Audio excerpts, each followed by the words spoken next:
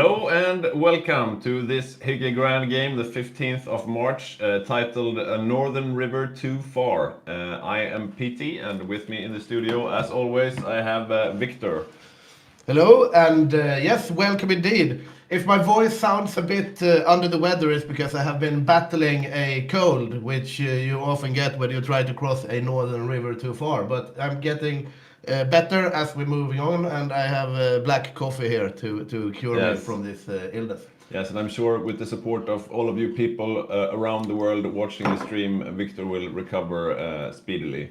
And with us today, we have a special treat as the expert commentator as well as our technician. We have Mr. Boppus himself. Hello, Boppus. Hello, nice to be here. Nice to have you here. So, what are your thoughts about the game today, Mr. Boppus? I have a lot of thoughts. I'm here myself a little bit. I don't know. We'll check that later on. Oh, right. Move Can you, that can you- headset away. Can you hear yourself? Is it Okay. now? It's no better now. Okay. Yeah. So my thoughts about the game today, it's gonna be an exciting game. We have a lot of fun players on fun places. Of course, I was talking to Badger yesterday, sitting on Yugoslavia. What he will do will be exciting to see. I think everyone thinks Navy, but will he go Navy? It's yeah, there's gonna be a lot of choices there. But I think we'll Yeah. have a really even game as usual. We'll try to set up this as good as possible to have equally good teams, and yeah, looking forward to an exciting game.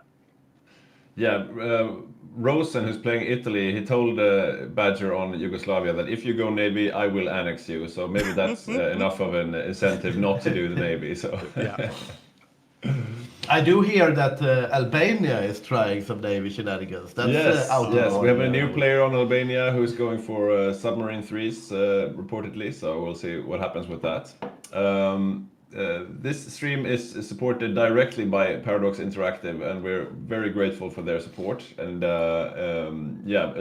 apart from transmitting this onto their channels, they're also broadcasting it on Steam, I believe. And Hearts of Iron is actually on sale right now. So if you're one of those people who watch these streams but have never played the game, I don't know how many of those people there are, but I'm sure there are some. yeah, now is a really good time to buy the game. It's a very, I think it's 40% off now or something. Yeah. And if you buy the game, then you should also subscribe to our YouTube channel and become a Patreon, because then you will get a lot of guides on how to actually play the game. Paradox games are known for their sometimes steep learning curve, but Yeah. we are always here to help in the Hygge Action community. Yeah. For And, some we- reason, we have been able to actually put out soon to be 200 guides or something like that, and we keep rolling. So yeah, if you like complexity, yeah, this is the game for you. Yeah, yeah. And if you wondered, what about supply? What's naval range? Those kind of things. There's a guide about it. Whatever it is, there Boppus and the Badger have made a guide about it. So if you go to youtube.com/hyggegaming, you can find our YouTube channel. So yeah, as you can see in the background, we are in the lobby. We are waiting for the last players to wake up and join. Let's see, we have 30 people in the game right now, but that's 3 of us from the studio as well. 27. I don't know how many were we supposed to be today. Like 31, I think, with the latest flu case. I'm not I really sure. believe so. I made the totally wrong decision yesterday to learn to write a Python script to make statistical analysis for this game instead of actually reading up on what I should have read up on. So Yeah. Yeah, that's a real treat for you guys today, you guys watching, because you will be getting live statistics from the game presented by Boppus, graphically and verbally. Yeah, Yes. indeed. We started with that last game, and it proved to be a huge success to be able to get, like, in real time, how are the players doing on airplane production, how many tanks are Germany putting out before Yeah. Barbarossa. Yeah. And Don, as a very analytic player, is indeed a good man to do that analysis. Saxoniv has a question. Didn't you have one on last game, Boppus? Updated now? Question mark. I wonder if he means a guide on last game. I guess it means the statistics thing, right? Because we had statistics last game. But Oh yeah. That's true. Yeah. But this Nice to time- see you, by the way, Saxolive. Nice to have you on the stream as usual. One of our regulars there. Yeah, and this time we have even more statistics. So now we have even factory, not output, but factories, how many civilian factories, dockyards, and so forth. And we have made some small graphical improvements for some of it. Yes, and this is a historical multiplayer Hearts of Iron game. If we didn't say that already, so we're playing roughly historically. The Axis and the Allies teams are set, so no team switching, no free diplomacy or anything like that. We're also playing on a special mod called the Hygge mod, which is based on their Finest Bra mod, which is a mod made for multiplayer games. Also, a bit special for today is that this mod has finally been updated with the latest DLC, No Compromise, No Surrender, which means for the first time we will be seeing things like coal and hydroelectric dams and masteries, and there are a bunch of mechanics that I have no idea about because I haven't played it myself. But we will be counting on Boppus, the technician, to illuminate this for us. Yeah, it will be a huge meta shift this game. I remember like we have had a couple of these like incremental big changes to our games. We had one like we had Arms Against Tyranny, was one, and then when we started with the world market, Oh yeah. when that got implemented, Yeah, that's and now something tyranny. and now I think like coal is going to be one of those potentially game-changing things where you won't see the same type of Hygge HOI or any other Hearts of Iron multiplayer game for that matter afterwards, right? Yeah, So yeah. it will be very interesting to see. Yeah, I'm looking forward to coal. See if it Yeah. actually plays out in our mod. Yeah, that could be really interesting. It's another resource you can run out of.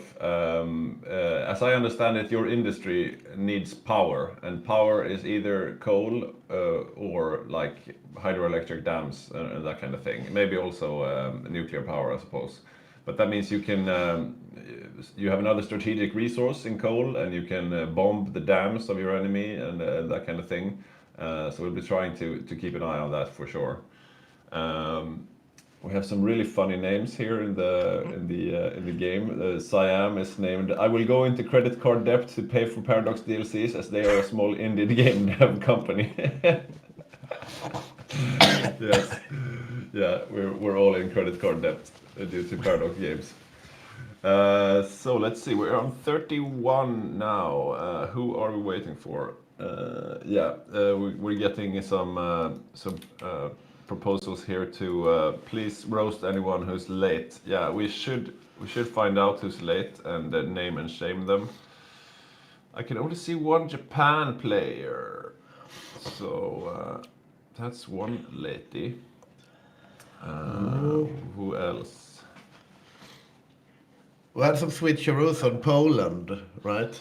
Yeah, our Roche player who was supposed to play Roche, Sean, his graphics card died on us yesterday, so he won't be joining us. So Seth, who was playing Poland, he's moved to Roche, and also August, who was playing co-op chair on the UK, he woke up with the flu today, so he won't be joining us as well. So some last-minute roster changes. We have some comments here. Saxley is asking, do we have some guide for coal? Do we have a guide for coal yet, Don? We don't have a coal Opus? guide because I'm not really sure that Paradox is finished with coal, with implementing it. So if they're gonna change it up like twice a month, or it's not really fun to make a guide and it's obsolete in 10 days. So I'm chilling a little bit with coal right now. Right. But right. it's gonna be a coal guide. Absolutely. Yeah. Another comment from Islur Tingle. Naval is where you should is where you show who has the real sea salt navy build. Yeah, for sure. Yeah, one of And the he's also saying, is it a finished clean coal guide? Yeah, we'll do the guide when the coal is clean. Not right now. It's too unstable and dirty. Yeah. Okay, so Sticky apparently is trying to start the game, but he's having issues with that. One of the interesting parts about this new expansion or DLC as well is that Japan has had quite a rework, if I'm correctly informed. That could be a thing. I'm not sure. Do you know anything about that, Poppus? I never played Japan. It's too much Navy, so my Japan knowledge is low. I'm usually in Europe, fighting on the Eastern Front. Yeah. And I'm waiting to get into the game now. Yeah. Soviet is one of your comfort choices, you could say. Yeah. 95% of the statistics this game will be land-based and on the Eastern Front. Excellent. Well, that's usually where the war is decided. We have seen our recent games, if you have been with us in the chat, you have seen some historical games, more or less. It has been a back and forth slog on the Eastern Front, Germany breaking through, and then the Allies taking the pressure off by a D-Day and eventually winning. Yeah. It has been a recurring theme. It hasn't been entirely historical. The D-Days have been a little bit different, and the Eastern Front have been a little bit different, but the war has very much been decided on land in Europe. A big shout out to Mortal Vision, one of our regulars, who writes that he just subscribed as Tiger 2 tier on our Patreon for today's game. So thank you very much, Mortal Vision. We're still just drinking coffee, but if we crack the beers, we would cheer you. We will definitely give you a cheer later on. Thank you so much for your support. And Indeed. we are starting the game. Away we go. Okay, I'm gonna Boppus, leave now. we'll let you get to your technician stuff, but we'll hear from you later on. So Right. we are in I the will game put right my now. headset over here, because when they're next to each other, it goes around for I both of think us. it might be into our Possibly. yeah, whatever. Well, Not our job. indeed not. That's Boppus's job. The power of delegation. Yeah. So one thing that's a bit special with today's game, which makes me certain that we won't see a World War I style bog down on the Eastern Front, is that the Soviets are actually going for a cavalry build. Oh, Yeah. well, that's an orthodox. Cavalry and light tanks. So either way, if they win or lose, it's going to be a quick one, I think. So we might be looking at a quick game today. Well, we have said that before, though. Yeah. But yeah, that's a very interesting one, because it's one of those things, like if you have an early barb, Yeah. and the Soviets go light tanks and cavalry, they could just like overrun the Germans, and Yeah. maybe they're not prepared for it, Yeah. and the game is basically over. Or this might be one of those rare instances where you actually want to go a late barb. Yeah, I mean, I'm not so sure about this. I think we have seen a cavalry build maybe once before in the past, Yeah. but I can't say it's been a great success. If it had been, we would have remembered it. Yeah, we have seen a bit of meta shift, right? We've had builds like the standard Dawn meat wall build, right? Yeah. With maximum efficiency, just churn out troops. Yeah, And then we have had some successful Soviet games where they have gone heavy arty, for example. So yeah, it's gonna be an interesting one for sure. So let's get into presenting the players. So on the German Reich here, as the Führer, we have Yuri. Yuri is the main controller on Germany, and he's a 2-star general from the Netherlands. He's been with the Hygge community for 2 years now. In that time, he's played Germany twice, and but both times he's lost those games playing as Germany though. He is joined by Yugis as his co-op. Yugis is one of our Lithuanian players. He joined the community at the same time as Yuri, but they're not real-life friends or anything, apart from through the Hygge community. We're all friends. Yeah, we're all friends now. He's played Germany just once before with us. And their strategy is to attack Poland, Netherlands, Belgium, and France simultaneously. They will try to take Crete and Cyprus and go for Egypt and Iraq. They will go for an early barb with mostly tanks from Germany, Bulgaria and Spain. and then they will go for Ukraine first before aiming for Moscow. So that's their build. Yeah, And, I mean, it's an ambitious plan. Attack everything at the same time. Yeah. Focus in the Mediterranean. It's like when you take a train across Sweden, right? And you have to switch bus 5 times. Yeah. If just one of those instances is delayed, it can derail the whole chain.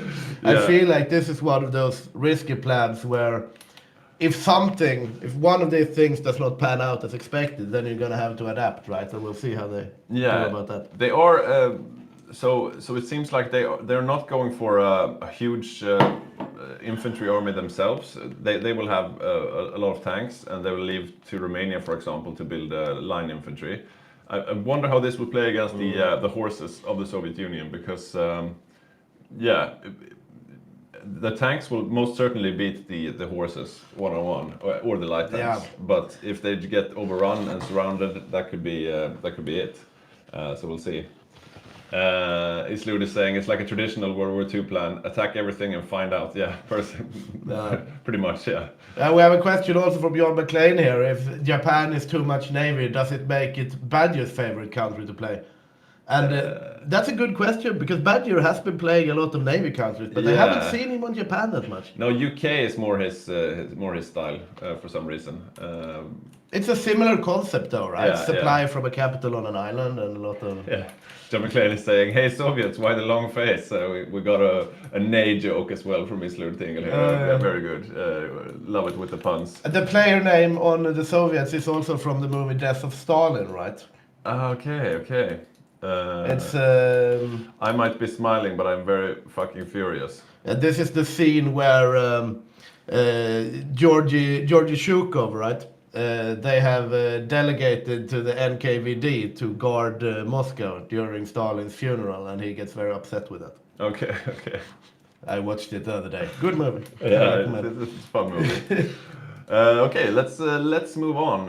Who should we take next? Why not present the Soviet players? I'm just gonna scroll down a bit. So on the Soviet Union, as the main controller, we have Pontus, and Pontus, he's been with the community for a long time.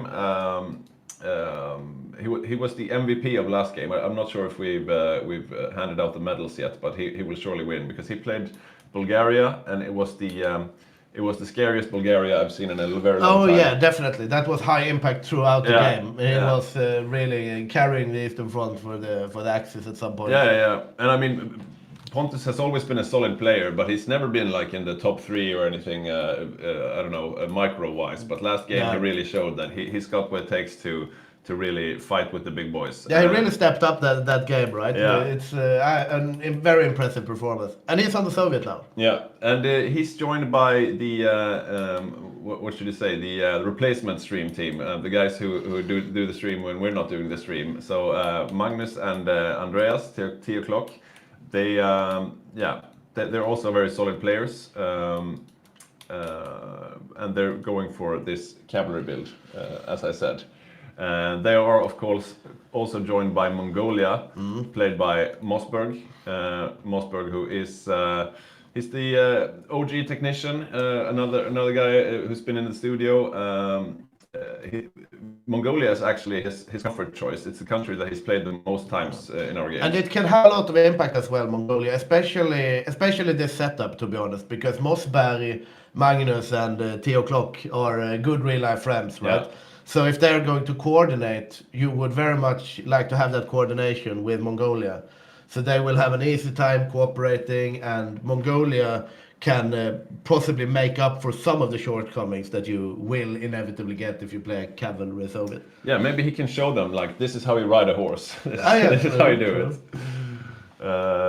So that's the Soviet Union. And I mean, this build that they're doing, the cavalry along with the light tanks, this could pretty much decide the game for good or bad. Yeah, I mean, the Soviet meat wall tactic is more of a, you don't know it's over until quite late. Yeah. I mean, even if you're losing when you're doing like a garrison build, it takes a long time because there's so much meat on the wall to get through.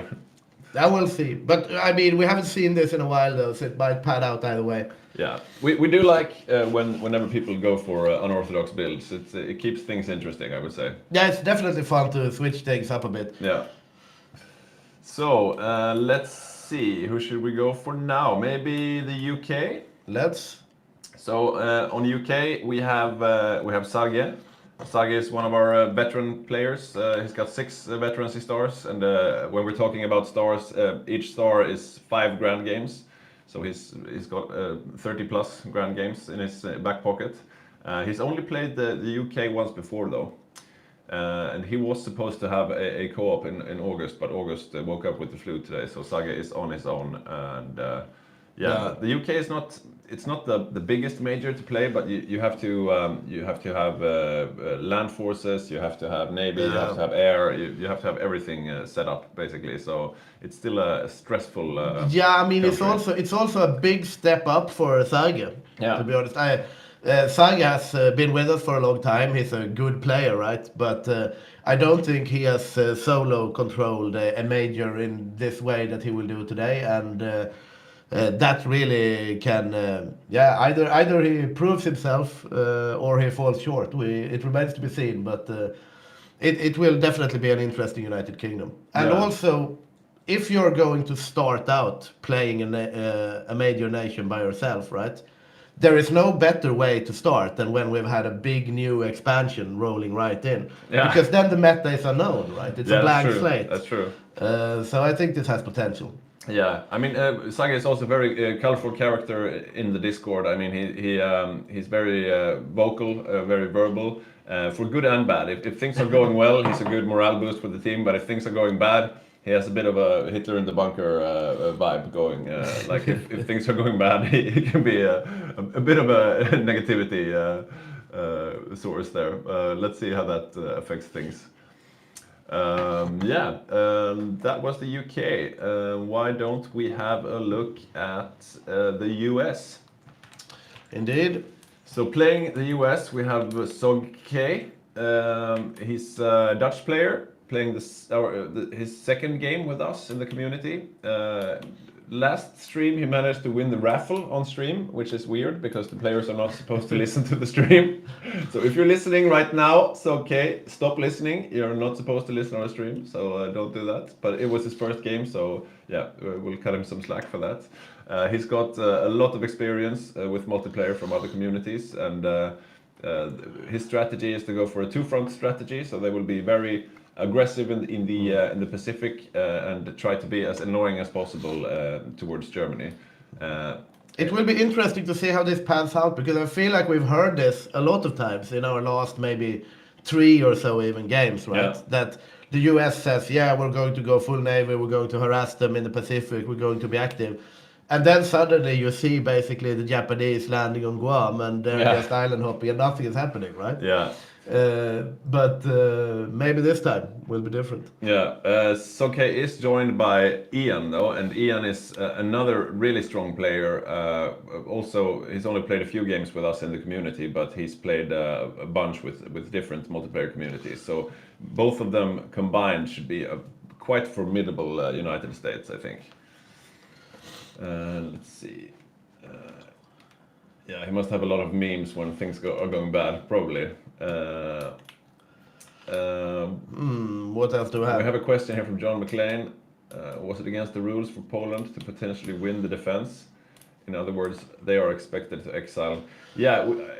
Yeah, they are like, it's not explicitly stated in the rules, but I mean, that's one of those things that, for example, we have rules that you can't win the defense as France, for example. Yeah. And you can't win the civil war as Republic of Spain. Yeah.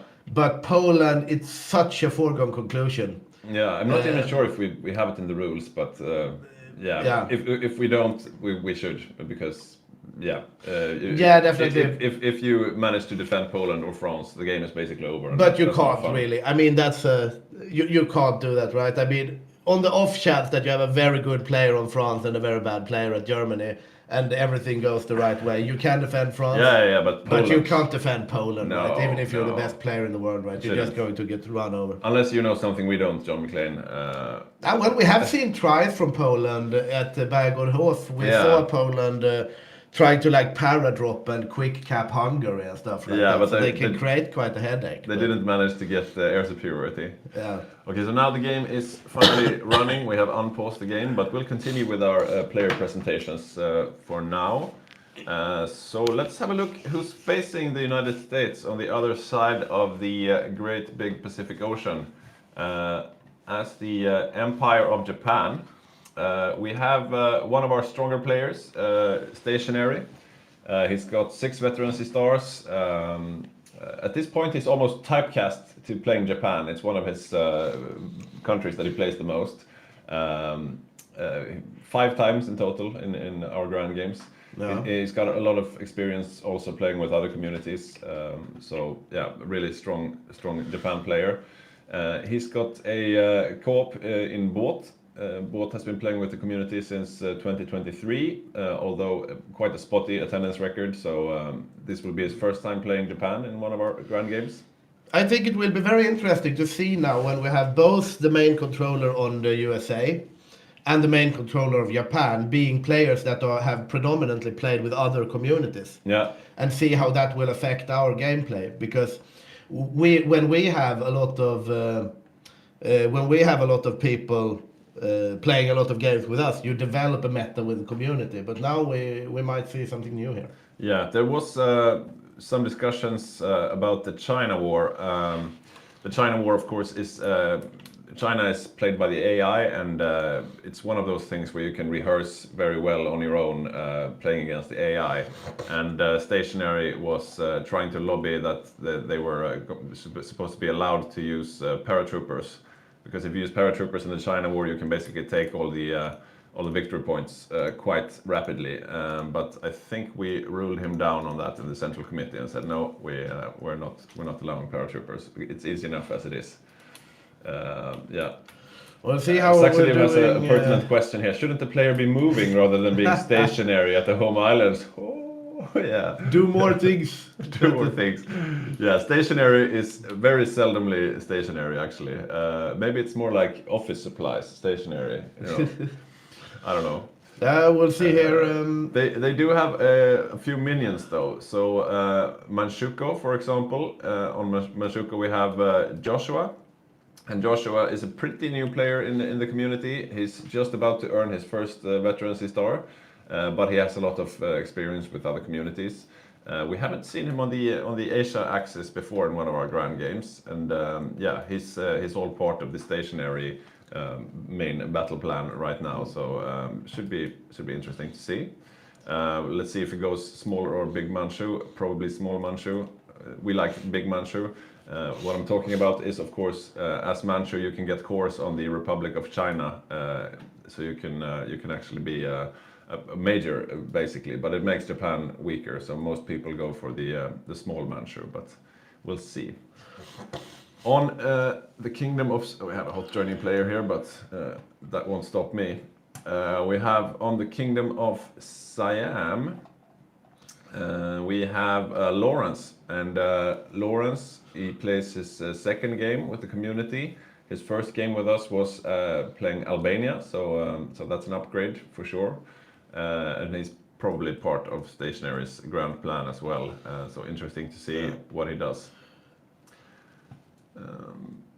Yeah. Siam is one of those nations also where it can be quite calm, right? Yeah. You garrison like your capital and then you sit along the Burma front. Yeah. Basically, can happen some games, and sometimes the lines can completely break, and it can be a very dynamic front. So Yeah. Yeah, so interesting to see how the Asia axis do. I think Stationary and Joshua quite experienced, both on Japan not as experienced, and Lawrence just playing his second game. Maybe he's got maybe he's played Siam in other communities. I'm not sure. So we'll see how they do. They are facing a strong US though. So yeah, interesting to see. Saxony is asking, didn't he do quite well as Albania? Was that the last game? Because I think think Albania so. had some fun things on the Eastern Front. They were also like quite impactful. Bulgaria was the big bad wolf though, Yeah, now right? that you're saying it, maybe we should actually expect big things from Lawrence here. We'll see what happens. So let's see what are people saying. There were. Nice haircut. Is he watching the stream?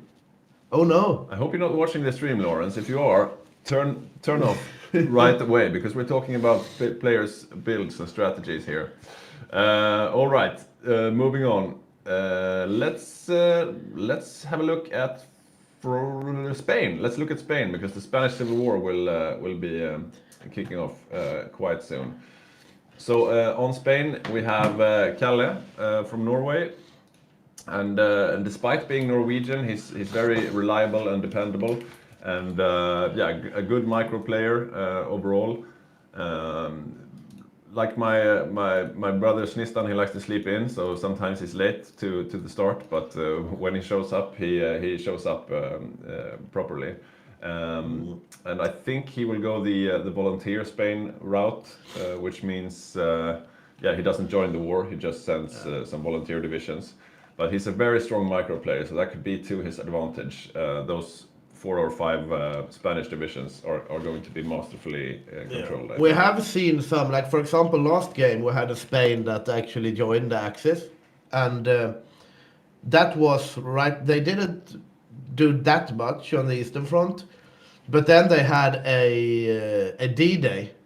That happened in Spain, right? Yeah. That became the end of the Axis. So that's one of the twin-edged blades, so to speak. Yeah. Because if you join the Axis of Spain, you can contribute a lot more to the faction and the general war effort.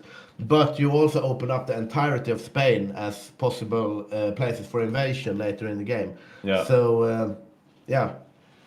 So we have some comments here. We should let's see. Islud is saying if Manchu keeps on making civs to offset the cost of consumer goods, Japan can build mills in China's cores, and there's mill bleed back to Japan, as long as the puppet level is correct. Ends up being a win for both cases based on construction focus, bonuses, and speed. Yeah, I think the main issue is the resources. That's what people have said to me. Like, I'm like, why don't you always go big Manchu? And people say, well, if Japan controls it directly, they get the resources without having to pay with civs and whatnot. So that's the reasoning I've heard, but I've never really bought it. And Blargle Rage Quit is asking, no China warlords or Mangukuo? No, no China warlords or Mangukuo that I know. John McLean is saying, but that was something related to what we were talking about. I think he has won the defense of Poland at some point. Right. And that's impressive, I would say. Yeah. It haven't happened thus far in our games, but... No, definitely not. And since Seth had to move to Raj, we don't actually have a Poland player today, so that's the AI, so they're even more screwed than they usually are. Spanish Civil War is 120 days away, basically. Yeah. We'll see. Yeah, I think there have been some discussions about the volunteers in the team chats. At the studio, we're looking into the strategy discussions somewhat of the Axis and the Allies, and there have been some discussions about who should send volunteers and how many and so on. So we'll have a look at that later on. Usually, I mean, the Spanish Civil War is really the first little clash between the Axis and the Allies. It's by no means game deciding, but it's always fun to watch if someone gets their volunteers and circle. You can start to get like the first looks on how people measure up against each other. And it's an opportunity to train up your generals and get some experience for your troops and whatnot. It can kind of start the snowball. I mean, if the Soviets, for example, or the French get like veteran mountaineers from the Spanish Civil War and kill some of the Germans, that can really help in like the defense of France or the Winter War in Finland, right? And then that can escalate, right? So it's not game deciding, but if you play it right, it can help. Yeah. And speaking of France, France is one of those countries who will probably send volunteers to Spain. Playing France, we have Thomas, and Thomas has been with the community for almost 2 years now. He's just earned his second Veterancy Star, and he's an all-round solid player. I'm not sure about which build he's going, but yeah, we'll have to see. You can do some pretty interesting things as France, both before you capitulate and after. As we were talking about earlier with Poland, we do.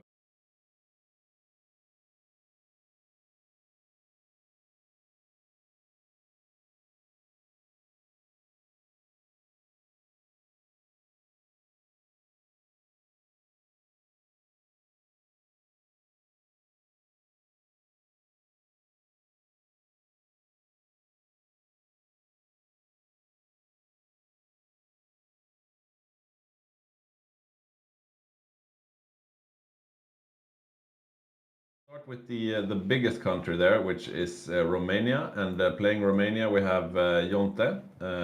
Jonte is a part of the Central Committee, co-founder of the community, and baby brother of Badger. He missed out on the last Grand Game as he just received his second child, but now he's back with a vengeance and a will to play computer games again. He's played Romania 3 times before, but the last time he played Romania was 4 years ago, so yeah, maybe a bit out of practice. He's going to be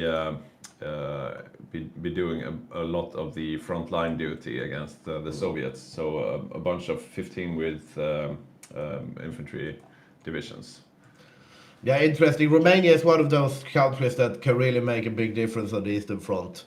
Romania, Bulgaria, Hungary, especially if Germany is going a more infantry-focused build, then these are the countries that's going to carry you to Moscow, basically, if you're Germany. I think we have the wrong game feed up on the stream, actually. I only see a day-night cycle rolling in the Pacific. Yeah, that's true.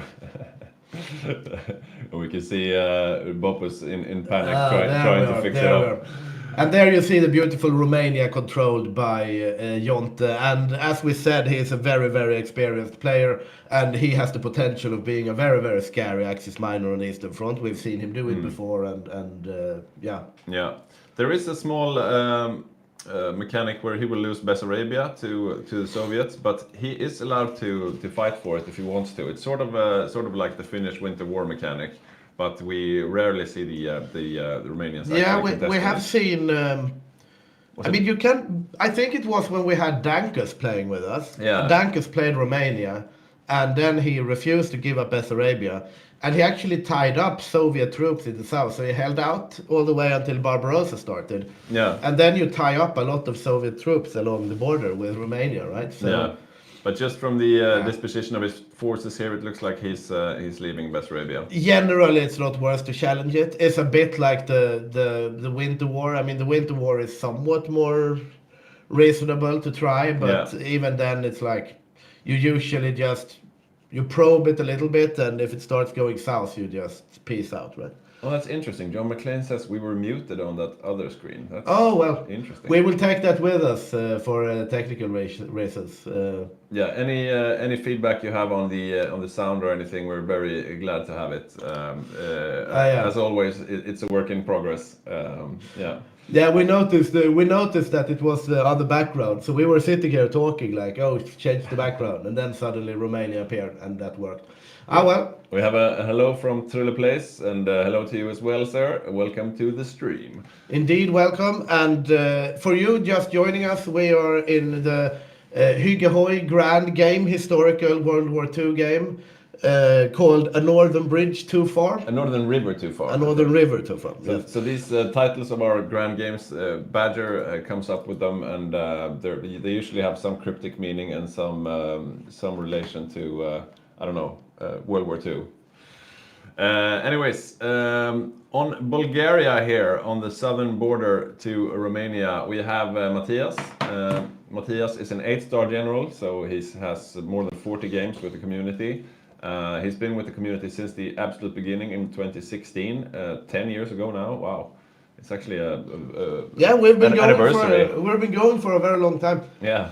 Is this the 10-year anniversary of Hygge Hoi then this year? Yeah. We should celebrate at Bergård. We should definitely celebrate. And I wonder at which time of year the first game was, because then it'll be Yeah, we'll get back to you on this one. Yeah, we haven't definitely. really thought about Yeah. this. It's actually the 10-year anniversary of Hearts of Iron and of Hygge Gaming. And moving back to Matthias, Yeah. the player on player on Bulgaria, Yeah. he's a preparatory player. He studies up what he needs to do and he executes it. Very military discipline, right? Yeah. Played a lot of majors recently and good potential here. Bulgaria is also one of those countries that can actually choose a bit what they want to do. If you are Hungary, for example, you're kind of like, okay, you're going tank, right? Bulgaria, we have seen some shenanigans, naval invasions of Baku, some infantry things, some rocket artillery, but I think this is a by-the-book type of player. He has prepared for something and he's going to stay to that plan. Yeah. He's a military man in real life, and he's solid player nowadays. Like you said, he's been playing a lot of majors, so just focusing on small Bulgaria could be really nice for him. Yeah, I've realized like when I played, I usually cast, right? But when you played as a co-op or main controller even on majors, and you go back to playing a minor, it's kind of like when you have been walking with a weight vest, right? And then you take it off. Yeah. Because you get it so condensed down, you can focus on smaller things again. Yeah, And definitely. I think... Yeah, we should see a good showing from him. we see Arvid is saying that we were muted on the screen with the overlay for Axis and Allies total divisions, not when we watched the day and night cycle over the Pacific. Okay. Good feedback. That's good feedback because we want to be able to talk about statistics when we see them, right? Even if Dawn is the one that knows the most about it. Yeah, and Boppus Fixed it. says it's already fixed. Amazing. Proactive guy, that Boppus. Truly Plays says, I'm really bad at HOI4. Well, you're in luck because you don't have to play today. You just have to watch and we will guide you through it all. And if you have any questions, don't hesitate to ask. Yes, and also you're in luck because there is a YouTube channel called Hygge Gaming where we provide guides on the multiplayer Hearts of Iron. Yes. And if you also become a patron, then you get Even more guides. 50% more guides, which means you get 50% better at HOI. Yeah. So. And the links are, of course, youtube.com/hyggegaming or patreon.com/hyggegaming, I think. We'll get those links up on screen for you later on. And for those of you joining us in the Paradox stream channels, we want to give a big shout out and thank you to Paradox. Not only for making this game we play, of course, but also for supporting the Hygge HOI community and deciding to bet down on us as a community to help us being able to give these matches to you. Yeah. So a big thank you. Boppus has taken over the point of view now. I'm not sure he why. has. He is doing something here. There. Something is happening at least. Yeah, he's taken over the screen control there. I'm sure he has a plan because in 29 days the Spanish Civil War will be starting. Now I am in control of the view here. So I'm now looking over at Spain here and we see that the Spanish troops are arrayed around Bilbao. This is one of the areas that will be controlled by the Republicans, right? Yeah, the Basque territory is up there in the north. It's usually a solid strategy to take them out first. But we weren't really finished with the people in the Balkans. No, let's go back to the Balkans. So on Yugoslavia, we have the General Secretary, the leader of our community himself, the Badger, and let's see, he's been told by Rosen that if you go Navy, you will be annexed, and that's good. That's a good thing to tell Badger because he's the Navy guy. Yeah. But reportedly he's not going for as of now, he has one naval dockyard only, and looking at construction, he does not seem like he's going Navy. But I know that he in his heart would have liked. Yeah, cover your eyes, Boppus. He's building civilian factories. Boppus hates civilian factories. Everybody should build military factories all the time, if you ask him. He's actually going for a dockyard there. And you see him queuing up a dockyard and prioritizing it. That's sneaky. Okay. But anyways, he's going for mechanized infantry, reportedly, and the strategy is that he will be positioned in Finland, where they will try to make a trap for the Soviet forces. So we'll definitely keep an eye on that later on. The Soviet horses will be coming in thinking, oh, this is easy, and then they will be cut off by Yugoslavian mechanized infantry. And it's always fun to see people make plans in Finland. It has a lot of potential. I like Finland myself, right? Yeah. But even after the Winter War, right, you can because we've seen Soviets get like all the way to here because you have to get in Helsinki to capitulate them, right? So you can do a lot of fun things. Yeah. Okay. Yeah, now we also see the coal here. We see Alright. that Badger, for example, here in Yugoslavia has 39 units of coal available for use, and he has 8 units of coal that is needed for the production lines, which means he has a surplus of 31 coal then, which reduces the factory energy consumption in general. But there's no indication, like in the top bar, how much coal you have, like with the other resources. Well, I think it's a trade. It's in on the, yeah, but it's yeah. There's no shortcut. I mean, yeah, like we said, it's their first time using no compromise, no surrender here on the Hygge cost. So Yeah, we're definitely newbies when it comes to this as well. The first game with coal, it's like when we had the international market, we were lost for a bit. Next grand game, we will be completely read up on it because then we will have had a guide on it. But yeah, if we look at coal for now, we have actually some domestic production of coal in Yugoslavia, so that can be good for Badger. But now we have a good question here from Arvid. What we would like to see in Hearts of Iron 5 when it actually shows up. That's a good question. Maybe we'll return to that later. It's more of a discussion point because yeah, as you were just pointing out, the Spanish Civil War has kicked off. Yeah, the Spanish War has indeed kicked off here, and we see that you have now. I'm watching from the nationalists' point of view. And they by themselves only have these militia troops basically, and likewise Republican Spain. But the nationalist troops does have the Franco Corps from North Africa here that is quite well done in comparison to the militia troops. So they have about 5 divisions so that they can actually push with. But the big deciding factor in the Spanish Civil War is of course going to be the volunteers from the fascists, the democracies, and the communists, respectively. And the Soviets are sending 5 divisions. Italy is sending 8 divisions. 8 divisions. That's a lot of divisions for Italy. That must mean that Rosen has a lot of crappy divisions out just to be able to fill that many. Yeah, I'm checking them right now here. That's 16 divisions. Let's see. Volunteer forces are in transfer. I think I will have to wait for a little while. Yeah, they were sending 8 divisions. The Soviets are sending just 5 divisions, and the Soviets usually have the largest amount. But yeah, Rosen is really going ham on the volunteers there. Yeah. I think I'm gonna go get us some more coffee. Oh yeah, you do that. I am actually in control of the view right now, so might as well. And I will go through the Spanish Civil War with you, amazing people watching us here. We see that the German Reich is requesting to send volunteers. They are going to send 3 volunteer divisions here to the fascist side in the Spanish Civil War. And for those of you not familiar with history, the fascist countries are going to send volunteers to the nationalist side, and the communists and democracies are going to send volunteers to the Republican side.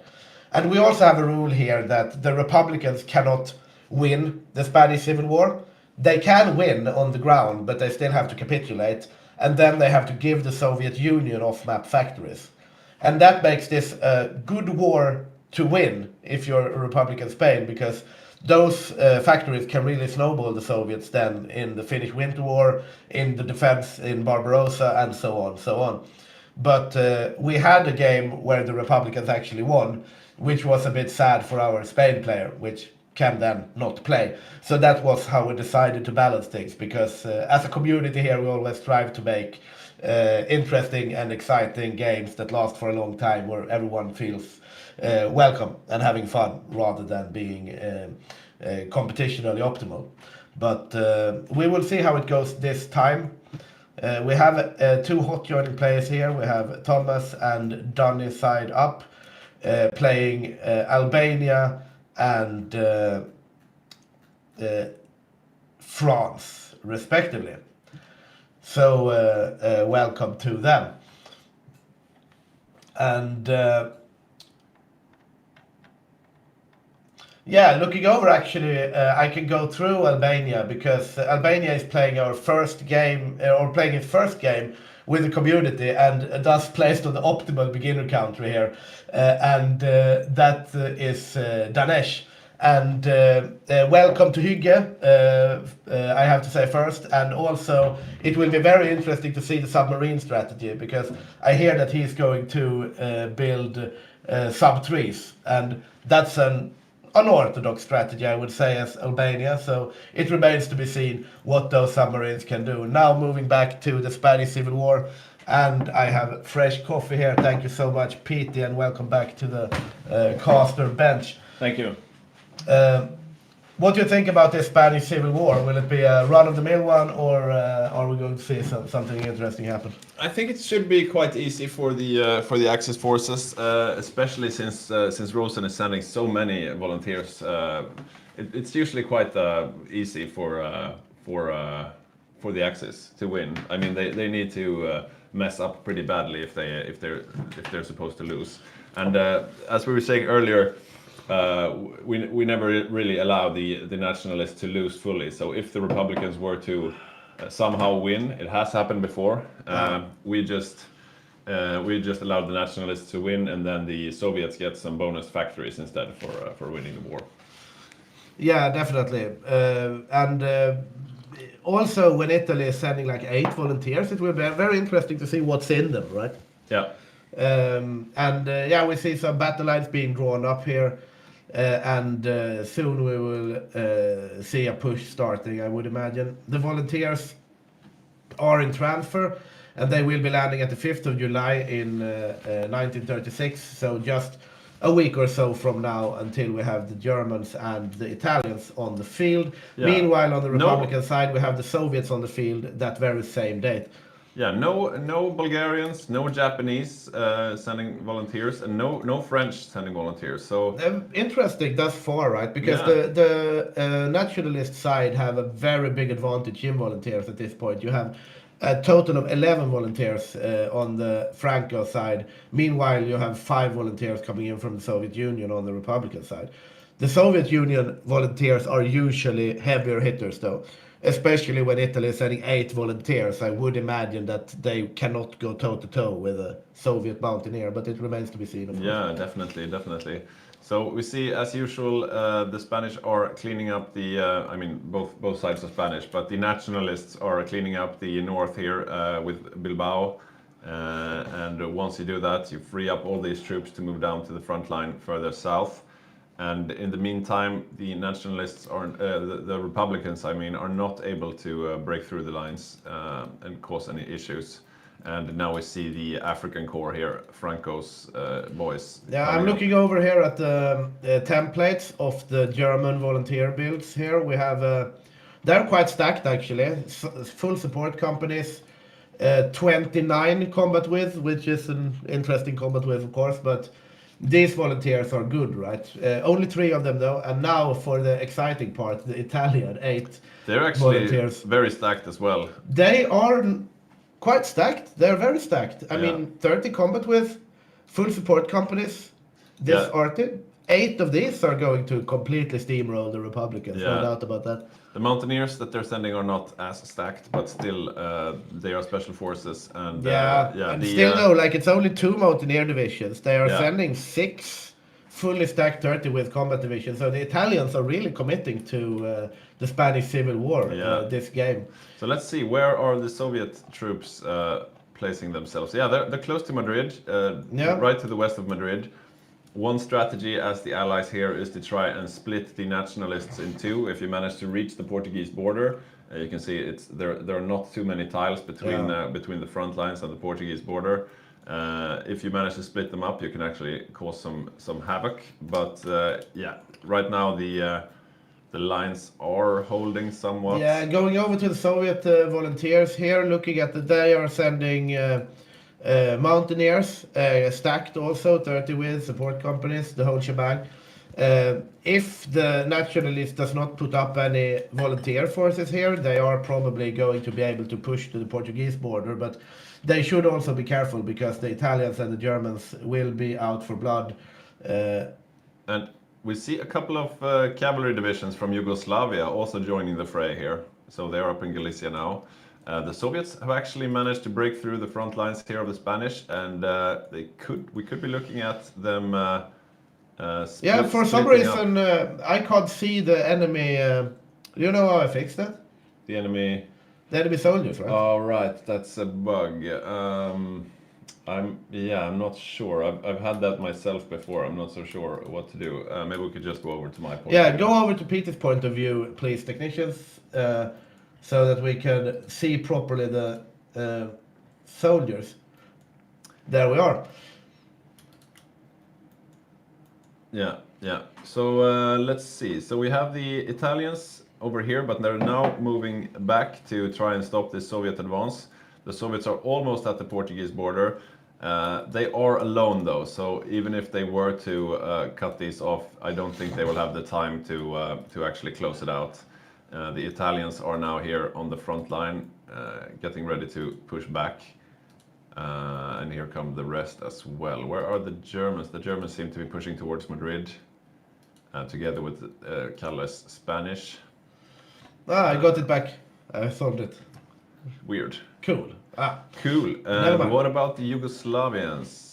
They're also heading towards Madrid. Yeah, so they're completely. I think this little Soviet mountaineer here has every reason to be a bit scared because the Italian divisions are making their way down here. Yeah. Deep behind enemy lines.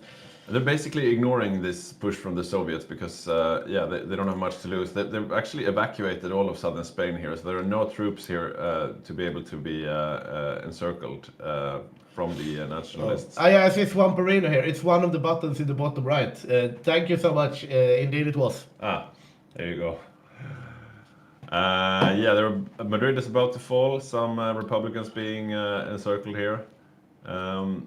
I don't think we didn't present the Italian player, did we? No, we did. I did Albania while you was gone, but otherwise. We were talking about him, but since he does have some. Move down. He does have some volunteers now in this civil war, so we should be presenting him. And as the Italian player, we have Rosen, and Rosen is one of our veteran players. He's a real hard hitter. He's one of our players from the Shetland Islands, which is a bit exotic. That's all the way up here somewhere. Is that the Orkneys? No, that's the Shetland. No, that's the Shetland Islands. Yeah, so up here in the cold North Sea, that's where he lives. And Italy is not his usual choice. He's played them 3 times before in our Grand Games, but he's been in a lot of Grand Games. When asked about the strategy, he said he would seal the Mediterranean and do a sea lion. I guess we'll see about that. He can be quite boisterous. Yeah, plants rarely survive contact with them. Exactly. Napoleon said once, I think. Exactly. Okay, we see another encirclement here of Republican troops. It's dragging on here. We also see that Bulgarian volunteers are hitting the ground on the fascist side, and the French have landed on the Republican side. Yeah, so everyone wants a piece of the civil war except for the Japanese, who we sometimes see. They are not here, but Bulgaria and France, as you said. France have sent 3 volunteer divisions, 24 combat with no artillery at the moment. How embarrassing. Yeah, I should say the Bulgarians are not amazing either, to be honest. Only 19 combat with, so it's a bit of a late send. Both Bulgaria and France, they send in a little piecemeal now at the end. The committed nations in this civil war is definitely the Italians and the Soviets. Yeah.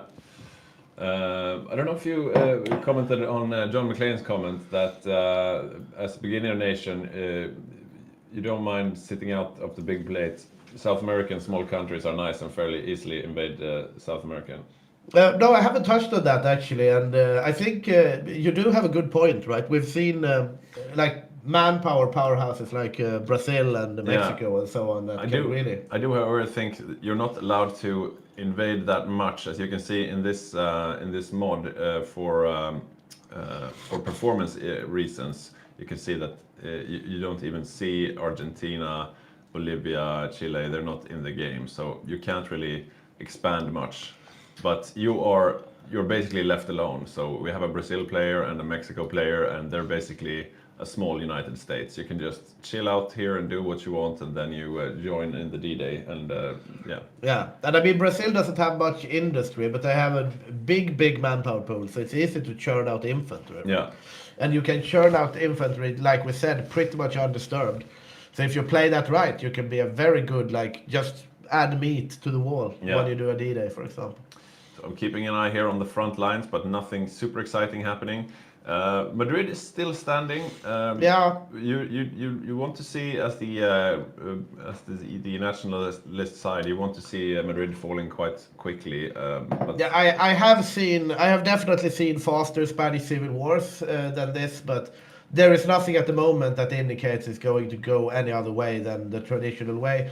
Looking at the losses here, we have a fielded manpower of 850,000 on the nationalist side, with 13,000 losses. Meanwhile, the Republican side have about the same amount of fielded manpower, meanwhile carrying 125,000 losses. So the war is developing in the nationalists' favor. Yeah, and of course, the later you win the war as the nationalists, the later you can start doing your macro and building up your industry and that kind of thing.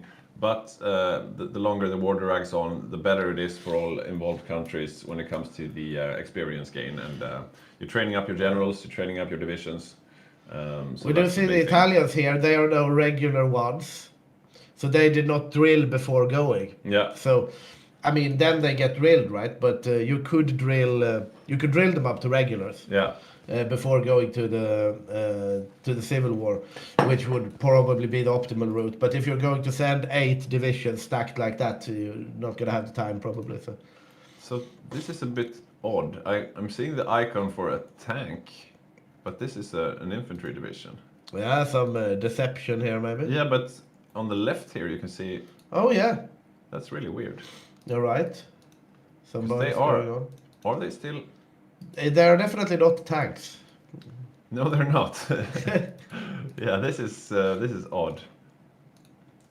Yeah, I don't know what's going on there. We do have a rule against sending tanks as volunteers into the civil war, but these are infantry, so I'm not sure why the game is telling me they are tanks.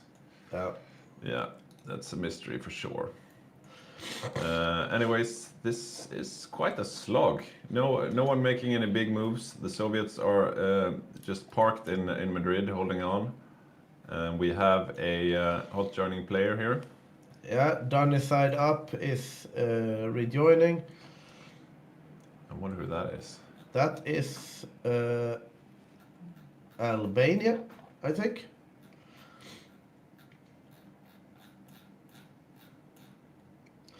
I'm quite sure it's Albania. I think I presented him before.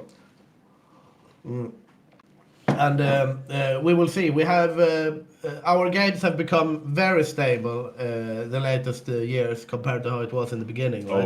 Oh yeah. I mean, last game we barely had like one desync or something like this, and the hot joins are quite quick. But I think it's just that we, incrementally get better computers compared to the game's needs, right? Yeah, but it's also a paradox making the game more and more stable with time. And also we learn what makes games unstable. So for example, you should disable all the armor packs, and it's very important that all the players have all the DLCs downloaded, that kind of thing. So yeah, things like that.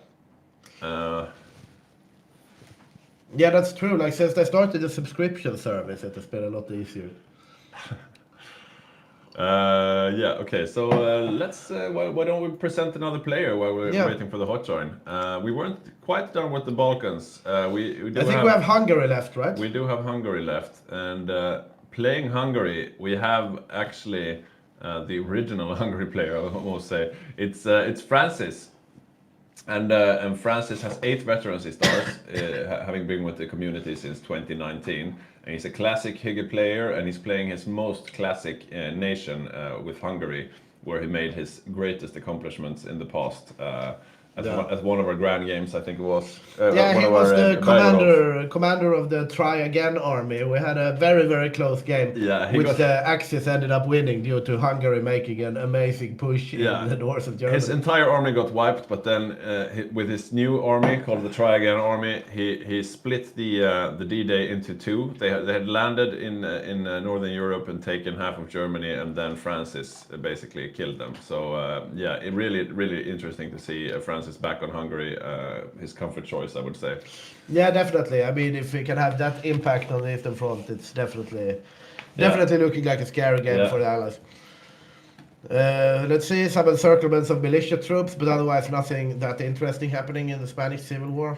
Tortosa is about to fall, so we will see the front cut in half. Yeah, they're not as exciting as they used to be, these civil wars, I think. I feel like the meta, we have gotten into the meta, right, from the latest. It's the same with like the Finnish Winter War and Bessarabia, right? We've kind of ended up in a state where you know a bit what's going to happen. Yeah, I mean, if you have a good Spanish player, then things usually don't get out of hand. Yeah, but this is going well for the Republicans, I would say, right? It could have been over by now. Yeah, yeah. I mean, it depends on what you want as the Axis. Maybe you want to grind XP. You're not allowed to do it to an exploiting level in our games, but yeah, you can take your time a bit, I suppose. Now we see the German divisions here are about to level up to regular 2, at least, so some experience. Erich von Manstein is farming his trait here of, let's see. Yeah, with just 3 divisions, though, it takes a long time for him to level up. Yeah, that's true. And Yuri, of course, on being in Germany, he's going to count a lot on the miners later for the invasion of France. Yeah, I suppose he will power spike in Barb. Yeah. Let's hear from Boppus. Boppus, I think you have some statistics for us. Maybe you could talk for a bit. Indeed.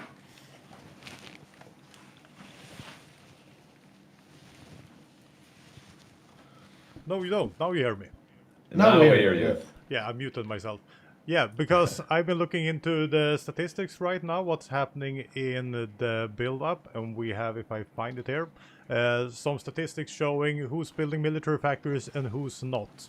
And what we see here is Germany and Japan going straight for military factories this game. Japan And you can like be- that, don't you? Yes, I like that. So we have the two major powers of the Axis actually going straight into military factory production, which will make a huge difference early on. While looking at England, USA, Soviet Union, USA of course not building military factories, but no one has transitioned there yet so far in the first half of the year of this game. But Japan and Germany having military factories production up right now will make a difference coming into 1939, and that will be interesting. You also see Canada adding on some military factories, but that's by focuses and not by building stuff. So that's expected. So yes, a short statistical run on the military factory production. I mean, with Germany, is that something you usually see, that they go straight for the military factories? Don't they usually build some civilians at least? I would say it's a little bit 50-50. If you see me in Germany, which you seldom do, I would build military factories from the start. I've seen it before, but I would say many players play greedily and build 1-2 years with civilian factories, not realizing it's a war game. Yeah, I mean, but we have seen, I do see your point there, because we have seen a lot of our games, not the last one, mind you, but the 2 ones before that, where Germany wants to do an early barb, but something happens where they can't, right? They're stuck in North Africa, they're going on safari, something like that. And then they think, okay, we go late barb, because we have our civilian factories, we go the greedy play, and then they eventually end up stalling and losing. Yeah. It really comes into looking at the Battle of France.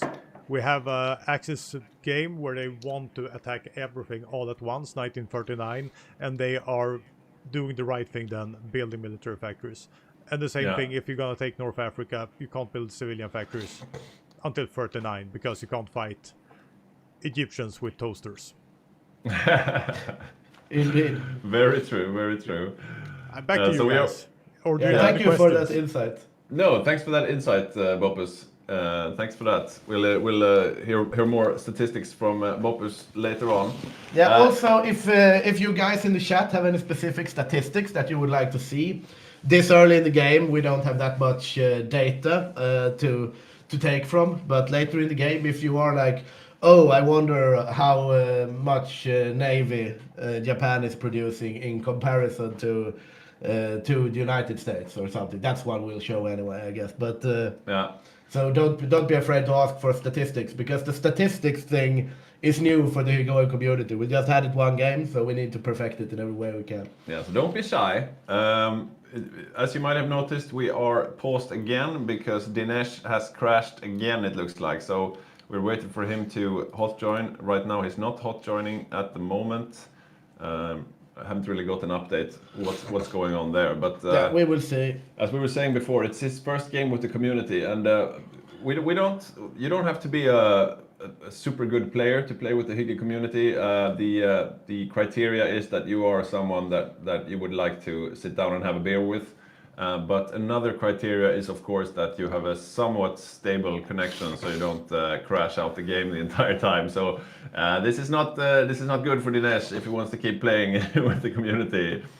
We have to be able to keep the games running. So yeah, we are still in the Spanish Civil War. Why don't we could continue presenting the players. We still have a bunch of players we haven't presented. So we're done with the Balkans. We're done with mainland Europe, basically. Let's move on to the Commonwealth countries. So one of the most important Commonwealth countries is Canada. And on Canada, we have Folk. And yeah, Folk is he's a member of the Central Committee. He's one of the co-founders of the community, and one of our strongest players, at least when it comes to the micro. He's not that much into prepping, but he usually does enough anyways. He's one of the scariest people to face, especially when he's playing with tanks, and Canada is one of the scariest countries to have him on. So definitely a force to be reckoned with here. We'll keep an eye on the Canadian tanks later on. He's quite a conventional player, so I don't even know his build, but I know his build because he doesn't go infantry Canada or anything like that. He will definitely play tanks. What is this? He's building a bunch of garrisons on his yeah, whatever. He's got a plan. I'm sure of it. Oh, you're tagged into. Oh, I'm tagged into you're tagged Germany. into Germany. I was like, yeah, he's not building anything, of course. He's building some civilian factories. Yeah, civilian factories and Yeah. repairing a mill, basically. So not mills from the start, but Canada also suffers from the Great Depression. Yeah, and it's on civilian economy, of course. Yeah. So if the only thing you can build are toasters, then you will build toasters. And so that was Canada. Moving on, we do have. Let's go to Australia, down under. So on Australia, we have Matthias. Not the same Matthias playing Bulgaria, of course. This is another Matthias. And Matthias is he's a real Danish person, as opposed to Badger, who's a fake Danish person living in Denmark, but not properly Danish. He's got one veterancy stars, one veterancy star at the moment, and playing Australia for the second time with the community. Not quite sure of which build he's going for. Let's see if we can get some inkling of it right now. Doesn't seem like it. Some sonar, so maybe. Now you're still in Canada. He's building civilians and I'm a bit rusty. infrastructure. He's building civilians and infrastructure and some infantry stuff. Nothing out of the ordinary, really. Yeah. It's hard to deduce the tactics this early on. Yeah, definitely. And moving on, we have. Let's see. We have. Let's go to South Africa. And on South Africa, we have Sticky, who is the other Shetlander. and he's been with the community since 2020. He's got 9 veterancy stars, which is quite a lot. I think the maximum anyone has is like 11. So yeah, he's been playing a lot of games with us. And despite this, it's his first time playing South Africa with us. So that was quite surprising to see that he hasn't played South Africa before. And he will, of course, be facing off against Rosen on Italy, who is his Shetlander real-life buddy. So a bit of a Shetland Thunderdome. Indeed. And moving on, in the Commonwealth, we also have New Zealand. And on New Zealand, we have Tom. And Tom is a friend of Stationary who... it seems like it's his first game with the community, so very welcome to the community, Tom. And since his real life friend is Stationary, it seems like his purpose in this game is to annoy Stationary, because he's going to play a surface raiding build as New Zealand, and Stationary, of course, is playing Japan as the main controller. So and there was a quote from Tom saying, "No mills, only kills." So we'll probably see him just building dockyards, maybe protecting his capital, but other than that, just boats. Yeah, I mean, like, New Zealand is one of those countries that can show up almost anywhere also, right? Yeah. It's like New Zealand, Ireland, the countries in exile, like France, Poland, if you have a player on that, or these countries where you don't really expect them anywhere. They could just be somewhere. Suddenly they're on a D-Day, suddenly they're invading Norway. Yeah. And it will be interesting to see what he does with this. And welcome to the community indeed, Tom. Yeah, he's building dockyards, as we were saying, and going for the cruiser hull here, level 3 cruiser, 1939 cruiser hull. Okay, so light cruisers then, I suppose, for raiding, which is interesting. And was that all the Commonwealth countries? I'm not forgetting anyone, am I?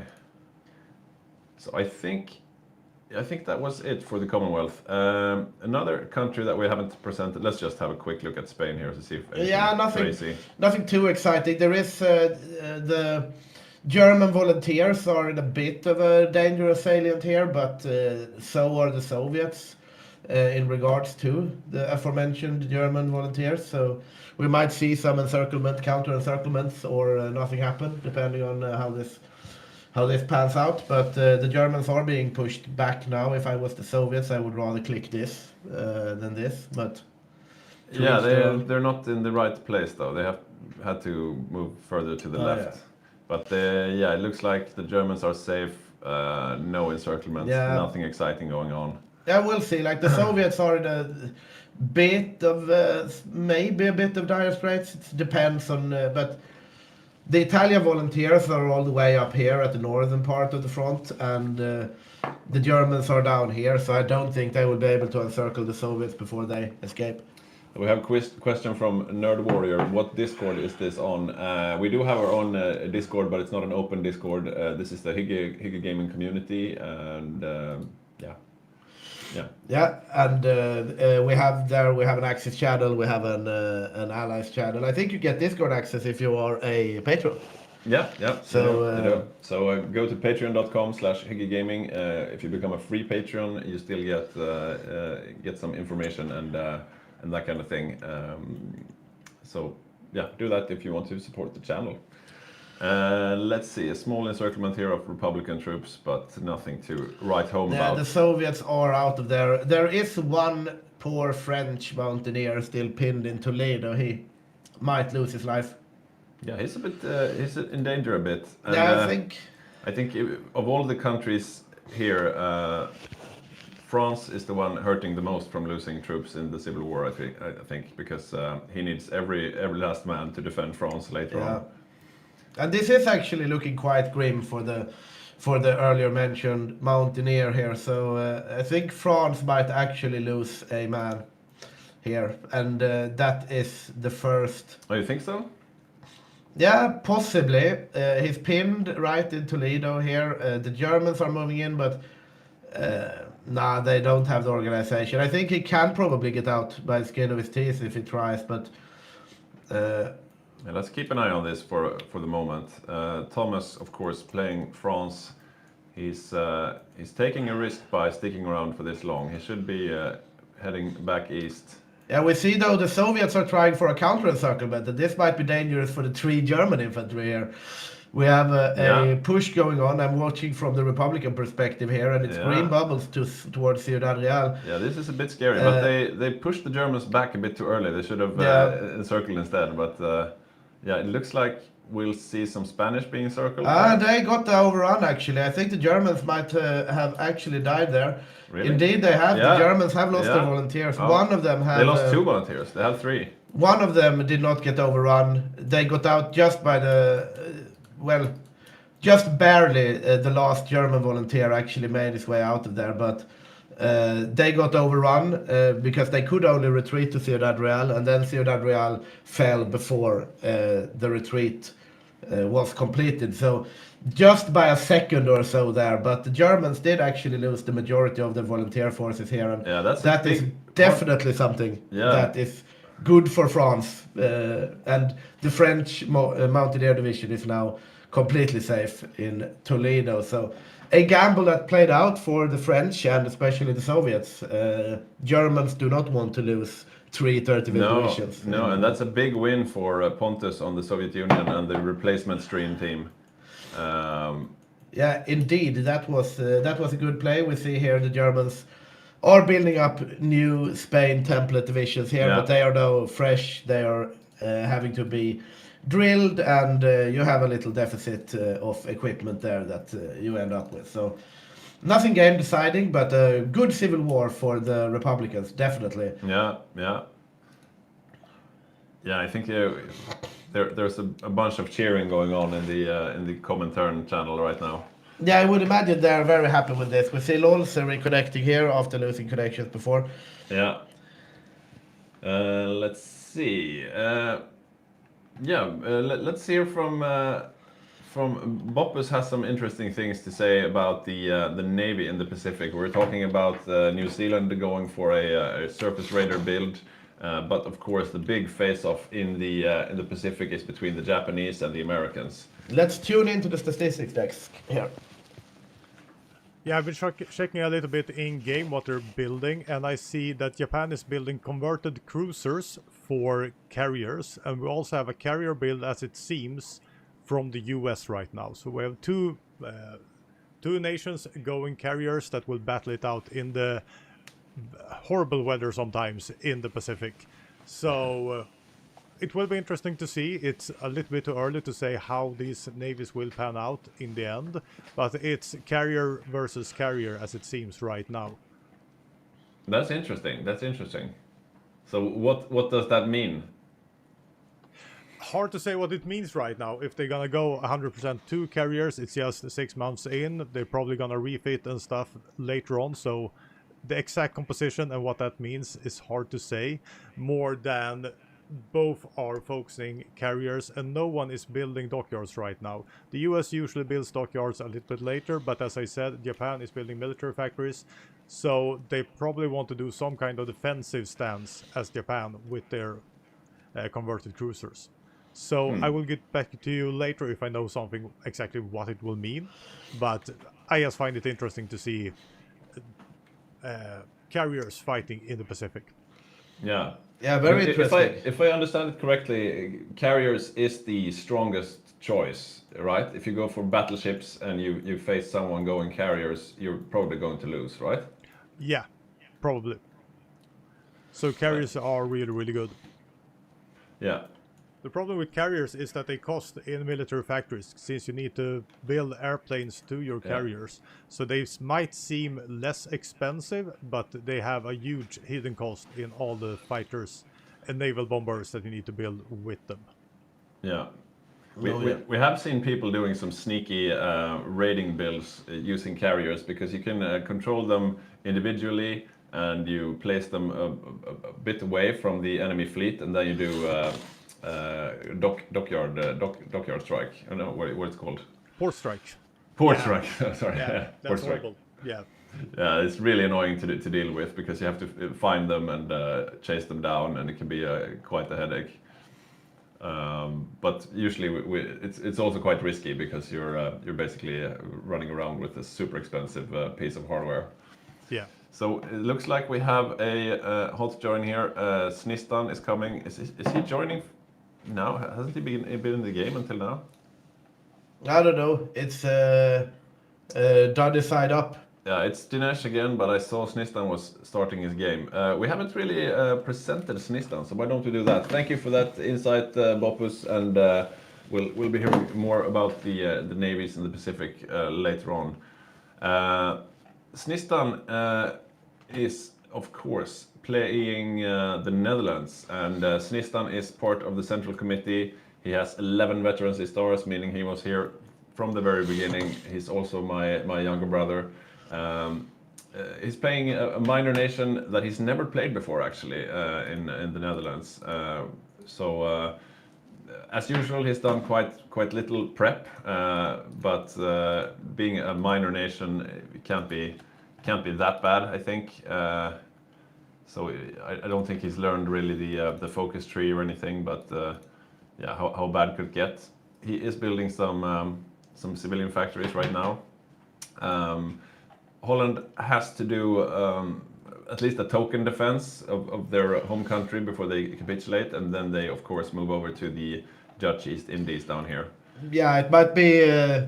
It might seem unintuitive if you haven't watched the Hygge HOI streams before, or HOI streams for that matter. But the Holland is a Pacific country. Yeah, basically. yeah. They will be they're flatlands. They will be run over very quickly, and then they will move to the Dutch East Indies. After that, though, he's going for a paratrooper build, which is classic Snistan. He likes to do sneaky builds. He's good at the micro, so and of course you can do some really cool moves with paratroopers, but if you lose them, you've lost them. Yeah, I mean, Snistan is also one of those players that always likes to shake things up a bit. Yeah. He's like, he generally do not want to do the regular meta play. He always has some plan, some interesting thing going on. Yeah. And we'll see. Like, we haven't seen a paradrop Netherlands before, I would say so. No, that's interesting. Okay, so I just lost the server. Yeah, I lost the server too. Did you so- lost the server as well, Bopus? Yes, I did. I will see. I'll talk to Boppus. Maybe. I have lost the server. Yeah, I think we might be in for some rehost here. Okay. So maybe we can go to the full screen on us while we wait.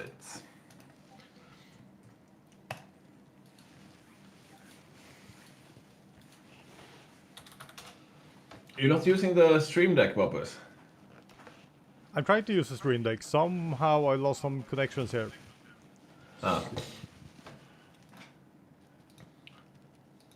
So yeah, we're joining Folk's game here as soon as he gets it up again.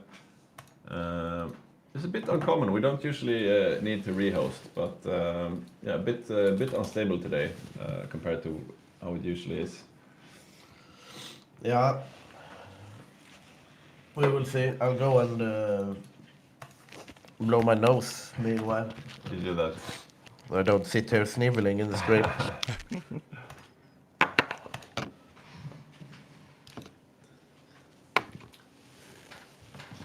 Yeah. So what do you think about the game so far? Not much to report so far, of course. No, I love to see some Germans surrounded in the Civil War. That's always fun, but as you say, not much happening right now. I've been checking statistics. Most people are building civilian factories, basic stuff like trains and infantry equipment. So the most important or interesting things I had was seeing someone building carriers. That says something at least, even if it's early on in the game. Yeah, for sure. I mean, if you want to go for carriers, you have to make that decision quite early. So that's one of the things you could see this early on in the game. So what do you think about the cavalry build on the Eastern Front? That's probably the biggest piece of news we have. Yeah, I'm a little bit worried. I'm not sure if someone told them, but the problem with a cavalry build is if you put anything in them that needs fuel, like motorized artillery, something like that, they start using fuel, and that can be a huge hassle if you try to go behind enemy lines or too far away from your own supply depots. Yeah. So they have a fun way of thinking about it, and the Soviet Union has good buffs as for cavalry. But if this works out or not, I'm unsure. But it's Yeah, I really, mean, really fun. They're facing some stiff opposition as well. I mean, aside from a pretty competent Germany, they have Badger on Yugoslavia playing with mechanized infantry, and you have Francis playing Hungary. You have Jonte on Romania. I mean, they've got some pretty scary opposition to be using their horses against. Yeah, and I put up a graph here. This is just seeing how the game looks right now. No one in the Allied side are building armor at all.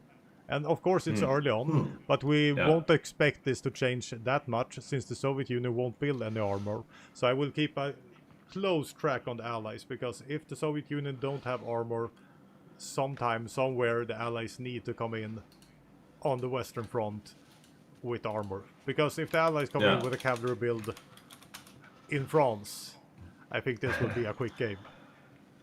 Yeah, but I mean, this is something we quite usually see, that the Allies they skip the 1936 techs and go straight for the 1939 armor techs. So they're probably just waiting for that to start producing that en masse, like Canada and South Africa just going for the 39 tech tanks. Yeah, so it's nothing uncommon right now, but I'll keep a track on it, see when the Allies step up and do something, because we all know that the Soviet Union will be flatlined in this graph. Yeah, I mean they said they will be going for some light tanks, but light tanks, I mean they're quick and all, and you can get a lot of them, but they won't stand up in a head-to-head fight. Maybe not even with the mechanized infantry we will see from Yugoslavia, for example. Yeah, and I don't think they will produce them. The Soviet Union starts with a huge chunk of light tanks, thousands upon thousands. So probably it's crappy light tanks. Yeah, B5s and B7s and so forth. Yeah.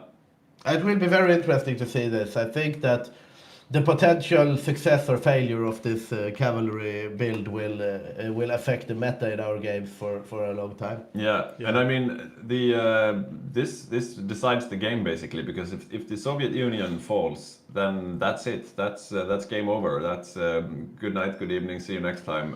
Because even if the Allies are having a heck of a game, if the Soviet Union is out, then that's pretty much GG. Yeah, usually it is, right. We have seen one game, like it was Berg-und-Hof, I think the second one or first one even, that went to points. But then the Soviets had fallen. Yeah. And Axis won on points in the end, right? Yeah, pretty much you need a D-Day being in the works and being successful at the same time as the Soviets falling or something. Otherwise, it's usually decided there. Because I remember last game we had, Moscow had fallen. Did it? Yeah, Moscow fell.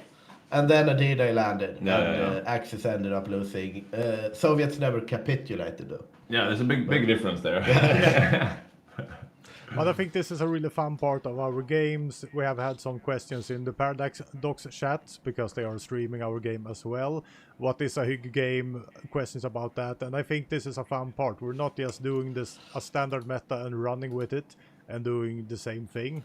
Since we have a lot of different players with different feelings and thinkings about the games, we will have these kind of small crazy builds sometimes with cavalry Soviet Union, and if it works, it works. It will be extremely fun. We saw a heavy tank Soviet Union working really well a couple of years ago, which no one really thought were going to work.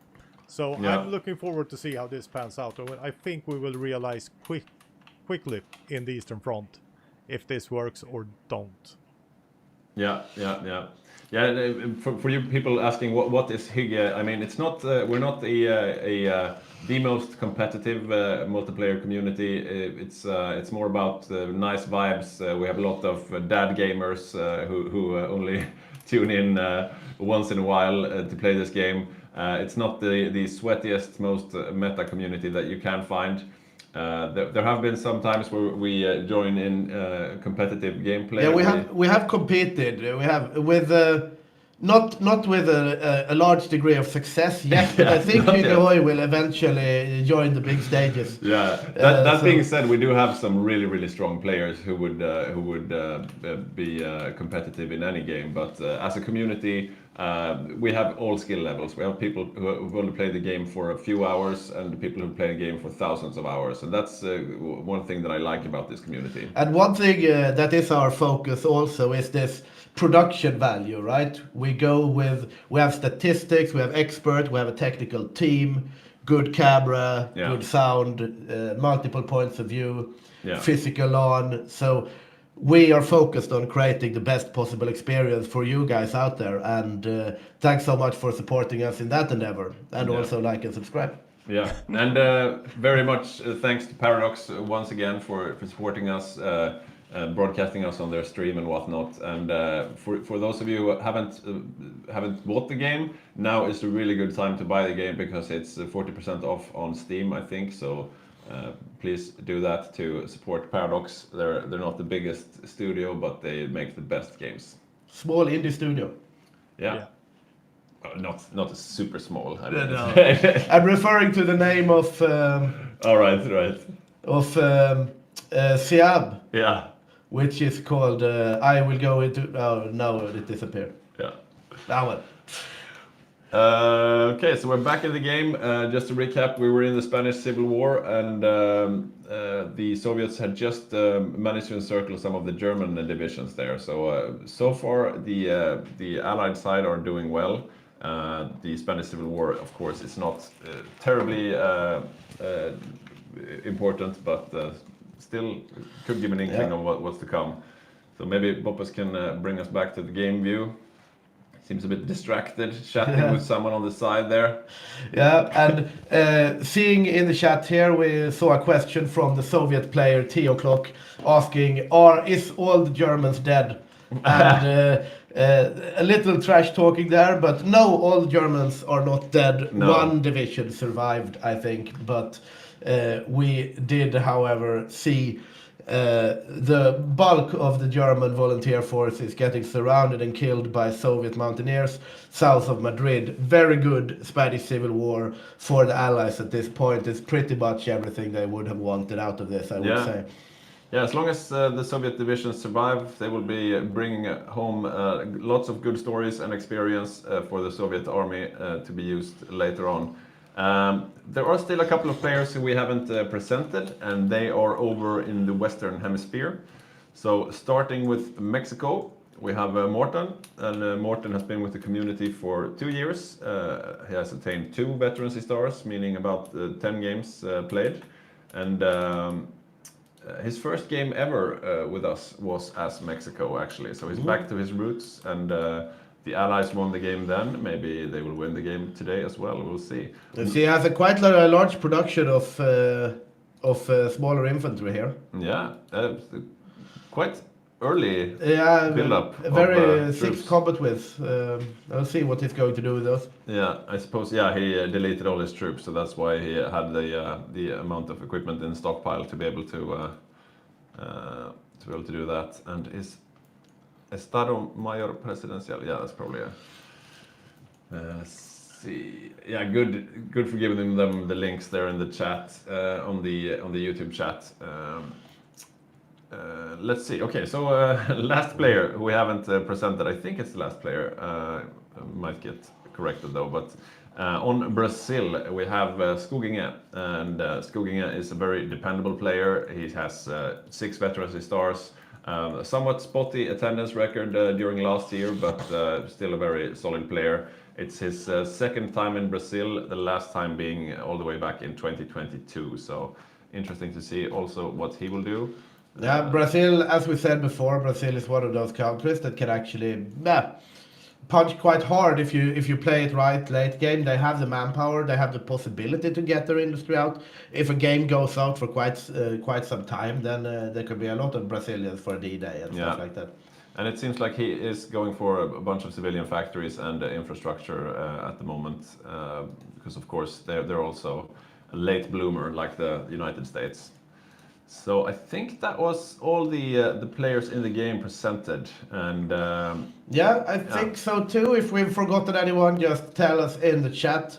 And moving back to the Spanish Civil War, we see the last pockets around Barcelona and Catalonia here being cleaned up, and still Madrid in the hands of the Republicans. Very slow civil war now for the Axis after losing those German volunteers, but the 8 volunteers from the Italians still pack quite a punch. yeah. And It looks like Barcelona has fallen up in the north, so it's just the south holding on to the end. I don't know how many victory points down here you need to hold on to actually. I'm looking over at the surrender progress. There's still quite a ways to go, but slowly but steadily the nationalists are moving forward here. We see one Soviet mountaineer division that might be in some trouble here, but he is moving out, and I think he will be able to. So this is a first, Victor. Someone actually trying to poach our players. Grandmaster Templar is saying, "Leave game, guys. There is a better lobby." Indeed. I haven't seen that one before. Tough times. As this channel grows, we have to be prepared. Right? Yeah, we have to be prepared. The question also from Afasi, is there a Poland player? And if so, what are they up to? No, unfortunately, we do not have a Poland player. We did have a Poland player, Seth, who I realize now we haven't presented. We'll get to him. But Seth was supposed to play Poland, but then our Raj player, his graphics card died yesterday. And so Seth had to be moved to British Raj. And maybe that's a good segue to present Raj, actually. So playing the British Raj, we have Seth. Seth joined the community a year ago, and he's grown a lot as a player since then. He made a good showing as Canada in the last Grand game, and but he's it'll be interesting to see how he plays Raj. I think it's the first time he plays Raj with us, and that's of course one of the more important countries on the Allied side. Yeah, especially in the Pacific front, because they are not really in the Pacific front, but they are like the gateway to the Pacific front. We have seen in recent games, especially, we have seen invasions of the Raj that have been quite daring, naval invasions and big encirclements. I remember last game, Yeah. so it has a very big potential as an allied nation. We also had an interesting time a few games ago when the elephant infantry was very overpowered. So the elephants were stronger than tanks basically, and good times for the Raj. Yeah. I have Trulle Plays here. Hey, is it bad that I'm downloading a game and it says 13 hours left?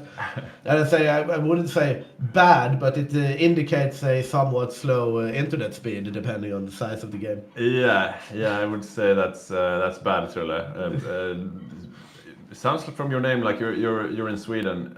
Is that the Åland flag? It's not the flag Åland. is that? It's from Swedish Finland. Some sort of combination, definitely. Maybe you could tell us, Trulle, what kind of flag that is. Anyways, It could be some local, like small. Madrid is still standing. Indeed, it is. It is getting a sail from both sides now. Even Barcelona is actually still standing. Not good at all for the Axis this civil war. Well, I guess you get to train your generals and your troops and whatnot. So yeah, Italy at least, because the Germans died, right? Yeah, let's see. Have they sent any new guys? Yeah, they have. No, they have. Yeah. They're actually training them right now. Yeah, they're still greenhorns, so they're standing back and training in Cuenca before they get to join the front lines. I'm trying to see what traits this general is going to get, but I can't find it. Right. Don't you see that on? Let's see. Here we are.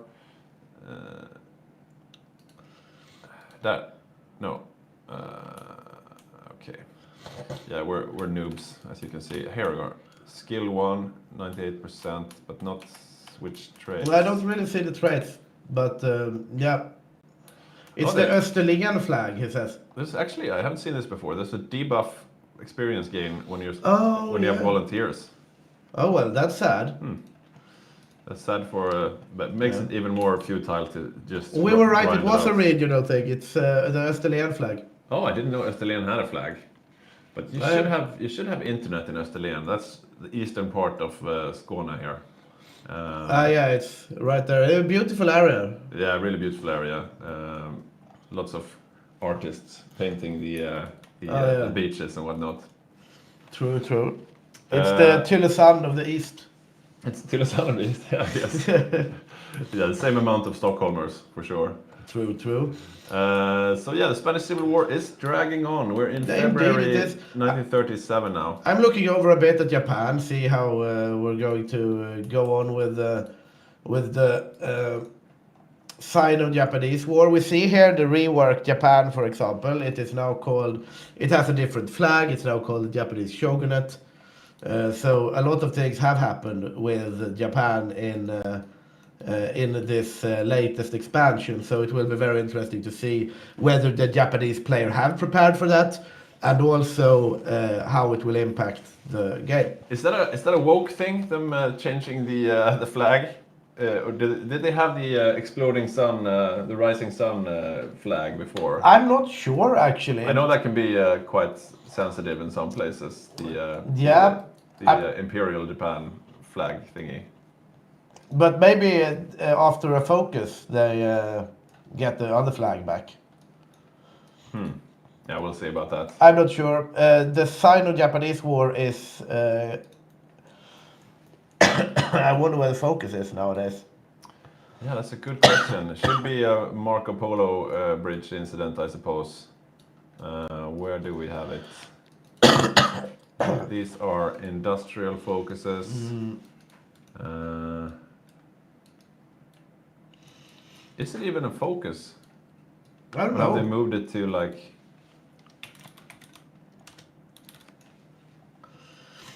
Develop the South Sea Mandate. I've definitely not read up on this new DLC. No, me neither. Let's see.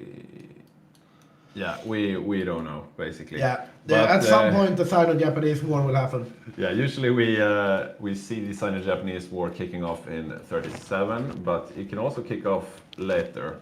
And yeah, I think the earlier the better for Japan, right? Yeah, I would say so in general. As soon as you can pull it off, you should do it, because you want all these resources and factories that China possess. So going back to Spain, and Spain is still holding. They are still holding out in Madrid. Let's see, the French are still here as well. French seem to be tasked with making sure Madrid does not get surrounded, and so far they're doing a good job of it.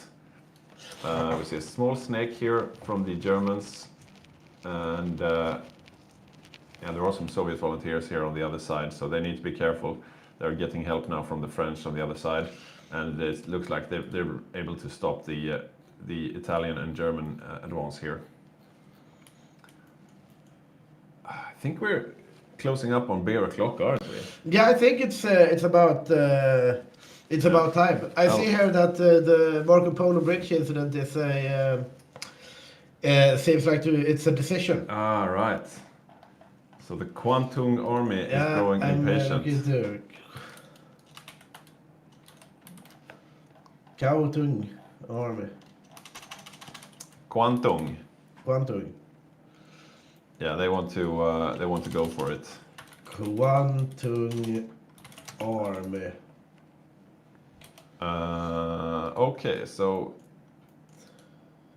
yeah, so the Marco Polo Bridge incident will be kicking off in 260 days, which will make it 1938. Yeah, that's no, my or understanding. end of 37, then I guess. Suppose we will get the China War. Interesting. Okay, maybe Bopus can change to your point of view, and I will get us Yes. some drinks. Indeed. Time for beer and time for a end to the Spanish Civil War at some point, I presume. We have a question in the chat here. What mods are you using? We are playing a self-modified version of their Finest Brew, which is the go-to competitive mod for Hearts of Iron 4. That is called Hygge HOI, because it's modified a little to our needs. For example, we have a playable grease. We've had some balance changes, but that's the mod we're using basically. And their Finest Brew has just been updated with the latest DLC. So I do apologize for us looking around so much into the focus trees and not understanding how everything works, because this is very much a first for us as well. So we will read up on those things, we will get more into it, and we will also see this game, how these new features pan out. And yes, Madrid is falling quite soon. I hear from Boppus here that he has a fun thing about the USA. Let's listen in to Boppus. Hello. Yeah, I think so. If you go to the USA and look on what they're building right now, Definitely. and you check furthest down here on the construction of buildings. Buildings. Oh, interesting. So they are building a huge airfields, probably for 3,000 planes on the Philippines. Yeah, you now the stream you can't see it because it's behind Boppus' face. Oh. But they are building airfields in the Philippines here, and this is very interesting. What do you think about this, Dawn? What are their plans with this? We'll probably see a huge air force, and they probably want to block off the entirety of Southeastern Asia by having a huge carrier in the name of the Philippines in the middle. That will be able to defend Singapore, Burma, everything if they do this right. The thing is that they need a huge air force from the beginning when Tora begins after Pearl Harbor. So if they will pull this off, I don't know yet, but it's really interesting. And if you block off everything there in the southeast of Asia, that's a huge win for the Allies. Very interesting. Thank you for this information, Boppus. Very cool to see these new tactics coming out from our players. And moving back to Spain, we do see things moving on as expected. Nothing extraordinary here. We see the Germans pushing down a bit. They have got the new volunteers here now. I don't know exactly how many they are at the moment, but they are 4. So the try again army for the Germans, now fresh, not trained at all. A loss for Germany, of course, but nothing that will decide the game. But even if they are losing now, the Allies, I think they are going to be very, very satisfied with the outcome of this Spanish Civil War. This is a dream scenario, basically, for the Allied forces, getting rid of those 3 German divisions, dragging it out for this long. About the best outcome you can expect as an Allied player in this case. Looking over, the next thing that is going to happen is the Sino-Japanese War. As we said before, there is a lot of new things happening here, but basically China is controlled by an AI, which means that they are going to mobilize a couple of AI waves tied to certain surrender progress and casualties, which means that the Japanese have to play around that and not like get surrounded and lose their push. We have seen games where the Japanese player has gotten quite caught off guard by the Chinese AI, but this is one of the things that's very easy to practice, because an AI is predictable, and if you practice this a lot, if you play it for yourself, it's quite easy to make an effective China war. But we'll see how it goes. We have seen China wars drag on for very long, and we have seen wars over in a short manner. And of course, as Japan, you want to get the Sino-Japanese war over and done with as quick as possible, so you can get to focus on the island hopping. One thing you usually try to do, however, is to get the general that does naval invasions to this peninsula here or around Shanghai, for example, and bounce back and forth. So you get a trait called invader. So you plan your naval invasions quicker for the Tora times that will appear later. Now I see a beer coming in here. Thank you so much. As you can hear, my throat really needs lubrication also. So. Welcome back, Petey. Thank you so much. We've been talking about the fun thing the United States is doing, actually. Don really? had gotten some information with his well-trained technical eyes. The United States is constructing airfields in the Philippines. Oh, that must mean they will try to defend the Philippines then. Yeah, they definitely have to when they're building airfields. But I Just think want to they're going... say cheers. Cheers, And cheers. cheers to you people at home, and cheers to you, Boppus, as well. I'm hoping you will get the beer soon as well. Indeed. Cheers to everyone. And Oh, also that's a good cheers to Saxony, right? Yeah. Because we promised him a cheers after... Oh, Mortal Vision. Mortal Vision. Thank Cheers, you so much. Mortal Vision. Thank you so cheers, much Mortal for Vision. your subscription. Oh. Yeah, I'm a bit worried for your voice. We have a long way to go still. Yeah, I and, have been. I've been having a cold these days, and I had like this speech on the town square yesterday. So. All right. Well. Okay. So Spain is. Oh, it's still going. It is still going, but Look at this. It's almost is, just Madrid. It is falling now, but as I said when you were away here, this is about as good as you can expect from the Allies, right? Yeah.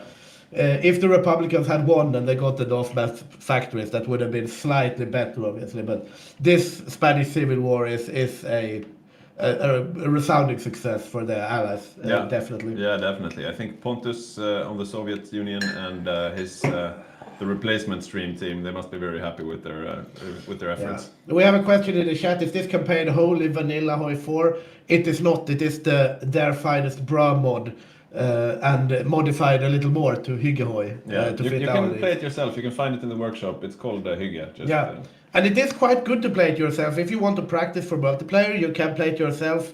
The AI is a bit finicky, right? But in order to optimize like builds and stuff, it's been better and better to play it yourself. And, yeah, definitely. It's well worth trying out, especially for us now, because we need to learn all these new systems that we haven't read up on until next game. Yeah, it's made for multiplayer games, and the finest bra community they play a lot of multiplayer games, so they know what balance changes to make, and we've made some small tweaks ourselves on the Hygge mod.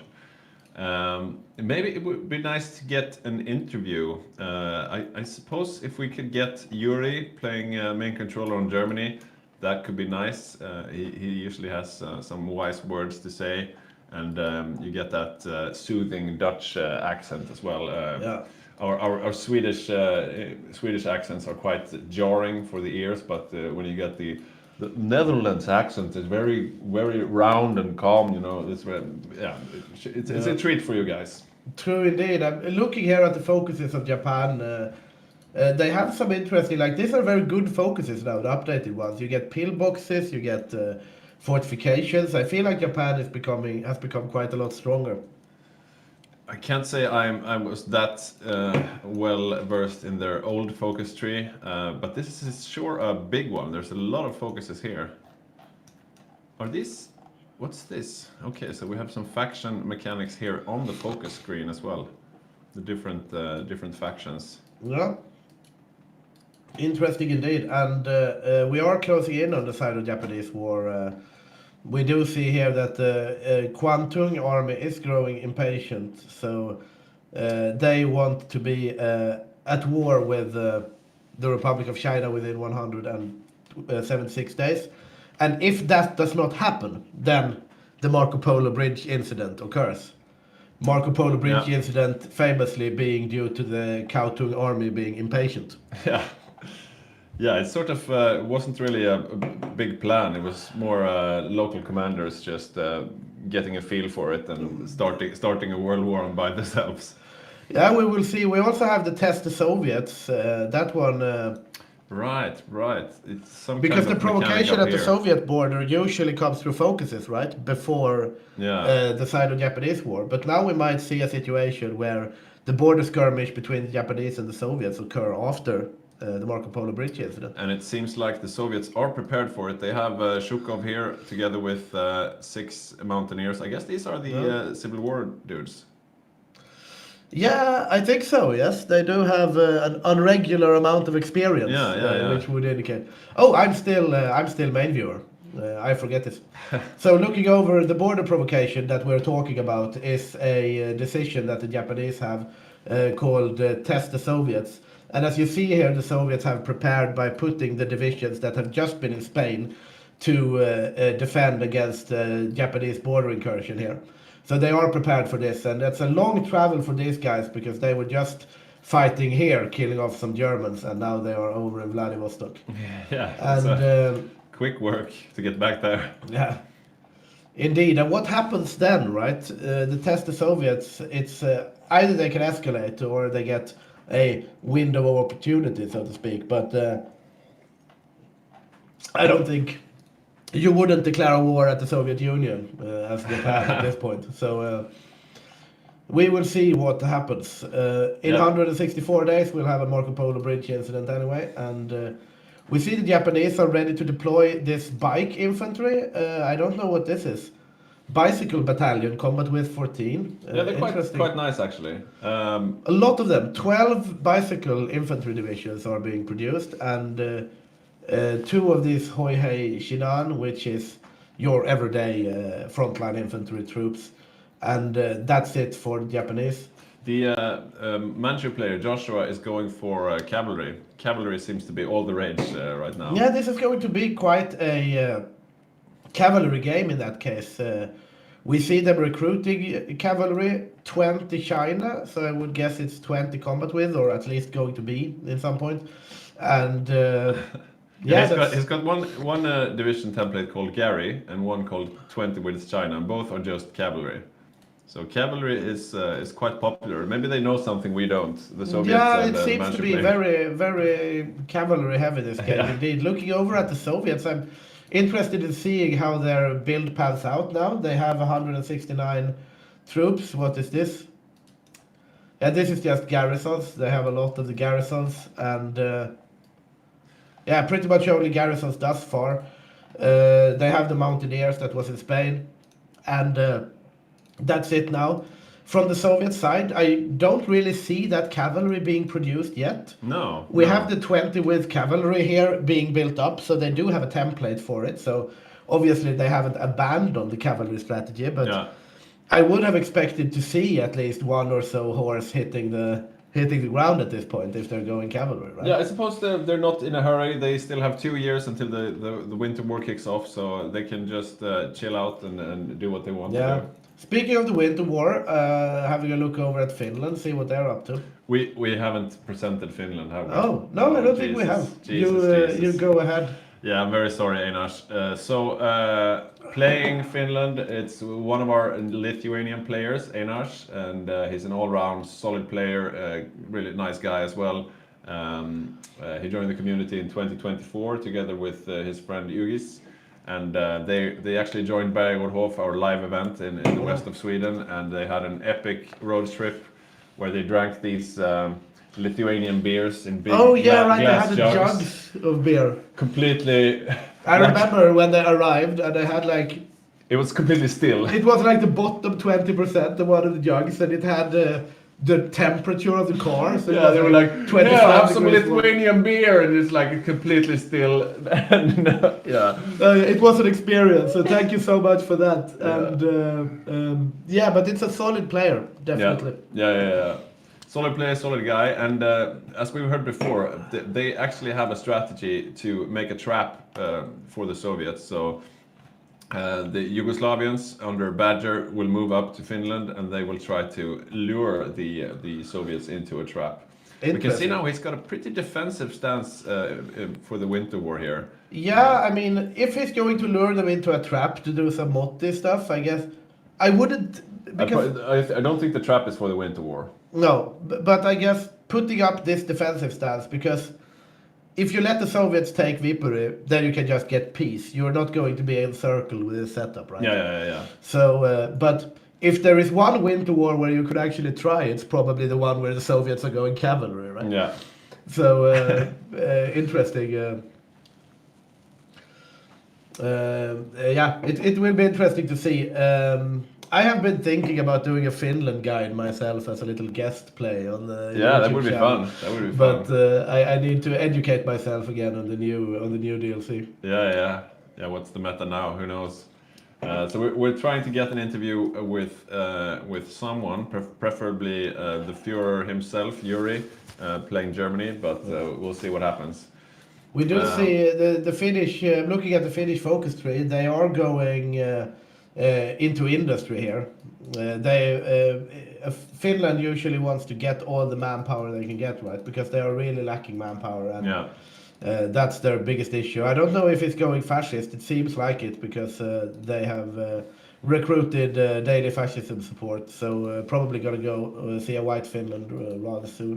Yeah, he's going all in on building military factories at the moment. And, Yeah, Boppus would be happy indeed. yeah, he's on partial mobilization, so yeah. Yeah, we have some shout out from Shevchik Mevchik in the YouTube chat. What a cool layout of the build. Yes, thank you so much, and also thank you to Boppus and the Central Committee. They are the ones that keep improving this production value and this statistics and all of these extra features that we get every time. And you, Victor, and you. Yeah, and you, Peter, of course. And also, like, because it's so fun for us, right? Because it's like we get a new patch every time we cast a game. Yeah. Because every time we come here, we sit down at the caster bench and we start to cast. There is something new, right? There is. Sometimes it's statistics. We had a news reel for a while. Yeah. We had when we started with the distance streaming. Yeah, I quite like this new setup with the technician remotely, so we don't have to bother with that. We can just focus on casting the game. The only bad thing is we have to fetch our own beers. That's the only drawback.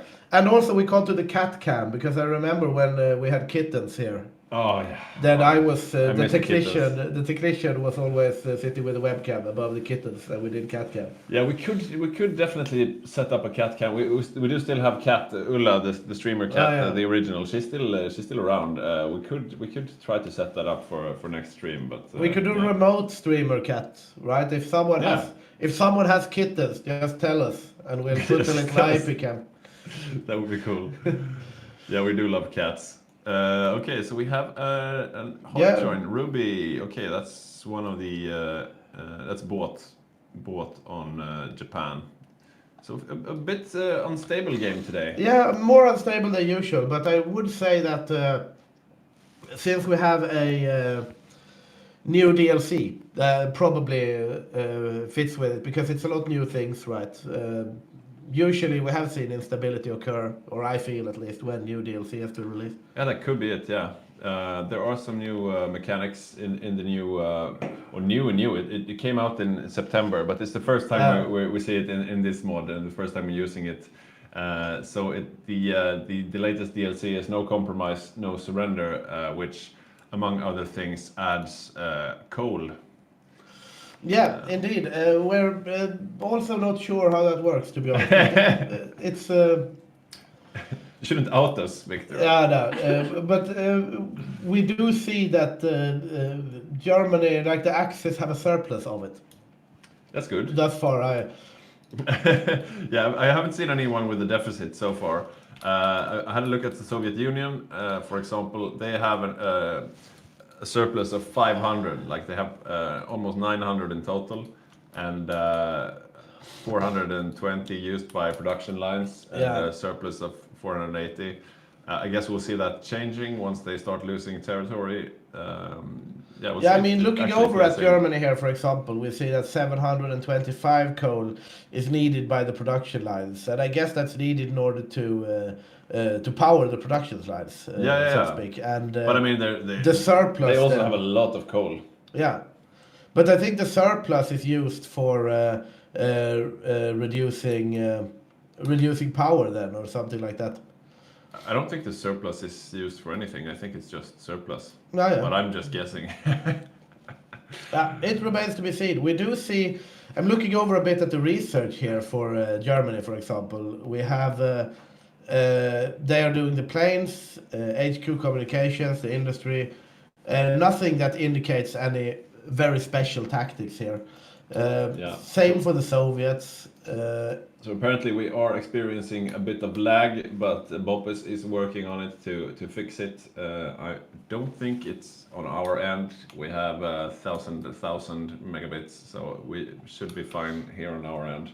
Hopefully Boppes will find out what the problem is and solve it for you guys. Okay, maybe we can start seeing... No, it's still early days in Germany. But you can see they've started arraying their troops on the border to Poland. I'm looking over here at the Japanese. We do see them starting to plan out some battle lines in regards to China.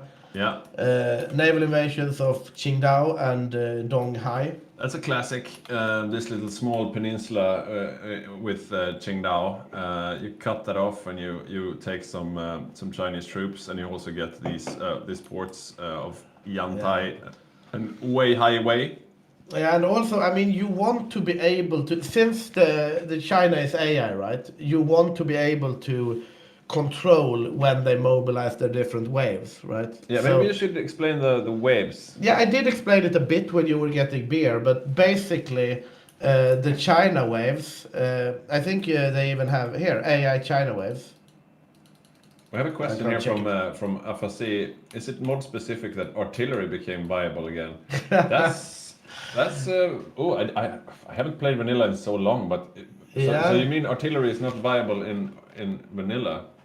Wait, because I feel like in TFB it has been basically the meta all the time, like Yeah, for 30 sure. with and then like 3 or 4 artillery. Because artillery is what gives you the soft attack.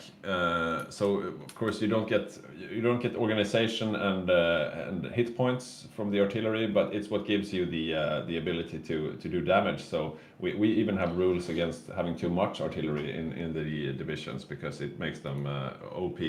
A bit glass cannon perhaps, but you definitely want as much artillery as you can have. So if you have a look at the Japanese templates, let me check yeah, here. you are the looking you are at the soldiers. viewer right now. You see here, right? So we have 2 rows of artillery and then almost 3 rows of infantry. Yeah, and that's the maximum amount of artillery you're allowed to have in a template of this size. So artillery is definitely a good. I'm not sure. And the if it's mod reason, specific. if a new player that's watching this might wonder, why not put an extra infantry here? Why only this? Yeah. And that is due to something called the combat width. For example, you see here that the combat width is 30. And if we look at a area, for example, this Plains province, southwest of Donghai, this is a Plains province. This means that the combat width is 120, as you can see here, and additional attacks is 60. And if you know your division from upper primary school, you would know that this is equally divisible by 30. And that means you get the maximum efficiency, right? Because if you have a combat width of 28, for example, and this is 120 and then 60, then you are going to have an amount of troops that never joins the battle, but just stands there and eats supply. So that's why I want a combat width of 30, for example. That is the go-to combat width in general, because looking over at the marsh province for here- offensive units, we should say. Yeah, that's true. Because if you want more defense, then you want more divisions defending, and then you want lesser combat width.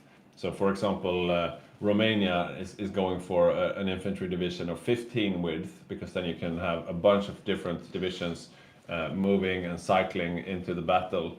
But if you want a lot of power for offense, 30 width is your go-to combat width in this mod. So Afasi is saying, well, line artillery has been inefficient soft attack wise, because it affects the other stats too much for the width it takes. Ah, yeah, right. So Interesting. artillery is 2 combat width, right? In TFB, right? I'm not sure. He's asking, is combat width not 3 in this mod? I'm not sure. I don't think so. I'm not sure. We can have a look. But yeah, they're definitely. You want artillery, line artillery in this mod. I haven't played vanilla in years, so I can't tell you what the meta is there. So we have another hot join. Seems to be the same usual suspects. It's Bot on Japan. It's Dinesh on Albania, and Steiner. Who is Steiner? That must be one of the Germans. I don't think it's Yuri. Probably Yugis. Yeah, we will see. It's Ruby, Steiner, and Donny side up. I think we had some problems with Albania. I see Boppus in frame. What's he up to? Oh, Bopus. I understood I should have wrote first. Give us your wisdom. And join later. What? We have problem with Danesh. He's playing from Los Angeles, so he could have a good connection there, but perhaps some intelligence agencies want to see what's happening between countries right now, so might be something like that, but we will probably think about if this is possible to go on or not, since we're this early in the game. The packages will be bigger and bigger when more things are happening. So we're waiting a little bit to see what's happening there.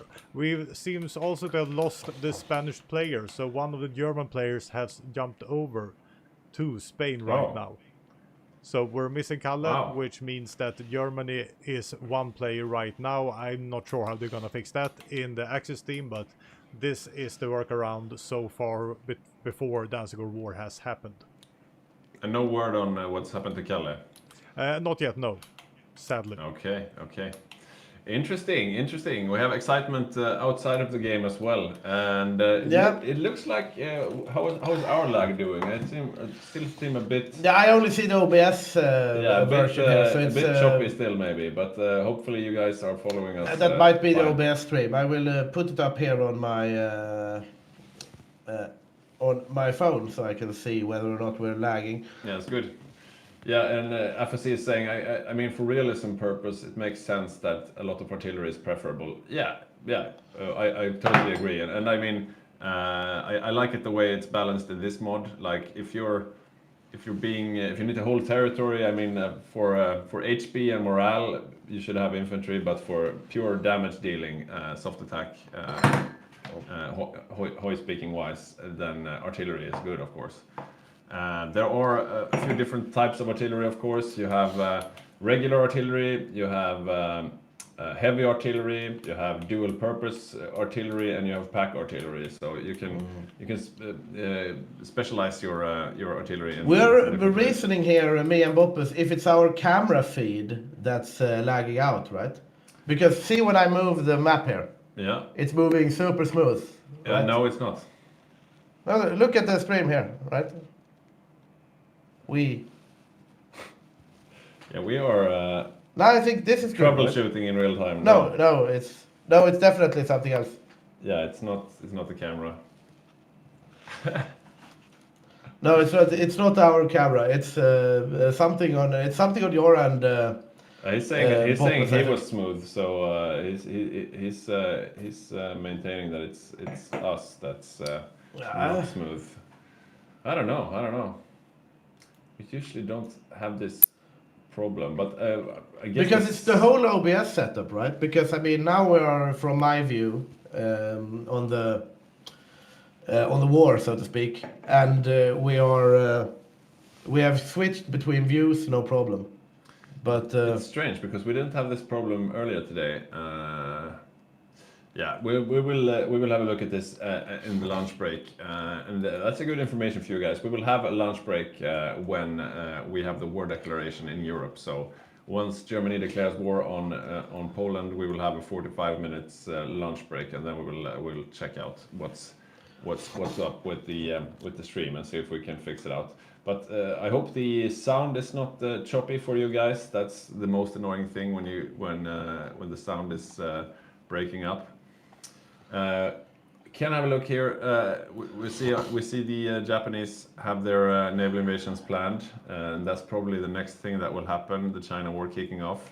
Yeah, we have looking over at the decisions here. We do see the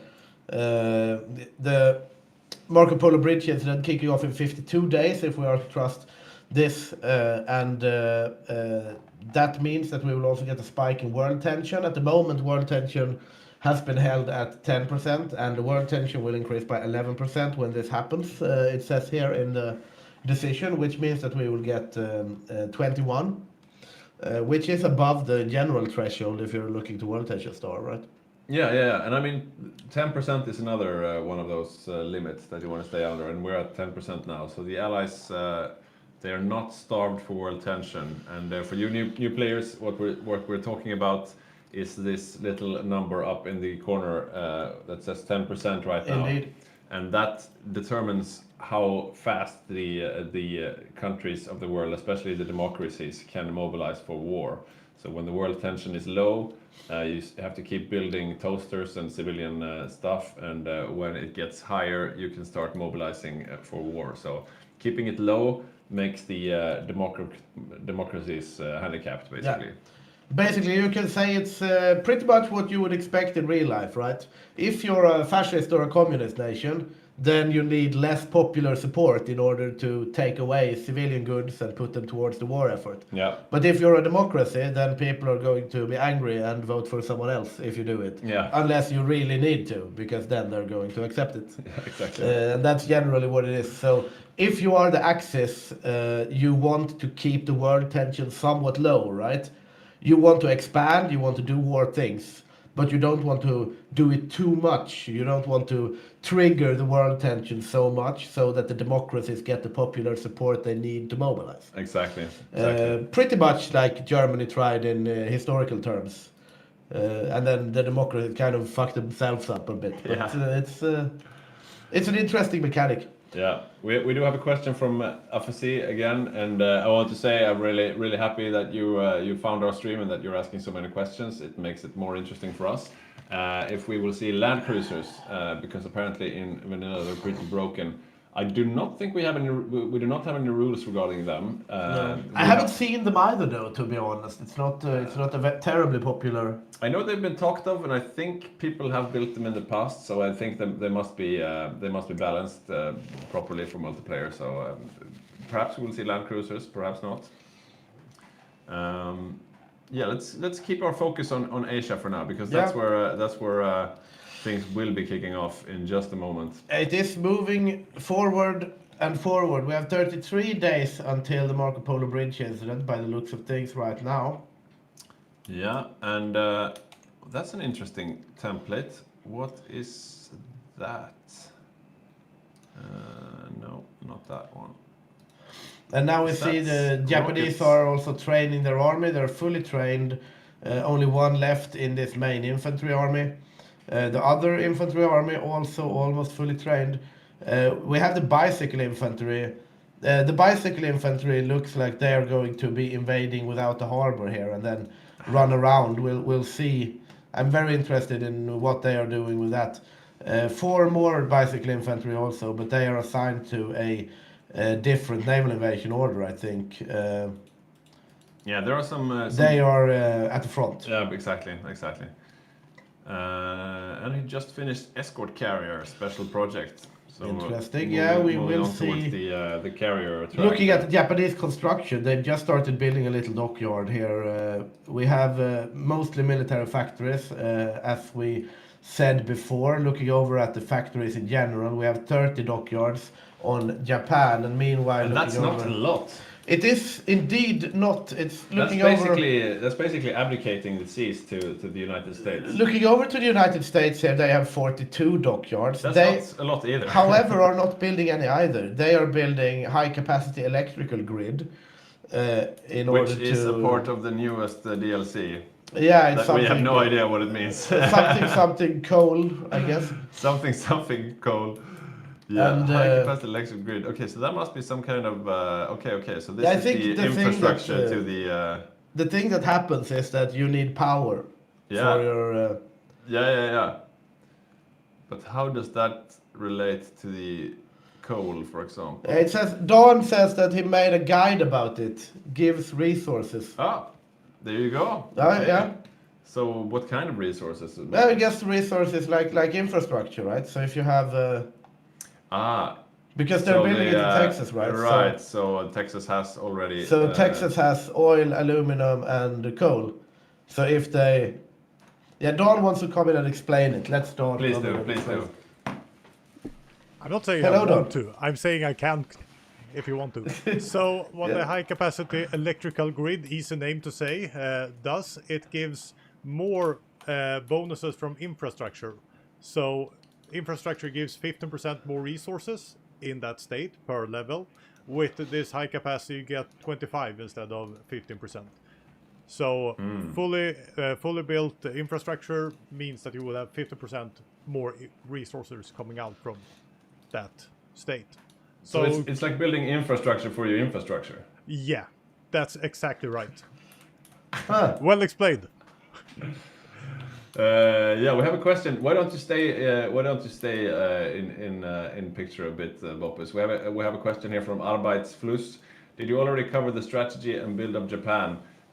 It looks like Japan is going for a carrier build when it comes to the navy, and also bicycle infantry as part of the front line. So that's pretty much the build and strategy we know. Do you have anything to comment on there, Boppus? Actually not. I'm looking at totally different stuff right now. I can talk about military factories soon if you want to know. Yeah, why don't we talk about that? Let's talk about military factories before the China war breaks out.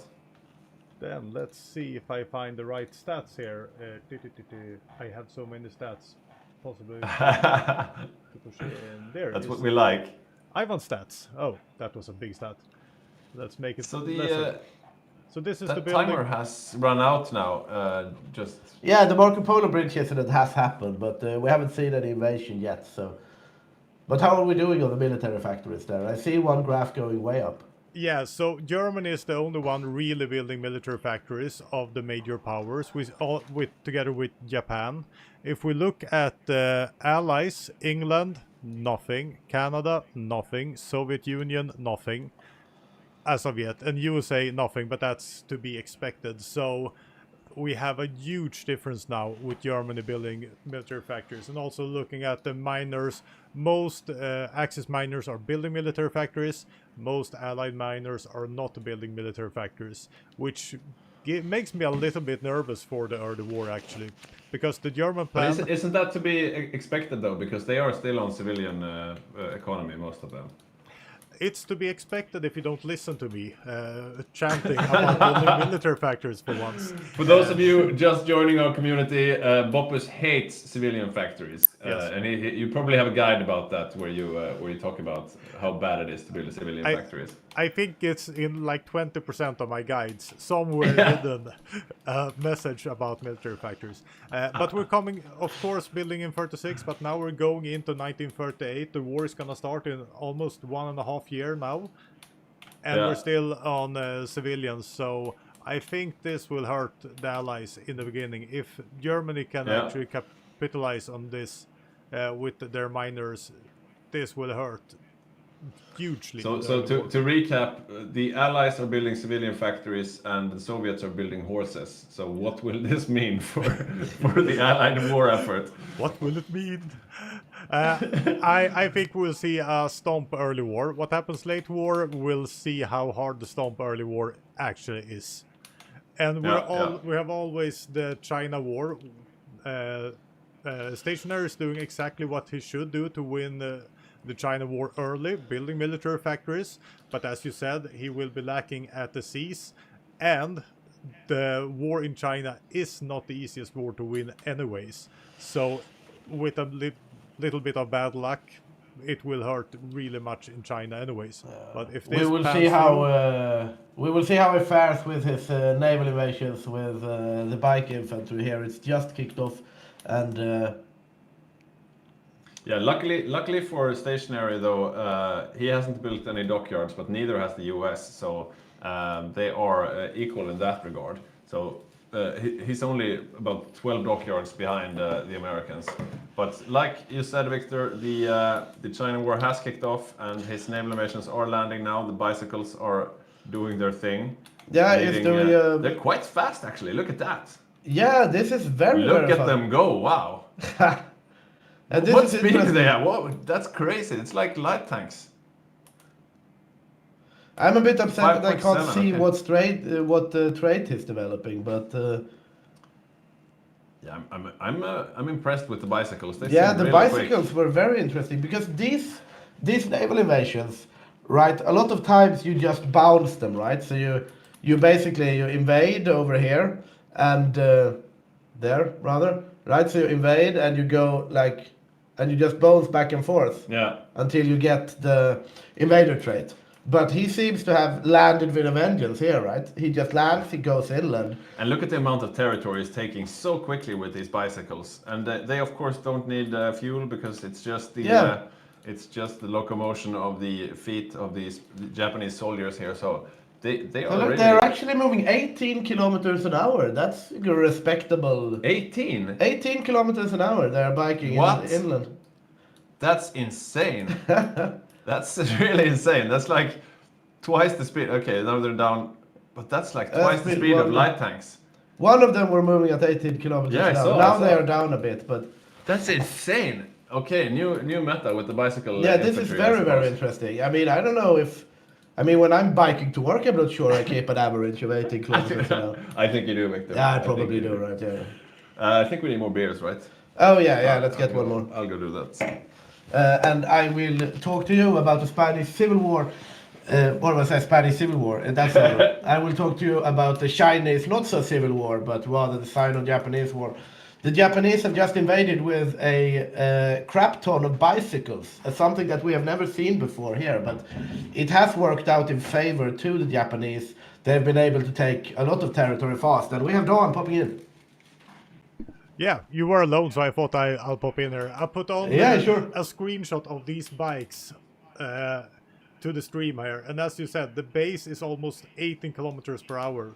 So even though they're moving through mountains, cold infrastructure, they're moving extremely fast. This will be a fantastically interesting war in China, I would say. I mean, the meta is very interesting. Like 18 kilometers an hour, that is very, very fast, and they don't require fuel, right? I haven't checked that far in, but I don't think they require fuel. And look at mountain here, if you see the stats. They have a bonus speed in the mountains, so even a stationary has constructed a fantastic template here, and I will deep dive into this very soon. Interesting. Thank you. Yeah, indeed, you heard on here that this is a very interesting turn of events. We are seeing the meta shift, we are seeing new ideas come onto the field, and this bike infantry might very well be something that will survive the test of time, because thus far it has really performed well. And yeah, they are like, it's simple yet reason. I mean, looking at this template here, 18.6 kilometers an hour speed, fuel usage 0, and well, it's just bikes.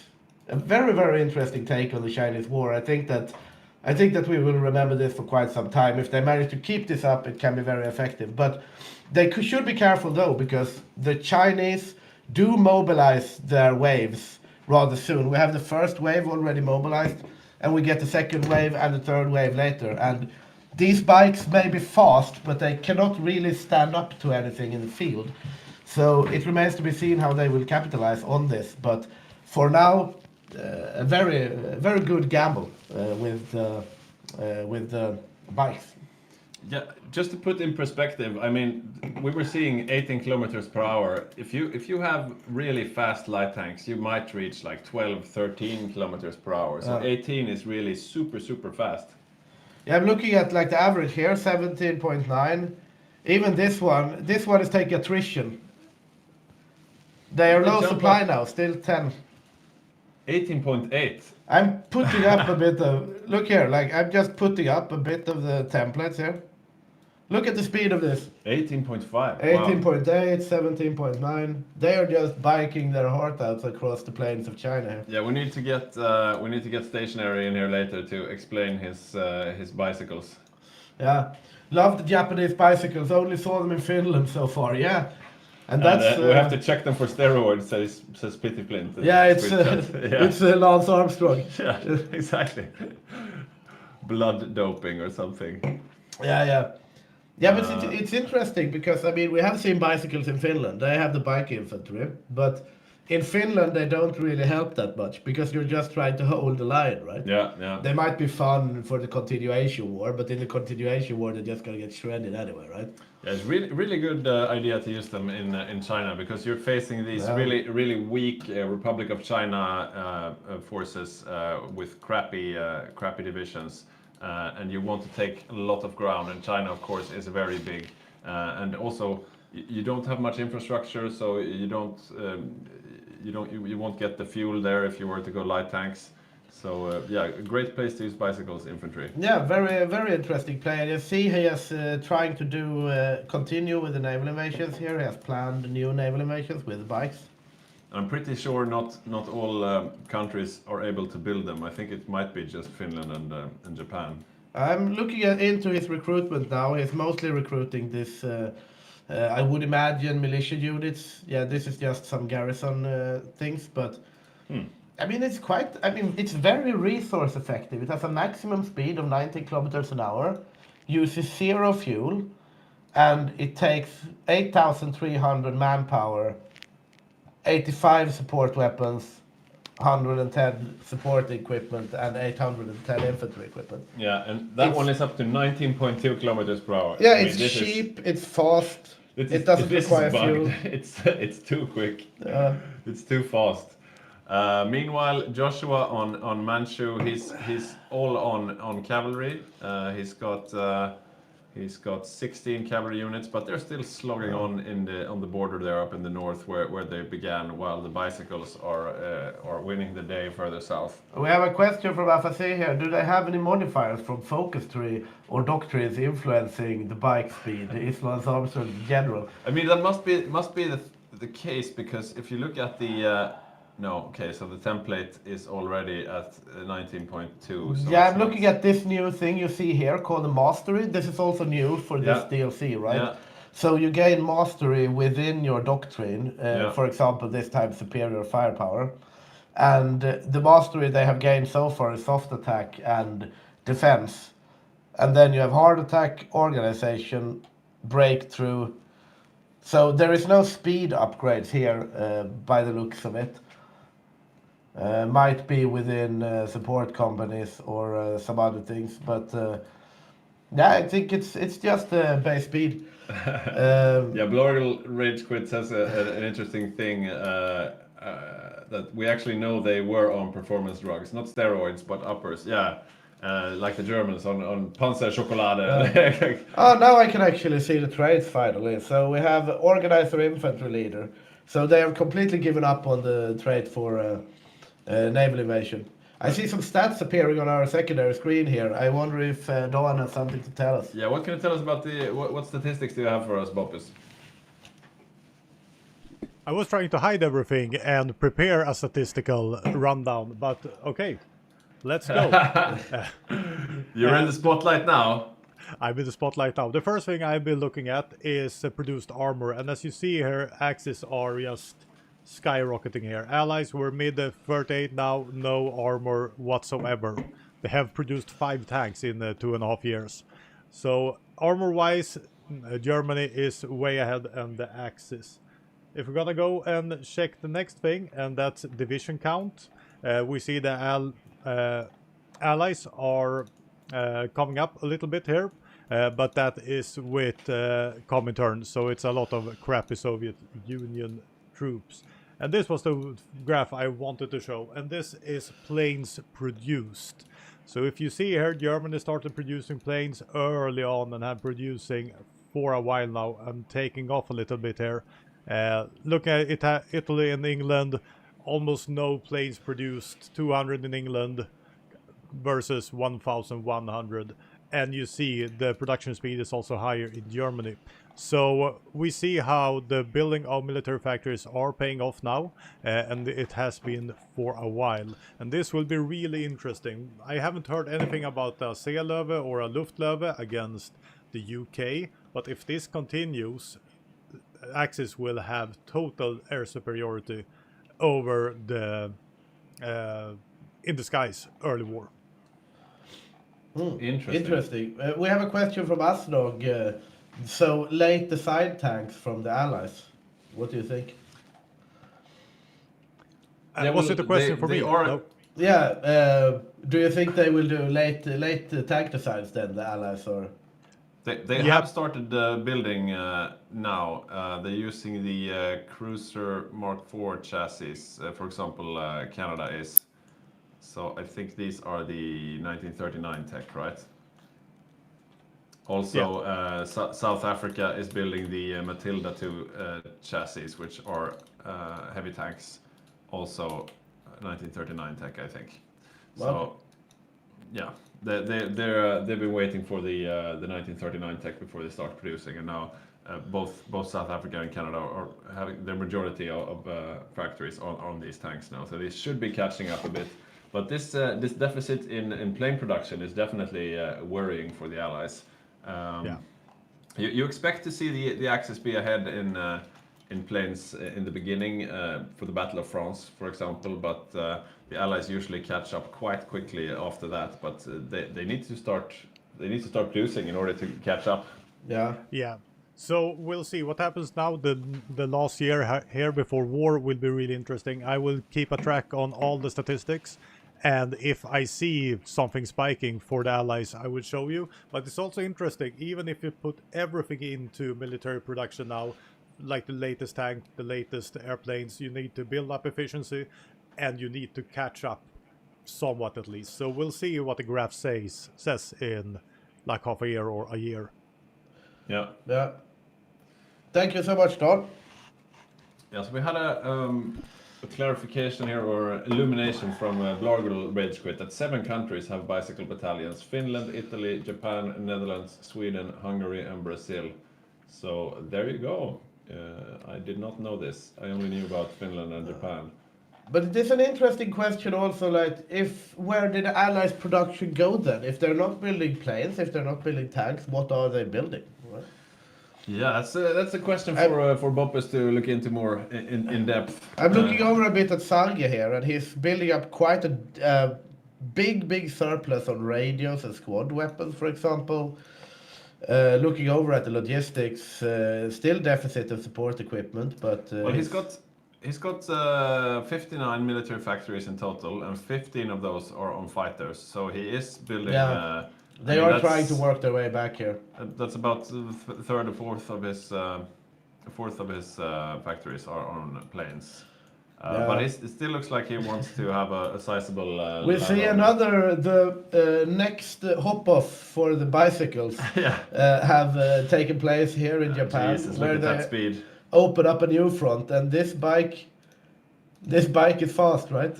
But as you see here, he can't push through. So every time he encounters resistance, because the bike has no attack base. Yeah, but he's on very low organization. But yeah, he just takes the tiles.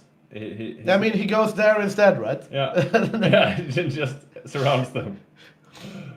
And then you see you have 2 infantry here, so they can push. So it's a very interesting tactic here. There you get the big encirclement instantly. So he just clicks, doesn't work, click an empty tile, because the Chinese are so overwhelmed at this point, so they can't keep up the front. And if there is a gap in the front, there you move at 19 kilometers an hour. Yeah, that's crazy. Okay, so we have a few comments here in the chat. Do the Allies want to hand Poland and France as pawns for later war scaling? That might be a bad idea. Yeah, I don't think that's... Poland, they're giving up Poland, that's for sure. France, we usually don't see a lot of help for France. France is usually on their own. We'll see about that though. No. At Tribune says it would be strange if the Netherlands couldn't build bicycles. Yeah, indeed, that's the bicycle country #1. And are they just more focused on, as Nog says, are they just more focused on civilian factories and swapping mill factories late? Yes, but that is what Boppus hates. And we see Boppus doing it. We can see here the military factories. Yeah. There. Yeah. Like the military factories of March 1938, and you see how the Axis are really starting to get this momentum that the Axis really want, because they want to be able to control the war machine. They want to have the momentum. When you've seen Allied wins the last couple of games we've played, and it has always been due to, at some point, the Axis run out of steam right before they can really finish off the war, right? Yeah. But I think that we have, during those games, not seen this amount of steam going into it. This is numbers that you definitely like if you're Germany or Japan. Yeah, because that's the usual dynamic of this game. That the Axis they have the initiative and they are on the attack. Eventually, the Allies will power scale beyond them, but as long as the Axis can outpace the Allied, then they can win. So we'll see what happens.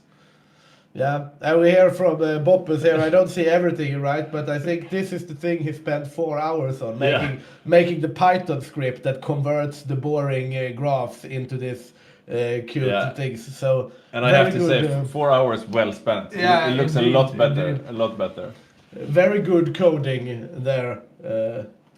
And thank you, Milo. Milo says he's really liking the extra analysis and stats. It gives a much better overview of what's happening. Yeah, I fully agree, and nice to have you with us as well, Milo. Another one of our regulars. That's the good part about having like dad gamers. People know like Python and Excel sheets and stuff like Oh, but he used ChatGPT. Ah, yeah. So Okay. yeah, he doesn't know it. It's just he uses the AI. He's vibe coding like the kids do. It seems to have worked out fine, right? Yeah. How do you do that? Do you tell ChatGPT like, "Oh, Yeah. I would like you to make a Python script that can display hearts of iron"? You can make apps or whatever. Yeah, I don't know. But it took it 4 hours though, so it wasn't just one prompt, I suppose. Well, moving on to China here, we do see that we have the second wave is now mobilized, right? So there is second out of 3. The second out of 3 waves has been mobilized, and looking over here, I wonder if I can get into this explanation from. I don't think I can, because I am not China, right? Yeah, so you can't. But generally, at a certain surrender limit, the Chinese are going to mobilize their third wave. But at this point, I would say that the China war is going exactly as the Japanese would like it to. Looking over at the casualties, we have 54,000 Japanese casualties to 2.7 million Chinese casualties. That's a good ratio. This is an incredible ratio for the Japanese. I mean, you would expect the Chinese casualties to be larger, but this amount is insane. As Mortal Vision said, we just saw hundreds of thousands of Chinese soldiers encircled up here around Changshu, Kaifeng, and Kyushu, around here. There is a naval invasion now planned for the south of China towards Guangzhou, and it's of course another one of the bicycle divisions getting ready to invade there. Let's see if they can actually land though, because I suppose, the Chinese will be defending that. No. That port is undefended. Yeah, it seems like the only thing is a little Portuguese division in Macau. Otherwise, this is empty. And this has been working thus far, right? Because first there is nothing mobilized. Yeah. Then they land with the bicycles in Qingdao and Jinan, right? They mobilize the first wave, encircle the first wave, kill it. And then the bicycles go south to Shanghai, land, bike inland, mobilize the second wave, and circle it and kill it. Yeah. And now they're just continuing, basically. So now they're going to go Guangzhou, take some victory points, third wave mobilized, and circle it, kill it. War over, right? This is going very well for the Japanese. Yeah, it's he did not need those paratroopers that he was saying that, oh, we have to use the paratroopers now in the China war. You have to do it. No, just use bicycles instead. They're basically as quick as an airplane, apparently. I mean, I'm looking at like the history. They have some medals to give out to this bicycle infantries later. They do deserve it, I would say. I wonder if they will have their uses after the China War is over, when they actually have to face off against players. Yeah, that's a very good point, though, right? Because it might be smart to build a bicycle for finishing off the China War earlier, but imagine if you can't really use them after that. imagine if you manage to land them on the Indian subcontinent and just start snaking with them. I mean, especially if you break the line, right? That's what's happening in China, right? Yeah. Because they can't meet the infantry on the No, field. no. But the moment there is an opening in the line, Yeah. they do a bike, go through, and then they just spread everywhere. And that's quite a common problem for the British Raj, that they're very overextended, and you can barely protect all And your imagine, points. like, they are driving 19 kilometers an hour in mountains, right? That's So crazy. if they break through the Burma front, what do you do? I think this will actually get fixed. If you're in a the Raj mod. player with Yeah. elephants in mountains, right? The elephant is not going to run 19 kilometers an hour in mountains. Right? Yeah. So we have a question from FSC. Which of the Axis members are building tanks? That's a good question. I think Germany, of course, and I think The France. miners. I think I'm still in view here, so I'm gonna check the Axis miners for the Eastern Front. Yeah, Francis on Hungary is not building tanks at the moment. Just No. armored cars. Bulgaria, let's see. Not that far. I think. Yugoslavia has some motorized divisions. Yeah, they're not. They were going for mechanized, so not tanks. So maybe it's just Germany for now. What about Italy? No. Looking over at Germany, they have 15 medium assault guns. When I check the division overview, that's it basically. Yeah. And Italy can be interesting also. They will be going into South Africa, of course, rather early, so they want to keep an eye on Marines and infantry. So Italy is actually the country with the most dockyards right now. Or they're tied with the US. The US are up to 52 dockyards, and Italy, played by Rosen, are at 51. So Italy is really going hard on the navy. I mean, if Sarge doesn't step up the navy game here a bit on Great Britain, I think they're going to have troubles in the Mediterranean, to be honest. Yeah, Sarge on Great Britain, they're at 39 dockyards, and I mean, looking over, Rosen is still building. Look over at this dockyards. data here, right? It's planes produced. There is such a big deficit at this point, and we're only like a year or so away from all-out war. Yeah. The Allies need to rectify this at some point, otherwise they're going to be in major trouble in the skies.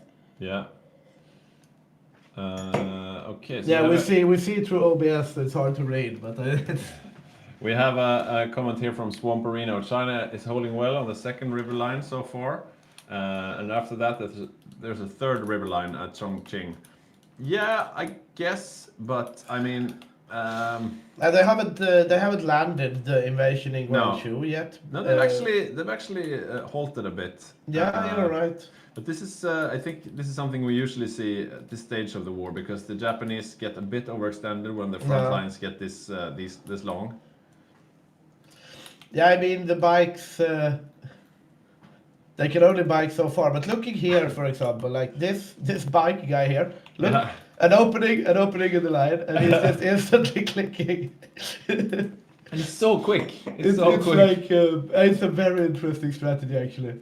Right, there is a soldier here, there's a soldier there. He clicks in the middle, and I mean, there's no diesel engine in the world that matches the Japanese bicycle infantry here. Yeah, it's literally That's crazy. He's like so fast. Look at this. He's taking attrition and still driving like 10 kilometers. Look, it's like completely red. Out of supply, doesn't matter. 78 attrition This percent. is crazy. It's crazy. And this poor Chinese chasing him. I think it might have bitten off more than he can chew here, but it's like, At this point, you can just widen it, and then you can't encircle him either. And this messes up the AI from China. They're like, oh my god, more frontline that we have to cover, and they move off the regular Yeah, I frontline. mean, it's so smart to outsmart the AI this way, because the AI is just. I'm gonna look over at China to see their orders now. What's happening there? So if I tag over to China here and check, so you see all the troops are moving down here because you get all of this squiggly line here. The AI thinks that we need to cover this with a front line. So all the troops are moving down, and then you're gonna have a new bike going here. It's a very interesting tactic. I like it a lot, actually. Yeah, we have a pertinent question on the air statistics that we just showed. Swamperino is asking if the Axis are building plane 2, though. That's a good question. Yeah, they are building fighter 2s, Messerschmitt Bf 109. So they are building fighter 2s, but it might not be what they have in stockpile, though. It's like a Mortal Vision saying here, that must be the Shimano 21 gearbox for bikes. Yeah, I don't know what that is, but It's the one, you know, with many gear, like the ones when you are dressed in tights and go really fast. Right? Yeah. Is that Shimano? Yeah, I think the Japanese are good at making bikes. Yeah. Are you a bit of a bicycle person nowadays? No, I wouldn't say so, actually, but I got... I was told... Oh no! They're going Okay, they're still in Guangzhou. I thought they were surrounded, but yeah, we have a bunch of new bicycles landing in Guangzhou, and they are rearing to go. Yeah, look at this. we will see. I wonder if China's mobilized the third wave. I'm gonna tag this over from China's perspective. Here we go, Tour de China, part 2. Yeah, I will go Japan again. And there you see, like, it's just... How fast are they driving? I'm gonna check everyone. Still just on the second wave mobilized. So they have to be a bit careful, the Japanese. You can get surprised by these. So here you see, I'm a very detailed view of Tour de China. We're paused now. So these are these 3 bike divisions divided into one each, right? They are going at 6.8, 6.6, and 6.8 respectively. They have no fuel. Who needs fuel? Yeah, I mean this is... It's like also Napoleon. I destroyed Austrians by simply marching. Look at this. They're just powering through. And I mean, this is mountains. I want to say like this one. This is the 6th division. Even in mountains. Look at this. He's just going for the victory points now. Yeah. He's so quick. This guy is driving in a mountain now. The 12th division. So that's... And now it's slowed down, but it's still like 15 kilometers an hour or so in mountains. It's, yeah, I won't nerd myself down into the bikes anymore, but I'm incredibly fascinated by But them. I think that the chat is also quite impressed with these bikes. Yeah. China is, it has quite a while left to surrendering, actually. So the victory point snake might not necessarily be the play. I'm looking over at the Chinese side. Was that the third wave now? I think the third wave has been mobilized now. That's what you just faced. So we have some bicycles sadly are being cut off. But they are going to get them out because they can't cover the front, right? So, but I think they're actually going to need to use regular infantry in order to capitulate China, right? Because now they have, looking over here from China's perspective, after the third wave is mobilized, they have like so much troops, right? Yeah. So you can't just bike into this. Yeah. You don't use the bikes to close the pockets. You just use them to create the pockets, and then the proper infantry move in and do the also the heavy because lifting. It is an AI. Look at this front line here. If China was a player, they would ignore this front line and just click here. Right? Yeah. But since China is not the player, the AI goes crazy and say like, oh, we need to cover this front line. Yeah, exactly. And nothing happens. Because and as Asnog says, that breaks the entrenchment of the troops because they have to move. Because imagine this, if he click here, then it's over for this bicycle, right? Yeah. But he does not, because he thinks, I need to man this empty tile next to Macau. I just hate this this visual of all these front lines stacked on top of each other. It looks so so annoying. I think you can remove show allied battle plans. Yeah, but it's just the Japanese battle plans. That's true. Yeah. Oh yeah, and they are Whatever. getting encircled. And yeah, looking over at the casualties again, the Japanese are keeping up this, like still not even over 100,000 casualties, and the Japanese and the Chinese rather is 3.3. Yeah, what is it, like 1 to 40 or something? The casualty rate. So Japanese are doing great. There's still good time. Um, if they want to strike the Allies early in 1940, they will still have plenty of time to prepare at this rate. Yeah. Yeah, this is definitely going well. Are the Allies finally ramping up on military factories? I They definitely should be. think they should be, definitely, but I will tag over to... Yeah, the United Kingdom is building them. United France States is building them. United States are not, but they tend to be a bit late. Yeah, I think the United States are still Yeah, they're in still in isolation. They are doing the giant wakes now, though. Yeah. So after this national focus is finished, they will have an ability to actually build military factories. So Effectively. this naval calculator just popped up. Can you turn it off? I don't know how to get rid of this, actually. I've never seen this before. It disappeared when I tagged over to the Soviet Union. Okay, I'm gonna. Yeah, I did. Just. Finland has now gone fascist, and they have 29% CISA.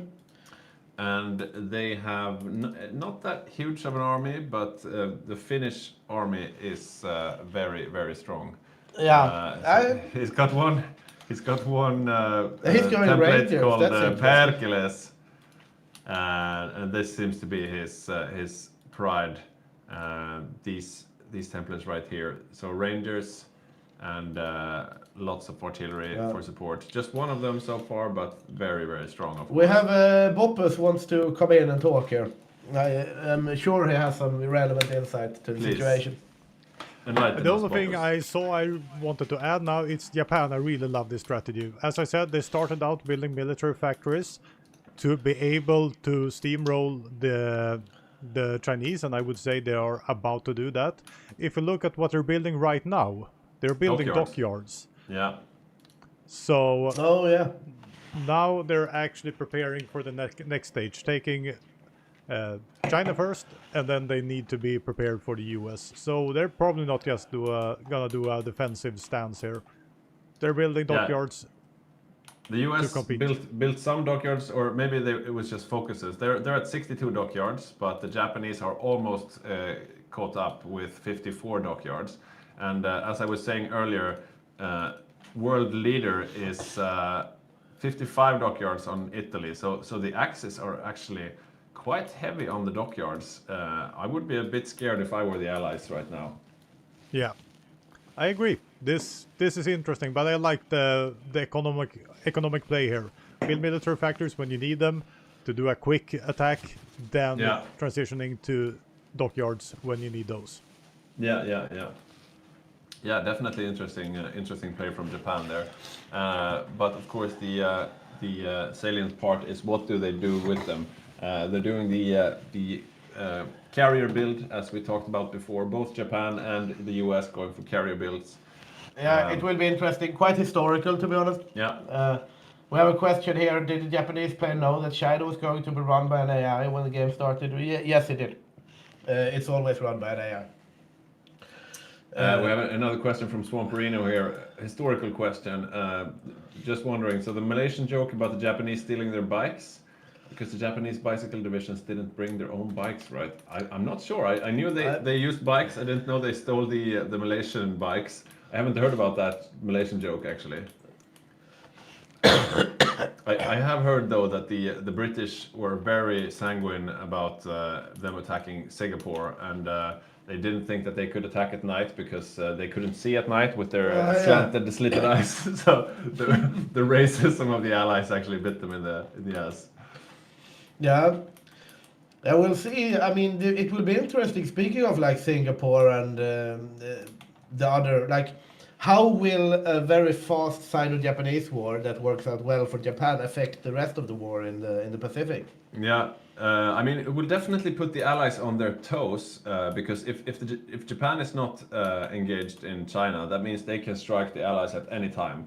So that means, as the Allies, you can't put everything in Egypt. You have to definitely prepare for an attack by the Japanese. So an early China war. I mean, if you're done before 1939, okay, we won't be done before 1939, but Yeah, but early almost, 1939. all right. Yeah. This is really good for the Axis. It puts I the, think it puts the once, pressure off Egypt, I would say. Once the next bicycle reaches Chongqing, I think it's going to be almost over. What's the surrender progress looking? Let's have a look. Yeah, we see the bicycles have found an opening here again. Yeah, so we need about 15% more capitulation. A few of these. And you see here, right, there is an opening south that he sends the other bicycle. Like, this is the bicycle micro, right? So he has two bicycles. One gets pinned, sends the other instantly. Yeah, so Chongqing is worth 20 victory points. I think, could that be it? Yeah, it might be, actually. Yeah, it might be. Okay, wait, victory points are not the same as surrender progress points, or are they? Yeah, they are. So And if they take Chongqing, this could actually be the end of the China war. And here we see on my side here the graphics. This is the dockyards, and this is, I would say, bad numbers for the Allies. I mean, USA is obviously above Japan, but Japan, Italy, especially the discrepancy between Italy and England, is definitely going to show in the Mediterranean. And we saw daring plans from the Axis to go hard for North Africa before. Yeah. And I think the United States have noticed this, so they are responding now. If you have a look at this construction queue, or just switch over to my view, I'm looking at the construction queue of the United States, and they are responding now to this. They're building a bunch of dockyards because they're like, oh my God, we can't have less dockyards than the Axis. So they're building a bunch of dockyards. What about the UK? No, the UK are not building any dockyards. They're building some pillboxes and military factories, but they're not in the dockyard race for sure. I would say, like, the United States, they are going to steadily, like, this is a powerhouse, right? They have all the coal they need. They have so many civilian factories. Yeah. I mean, the United States is going to bite back eventually, but the UK should start, in my opinion, like, coastal pillboxes in Gibraltar and Malta. I don't think that's what's going to save them, to be honest, right? I don't know. It's always good. It's always good to have. It makes the few troops you have makes them really much a lot stronger. Yeah, we will see China capitulating very soon here. Chongqing has fallen. Okay, so we're 5% from capitulation. Yeah, they only have 60% collaboration. That might be the only fault on Japan's side here, to be honest. That the bikes, very good, like the micro, stellar, everything well executed from Japan's side, but I would have liked them to have 5 collaboration governments at this point, so they could just be over and done with it, right? Right. Because if they had put a little more time towards building collaboration governments, they might very well have had this squared away now, and that would probably be a record Sino-Japanese war for the Japanese. They have another one on the way, but it won't be done until 7th of March. It's still going to be a very, very impressive performance by Japan in this Sino-Japanese war. Yeah, stationary and boat can definitely be satisfied with what they've done. And as we said before, this puts the pressure on the Allies. And it's going to be over just like it started with a bike. There is no Chinese military personnel in Dali, I think. So I'm just going to tag over. No, it's not. There's just a Japanese question mark biking around in the mountains. Also, out of curiosity, I'm going to look at the speed of this in the mountains. Still 15 kilometers driving from mountains. That's insane. Insane. It's bugged or not working as intended, that's for sure. Yeah, this is the meta shift. By the way, Dog, can you take down the dockyard graphic? Yeah, we have a question here. We gotta give a comment from Asdog that we gotta give a Japanese player a yellow Hygge jersey. Isn't it the leader? Doesn't he have a pink jersey in the I think so. Tour de France? That's true. Mortal Vision said it as well. Can you take away the dockyard? Yeah. I think now they will capitulate on their next victory point loss. So we have this bike here. They have a medal. They have. This is interesting. Like looking at the unit details of the 8th Bike Division, it took part in the siege of Kunming, seized the airfields at Hunan, Lingshan, and Dali, secured Nanchang, and seized the airfields at Huangshan. So this Yeah. bike has biked like around the entirety of China. Yeah, that's a long way, and he gets a medal as well. Yeah. Yeah, Oh, well, that's it. That's China done for. So Swamperino is saying classic coffee into beer move. The best drinks on their own, but the worst combination. I would say it's quite a nice combination. You get Yeah, I the, mean, you you get the need to energy, start you get the the day energy with from the coffee. coffee, and then you get the different kind of energy from the beer. You don't want them at the same time, of course. That's a really bad combination. I would agree. Okay, so that's the Sino-Japanese War, finished, expertly executed by Japan. Yeah. Very good job from their side. Definitely. The Axis did take a little beating in the Spanish Civil War, but all things considered, Axis doing very well. Looking at the graphs, outproducing the Allies, winning the Sino-Japanese War quickly. Yeah. Like pretty much outplaying the Allies when it comes to this non-armor build that the Allies are trying. I see problems for that build, both on the Eastern Front and in the Mediterranean.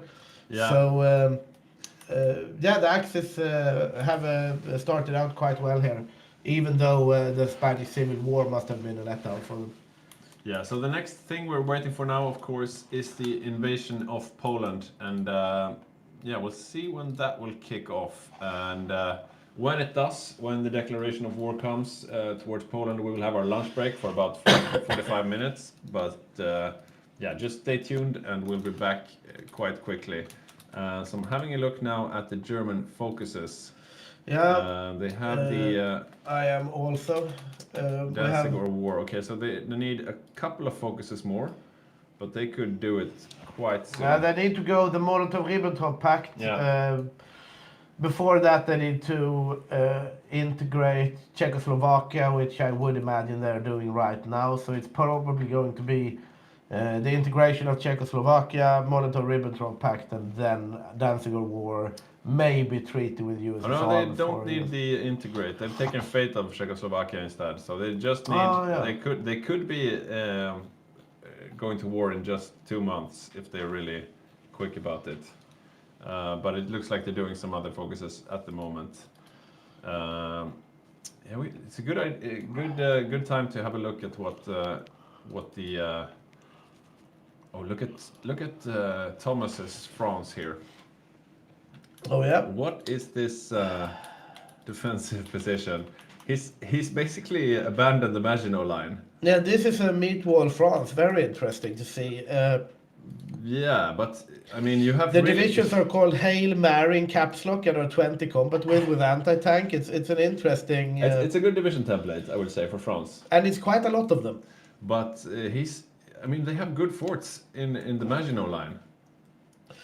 Yeah, I would not. If you have a 20 with division with anti-tank, I don't see the reason why you shouldn't place it at the fort line.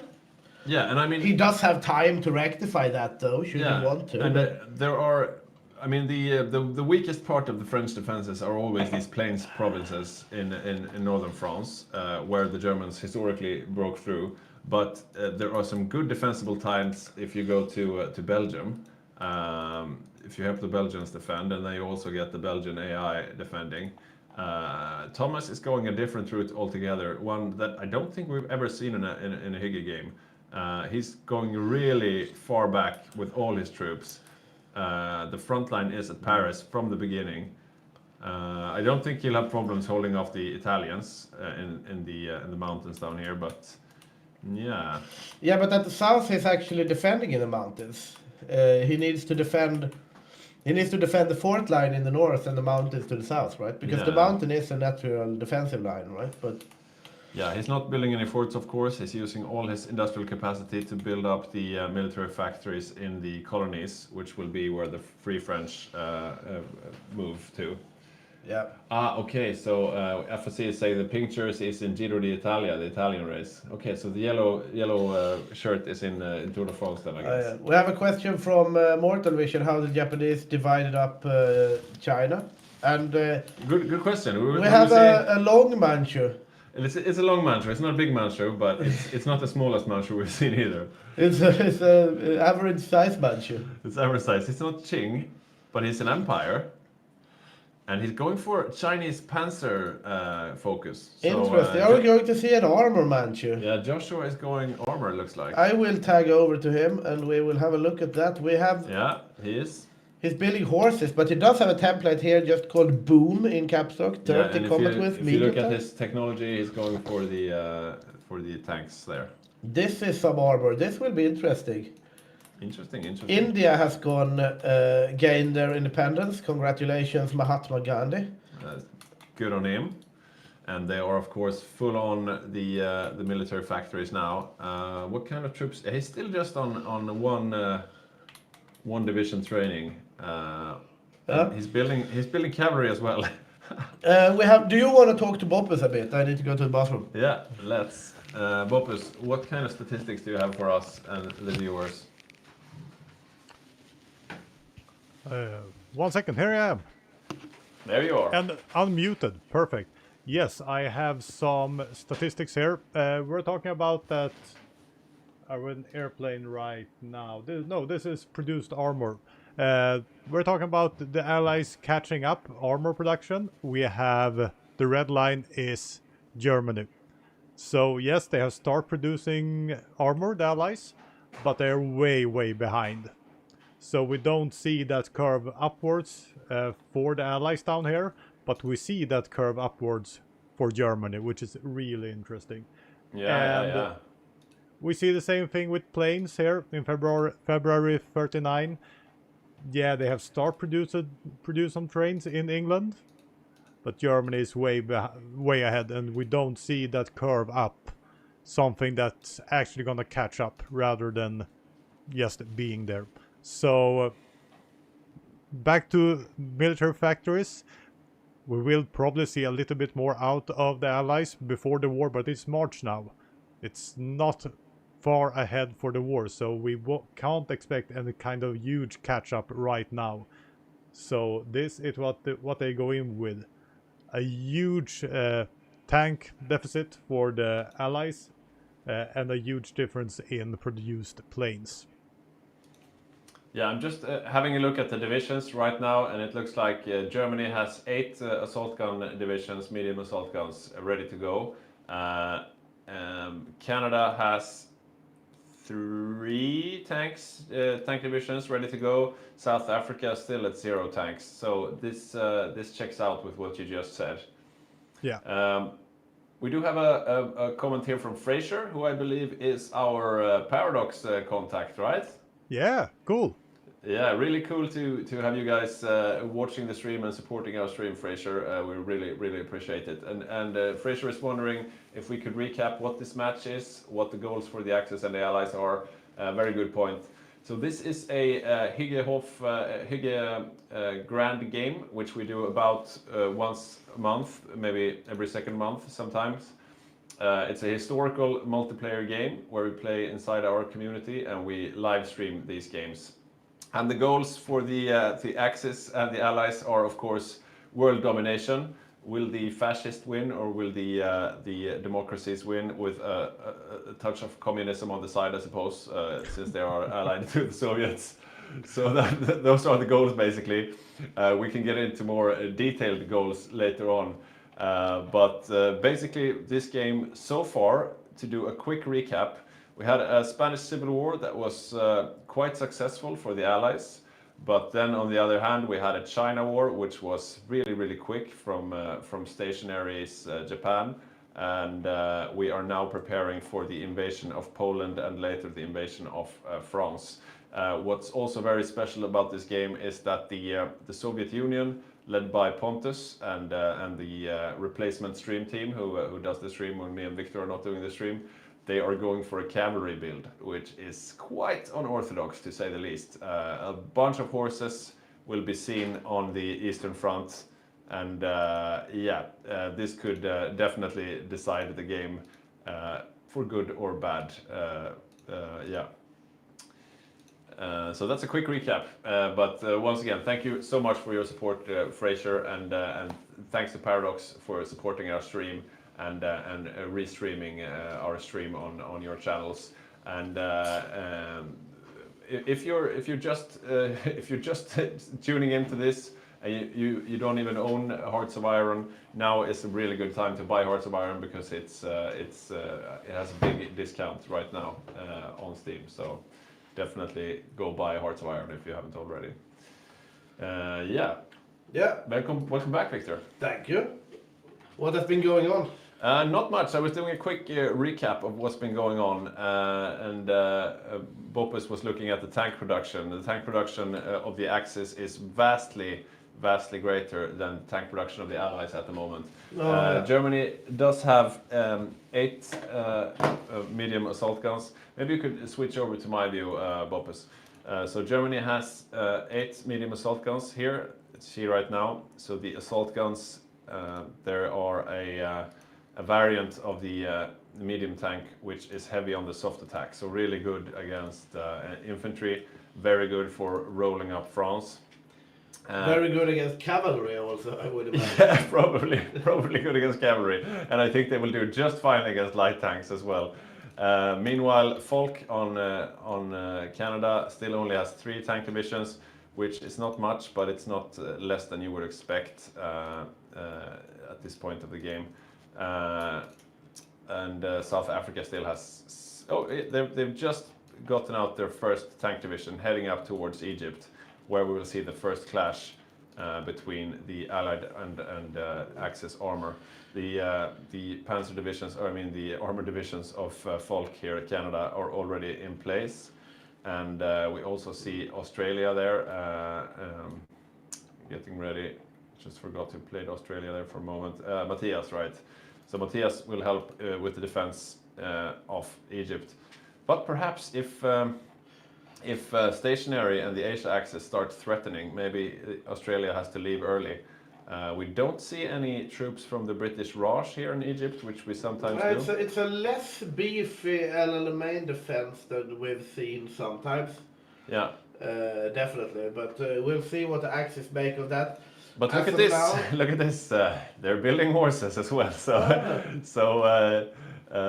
Seth, who's playing Raj. In Somalia, yeah. Okay, so cavalry seems to be the name of the game today. So Soviets are going for a cavalry build, Manchu are building cavalry, and now Raj is building cavalry as well. So a lot of cavalry. I think cavalry might do somewhat well in Somalia, right? You're low on supply of fuel, but Germany can also take Danziger War whenever they want, should they wish to at this point, because they've done both the Molotov-Ribbentrop Pact and the treaty with the USSR. Yeah. However, it seems that they have picked Rally the Industrialist, which is 140 days. So, oh no, they haven't selected. It's Rudolf Hess working on that one.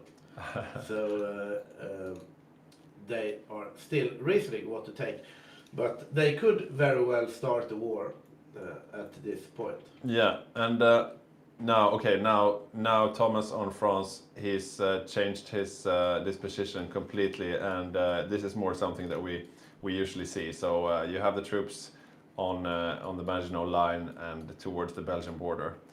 So this looks much more conventional. And yeah, it would be nice to get an interview. Maybe we could get an interview. I know we were lagging a bit before, but no, I don't think we're lagging as much as we were, are we? I think we've been going. We'll see. I see Boppus is writing something here, but perhaps it will be hard to get someone right now, and then we have the lunch break. But yeah, it's true. Maybe we could get an interview for right before we unpause the game after the lunch break. Yeah, possibly. We'll Dawn is saying that they are stressed, and I would be too, like, not necessarily if I was the Axis, but the Allies need to rectify something. Is this how it usually is? An independent Bangladesh? Yeah, that's true. Where did Bangladesh come from? I don't know if I've seen this before. Yeah, there's no player.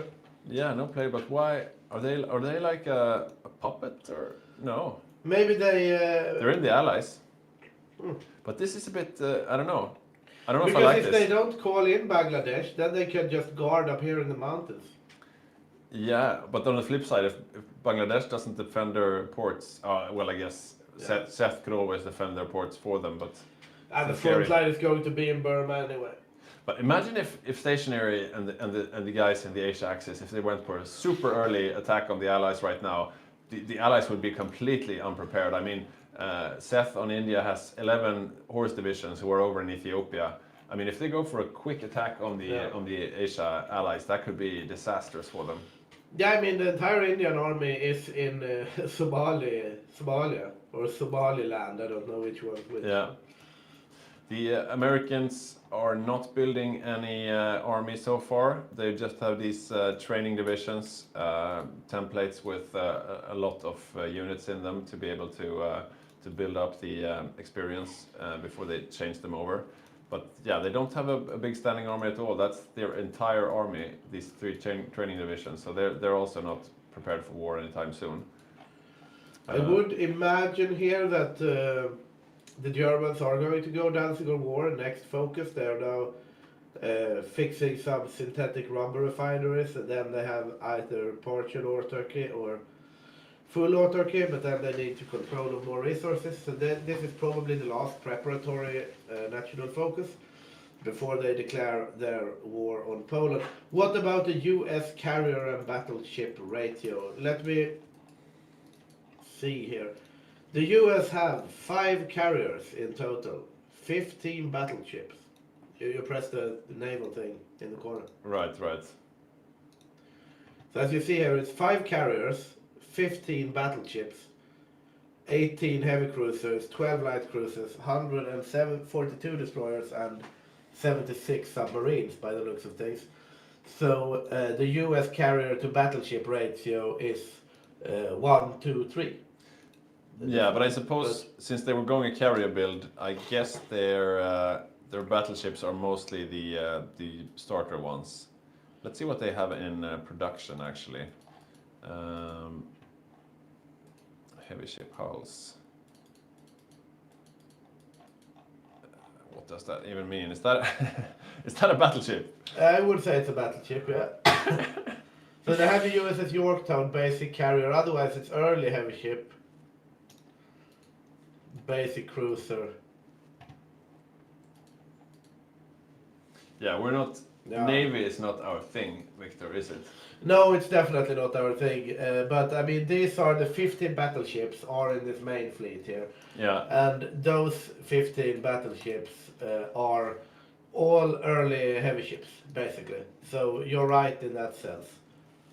There are no. It's nothing to write home about this battleships. I don't seem to be able to switch my point of view Let's now. see. Could we have any info regarding the amount of anti-tank division for the Allies? We do have some so statistics far? on civilian factories right now, though, on the screen. Well, the USA, no surprise there that the USA dominates this statistic. But that's due to the Great Depression. Even here, Japan is doing very well. They have just taken over China, though, of course, but Yeah. still. I think that France is going a lot of anti-tank, right? We have seen. They have a bunch of anti-tank in their standard divisions. So if you have a look right here, this is one of their standard divisions, and this is great tactics for when you're playing France and trying to hold out. You don't need a bunch of soft attack, because what you want to stop are these German assault guns that you see right here. These guys. Yeah, like I said before, after partial autarky, Germany has now gone for Danziger War, which means there is 10 days until the declaration of war on Poland, which means there is also 10 in-game days until our lunch break. I feel like the lagging has subsided quite a lot, so Yeah. we'll see what we do with the troubleshoot. But war is indeed about to break out. Looking over shortly, the Germans have 15 medium assault guns. The Soviets have 14 light tanks. So I mean, the Soviets are actually ahead on tanks if you consider light tanks. Yeah, but those are But- starting light tanks, Yeah. so they are basically crap. I'm a bit interested in what they have in production. Okay, so they're actually building new stuff. So T-50s. What are those? We have a question. What's the German Navy like? Not too bad, to be honest. 120 submarines. Yeah, Germany hasn't been building any dockyards or anything. They seem to be going a submarine build. Okay, Yeah. so this is Poland refuses the ultimatum, and that means we are at war. Yeah. The game is paused. So that means we're going for our lunch break right now. Indeed. But we'll be back in, I think, 45 minutes. You'll get the information on screen in just a moment. But yeah, I hope you've enjoyed the game so far. The majority of the action is, of course, coming after the break. Yeah, definitely. The yeah. best is yet to come, and we are so much looking forward to be back with you guys. And thank you so much to Paradox for supporting this stream, and thank you so much for watching. Like and subscribe YouTube channel. Please become a Patreon, and we hope you enjoy this war we are about to embark on after lunch. See you soon. Yes. See you after lunch.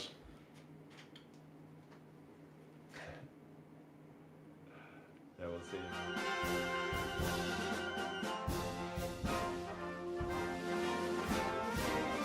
March along, sing a song with the army of the free. Count the brave, count the true, who have fought to victory. We're the army and proud of our name. We're the army and proud.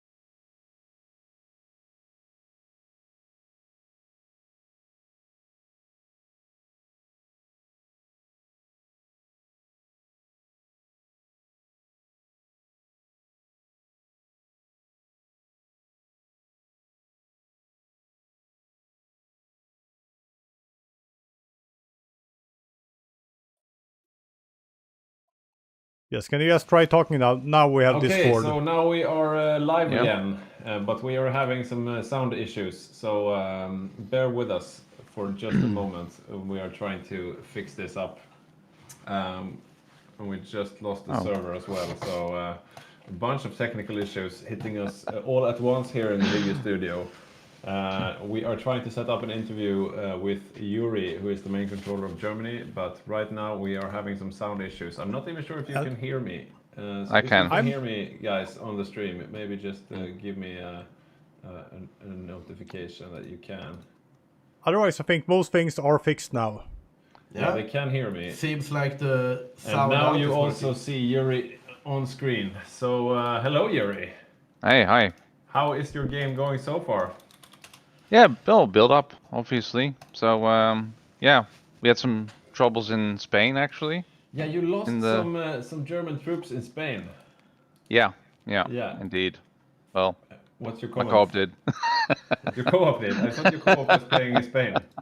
Yeah, no, afterwards, after the Spanish War. So up until the Spanish War, someone else filled in, Ah, okay, and okay. after the Spanish War, August took over my co-op up until Okay. now. So, yeah, I was alone. And yeah, we lost 3 good divisions. I don't know how.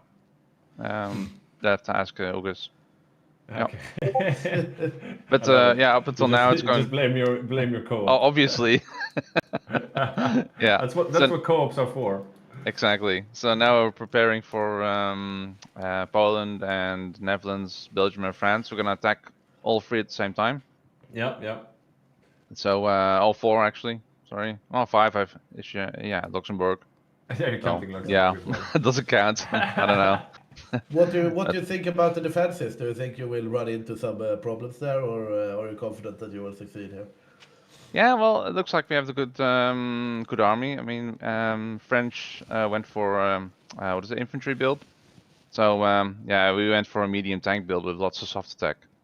So I think we can do some serious damage in France. We're gonna take Belgium obviously first, so French can't move in, and then we'll see how that goes. Netherlands, I don't expect much. Yeah, there actually. Yeah. Are you So it should be. disappointed that your home country isn't defended? No. It's we feel more German anyway. So Swamp Germans, right? exactly. Yeah. So wannabe Germans, they're our brothers. So I should look into the camera. What about Denmark and Norway? Are you going for them quickly as well, or waiting until after France? After France. Yeah. Okay. It's just time enough. And actually, probably Bulgaria and Romania, those countries, they'll Yeah. take Norway. Okay. Yeah. So Yeah, we you can delegated, concentrate on. quite a bit to the Axis miners. I guess that's nice. Yeah, exactly. So we're hoping to go quickly to Egypt to see if we can quickly overrun Egypt and get the oil in Iraq. Would be nice. Yeah. And hopefully Ivan can start early in Asia. Yeah, he We had can, a pretty quick China war, which threatens an early war against the Allies in the East as well. Exactly. Yeah. How do you So, feel about North Africa? You have had extensive plans there, I hear. Yeah. We want to take the islands first, Cyprus, Crete, and then have air superiority over Egypt and a lot of CAS, and hopefully and a lot of tanks, of course. So, but Italy to build up the supply, and if we have enough supply and the air cover, then yeah, we should be able to get Egypt as well. And Yeah. at what point, if you don't break through at once, at what point do you say, okay, we go up, let's go for Barbarossa? Yeah, we're gonna go early Barb anyway. So May, June 41. Okay, So quite up until quite a small window, I guess. yeah, we're gonna have hopefully France goes fast, but I don't know. Then we'll have probably a year in Africa.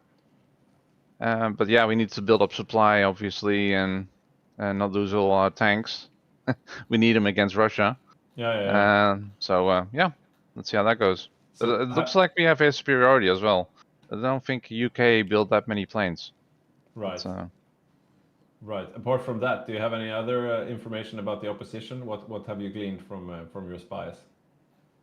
Not much actually. Well, that the UK doesn't have that many planes, so I think we should have air superiority over Europe and also Yeah. over North Africa. Unless the US maybe lend leases instantly a couple of thousand planes. Yeah, you never know what what Wouter was planning out there. So yeah, we'll see. And we haven't been spying on the Soviets yet, so building collaborations on Poland and France. Okay. And yeah. we'll start doing that afterwards, after the war, with France. What are your feelings on the game in general? I mean, it's still early days, but just looking at the different rosters, do you feel confident, or are you worried? I have no idea actually. Seriously, it can go anyway. Nice. I have no idea what the Soviets are doing. I don't think they built that many tanks yet, but that can change. Yeah.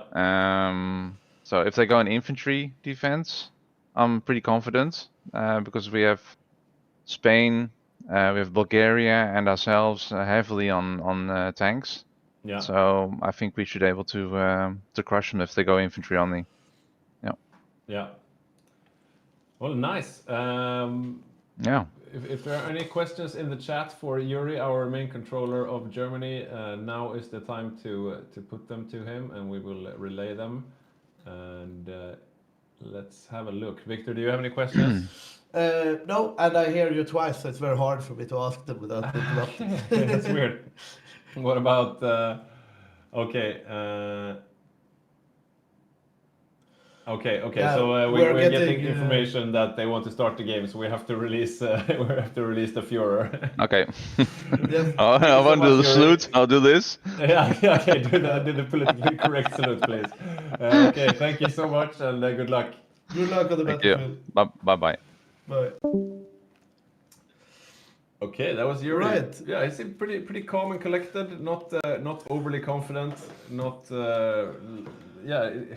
not a very Hitler-like personality, I would have said. No, very calm, and I think, to be honest, what we've seen thus far, I do say that the Axis have every reason to be somewhat confident in Yeah. their ability. Obviously, there is a lot to go, and there is a lot that can happen. But Yeah. seeing things as of now, I would say that the Axis hold a clear advantage. I think there is some statistics that Boppus would like to even present in regards to this. Yeah. We've had some activity in the chat while we were having lunch. Someone was asking about a good campaign to do, and another person was suggesting South America, and yeah, that might be good. I haven't played single player Hearts of Iron in a very long time. We're just here on the multiplayer, and right now I see Boppus nudging his way into stream with his big graphs. You're so do you quick have for about us? it. I'm here setting things up. I haven't got the time, and you see my stats, and you bring me in instantly. But let's go with the graph as you see in it now. This is every country in-game fighting, and it's military factories. And I wanted to give a more clear view. It's hard to see what's happening in the bottom there, but we see the majors. We see Germany, Japan annexing China, just jumping up there straight Yeah. away. We always see the Soviet Union is building military factories, but Germany and Japan is far ahead in military factory count. And Yeah. even if there's a lot of miners down there adding up, they're quite a punch in them. This is worrisome. I'm looking forward to see the German hammer striking down its neighbor right now. Their neighbors. Yeah, so definitely early on the Axis are favored because they have such a huge advantage of military factories. But I suppose having built civilian factories, that means the rate of building military factories later on will be bigger. So if the Allies manage to hold on, they will have an advantage later on, I guess. Yeah, they will. But that might be too late. Too little, too late. Yeah, thank you for those statistics, Boppus. Thank you. Did you have any ideas? Okay, we lost him again. Never mind. He needs to ready up also, so we can start, I think. Yeah, ready up, Boppus. Yeah. Anyways, we've had some activities in the chat while we were having lunch. We had a couple of questions. If we could, if you are allowed to. Oh, what's that? I thought I saw an Isaacson in the chat, but he removed his comments. Stop watching the stream, you stream sniper. Anyways, we have a question if you can join this community or not. We are not really open to accepting a bunch of members, but if you write us an email, we can take it under consideration. But if you want to support the stream and continue to watch us, you can watch us at youtube.com/HyggeGaming or patreon.com/HyggeGaming, where you can become a Patreon and support the stream more directly. But you don't have to be a paying member to support us. Even just joining as a free patron helps a great deal. And yeah, if you're just joining us, this is a Hygge Grand game. What was the name of the Grand game again? It's a Northern River Too Far. A Northern River Too Far, right. And it's a historical multiplayer game. We are playing the Hygge mod, which is based on their Finest Bra mod, which is a multiplayer-ish mod. And you are just joining us after our lunch break. We are about to unpause the game. We just had a short interview with Yuri, who is the main controller of Germany, and he seemed quite confident. He had correctly gleaned that they have the air superiority. They have built far many more planes than the Allies have. They are also ahead in tanks and ahead in military factories. So dark days for Yeah, the world. it's looking bad for the Allies, I would say. Like economically speaking, the Axis have been dominating here. The Allies did make a good effort in the Spanish Civil War, as we said, but the side of Japanese war, very well executed by the Japanese. And Using also, bicycles. Yeah, using bicycles. And also the the economic game, like the macro things, has been working out in favor of the Axis. And for those of you who just joined us, we're back from our lunch break now. We have been playing up until the 2nd of August 1939, where the Germans this time declared war on Poland. They do every time, but the time varies a little bit. And so now the war is going to break out in earnest. And as you can see here on the screen, there is a big discrepancy in military factories. I mean, this is numbers you like if you're Axis. Yeah. Then again, that production has gone somewhere, right? It's like we said before. If the UK is this far behind on military factories, then they have built something else, right? And now they are trying to get back into the military factories game, but I would imagine they have pillboxes everywhere and some other things. So Yeah.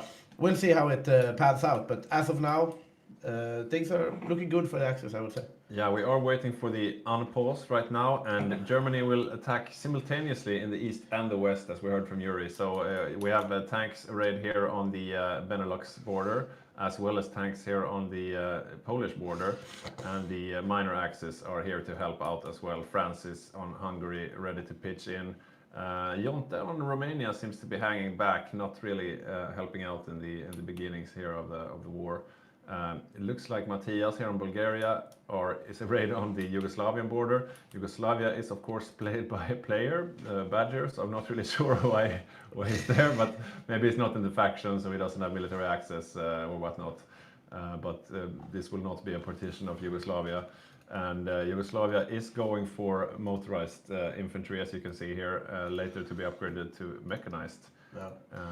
And Boppus, if you could remove the statistic there so we can see the lower corner of the screen. Yes, that would be nice. We also have a question. Is this the usual way that MP games go? Is this the standard we should consider when we think of MP game dynamics? And I would say both yes and no. I mean, things happen in our multiplayer games that change the meta. That is unorthodox, that we haven't seen before. For example, the Japanese bikes and stuff like that. Yeah. Especially now when there has been new DLC, we don't really know what's going to happen. But in general, the dynamic of the MP game, when you play historical, is a bit historical in the sense that the Axis are going to have the momentum early. Yeah. And then eventually the Allies will call themselves into the game when the world tension goes up. And the Axis starve themselves out on the Eastern Front. Yeah. But so far, I would say the Axis are further ahead than one would expect them to be at this point. Yeah, but not crazily so, I guess. Yeah, definitely. Like everything can happen. And there we go, the game is unpaused and the invasion is coming. We do have a question from Fraser, if we could briefly explain the differences of the TFB mod versus vanilla. Yeah, that's a good question. So the TFB mod, or the Hygge mod that we're using that's based on the TFB mod, it's a multiplayer mod. So there are some changes. For example, you can see here Argentina, Bolivia, Chile, Ecuador are missing for performance issues. So you remove a bunch of AI countries that don't really play a role. I think the standard combat width is changed. So instead of using a 40 width division for attacking, you have a 30 width division. Yeah. So some things like that, but there are a bunch of different Yeah, also changes. decisions, how the Sino-Japanese war plays out. There is quite a lot. Yes, so we are looking now at Poland here, and Please change surprises observer to Poland, says Mortal to Vision. Germany or Poland. Ah, okay. Yeah, we're on Germany now, and we are watching the invasion of Poland. At the same time, though, Holland, I mean the Netherlands, is being invaded, but Germany does seem to have problems taking Amsterdam. One lonely Panzer division here is not enough to. Yeah, I'm a bit interested in that. They said they were going to attack them at the same time. I'm a Yeah. bit like, but why though? Isn't it better to just get Poland, redistribute your troops, then attack? I guess if you are able to take Belgium before France reinforces, that's nice. Right now they are having problems breaking through though. But the Balkan Bros, you can see here, Bulgaria is coming up in the rear, as well as Yugoslavia. Just looking back to Poland here, we are paused again. Has someone crashed? No. No, I'm unsure as to why we're paused at this point. A bit unsure. We'll see. Holland is not. Holland in the is war. not in the war. Yeah, That's weird curious. though, because they are being invaded, so they are in some type of war.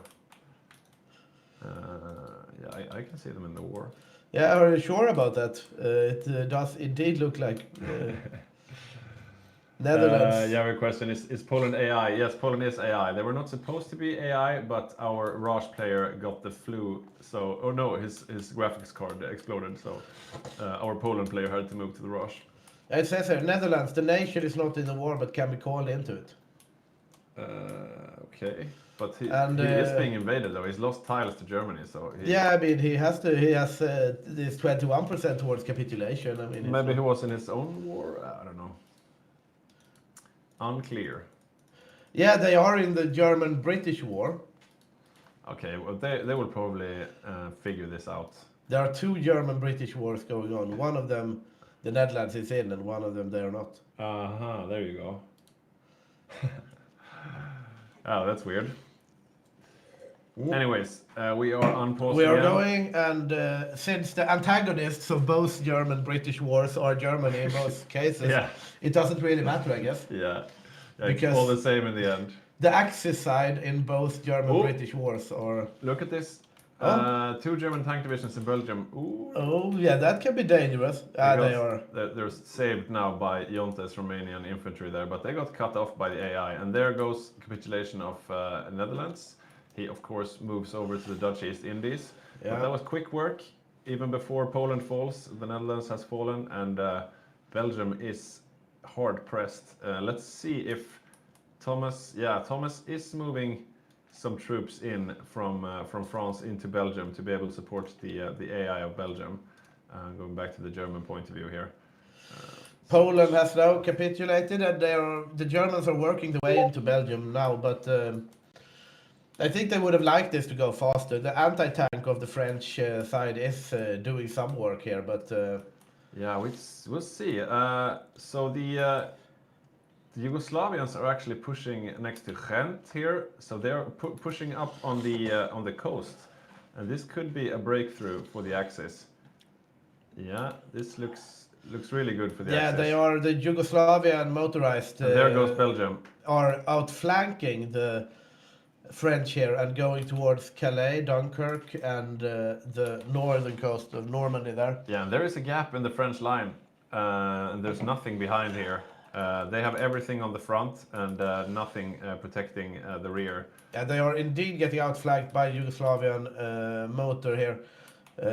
They are attacking Lille now, but...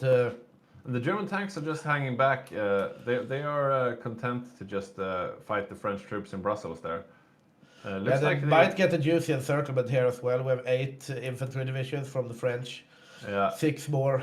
Yeah, this is turning out in Axis' favor if they close this, I would say. Yeah, I don't think we will see France holding out all that long because they don't have Yeah. any entrenched second line of defense here. They gambled on sending their army into Belgium and now they're losing most That of it. is a lot of, that is like 17 infantry divisions from Yeah. the Third French Republic just being Yeah. killed here in a pocket in Belgium. That's not what you like to see as a French player at this point. Yeah, we can have a quick look here at the losses, and already 200k French have been killed, 218k as that pocket is being closed. And yeah, as you can see here, northern France, the road is open to Paris. The Axis are actually taking it quite slow at this point, but they could. Yeah, they could the just Axis steamroll. are taking it slower than they would need to, but this is going going very well for the Axis. This was Ooh, at the not same much time, defense. though, the Allies are doing a cheeky, sneaky invasion of Italian North Africa here.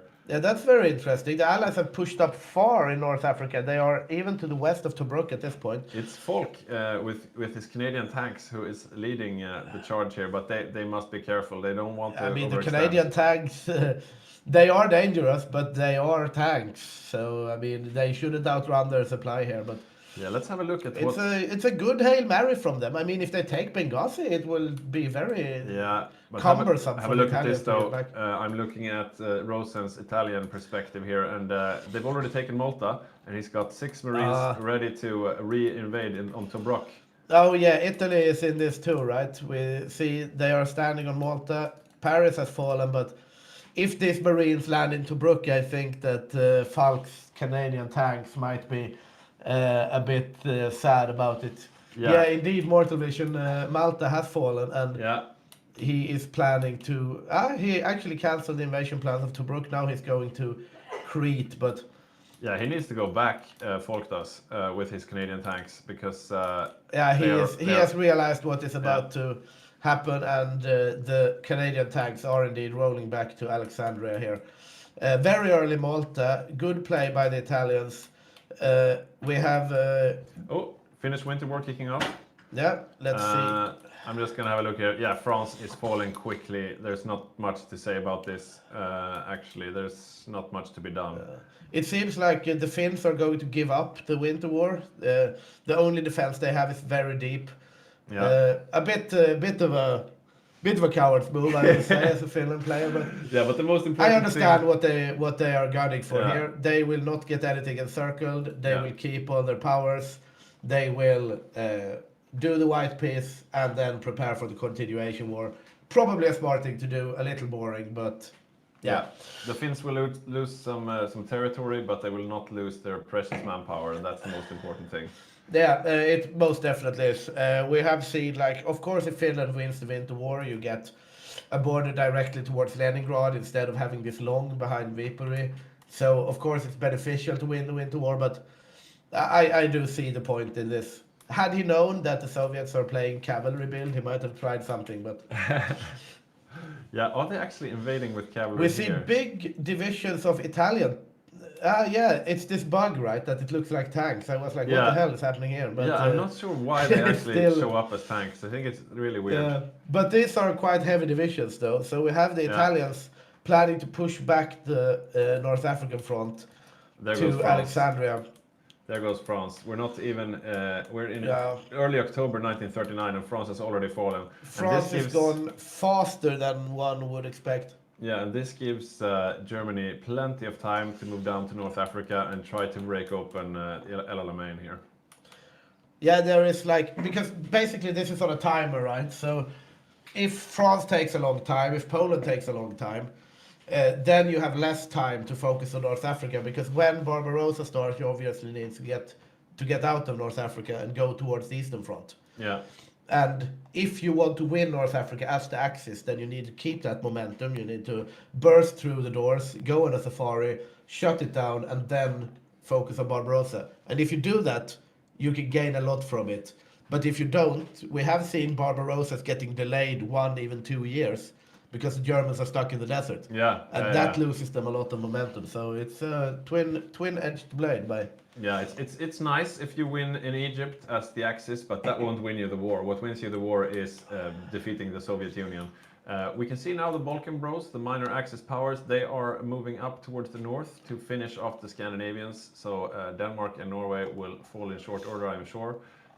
We sometimes see the UK player trying to grab a hold of northern Norway because it's quite easily held. You can take Narvik and stay there and be annoying if you want to.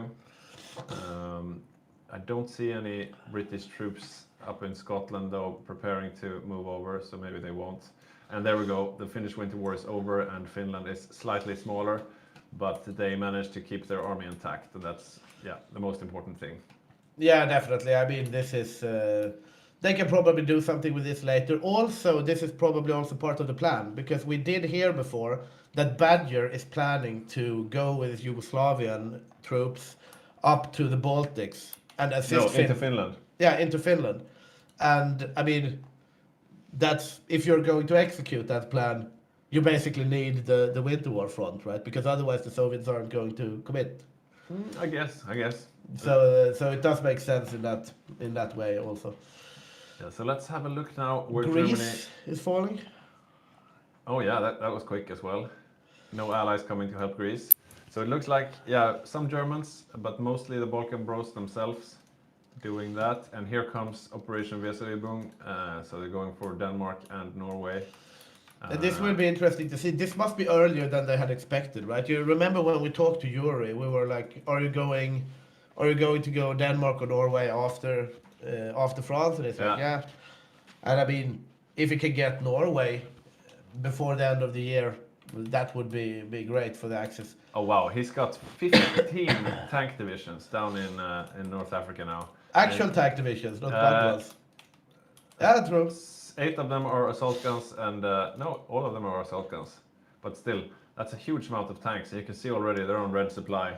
The supply down here is not it's not set up to handle that many. Yeah, they have also they have some supply hubs left to take also though, because the supply hub of Masamatu, for example, was cut off due to the Allied advance. Yeah. But now when the Allies have backed up to Alexandria, the Axis will be able to consolidate more. But it's a lot of troops to keep on the front line, definitely. Yeah, we have a question here from Commissar Kordowski. Why do you do assault guns versus full tanks? Yeah, that's sort of the meta. You usually see Germany doing that. Part of the reason is they're much stronger against infantry, but so it's much easier to take France. But I'm always a bit skeptical to it, because when you want to break through El Alamein, you're not facing only infantry anymore. You're facing Canadian and South African tanks, and then you want that heart attack and piercing. But they are supplemented with some. I'm just going to switch over to the German PoE. They are supplemented with tank destroyers, though, so that sort of evens out. So the tank destroyers will give you the piercing and hard attack, and the assault guns will give you the soft attack. I'm looking over at the Allied side here along El Alamein. They are placing up. We have 3 Canadian armor divisions and 2 South African armor divisions standing on the El Alamein line. They are going to try to hold this against the onslaught coming from Italy and Germany. And that's not a lot, though. I mean, versus 15 German tanks. Yeah, that is not a lot. I do think the South African guns, for example, is nothing to scoff at. These are 30 with heavy tanks, with full motorized infantry and full support companies. So they are very, very beefy, the South African tanks. But there are 2 of them, right? You can't really get around the fact that there are 2 of them, and there are a lot more of the German ones.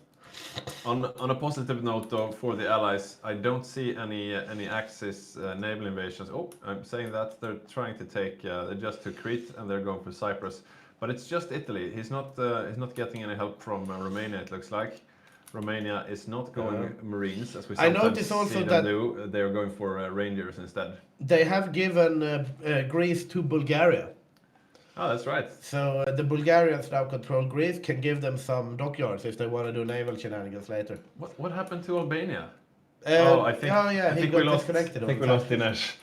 Yeah, sad to see. Yeah, so Dinesh was joining us for his first game ever, but yeah, he was playing from the LA, so Los Angeles. Yeah. So yeah, Unfortunate for him. he had to be let go. We have a Hungarian invasion of Norway. You can see here by the color that it is Greater Hungary that has occupied. Yeah. They are sure to be supplemented by German infantry at some point, but the Hungarians are the ones making landfall in the Oslo fjord, advancing in towards the inland here. Yeah, from the name and icon, they say they're tanks, but I don't think they're tanks just yet. No, No. these will be tanks later on, but right now they're just posing.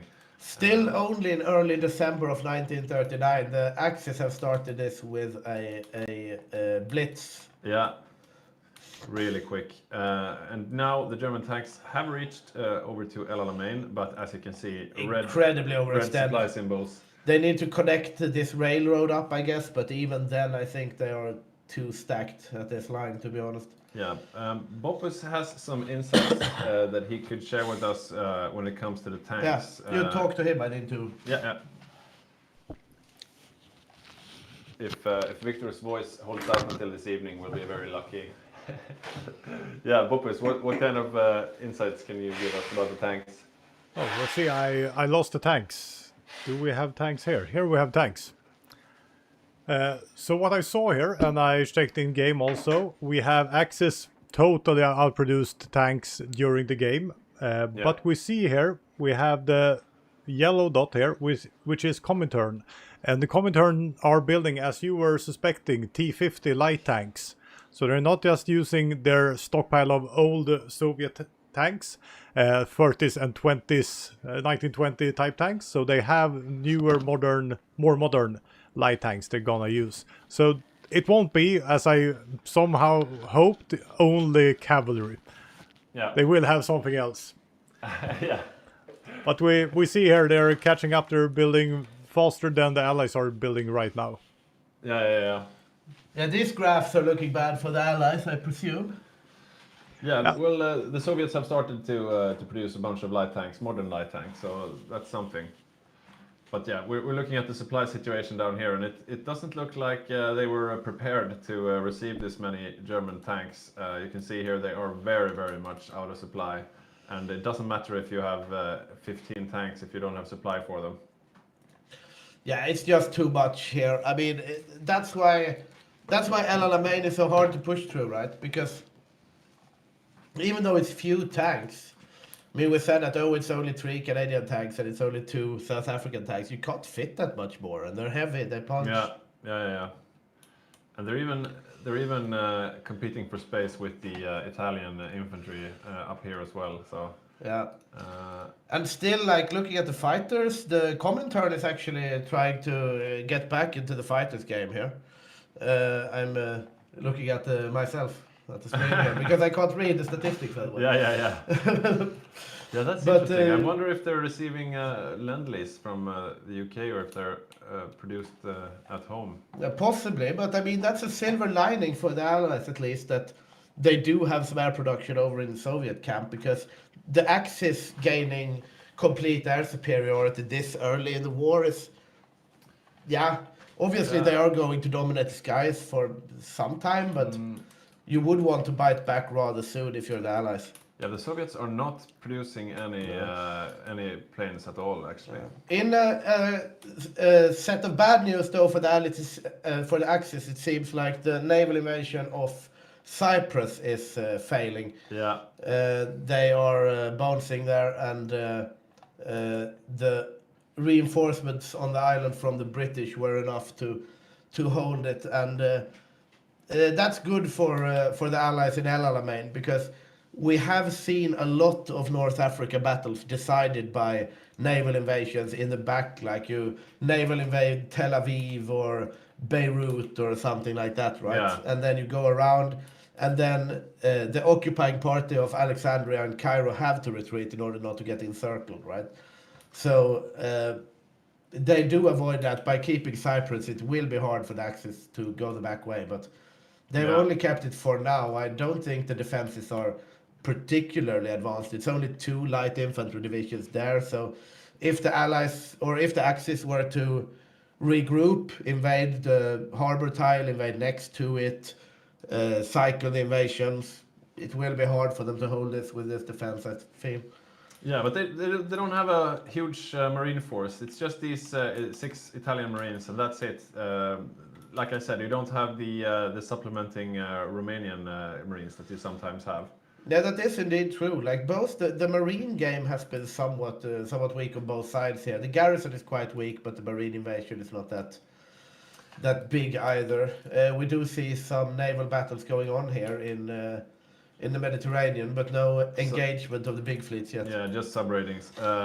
Yeah, looking at the air map mode, you can see the Axis are dominating the Eastern Med and Yeah. Libya here. But over northern Egypt, it's still contested. And if you look at the construction menu here of Italy, they are frantically trying to build up the air bases and build up the railways and infrastructure here to be able to bring more stuff to the front. But they need to it's a matter of Axis air micro, right? Because they have like 626 planes against nothing over the central Mediterranean. Yeah. If they have nothing competing against them, it's enough to leave like 100 planes. They move the rest to Egypt, and then it's easy green. Yeah.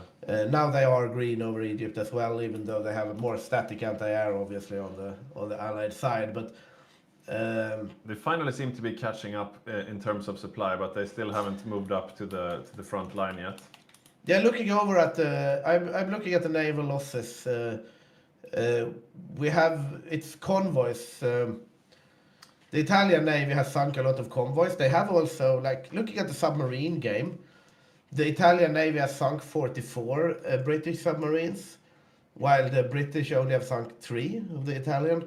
51 light hull versus 3. I mean, it's not the best ships, obviously, but still only convoy raiding and anti-raiding. No big naval engagements. Let's see if we can find the British Med fleet. Where is Oh, that? look here. We have green bubbles for the Axis along the LLMA front. Here we go. This So we I'm need to looking keep from an eye on. I'm looking from the UK point of view, and this is dire. Yeah, this might be a breakthrough of the line here. It's somewhat tight, but And there's not too much behind. I don't think so. This might be a traditional LLMA breakthrough, actually, to be Yeah. honest. And these 3 infantry here, and now the tanks need to. And you look at this. Falk is already falling back with his tanks. They're falling back towards the Suez. So that's the second line of defense. They're not moving south into the Sudan. They're staying up in Egypt, but they're moving behind the canal. I mean, Falk is seeing the writing on the wall here because the South Africans, they are falling back slower than Falk, right? Yeah, and they Falk only have 2 realizes- divisions, and they're about to lose their 2 tank divisions. Exactly, like they're going to get encircled here. They should have retreated earlier because when Falk ducked out, then the South Africans need to duck out as well because they do not have the speed, the maneuverability, or the infantry support to stay alive in that sense. They're going to be As a overrun. classic Falk, he's looking out for himself first. But they might actually make it back to the Suez. Yeah, they might just make it by the skin of their teeth. I think they will be split up though. So one of them are going to go on the Sinai side, and one of And them now are they're going to pushing go on Falk's the tanks. African side. But They don't have anywhere to go. They have to go through Iraq. Look at will this. they have time to Australia, blow up? Australia is going through Iraq. Will they have time to blow up the Suez Canal? Probably not, right? That takes a few days, right? Yeah, they are blowing the Suez Canal. It will take 19 days. They're not going to hold this line for 19 days. I can say that much. So the Axis will take the Suez intact, and the Allies are retreating towards Iraq and not towards Sudan, which leaves Africa pretty much open if the Axis want to go for a safari. Yeah, this is, and I mean, this South African tank is still not looking too good, right? Yeah, it's the only There one. it No, is there he gone, goes. And that's 50% of the South African fighting power, to be honest. Yeah, and it looks like the Canadians. No, they do have a port here, and they want to leave through. The Oh, port, we I have a suppose. big fleet engagement right outside here. Now we will see who will win. Will it be the Italians or will it be the British that takes home the cake in the Mediterranean Sea? It will the be Italians. the Italians. Oh, that's bad for the Allies. So far, the Axis are winning the first round of this battle, of this war. Okay, so two Canadian tanks made it out through the port. Only 2? What happened to the rest of them? I have to check. Now, No, this they is still, interesting. They still have It's, their 5. Mamma mia, indeed. This seems to be a total roll this far, says Commissar Koroski. And by the looks of things now, yes, the Axis are definitely ahead. We have seen our last 3 grand games or so have been Allied wins in the Yeah. end. And we have seen the Axis dominating earlier in these games, so I'm not ready to call anything yet. No. But, I mean, this is a larger Axis domination than we have historically seen in the games that the Allies have won quite closely in the end. Yeah.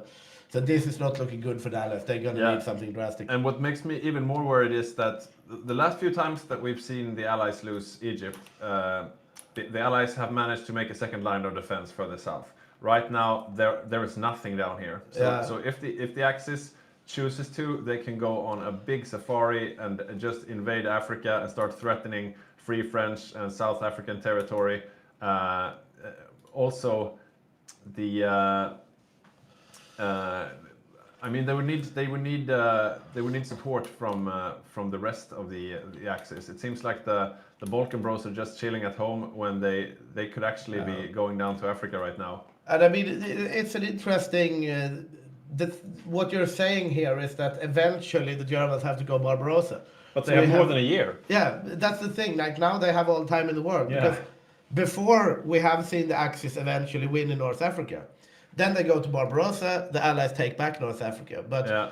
if they have lost pretty much everything down to the south of Ethiopia, it's a much longer journey to actually get the North Yeah. African coast back, right? And at the same time, Stationary and his Asia Axis bros, they could go to war at any time. So the Allies, they can't afford to defend Africa too much. I mean, Australia, the Netherlands, India, they have to stay in Asia to defend. So they can't really go to Africa too much.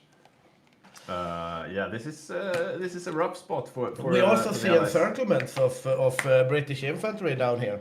They are losing some. Oh, I mean, yeah, the last Egypt defenders there, yeah.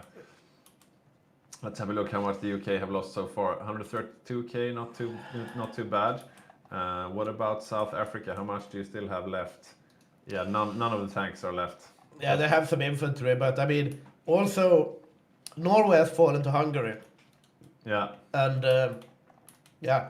but if I were the Axis, I would really want to exploit this right now. I cannot see why Bulgaria and Romania are just chilling out at home. These guys could be halfway towards South Africa by now. Yeah, I do agree, right? There is no, I mean, at this point, it's 1940. They're doing super well.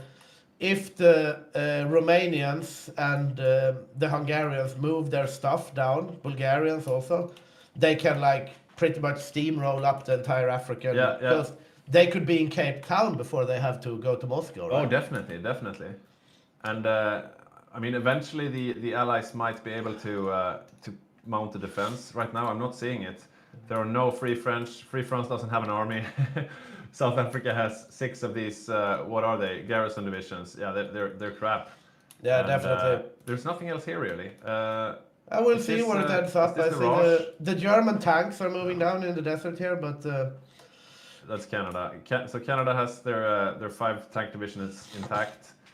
Folk was quick to retreat back from there. I think you make a good point, Pete, actually, that if I was Germany, instead of going down risking like 4 of my tanks in like a one-on-one with the Canadian tanks in the desert, bring down the infantry support from the miners, Yeah. make sure you have that meat wall and just march over everything, because then the Canadian tanks can't do anything. Yeah, But, this is a bit annoying. Where are they? Why aren't they reinforcing? I mean, because as you said, if they go jousting with Folk's tanks, they can lose their tanks, but they don't need to. They can send in the Balkan Bros. We do have some Italian infantry coming behind here, though, because it's a bit deceptive, because they look like tanks for some reason on the screen, but they aren't tanks. But they're also, they're heavy infantry divisions. Not too many of them. This is not enough to take Africa. You need the numbers. Yeah, I mean, Africa is big, right? You have Free France here, United Kingdom, more pockets, Portugal, South Africa. And Yeah. Germany is just snaking here. This is really risky. I mean, we can see from this perspective that there's not too much to threaten him, but he doesn't know that. He's just Yeah. going in blind with these 3 divisions, ready to be cut off at any A time. very, very confident German move here. Looks like it's going to play out if they want to. Dodd says, I want to show something, smiley face. Yes. Yes. Show us. I'm back. Yeah, this is a graph of manpower fielded, Axis versus Allies. So we see them hurting really much Yeah. now. We see here, they had almost the same, and here's a drop with... Is that the fall of France or is it Egypt? Oh no, it's Fall of France. Oh, I should check. Yeah, but then you see Egypt after that. The small. Egypt's coming dip here. there. Yeah, that's more like it. It's 100,000 troops, so not that much. Yeah, this is the Fall of France. Sorry for that. I got too excited seeing a graph. But still, we're Still, at yeah. a huge difference here with 1 million men more for the Axis, Euro-Axis powers than the Allies right now. And we're a about loss to of see LLMA. German tanks getting sniped here by Folk. Folk is striking back. The Germans overextended here. Thank you, Don. Thank you for that statistic. Yeah, and now we will see here the German tanks squaring off against the Yeah. Canadian tanks, and they will not be able to do that, right? No. They have to go home. Then Yeah, again, I mean, this they're is sad. They could have been halfway to South Africa now if the Balkan Bros had joined in, but they're just sitting here in the Balkans doing nothing, and they have a year. They still have a year left. Yeah, it's almost like it's an entire year. They have the second Vienna War just passed, right? And we have German tanks in Ethiopia. I mean, if the Axis lose the game, I would say this is the point where they threw it. They could have really taken out Free France and South Africa. There's nothing here except Martin's Folk's tanks here. It's the only Allied troops defending Africa. Yeah, I guess they don't know that. They're probably worried that they have formed some sort of line, right? But I don't know. Right? I don't know. Yeah, Iraq is falling here, and And that was the plan, I guess, for the Axis, as we heard Yuri say in the interview, to take the Iraqi. Let's see, just getting the resource map mode. Here we go. To get the Iraqi oil, which is sorely needed. Here we go. This is Iraq. That's Iran. Get the Iraqi oil for the Axis war effort. So still, the Axis are ahead, but they could have been so much more ahead, I think. yeah, they had an ability to capitalize here that they don't really have taken, but they are still looking very, very nice in the grand scheme of things. We see now the Italians starting to form a line here. Yeah. Yeah, and, and Rosen is also quite a conservative player. You won't see him spearheading towards Cape Town, but yeah, I'm a bit disappointed because we could have seen a proper safari.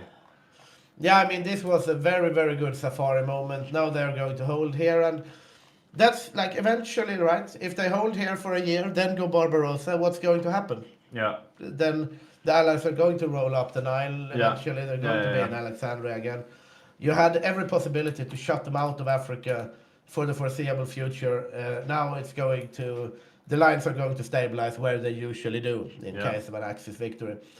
They have, however, played everything very well and maneuvered everything to the best of their ability. So still very, very good play by the Axis, but I would also like to have seen them capitalize on this better. Yeah, and I think Yuri or Yugis, they're doing a fighting retreat here now, so they haven't really lost any tanks from what I can glean.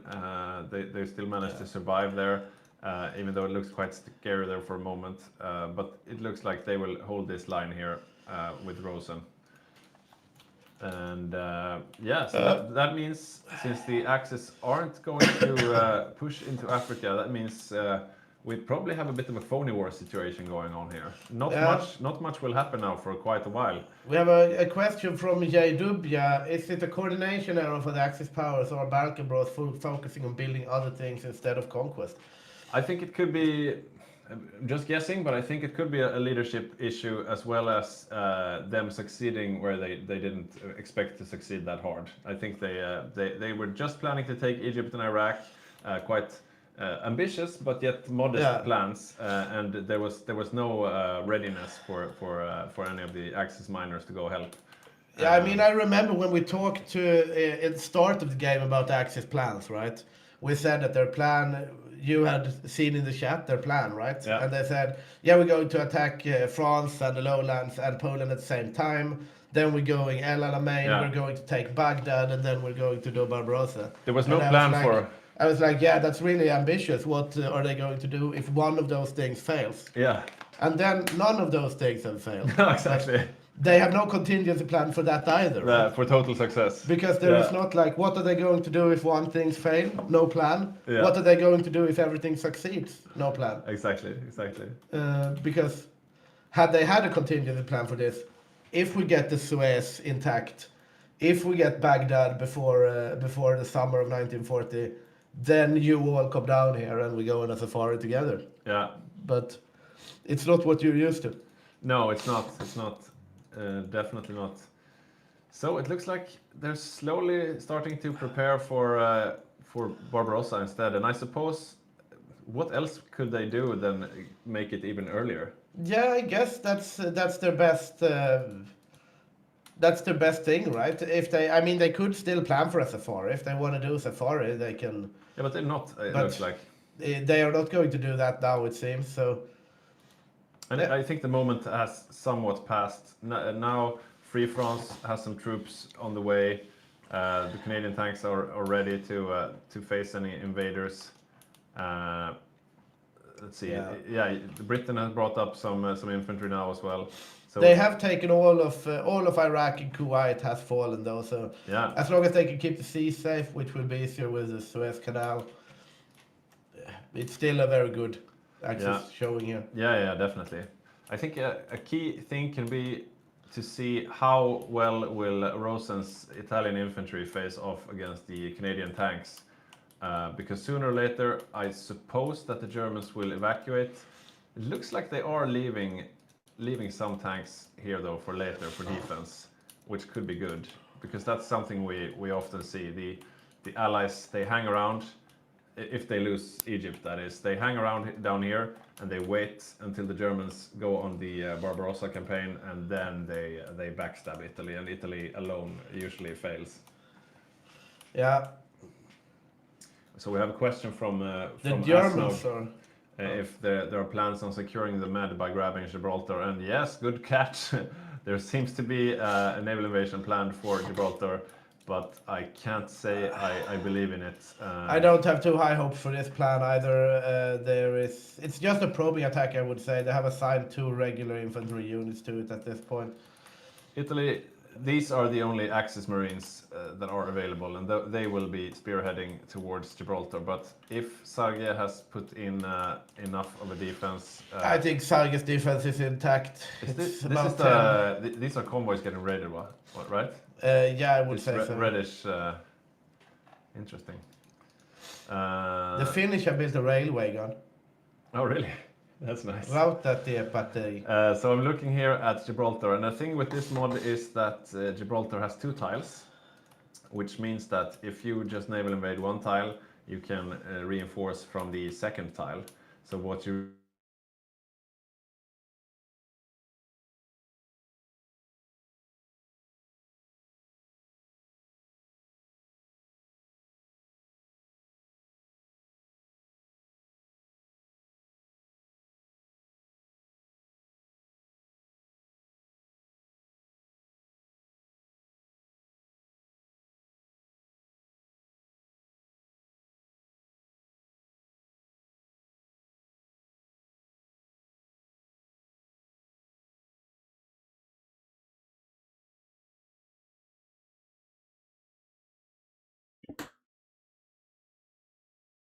So it seems we have lost our friends in the studio. And the big question is it me or is it them? I'd probably blame them. It's much more fun to blame other people. So we lost the connection with them. It seems like the stream is still on. I hope and think you can hear me. I wasn't really ready or prepared for this. Let's see if we can get my screen up. Do we have something here? Yes, it seems like they are coming back. Okay, coming back. You are Ja. coming back. Nu... So. Jag vet inte vad som händer där borta. Internet verkar ha lagt av. No, the stream is still on. I tried to Oh, say, I yeah. thought it was my Yes, sir. internet that died, but it wasn't, so... Seems like everything is reconnecting now. Yeah.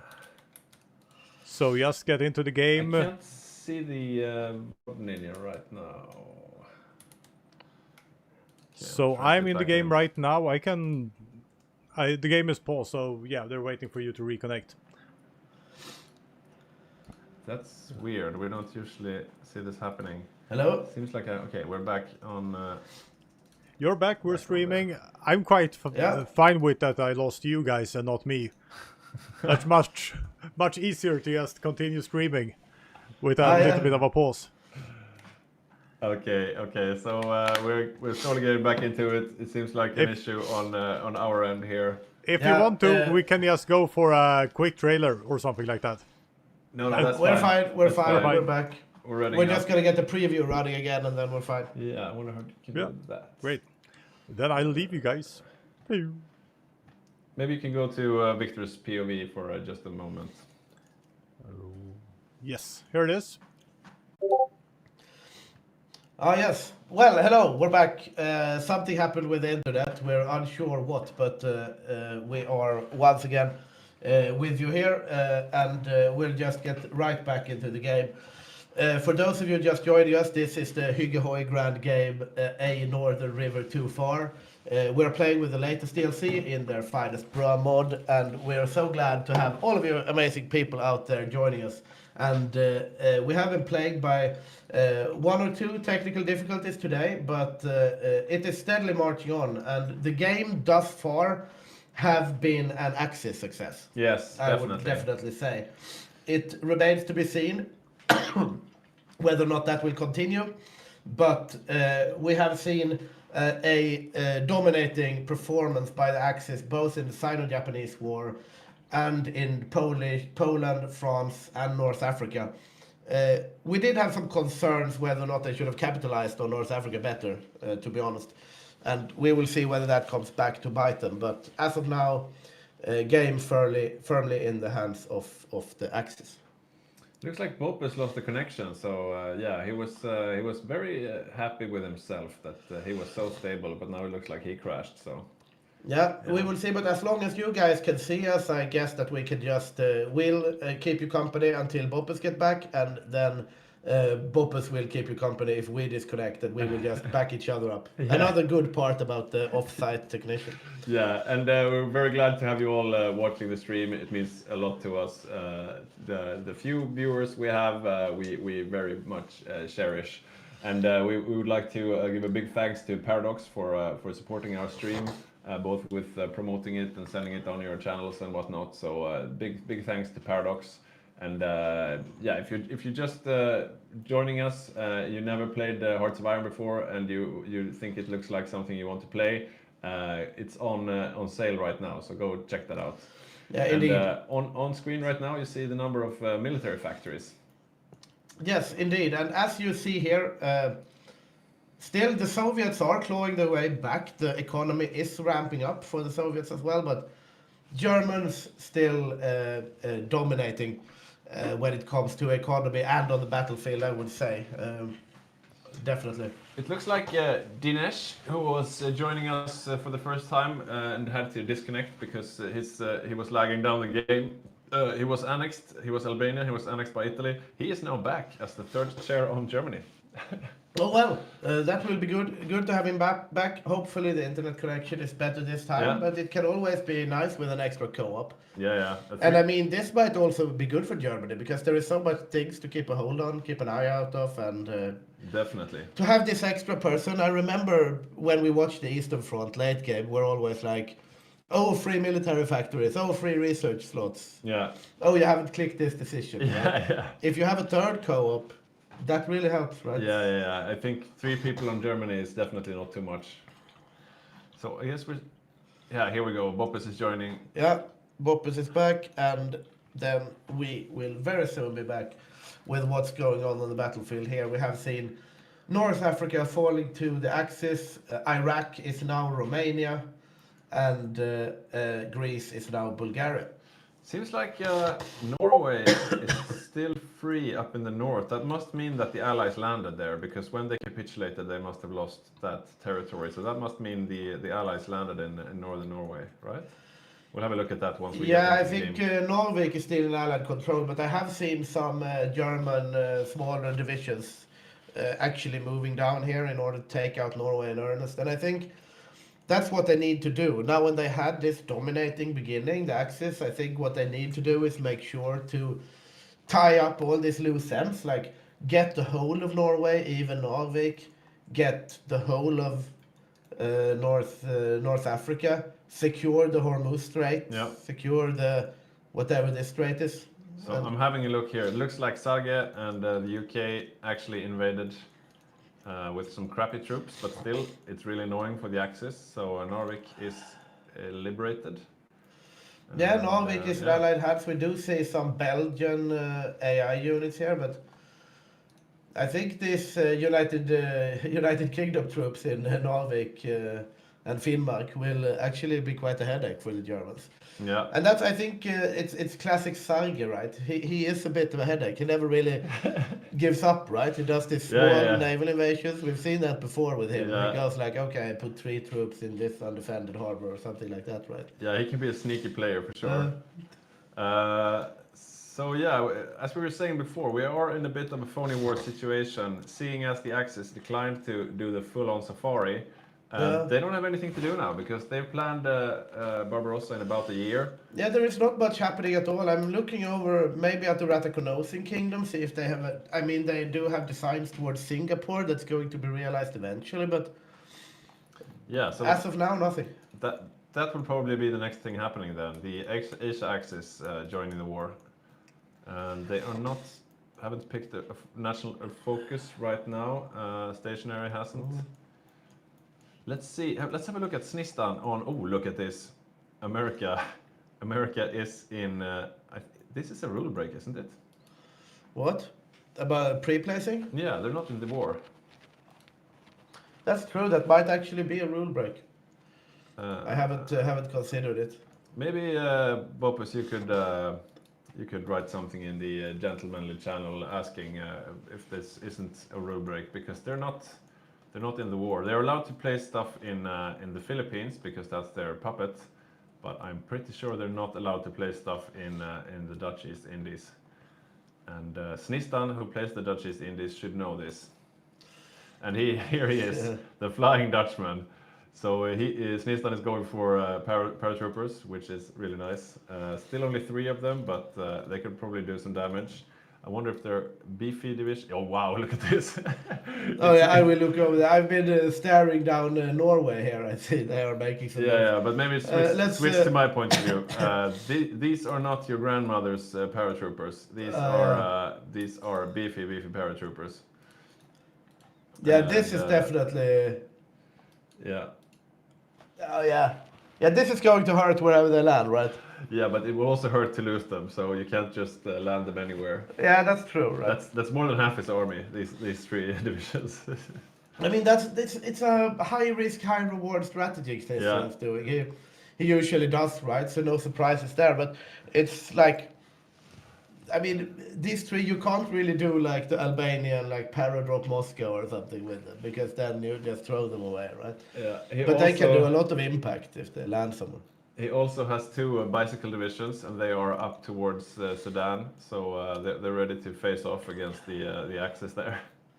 Oh yeah, we do see some probing attacks by the Axis here, beginning of a little safari. We'll see what happens here. I don't see any probing attacks. They are just holding against the Allies. Oh yeah, but they moved up 1 tile, right? Maybe they didn't. You mean the Allies? No, the Axis. Look. Oh yeah. Yes, a bit of a back and forth here. Yeah, I don't think they're probably not going for the safari, but they're pushing up the line a little bit, it seems. Yeah, I wonder what they're doing, because they're just losing entrenchment. They're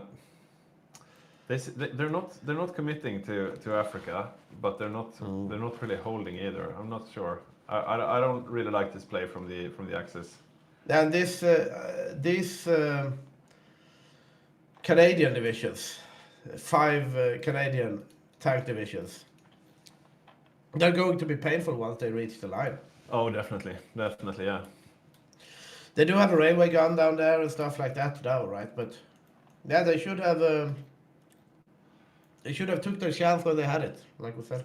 Poor Sticky on South Africa. All his tanks died in the fall of Egypt. He is building some new ones, but yeah, it will take time. He's got two in production here, so yeah, he will have 2 divisions soon again, which is what he lost. I'm gonna take a look at the Navy summary here. We do have the lost ships. If we look at the current year, for example, we have the convoy game heavily favors the Italians. Otherwise, there haven't been any major engagements. The last month, likewise, convoys. And historically, submarines, light cruisers. So no major naval engagement, but the Italians are steadily out-trading the British at sea.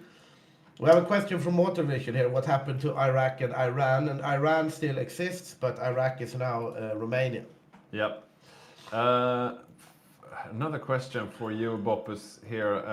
Isn't Japan pre-placing here in Ratanakosin? So I guess that negates the US pre-placing in Dutch East Indies. We will have to have a discussion about this. Meanwhile, we see a retreat of the Axis line here.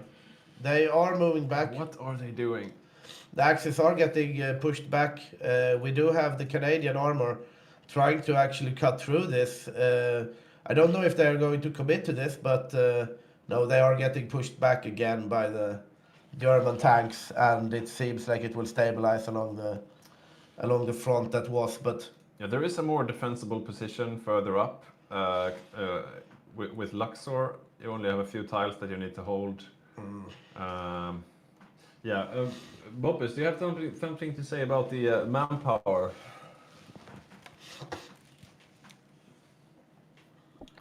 Yes, I do. See if I can come Tell in us. there. Hello. I put on a little screen for the audience. Let's see if we come right here. A couple of months ago. But if we see here, this is manpower. The red one is Axis manpower in field. The blue one is Allied manpower in field. And the yellow one is Comintern manpower in field. Comintern is coming up now because they're training a lot. But they're still lagging long way behind the Axis manpower. And the Axis, this is Euro-Axis, so without the Grand East Asia Caucasus Prosperity Sphere. Right, yeah. So this is only the European Axis, so I'm a little bit worried, I would say. They have some more equipment to push out, but it's not a huge stockpile. It's not like they're gonna push out 2 million more men.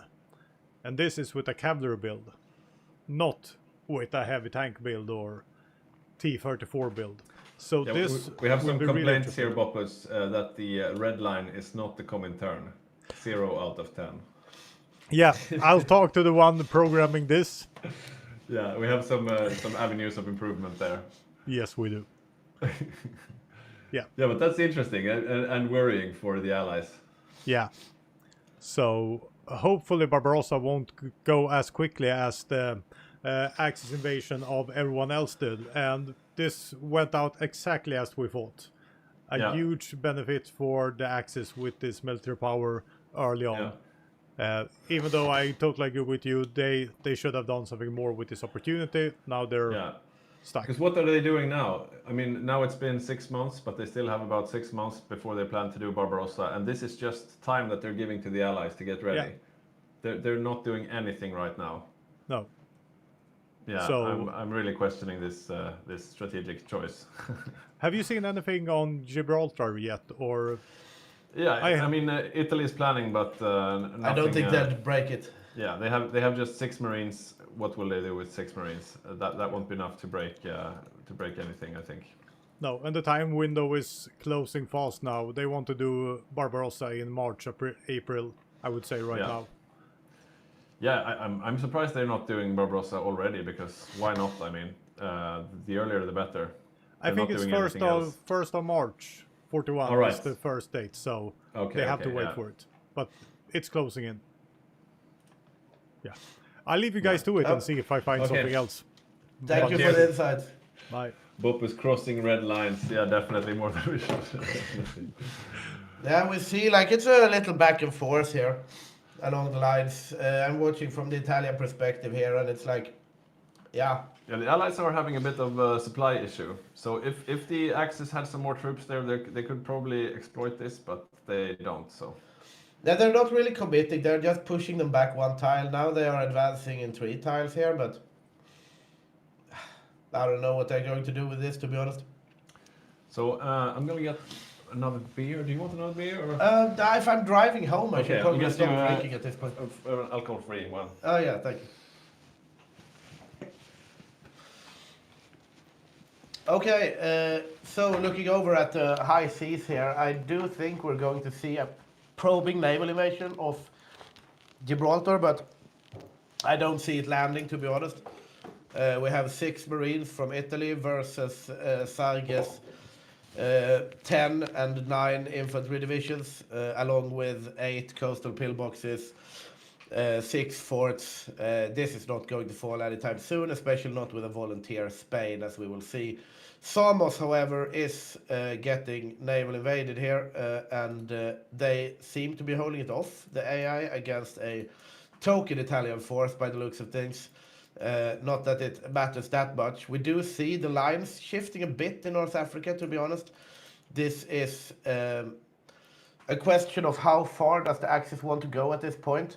They obviously want to get some encirclements here, but the Safari opportunity was before. I don't know if they will get another one. If they get one, it might be now, but it remains to be seen. If they take this tile, then they do have a good chance at encircling some AI-free French divisions, or not AI actually, player, and some UK divisions, but it remains to be seen. They shouldn't overextend either, but we'll see where it ends up. Thank you so much for the nice words, CPT Easy. We are, if you're just joining us, we are the Hygge Action community casting a grand game called A Northern River Too Far. We have just seen Axis domination basically in France, in Poland. They did have a hiccup in the Spanish Civil War, losing some German volunteers, but it has been a game controlled by the Axis thus far. We will see if the Allies will have anything to answer to this once the war on the Eastern Front breaks out in earnest. But as of now, we are basically just following up Axis success after Axis success here. It remains to be seen what is going to happen here in the Safari. We do have attempts to encircle this little pocket, I would imagine, but we will see where it ends up. Meanwhile, the Japanese, we have a question from Mortal Vision here. How far has Japan come?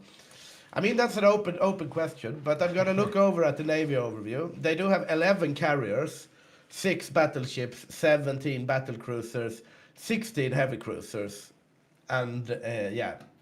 I'm going to go over to the United States in contrast, and they have 5 carriers, 15 battle cruisers, 15 battleships, 18 heavy cruisers, and some destroyers and light cruisers. So navally, Japan is favored at this moment. They have almost twice the amount of carriers as their American rivals. Then again, as we were talking about before, carriers do have the slight quirk that you also need to fill them with airplanes. So we'll have a quick look at the production of airplanes. They have 100 factories placed on building heavy fighter 2s and 35 on close air support 2. So I don't think the Japanese will be bowing down to the Americans at sea anytime soon. So Axis looking good on all fronts. We do see plans even for a naval invasion of India here and Bangladesh. We'll see where that ends up once the Eastern Front in Asia breaks out in earnest. You can see here they are preparing a Pearl Harbor strike. Oh, are we going to see historical Pearl Harbor? Interesting. I think this is one of those from the new DLC. Oh, yeah. They are preparing a Pearl Harbor strike, so 37% now and ticking. Very interesting. So this is... Yeah, I'm a bit... I'm a We bit- we usually don't see, because historically one could argue that Pearl Harbor was a mistake, right?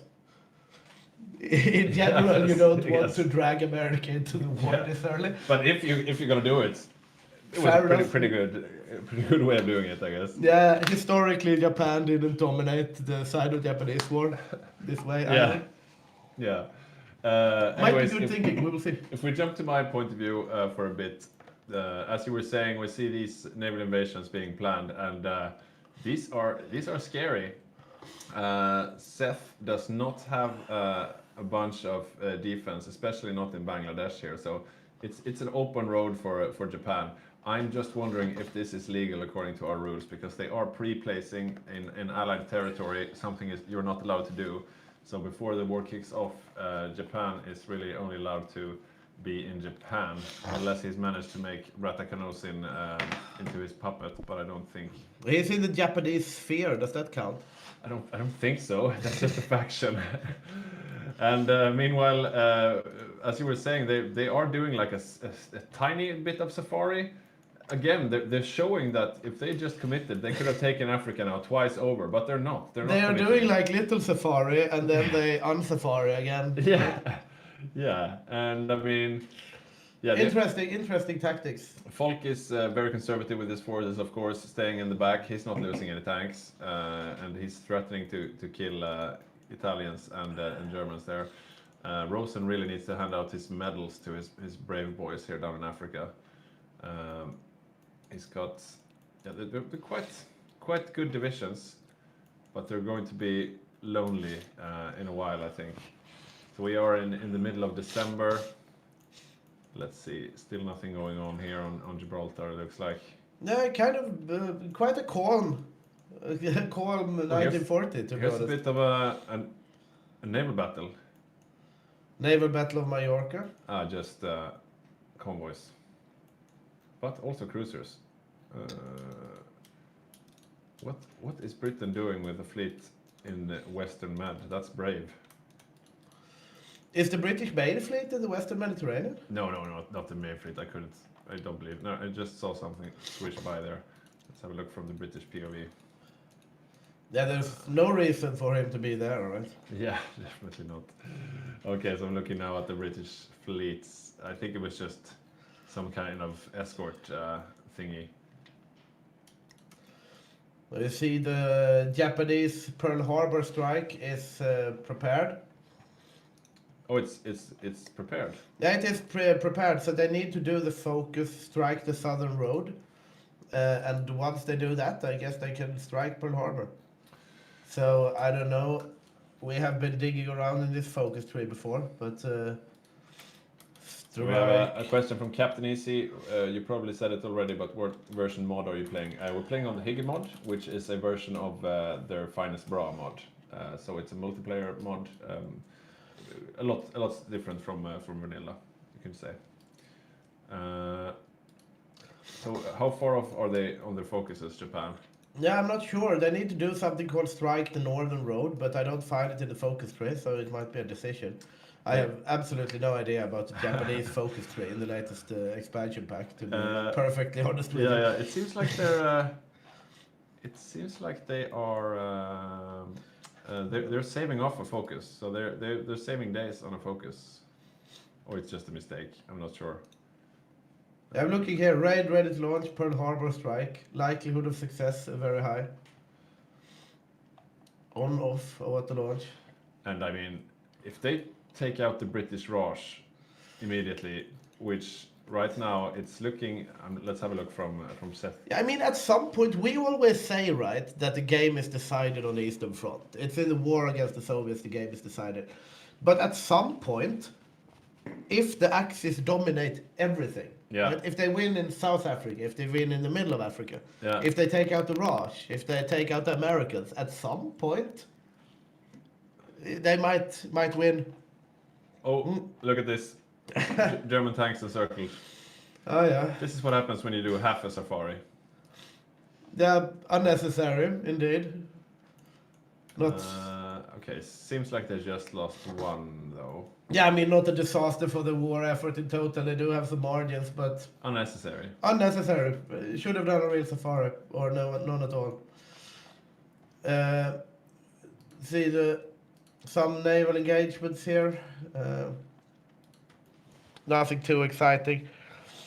Boppus says that he can show tags for Barb. That would be interesting. Yeah, let's do that. We only have about 2 months left. Yeah. If they go for an early barb, so let's see what you have to say. Hello, Yeah. Boppus. Cheers to you.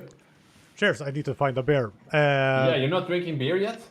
No, I'm too stressed out. I have nightmares of my internet connection failing for this streaming event.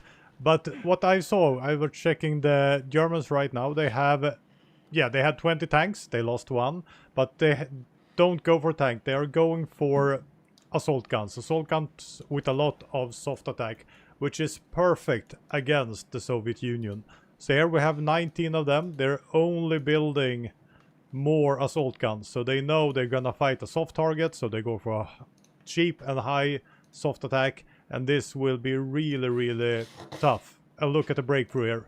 1100 breakthrough, 450 soft attack. The soft attack is a little bit low, I would say, but still, it's the perfect unit to actually fight against the Soviet Union. They're up at 3 million manpower right now, but I showed the statistics in the overlay screen. They're lacking 80,000 infantry equipment. So yes, they have fielded 3.3 million men, but they lack in infantry equipment, which means they have lower defense, which means that the soft attack of the Germans will really, really hurt their And infantry divisions. If you have a look at the Soviet divisions, they have now converted, so they are all on horseback. Yeah, we do see also Japanese biking infantry has taken Singapore. Yeah, A lot of things going on here. yeah. So they are taking Malaysia pretty quickly. Thank you for that Yeah, summary. thank you so Yeah. much, Don. Over to you. Yeah, sorry for interrupting 1150 breakthrough, as Mortal Vision says. That is nightmare for any infantry. Yes, indeed. They will just melt through. Yeah, the that is Soviets. going to be very hard for them. But we see already Hong Kong and Singapore falling to the axis. That is quick.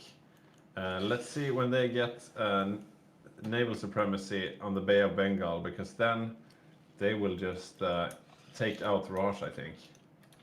Yeah, this is going to He be does not have a very lot. dangerous. Most of Seth's defense is arrayed Oh, here. look, they are auto-launching. Auto-launch of Strike on Pearl Harbor in Okay. 8 days. I'm going to keep an eye on this, and you can look at the watch. You do that. I'll tell you I how don't even Pearl know what Harbor it goes. means. What will happen? But I guess they will strike Pearl Harbor in 8 days. yeah, but what does that mean? Is the American fleet there? If Nah, not, I don't know. What does it mean? Good question. Yeah, so the Indian subcontinent is not very well defended. You can see here he has some divisions which are not fully equipped, and this is what's supposed to defend India, but they're not there in the ports just yet. On the other hand, the naval invasions are not launching just yet either. They are ready though. This is a Raj first strategy. They're I not. see Dawn on the image here. Cheers, Don.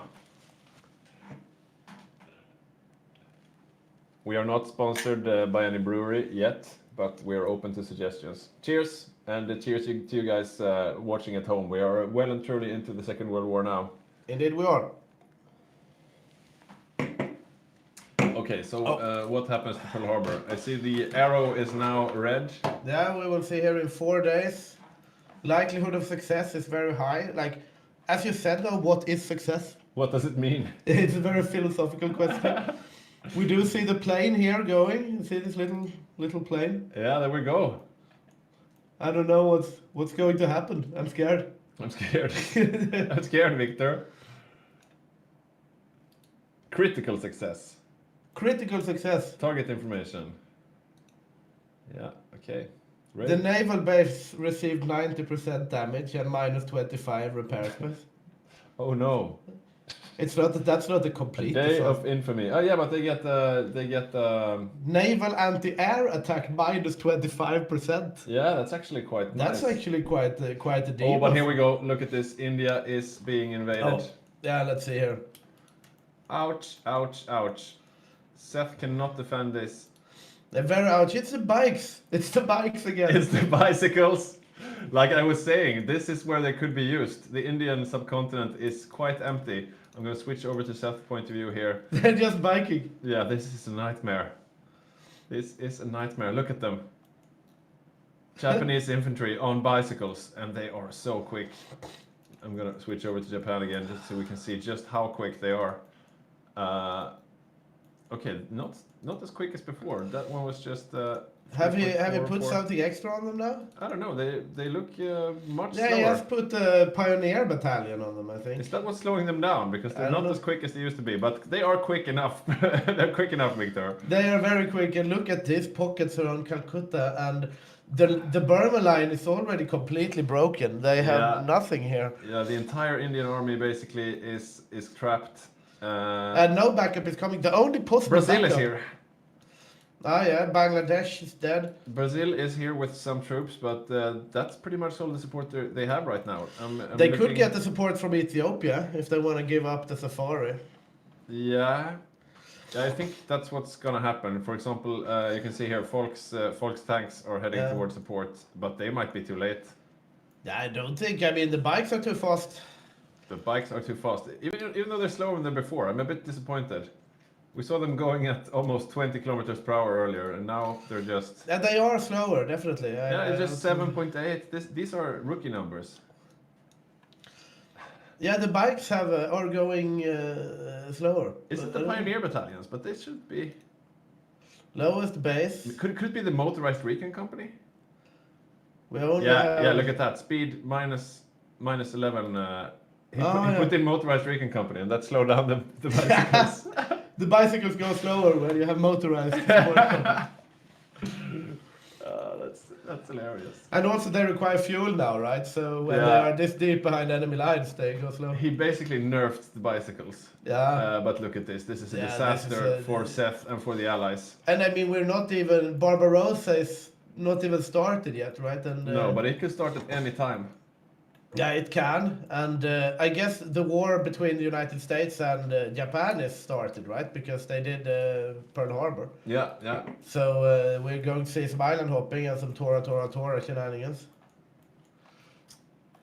Yeah, this is bad, and you can see stationary and both, they're just snaking towards the victory points right now. And as you can see, we are looking from the Indian point of view, so we know what's behind the scenes, and the answer is not much. A this is few looking poor bad. Brazilians. There are some Indian troops now on the front, trying to fend off the bicycles. Still very, very far from capitulation, though, India. Yeah. And they're still very soft, the bikes. But once they lose their entire army here in Burma, the entire Asia Axis army will be heading west. Yeah, that is true. And I mean, they have nothing here. There's nothing defending Delhi. We see... I mean, this bike is entering Delhi now.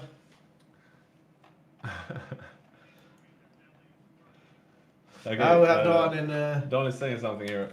hello? What's up, Opus?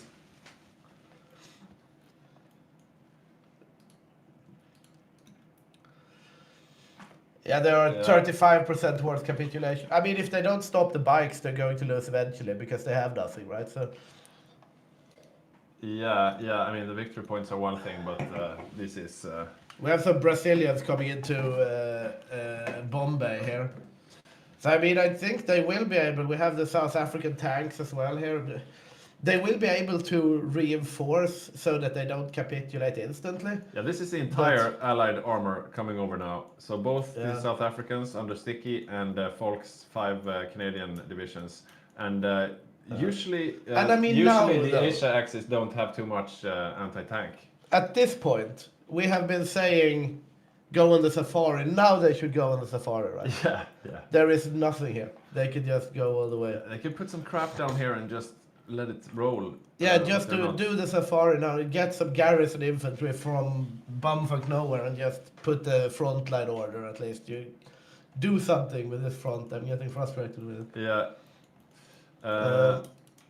So I think the Axis are at risk now to be pushed back by the Allied armor because I don't think they have too much anti-tank. Yeah, and I mean this is not that like the bicycles are still very very soft, but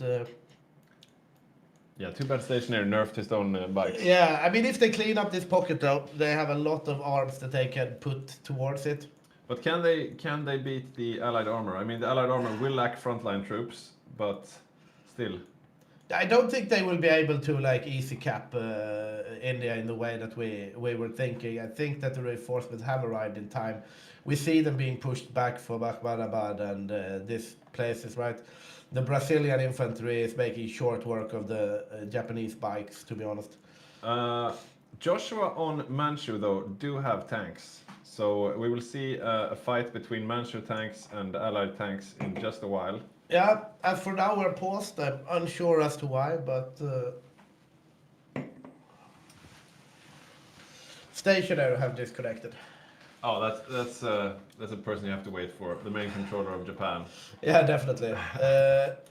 I'm gonna look around a bit. In the meantime, we have 100 naval dockyards now on the United States, for example. One thing we didn't mention earlier, Snistan on the Dutch East Indies, he has a carrier. Reportedly. And there it is. HRMS Flying Dutchman. Oh yeah. It's a converted cruiser. And it's right now lying off of Sumatra.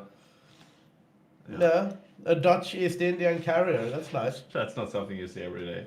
Indeed not. But just taking stock of the Indian situation here, there are no stable front lines as of yet, but the Allies have landed. So you have all the South African armor here, and where did the Canadians go?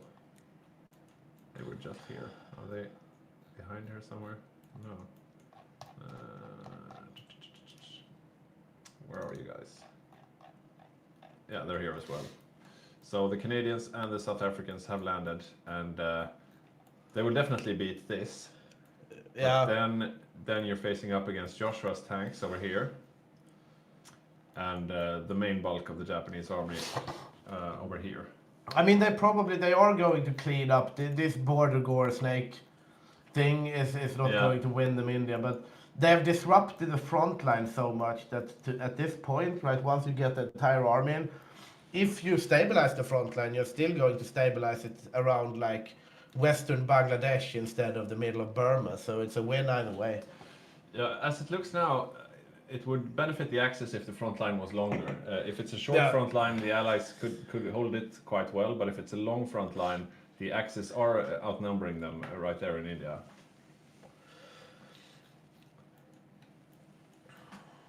Indeed they are, and we're going to see a Barbarossa rather soon, I would say. The Axis have really no reason to wait for it now. No, They have won everywhere they can win. Yeah. Imagine if they would have just pushed Africa a bit more. It could have been GG. Yeah, I mean, it would have been hard imagine if they have pushed Africa so they couldn't reinforce India. Yeah. And then you would have Axis Africa and Axis India. Yeah. Then they could basically,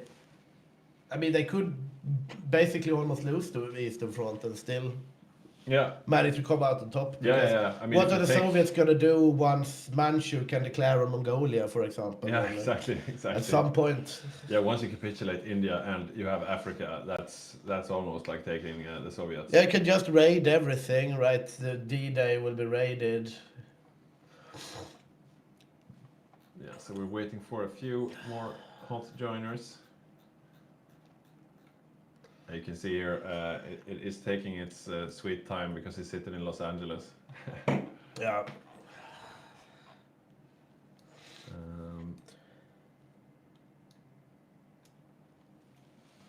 Anyways, this is a Hygge HOI Grand Game, 15th of March. Northern River to Northern River too far. Northern River too far. You have some losses for us, Bopus. No. Show us. Let's have a look. Yes, I do. We have the losses in India so far, and they will start to rank up, I guess. Let's see if we can center this perfectly. We see allies here coming in with 3.1 million in manpower fielded, going down to 2.9, so 250,000 dead in India so far, and if I remember correctly, the pocket is not closed in Burma Yeah. yet. No, it's not. So we will see them losing even more. And not sure. I feel comfortable with the gameplay here from the Allies. We have Axis, Euro Axis here, the red ones, with a higher manpower, a higher octane power than the Soviet Union has. And it doesn't really look good with the war in the East either. So this will be a hard game for the Allies to reclaim, I would say. Yeah. Yeah. Yeah, thank you for those insights. And yeah, indeed, it remains to be seen what can be done by the democracies of Europe here. But this is heavily looking Axis favored. We have seen Axis favored games before that have gone badly for the Axis in the end. But that has often been due to a quite dominant Soviet Union and a very big D-Day or something like that. I haven't seen the potential for either of those things at this point, to be honest. No, the troops that would have to do the D-Day, they are stuck in India right now. So, and yeah, if the Allies are to do a comeback, they will need to begin it right here on the Indian subcontinent very, very soon. And I think we will see some nice moves being made soon from Folk playing Canada and Sticky playing South Africa. They are two people who play a lot of games together. They have a very good coordination. I think they will work together now to try to beat back the Axis. They are, of course, heavily outnumbered, but the first thrust of the Axis advance here are just lighter troops, bicycle infantry, that kind of thing. So they do have good potential here to strike a blow against the Axis, I would say. Yeah, we will see. I mean, the Allies, they need a win at least. They need to do some sort of something, right? Yeah. And getting rid of the snakes in India is definitely something they need to do. If they lose India, it's going to be very, very hard to come back, especially if they actually lose the troops in India, because once the Japanese, if they have some good communication in the Axis, which they don't necessarily have, because Asia Axis and Euro Axis are usually in different channels on Discord. Yeah. But if the Japanese player sees that, oh, all the Canadian armor are here, all the Brits are here, then they can tell the Italian player that, oh, remember that entire front line that were in Ethiopia? They are here now in India. And then they can go on safari. Yeah, but I mean, Italy is alone. And I don't think Rosen will go on a safari alone. Probably not, though. If he had support just from one or two more players, maybe he could do it, but I don't think he will now. Especially since Barbarossa is about to hit off at any time. It's a bit sad. We have a comment from Blargle that any Japanese bike veterans that come home after the war are going to have absolutely jacked legs. Yeah, definitely. Yeah, true. They've been bicycling Asia, Tour de Asia. I'm gonna check this Ahmedabad bike. The 4th bike division? No, it's, was it the 9th? No, this one. The 15th there looked like a strong one. Yeah, here. Seized airfields at United Provinces, took part in the occupation of Delhi. Here, seized airfields at Shanxi, He's been at it for years. took part in the siege of Chengdu. Seized airfield at Chongqing, seized Delhi. And then seized airfields at United Provinces. So he has That's a hero. He has been biking around the world, this guy. Okay, so we are about to unpause the game. Seems like it was Dinesh again. Very welcome into the community, Dinesh, but if you don't fix your connection, I think we might have to drop you from this game very soon, because there's been a lot of hot joining back and forth. Yeah, I pray for it. That the connection fixes, that is. But yeah, you can once again see the military factories here. Yeah, Germany still commanding lead. Japan coming up as a good second for the Axis. Soviets coming back. It's looking very Axis. It's very Axis favored at the moment. Yeah, definitely. I guess the United States with Sogk and Ian, they will really need to pull something out of their hat in order to switch this around. They do have quite a sizable land army, which is not something we always see from the US. Looking here, for example, they've sent over a bunch of garrison troops to the UK for some reason. They also have a bunch of garrisons in the Philippines and in Java. A bunch of garrison troops, more than we usually see, and of course spread out on the islands. No hard hitters though. No U.S. Marines ready to. Here they are. So these are the only proper divisions, and they are heavy. These are Amtrak divisions, which is the evil bigger brother of the Marines. So these Amtrak divisions lead the way, I suppose, if they are to do anything. But they are under strength, so it will take a while before they are operational. And now the game is running. Let's have a look. Looking from India's perspective, we can see what the tanks are doing. And there is so much happening, even though Barbarossa hasn't even started yet. So we're definitely in for an exciting game. Yeah. So Sticky's heavy tanks are up at the border. They are yet to engage, and now the Canadian tanks are starting to engage the bicycles. Stationary is aware now that they are facing all allied armor in the world.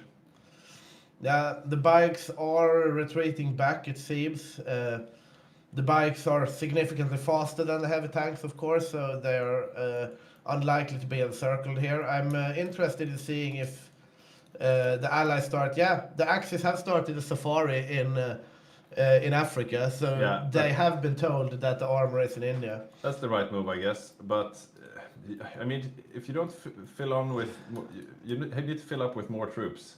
You can't take Africa with this amount of troops, I guess. No, unless it's completely empty, of course. Unless it's completely empty, but the French are still there. The French are still there, but they're basically the only ones. Okay, back to India. Yeah, one bike division just fell, and we have a second bike division that is going to be overrun here, I think. Yes, there we are. 2 bike divisions are down. The bikes are getting. They did a very, very good fighting for Japanese, but against the heavy Canadian armor, even the glorious Japanese bike infantry will die. And unfortunately, we just lost.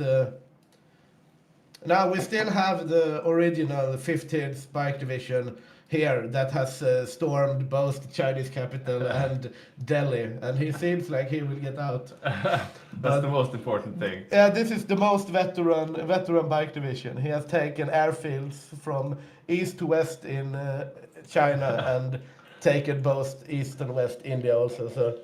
Yeah, I mean the bicycle divisions, they do their best work against undefended tiles, and there's a lot of them still here in the south. It looks like all the allied forces, the Brazilians, the Canadians, the South Africans, they're all up here in the north, while India is down here in the south trying to make a defensive line here behind this river. But there's a gap between these two lines. We do see naval invasions being planned, though. The Japan is not done here. That's good. They are going Marines from Rangoon and from whatever the fuck, Akiab. If they take Bombay, to Bombay. On the other side of India, the Allied tanks might not even get out. So this is a good move. We see Barbarossa kick off though. All right. And if you ever wanted to see a bunch of cavalry in Hearts of Iron and see how they do against assault guns with 1100 soft attack, this is your moment, because look at this. Horses. All along the line you can see horses. From Finland in the north down to the Black Sea, there are just horses. And it is a lot of horses. I've never ever seen. I do not have confidence in this, to be honest. I've never seen this many horses in my life in Hearts of Iron. They do have 25 divisions of light tanks, but that's basically just horses with wheels. They're not very strong. They're not very armored. Yeah. I'm very scared for the Soviets' sake. Yeah, and also I mean it's still because it's horses, but it's still like regular artists, and they don't move fast either. It's 4 kilometers an hour. I think these are the elite horses, the unicorn symbol ones up in the north towards Finland. Yeah. I think they are different from the regular horse. So they have both elite horses and regular horses. Yeah, so these unicorn ones are the elite horses. And now I think we will be seeing Yugoslavia, which is the Badger. They are moving up to do their sneaky trap. Yeah, you can see Like it here. Mortal Vision said, it's highly unorthodox. It's highly unorthodox. What are the... Okay, so land option, artillery and support combat. So they have- Okay, we have to still keep an eye on India because it's, Oh yeah, definitely. it's on a nice edge here. Let's not forget that. It will take a while before they reach the actual front lines because this is a common strategy. You just leave this area here. We're still paused until when the war breaks out. We pause for a little while so that people can pre-play. Get their ducks in a row. Indeed. Now we see manpower fielded, a statistic that is displayed right here, and there. And we do see it's very low res on our little computer screen, but the axis is dominating in that regard. 4 million for the axis. Of course, the Comintern and allies together outpace them, but one would expect that this is also looking favorably for the Axis, and we will see. The Finnish continuation war is the first part of the war to break out, and we see the Soviets trying to push up from Viipuri here, and they are having green bubbles. We did see a promise from the Yugoslavians to enter into the war in order to protect the Finns. And we'll see where they are. I'm interested in Badgers. Yes, indeed, we see here all the Yugoslavians are on their way to Finland. They are moving out. Yeah, they were from the ports in eastern Prussia, so they will be there in quite a short while. For some reason, I'm not seeing the bubbles if they're green or red. That's weird. Yeah, we can stick on my view for now, and we'll see if Peter gets his bubble problem on the way. You're tagged in as the Germans. That might Yeah, have but something it to was do just Finland, and still. I think it's a bug I've seen before. Okay, so we have stationary again crashing. Yeah, and some other boppers, maybe. A few more people getting the save game, but Oh yeah. okay. So the next few minutes of this game will be quite decisive, I think. Yeah, this will be the intense part of it. I'm gonna look over to answer Mortal Vision's question. How is Safari in India? And well, India has stabilized a bit for the Allies. They managed to get rid of the snake over here. But the thing is, then the Japanese player told the Italian player that, oh, the Safari protection is gone, right? So now the Italian player is going on Safari. I don't think he's But he moving doesn't too have, far, though. yeah, he doesn't have enough troops for that. Yeah, So yeah. both Safari and India is definitely looking bad for the Allies, obviously, but not I don't- the complete disasters that they could possibly be. Yeah, I don't think they need to worry about Africa at all because Rosen, the Italy player, he's not moving out alone into the unknown. So even if they left that front completely undefended, it's basically safe. In India, the two fronts are about to crystallize and stabilize, and as you can see here, they've. You can't see because you're on Victor's point of view. Oh yeah, sorry. They just closed the last pocket up in Burma, so now all of the Asia Axis forces are moving over to the front line, and Yeah. I mean, the tanks are still quite few. I mean, nothing can really contend with South African heavy armor on this front, perhaps, but no, I mean, it's still two. yeah. We will need to see some real epic moves from Folk and Sticky on Canada and South Africa if they are to contend with that disparity in numbers. So why are we? That's Danesh need to load the game. Okay. Maybe it's time to let him go.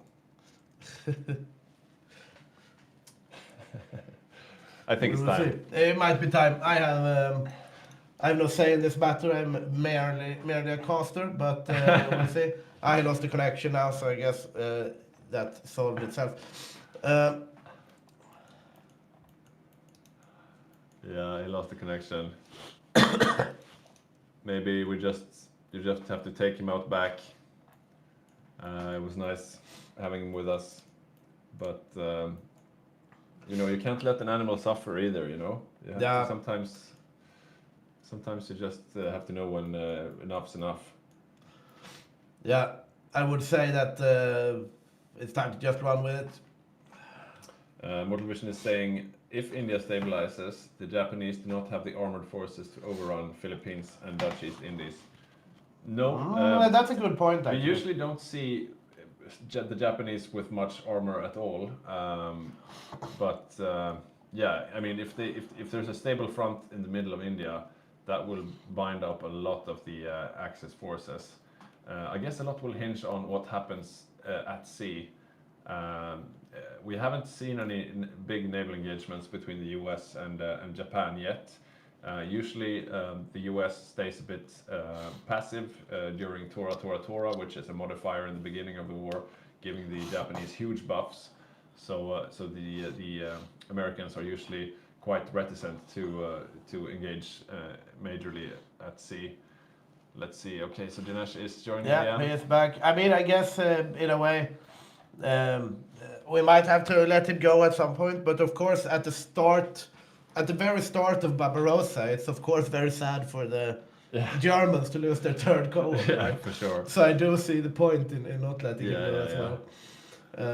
All right, we are indeed going. I'm having a look here at Finland. I'm interested to see the contact between the Yugoslavs and the Soviets. It looks like they're moving back, as if they're preparing for a. They were supposed to prepare a trap. Yeah, That I was the think that's thing, what they're right? doing. You can see Einars just now. He's moving back a bit with some troops over in Lahti. They're not on the front line. He's like, oh, come in here, and at the same time, Badger is moving in with his motorized. This is the trap being set. Yeah. You can see him now. Oh no, we're retreating. Look there in the south. It will be very interesting to see if the Soviets take the bait here. But they would want to trap a lot to make it worth it before they show their cards. And so far, it's not too much Soviet stuff coming in there in the south. Some at least. Yeah. And we have Mortal Vision is saying that I need to take some nose spray, and yes, indeed I do. I have a cold, so I should perhaps stay at home being sick today as well. But I can't miss the cast, That's true. But maybe you should stay home from work tomorrow. I have to speak to a bunch of pensioners about things. You'll probably kill them, Victor. No, they will be fine. I will see how I feel. If I get a nose COVID spray. is well and truly over. If this was a couple of years ago, he would be in for manslaughter. Yeah. Oh, look at this. Oh, right. The Indian front. So the Japanese are breaking Let through. me go back to the Indian front. And now things are happening everywhere. Let's take the Japanese vision here. It's just the bicycle infantry that are running around. Yeah, but they are like, this bicycle is now getting encircled, but it's so fast that they can just bike back. Basically. Yeah. We can see, though, in a bit here, Canadian armor versus Manchukuo armor, and see how the strength is there. The Manchu armor is a bit under strength, though. If you go to my point of view, Donwit, you can see here the Manchu armor here and here. And this is Falk's Canadian armor. So right now it's just fighting the Brazilians, the Manchu armor are. These are the elephants, though. Look at this. The elephants are fighting against the tanks. Okay, so the tanks managed to defend, but they are being pushed back. They are much too few. By the looks of things now, I'm unsure whether or not the Japanese will even need to do the naval invasion of Bombay, for example. Yeah, but if they do, they cut off the line of retreat. So that could be, and look up here in the north. There's not enough to hold this, and Falk is the first one to get out. Yeah. He's preparing his retreat. They are giving up on India. India is about to fall. Falk is gone. This is the last line of defense now. And that means that the South African armor is gone, and India has been pretty much capitulated by once again the lightning blitz of the Japanese bike infantry once again. Yeah, let's see. They haven't retreated just yet. They're holding the port, which might be just a defensive position. They're still in the front lines fighting the Thai elephants here, and yeah, they're fighting the good fight, but they're lacking frontline troops. So this might still stabilize. The north is lost, but this is something of a defensive line. It's a bit back and forth though. No entrenchment. Yeah, it's looking bad for the Indians. Let's go up to Finland. I'm again. going up. Finland is also looking bad though. Actually, one of the first Allied successes in the war. That's the trap that the Finns were preparing against the Soviets have not closed yet, at least. Well, they are trying now, though. Yeah, the Yugoslavians are in the front and they are attacking on their own. It looks like Einars have to go and catch up because right now Badger is attacking on his own. He's doing quite well though. Yeah, Badger is pushing up here. They didn't, as I said, the trap that they were planning is not really panning out as they were thinking. But we do see then 8 Soviet horses being encircled in a little motte up here. Ah, that's nice. So the Finns are doing their work up north, and the Yugoslavians are pushing out the Soviets a bit in the south as well. So now the front lines are starting to meet here down south, and usually you see the Axis repairing the infrastructure, building up the railway system to be able to sustain the attack later on. So no big engagements as of yet down in the south. All of the fighting is up here in Finland, where it's Yugoslavia in the south fighting on its own. Look at the north. yeah, the Finns might be counter-encircled here by this the looks Soviet bad for horses, actually. Einars, and this is the advantage of having these cavalry. They are so fast, yeah. and that's a lot of Finns. Yeah, that's a lot of Finns dead, actually. I think for the winter war, like the forests in the north of Finland, then the Soviet horse strategy might not be too stupid, actually. Yeah. But they are getting pushed out towards the That's Ivory a here. lot of Finns because Finland does not have too much to draw from. No, they do look at those not, losses. and those are the good divisions as well. These are proper divisions with support companies and everything. Einars is having a rough time of it, but these Ah, here are German German tanks. tanks. German tanks to the rescue. They managed to save one of the Finns. Did So they? most of the damage. I don't is see done. any Finns up No, there. there was one Finn that got out, I think, or No. maybe he got overrun. No, but they might be able to exact the revenge. But they are alone. There's no front line I infantry. would be a little careful if I was a German tank here. Actually, this is Yeah, This is not necessarily a good place to be as a German but they are tank. so strong compared to these cavalry. Yeah, I mean the horses are getting shredded, but there are also more of them. But yeah, it's a bit dangerous. Nah, they are stabilizing now. I feel Einars on Finland, he's not really working with his allies. I mean, these troops down towards the south, they should be joining up with the Yugoslavians, and in the north, they should be helping out the Germans up here. So they're a bit disentangled. But You keep an eye on that, and I'm going to see if there's any naval engagement between Japan and the Americans. yeah, it looks like the Finnish situation has stabilized now with the German tanks coming there. I will go and look for what happens in India. Let's have a look here. Japanese perspective. It looks like the naval invasion on Bombay was cancelled, and we do have somewhat of a stabilized front line here now. But the allies are, I don't know. The tanks are still strong. But are we missing one? I see four Canadian tanks. He had 5 earlier. Yeah, there are still 5. There are still 5. So India is not lost, not yet lost. No, it seems like Japan have lost a couple of battleships to the USA. Yeah, that's what's really needed here. And yeah, there we can see the American fleet is outside of India, finally lending some support there. And Dutch East Indies is still holding quite steady, so we do have some lights in the tunnel for the Allies, to be honest.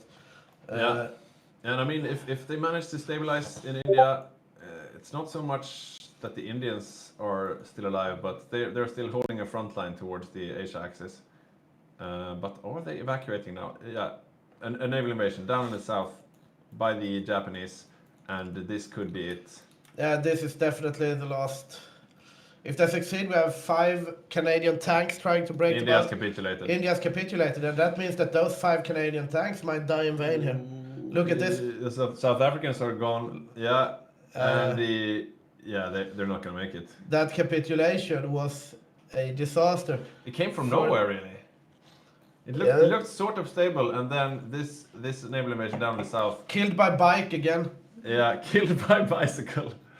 Oh, this hurts. This is a complete disaster for both South Africa and Canada. Oh, the Allied war effort is really hampered now. Okay, South Africa managed to get out with 1 division. This is really bad. Very, very, very bad for the. Ouch. Okay, so this is so they are cheering right now in the Asia Axis channel. The Eastern co-prosperity sphere is complete, I would say. The Japanese control India, they control Singapore, they only need the Dutch East Indies. Philippines, I guess, they are losing ships left and right, though, to the American air bases still on the Philippines, but... So we're looking again at the Eastern Front right now, and as you can see, in the north is the main avenue of attack for the Axis right now, and they are pushing quite well. Einars has recovered from his losses earlier and is pushing, and he's being supported by German assault guns and Yugoslavian motorized, and there's nothing really on the Soviet front lines that can stop them. They are trying to move to Leningrad here, doubtful if the horses can hold it, getting some encirclements. Yeah, this might be the moment when Pontus, as the main controller of the Soviets, says, maybe I shouldn't have gone for just horses. Yeah, they did get some encirclements, like the horses performed well in the forests of Finland, but that's not... Yeah, I mean, that's where they could shine, when you're facing a numerically inferior enemy, and you can just overwhelm them with pure numbers and speed. But right now, I'm not so sure. I wonder where the main thrust of the Axis armor is. Francis, for example, playing Hungary. Where are your tanks, Francis? Don't you have any tanks? These are not tanks. He's not building tanks. Is it these ranger battalions? What's going on? Did he lose his tanks? It looks like Francis is not going tanks after all. Maybe that was just a ruse. Yeah. Because they looked like tanks before, and he had the tank symbol and everything, but maybe he's just going infantry after all. He's going for rangers, it looks like, and they're up in the north together with Yugoslavians, and Leningrad has fallen. Leningrad has fallen, and what about the German tanks? There was a bunch of them earlier. Where are they now? So most of them are up in the north. Some up in Leningrad, the other in the Baltics. Nothing down in the south? Okay, so here's the southern group of assault guns. Not making any big moves at the moment, but they seem to have supply issues. So maybe they're just waiting to consolidate, build up the infrastructure, the supply and whatnot before they move on. Okay, so it looks like he's moving the southern tank group up towards the middle. Maybe to bail the Romanians out here, or no? They seem to be doing fine. Yeah, maybe. They're just pushing on all fronts. So the Soviets, I will stop looking at naval warfare in the Pacific. Nothing fun happening there. Yeah, the Soviets are not holding, and this is not looking good. Looking grim. Leningrad already falling. We do have Dawn with some statistics for the East if we want that. Yeah, could you give us that? I'll keep the Eastern Front on here in the background. While you give us some stats, Dawn. Yeah. First of all, air production or airplanes in the field. We see that the Soviet Union didn't build any air the entire war. So they have their starting old P-57s, or I don't remember, shit aircraft. Okay. And you see the war starts with 2,200.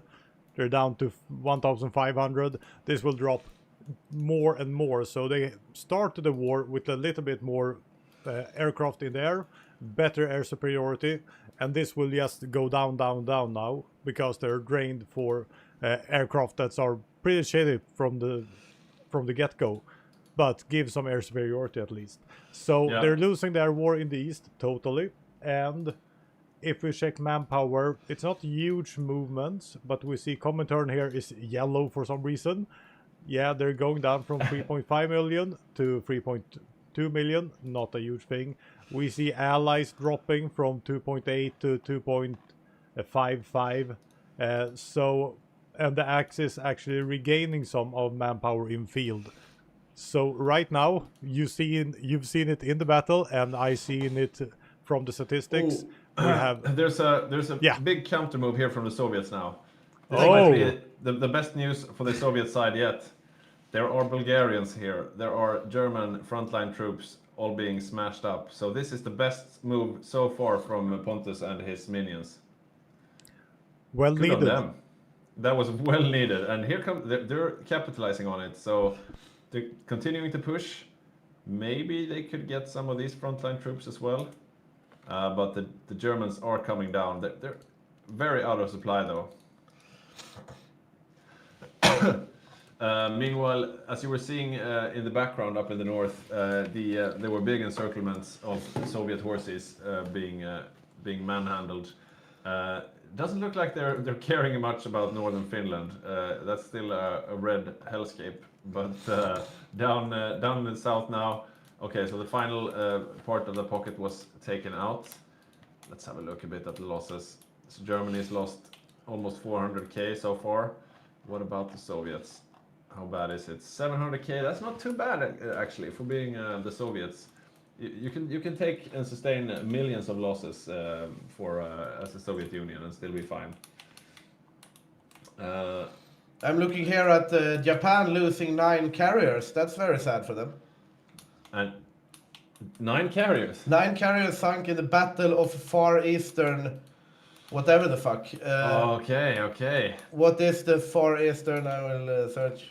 But that means that we probably won't see too many big moves from Japan now. Yeah, Japan just does not have any carriers left. That's all of them sunk in the Battle of Far Eastern that I can't read because it's only a tin. Yeah. So I don't know. They do have some naval invasions planned for the Philippines, but it's questionable if they manage to get the naval superiority needed, and that means they will just have to stay and defend. They did take out India though, so they've done theirs, I suppose. There, Far Eastern Indian Ocean. It's here they were sunk. Oh, so that's Far Eastern Indian Ocean. Zoom out a bit. That's this one. Oh, so over there. That's a weird place to get sunk. That's a bit aggressive of them. I wouldn't know why they had their. Maybe they tried to go for Australia or something. Maybe. Okay, so we have it's Dinesh again. Not the most stable debut for our rookie here. Okay, so Seth, who's playing India, he's rejoining now as the UK co-op. So he's joining Sarge there on the co-op. And not much you can do there, Seth. If you get naval invaded like that, and you don't have enough to defend. You simply don't have enough. You need some help from the rest of the allies. You need either the UK or the US to protect your oceans. And if you don't, you can't defend all your ports, basically. You can see here a small planned naval invasion by Japan onto Ceylon as well.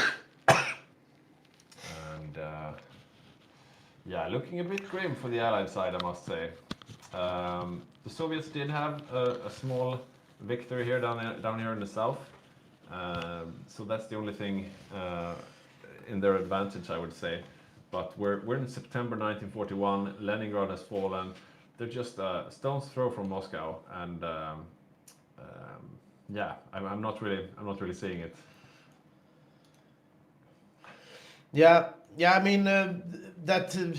That Japan didn't play it safe enough to keep their 9 carriers and just losing everything in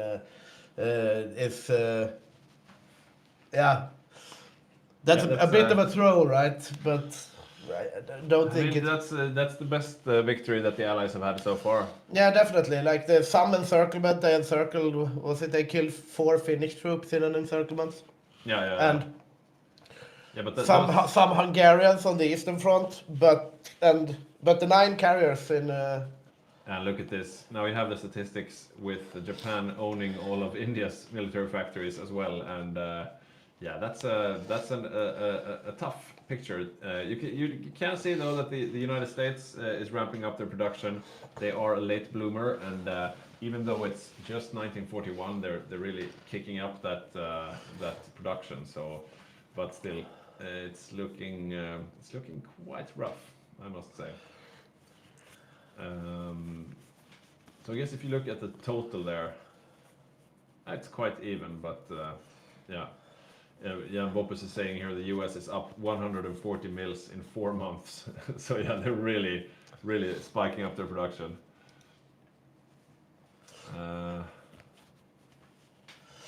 Yeah, definitely. Like this... Yeah, the US is coming in with a vengeance, definitely. The Japanese have really been dominating everything in the Asia axis, even capitulating India at this point, but Yeah. getting their whole fleet sunk by the United States and now being confined to the land. Their capital is still on an island, mind you. So Yeah. losing naval supremacy at this point of the game. Not that fun, especially when the United States control the Philippines and have air bases there.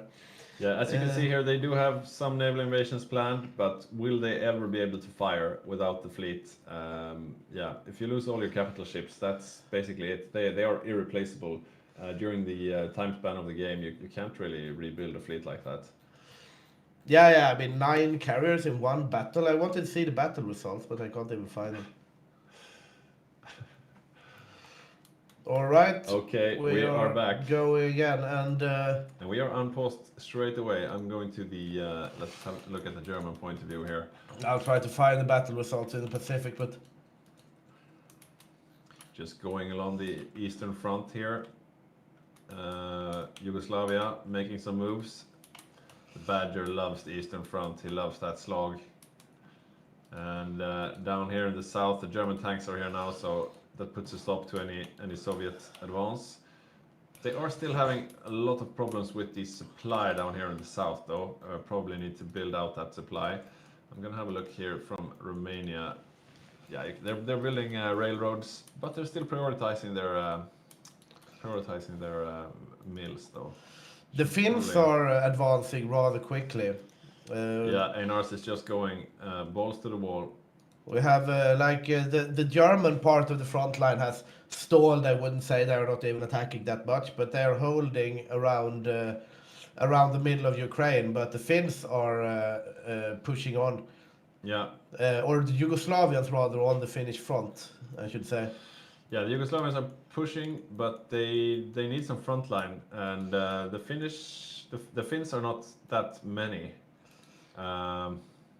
It would really help if they could just clean up all of northern Finland and the Kola Peninsula, and to be able to shorten the front.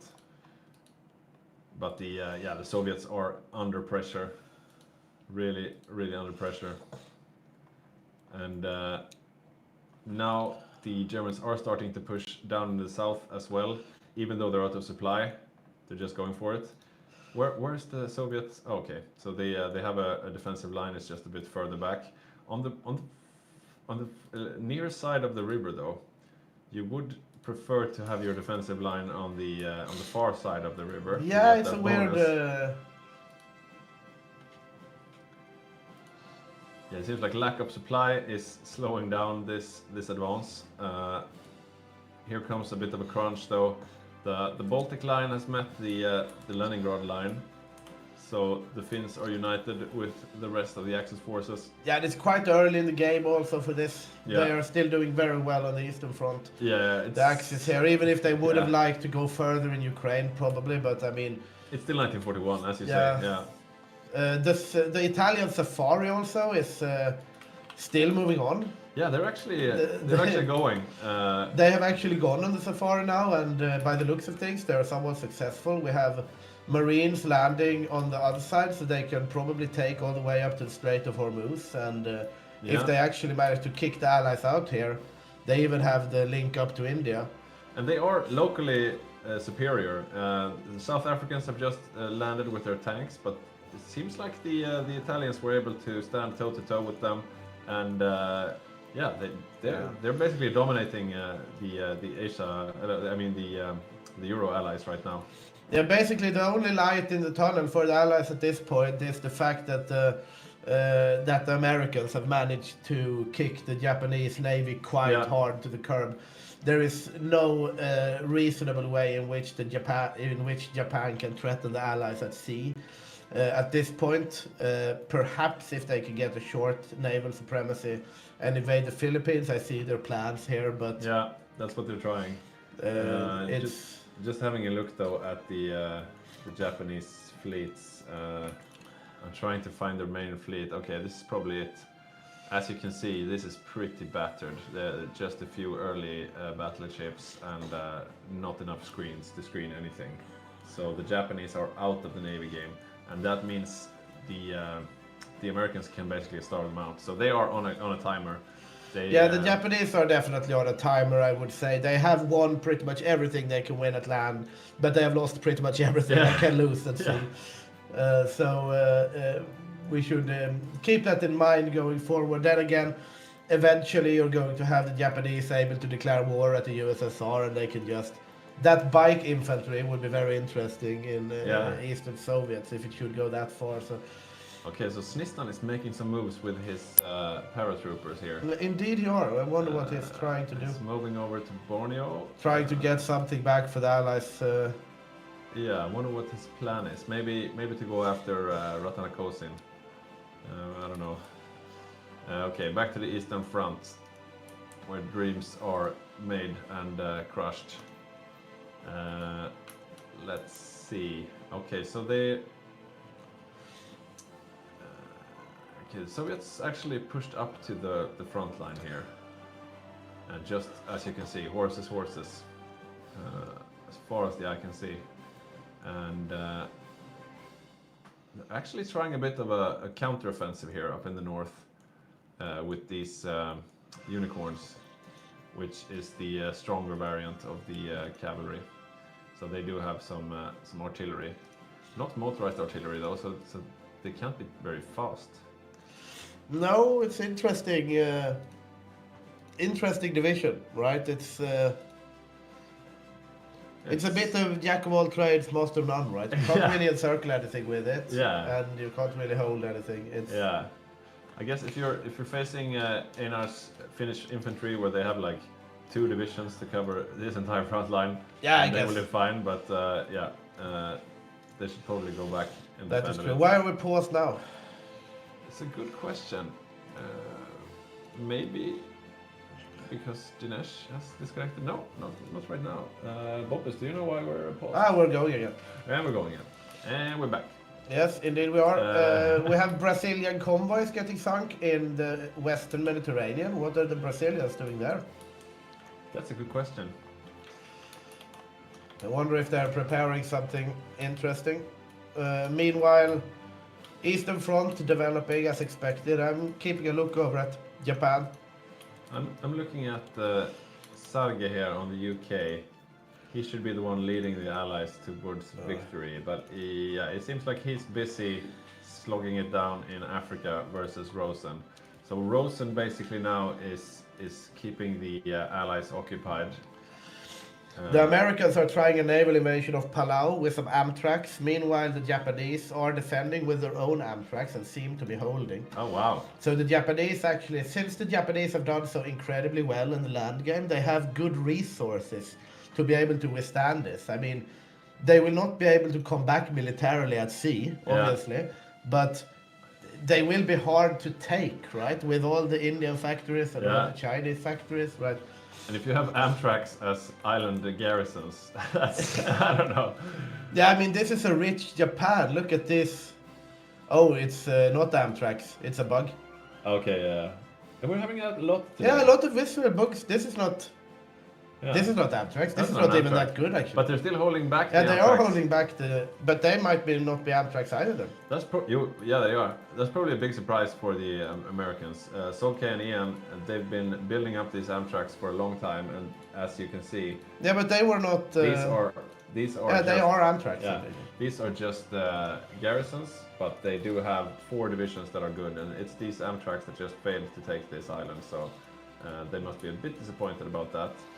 Yeah, I would imagine. So then again, like the Japanese are not going to be able to take the Philippines either, No. if they are stacked with Amtrak. No, The bikes are only good for. I mean, the bikes would be good if they landed in Alaska, right? Yeah, The but then bikes won't be good in you the need Philippines. boats. You need boats. Yeah, and they are running out of convoys as well. They have 80 convoys. Oh yeah. They are just getting raided everywhere. it's They need to painful. supply all this on their land, right?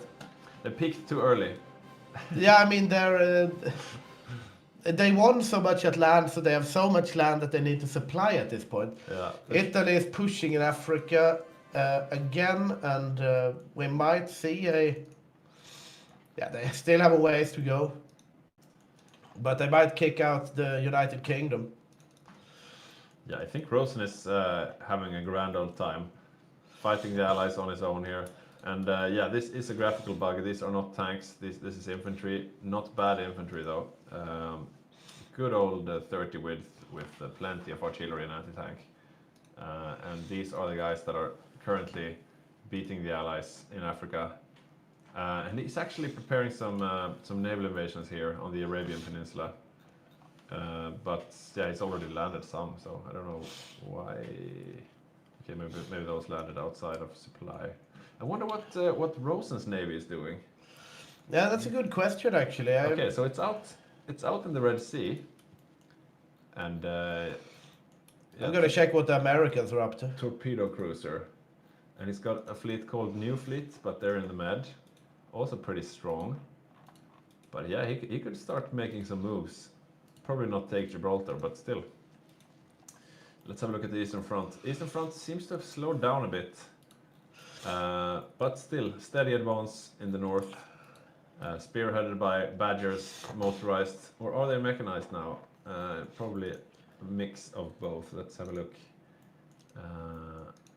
Yeah, so some mechanized, some motorized, about 50-50, and they are making quick work of the horses and the light tanks here.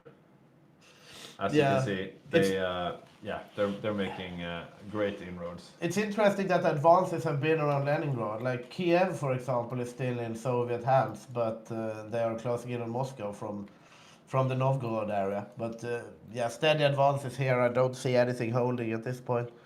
I'm a bit surprised at the lack of success for the German tanks, because they have so much soft attack and breakthrough on their templates that they should be doing. They should be doing. Don is wonders. communicating with us here, saying that he has positive news for the Allies. Yeah, please. Let's please. hear that. At least something positive. I took a screenshot of the battle screen there. We have 800,000 losses for the Soviets so far, which is pretty good, I would say, with Barbarossa going on for so long. Oh yeah. I'm not saying it looks amazing, but as you said, it's more of a stalemate right now, which is always good for the Soviet Union.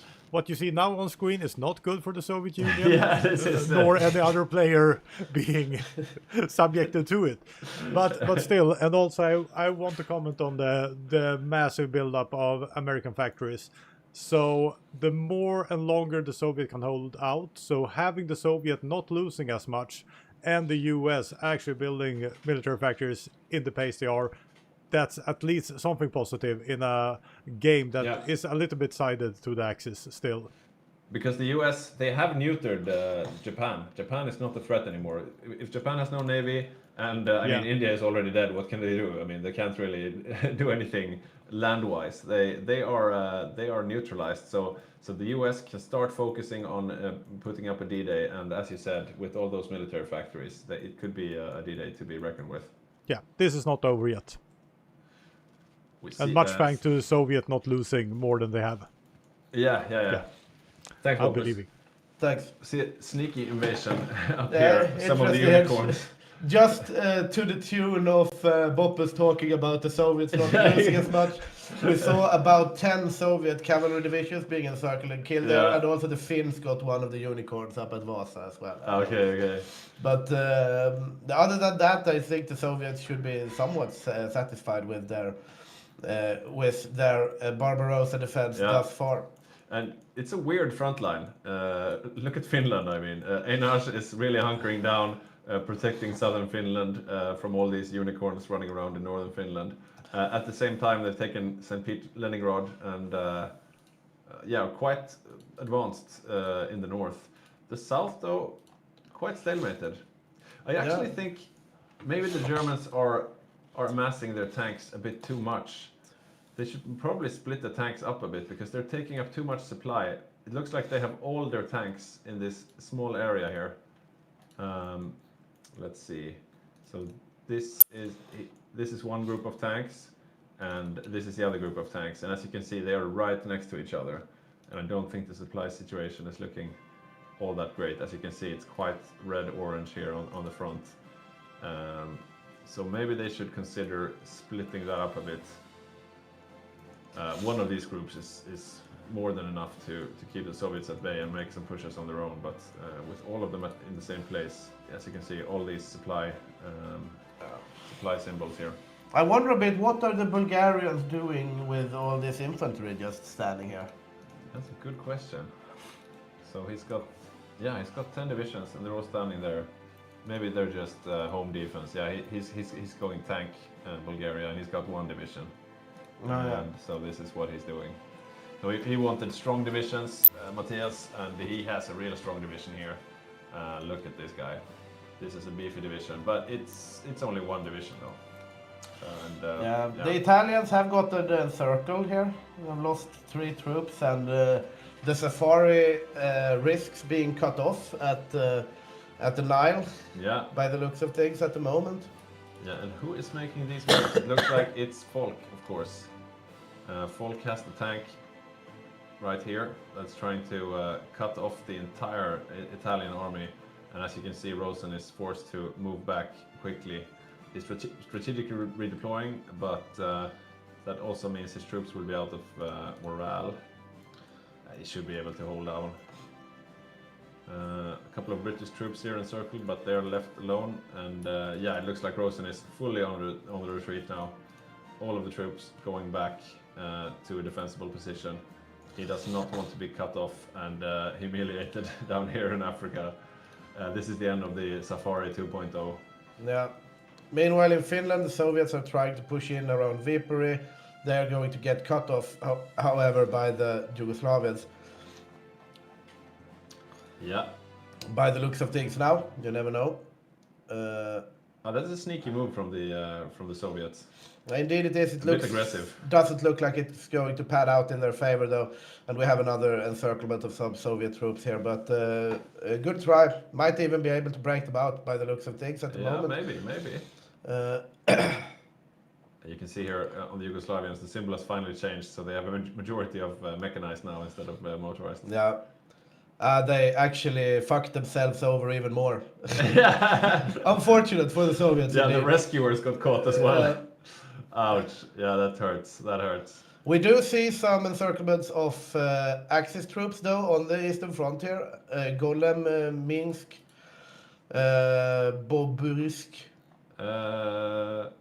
It looks fine. Or does it? Does it? Or does it? Yeah. Oh, wow. Okay, so mostly frontline troops, but still, the Soviets are biting back. Yeah, they are biting back. I mean, the horses... Pontus and Magnus and Andreas, they're not rolling over to die here. They are overrunning most of the things they are able to overrun, right? When they meet, like you said, when they meet the front line with numerically inferior infantry, and the whole front is filled with horses. I'm a bit questioning what the Germans are doing with their tanks. It seems like they're just overstacking them, and because individually they should be able to overwhelm the Soviets just fine, but they're just standing still in places without supply, like down here. It's not very well executed, this Navy game. We could have Or a look. say micro game. We could have a look at the Soviet losses. Who's responsible for them? And of course, it is Germany that's responsible for most of them. Yeah, but Germany also lost 447,000. You don't want to Yeah. see that as Germany at this point. Yeah. Still a ways to go before you reach Moscow. So the Soviet losses now, as you could see, up to 1.2 million losses, which is significant. Meanwhile, the Japanese managed to sneak out one little victory. They took Ceylon, which was when nobody was looking. Oh, yeah. But I don't think they'll be taking anything else because they, as we said, lack a navy. I'm quite impressed that they even managed to take Ceylon, to be honest. I'm curious what Snistan will do with this. Look at this. Now the Soviets are pushing at a broad front here. You see red bubbles all along from the German perspective. They are pushing in Ukraine. I just want to say Snistan is going for Taipei here, Taiwan. Yeah. Sneaky. Look in Ukraine. Yeah, I'm just gonna switch over. There we go. Oh yeah, the Soviets are pushing, and they're pushing straight into the German tanks, but the German tanks are out of supply. Yeah, this is annoying me somewhat. They should split them up. We see blinking from the Germans here towards the Romanians attack up here. And I do agree with the Germans in that sense that it would probably be a wise move. Nothing is happening now. Still big supply issues everywhere. Everywhere they want to make a move, they have zero supply. Is Romania building anything yet? Yeah, they're starting to build some. Yeah, okay, so Romania is now the supply Romania is situation, building some railways up towards Leningrad, so that means they're coordinating their infrastructure building. Look here, the supply situation improved so to yellow, and instantly all the bubbles are green instead. Yeah. So it's really a supply issue here. Once they have supply, they roll over the Soviets quite easily. They lose one tile here, but I don't think the Soviets will be able to capitalize on that. But yeah, definitely feels like the Axis are out of momentum right now, though. And as we're saying, the clock is ticking because they were building military factories early on, while the Allies were building civilian factories. I'm going to look now at the United States. They're going to get very dangerous. And Ian, and what do they have in production? No recruitment going on. They have Marines. They have a lot of infantry. Yeah, they're producing a lot of stuff, but they don't have a bunch of stuff being trained right now. Just looking at their logistics tab. They have gotten Palau now, though. So the Japanese have lost their first island in the hopping. Some island hopping going on, yeah. Yeah, these Amtraks, they should be able to take pretty much anything they aim for, but so far they've been they did take Palau, and now they're aiming for Iwo Jima. Now we have Bulgarian medium tank brigades trying to push across the river here, and the Soviets trying to counter push. The Japanese are in Oman. Yeah, the Japanese are island hopping that way. I guess that's kind of smart because they can't do anything Navy related in the Pacific, but they still have a big army. So why not, I guess? Yeah, maybe they could help Rosen over in Africa if they get over there. No one really expects the Japanese troops to take Oman. So. No, they don't. They definitely don't. It looks like the front has stabilized somewhat here, though. And finally, the icons of the Italian infantry no longer show up as tanks. I just saw some stuff being overrun there, but yeah, the front is really slowing down here in the east. Yeah, definitely. But I mean, I think the Axis could push, right? I mean, there is one horse on every tile. They have no business not pushing. Yeah. So we are paused What again. are they constructing? They are constructing like railroads outside Kiev. We're paused again, and it's Dinesh disconnecting once more. Yeah. Okay, I'm gonna get something more to drink. Would you like another one of those? Yeah, sure.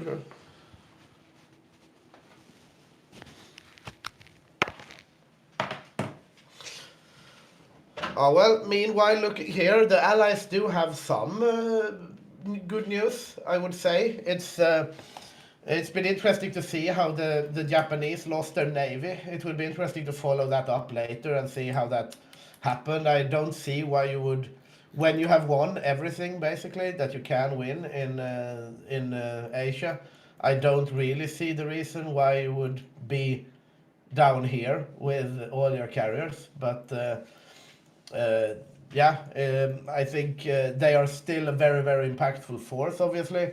India has fallen, they are now in Oman, North Africa, firmly in the hands of the Axis, so still very Axis favored, I would say, but it's like they are not breaking through these horse lines the way they would have liked to. The Americans are building up, and they have the navy to keep Japan away from pretty much everything they need to. So the Axis are playing against the clock, but I would say that they still have plenty of time. So it will be interesting to see how this pans out. And here we have Petter with a beer.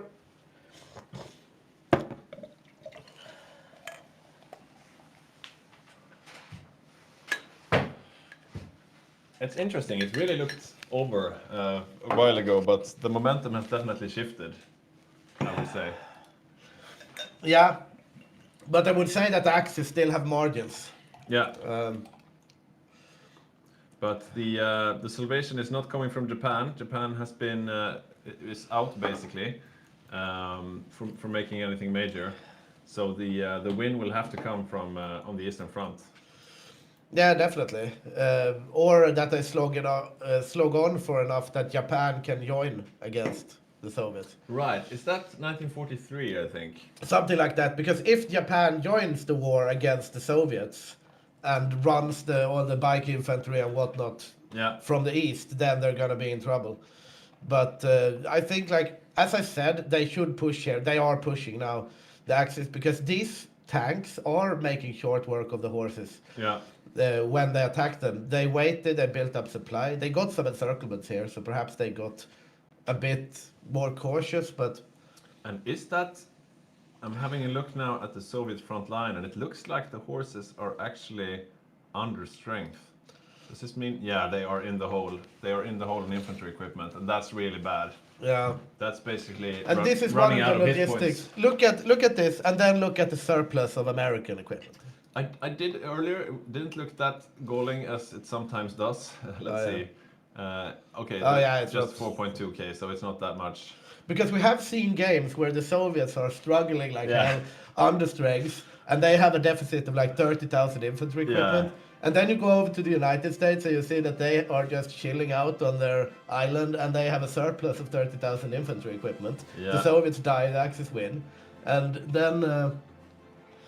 Yeah, we see here the Germans are dissecting the Soviet front line. The Soviets are trying to do some counterattacks though, but yeah, they are under strength, and this is the bad thing with using cavalry is the cavalry takes like 1.5 times the infantry equipment of a regular infantry battalion, and if you were to use a garrison battalion, it's even less.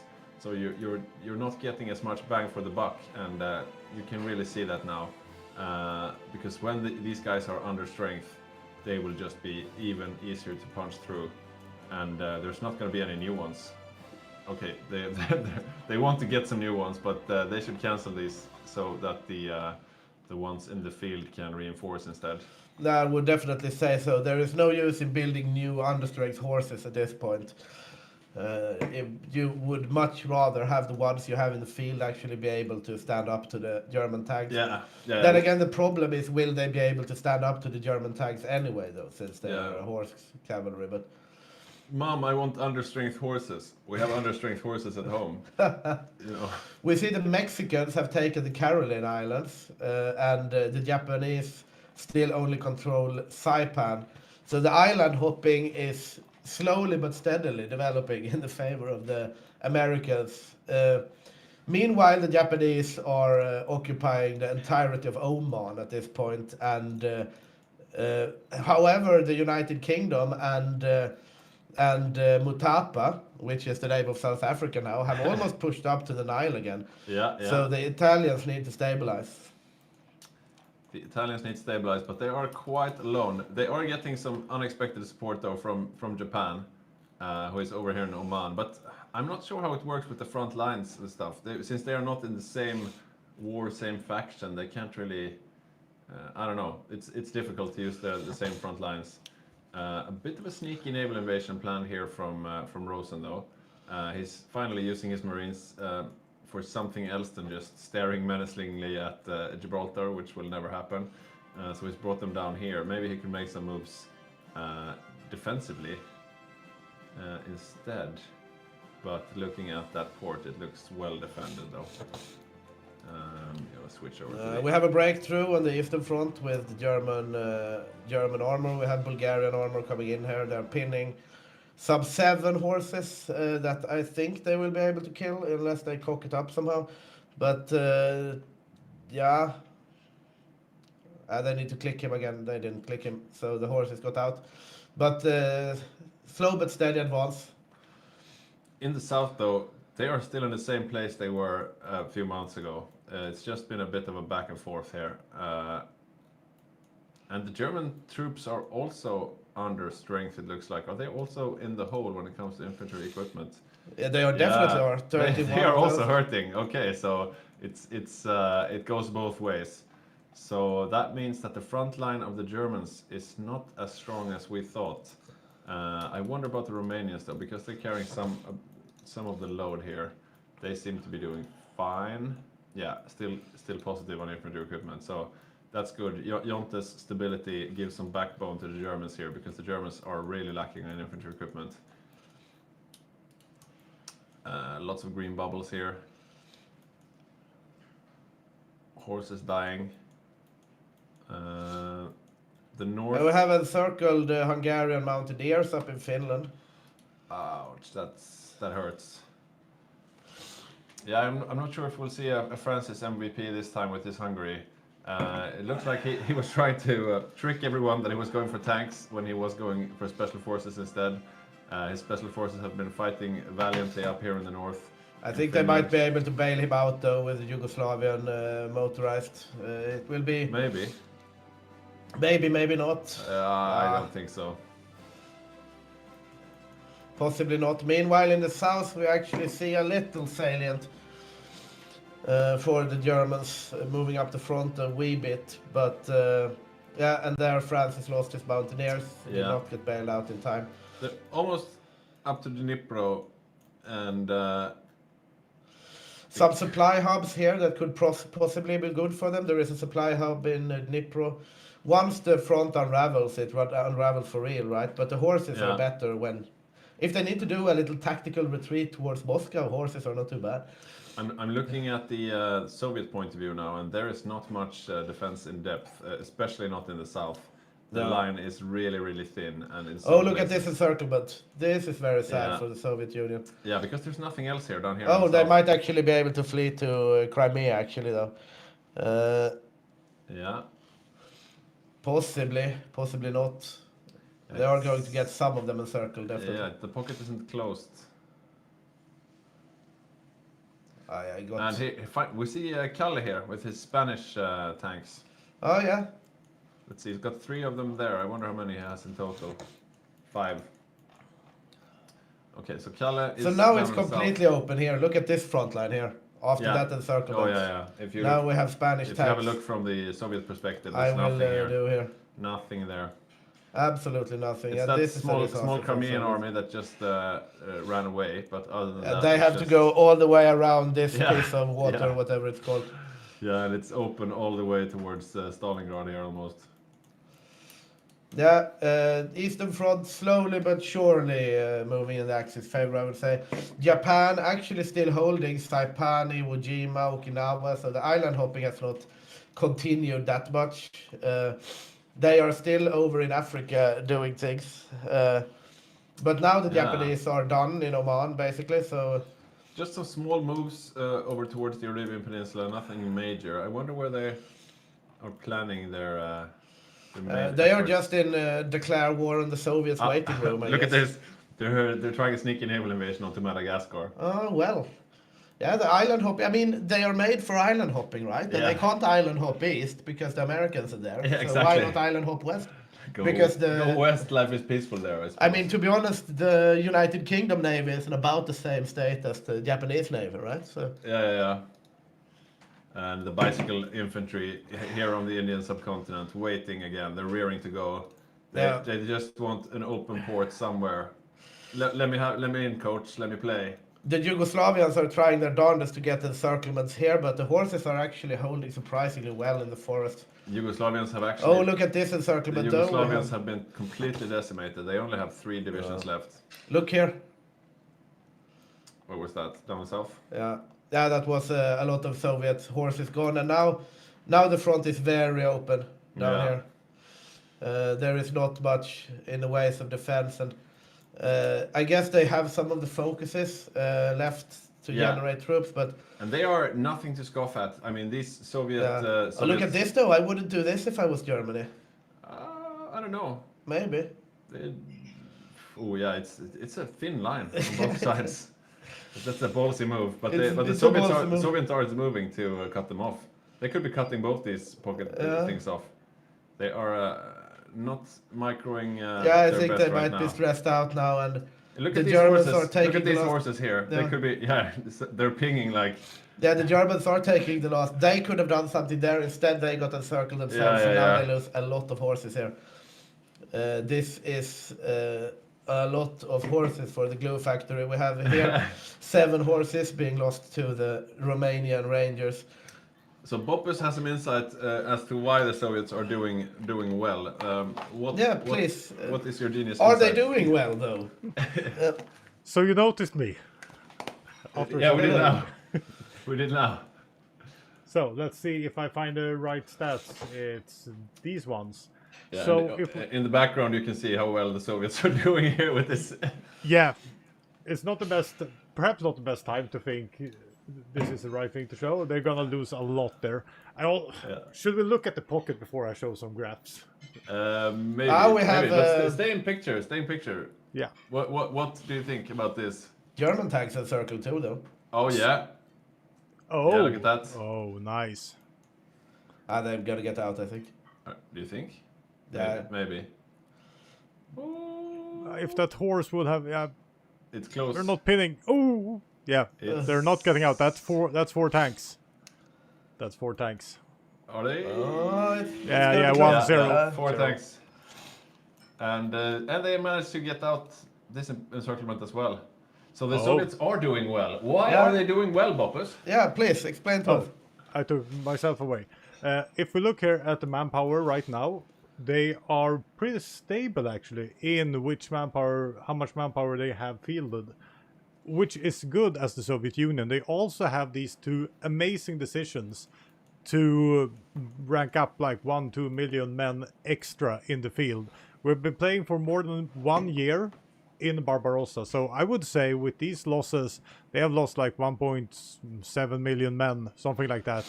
That's not a lot. That's not a lot for building a cavalry army. If you would have built 100% T-34s, that would have hurt. But this is a cavalry Yeah. army, so with that, I would say looking pretty good. And On the other hand, though, it's if they would have built an infantry army, that's I Yeah. mean the cavalry are worth more than infantry. yeah, it is. But we also see the US with the allies coming up from bottom of 2.5 million manpower now up to 3.2 million.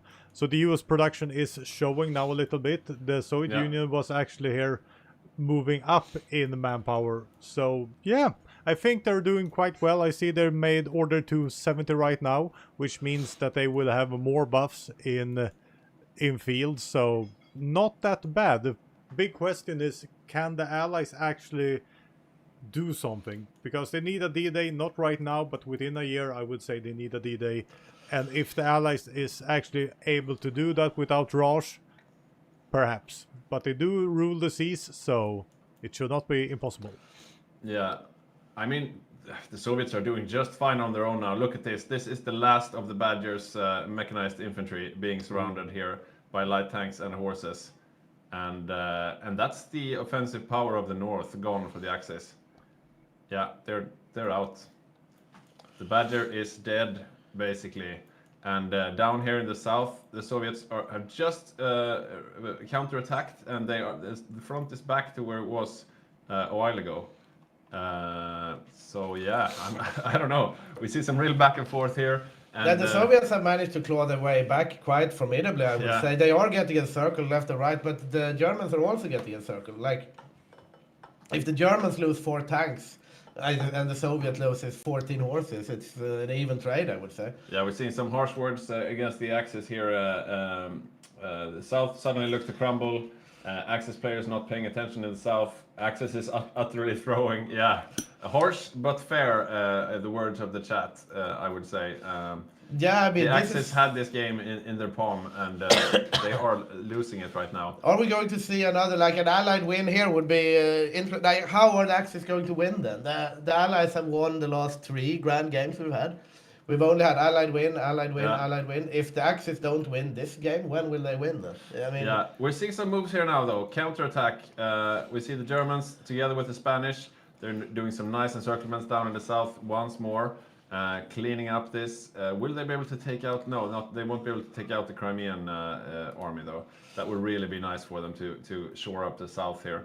But they did get some Yeah. encirclements there, and as well as in the middle. Let's see. the Soviets still lack defensive depth. It looks like Badger actually got out. How the hell he managed to do that, I'm unsure. But I did. That's crazy. Yeah. He looked super dead. he might still be dead, though. But the fact that he managed to get out of the first encirclement is very impressive. I would Yeah, say. he's down to two divisions. He's microing them to his heart's content. But let's see. Another person who has 2 divisions is Matthias in Bulgaria, and they are solid. A bit green, wet behind the ears, but super strong divisions. He is going to lose 1 division here, probably Badger, or maybe not even the 1 actually. Yeah, he is. We'll Badger is, as we said, a very, very good player. Yeah. Obviously, he gets himself into sticky situations, but you can't fault him for getting out. I mean, most of the advances here up in the north were due to the Badger in the beginning, but he managed to get counter-encircled. And that's the tricky thing when you're facing light tanks and cavalry, that they are so quick. So if you leave a gap somewhere, they can really exploit that. Yeah, the line in northern Finland there is stabilizing. The Germans are trying to make moves, making a big encirclement here. Is anything happening? We do see reverse safari, see if the Italians can counter it. It looks... Japanese still control why their- doesn't he have any supply? Good question. He's completely red on supply here, Rosen. Why? Too many troops. Are they bombing? Are they bombing? No. I can't really see why he's got such low supply, because that's fucking him right now. The Allies are about to reclaim Egypt. Yeah, definitely. What about the Japanese? No, okay. Yeah, the Japanese are in Oman. Yeah, but they've been there for a while. It doesn't look like they managed to take Madagascar, though. They're still planning to. Nothing else being planned by the Japanese because they lack a navy, of course. Halfway through to... Italy lost the supply depot in Egypt. But I mean, they should have a supply behind, I guess. Yeah, it's weird. Now they're getting some supply, though. Not enough. Yeah, they're going to lose. They're going to lose all of this. Yeah, there is no way in holding this. They should just blow up the Suez and go home, maybe use Rosen these does things. have 11 Marines, though, which he is strategically redeploying somewhere. All the way back to El Alamein. Okay. Yeah, he's basically giving up on Egypt right now. I mean, these guys could probably hold quite well up here. We do see big encirclements going on the eastern front, possibly. Yeah, look at this. Oh yeah, That's 15 horses, 1 light tank. that's a big blow. That's a big blow. But there are plenty more where those came from, I guess. Yeah, I mean, they're not lacking horses at this point, but if they do more of these encirclements, they are going to eventually. Yeah. And yeah, it looks like Matthias, he finally sent up his garrison divisions down from Bulgaria. to shore up the front lines in the south, which helps somewhat. And right now the Axis are advancing. Yeah, they are looking over at the losses now. The Germans have actually managed to stabilize around 700,000, which is obviously more than they want. But Yeah. last time we looked, they were 400,000. Meanwhile, the Soviets are up to 2.7 million. So the Axis are steadily but slowly managing to regain some sort of initiative here on the Eastern Front. And Germany now is they have 11k infantry equipment plus, while the Soviets are still 30k in the red. So And that shows on the battlefield. It's definitely, that's why we see the green bubbles, right? yeah. Yeah, And we do see another encirclement here, possibly, In Kursk? from the Romanians. It is Oh, yeah, up there as well. Right of Vitebsk, we have 4 light tanks, 2 horses. ouch. Yeah. And that's also a good morale booster for the Axis, that it's not only the Germans doing encirclements, that the miners get in and get some key troops off the field, get some encirclements, show that they can handle this part of the front on their own. It's good, because the German player can then focus on what they need to. I think we're in that part of the game now where the Soviets are telling the Allies, guys, we need a D-Day and we need it soon. So let's have a look how far off a D-Day could actually be. Further off than one might think, further but off. they did actually take back. Yeah, Egypt is being liberated, which means you could launch an attack from Egypt towards the Balkans or towards southern Italy. That's a possibility. I guess you would need the navy for it. Did Italy actually move back their navy? They're losing the Suez. Is this one is the main fleet here, and this one is anti-submarine. Yeah, okay. So they're in the Med. Yeah, so I don't think we'll see a D-Day in the Med anytime soon. What about in Great Britain? Yeah, no huge buildup of forces here. Some American line divisions, basically. I guess, yeah, you could do a bit with them if you had a spearhead. The Axis finally getting their head out of the ass on the Eastern Front. They're almost at Moscow now and advancing and showing no signs of stopping at this point, just making encirclements left and right, killing off hundreds of thousands of Soviets. And this is a spawn-in, right? We have a bunch of troops around. Yeah, they have a bunch of spawn-ins now, but now the Axis are actually rolling up the Soviet front. It has been a stalemate for a long time, but you can't argue with the Axis having the clear initiative now. No, definitely. It is moving heavily in Axis favor. Japan still controls India, Oman, pretty much all of the mainland in China. They have lost some more islands to island hopping, and crucially also northern Africa is once again back in Allied hands, but it's a bit of a safari. They have to walk to Kuwait, they have to get Baghdad back, they have to go to Tripoli. It's going to take like 6 months before they can really capitalize on that. Yeah. Having a look at Mossberg playing Mongolia, he's got the elite horses. Of course, he's playing horses as well, but they've got a lot of artillery with them.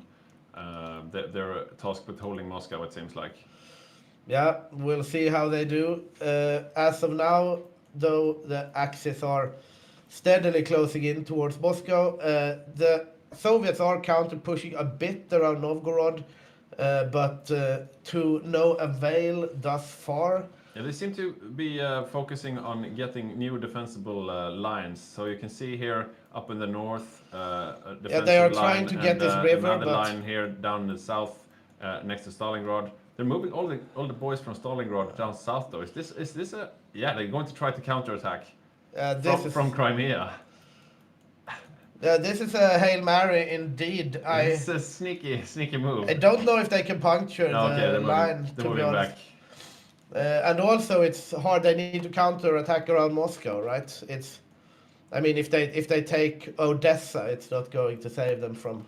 This is also a bit of a micro mistake here from Germany. We have Dawn is here with fun stuff on the east again. Okay.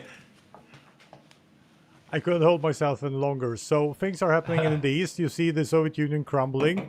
At the same time, they have gone for defense of Moscow, and defend Stalingrad, giving them 600,000 more troops in field. I don't Yeah. know why they're going for slacking in infantry standard right now as a focus, because they can go for a first wave mobilization, which gives them like 5, 6, 800,000 more troops. And I think soon after that they can divert all Far Eastern forces. So this is what happens. It looks like they are crumbling, and they might be crumbling right now. But when those two focuses hits in, they will have 1 million men more to fight. And that could actually change the pace of the war. But right now, I see what you see. It doesn't look good. But Yeah, but this is where you need to be careful as the Axis, because it seems like you're doing just fine, and then from nowhere, the Soviets just spawn in 1 million men. So down here in the south, for example. Yeah, look, Moscow, they're losing 2 tanks. Yeah, exactly. Yeah, the lines were looking really thin before, but now the Axis are definitely. They got one of the tanks out though. And look at this, the line here as well. I guess the jury is still out on who's going to take Moscow, but Don has a very good point there with the troops coming in. I think that. This is dangerous though. Look how thin the line is here for the Axis. They have 3 more tanks encircled right now. They are getting outflanked here as well. Another 3 tanks being encircled there. Possibly, I still think they can possibly get out. But there's nothing in the back to bail them out. Now they're pinging furiously. As you can see those here on the 3 screen. tanks! No, I didn't see them.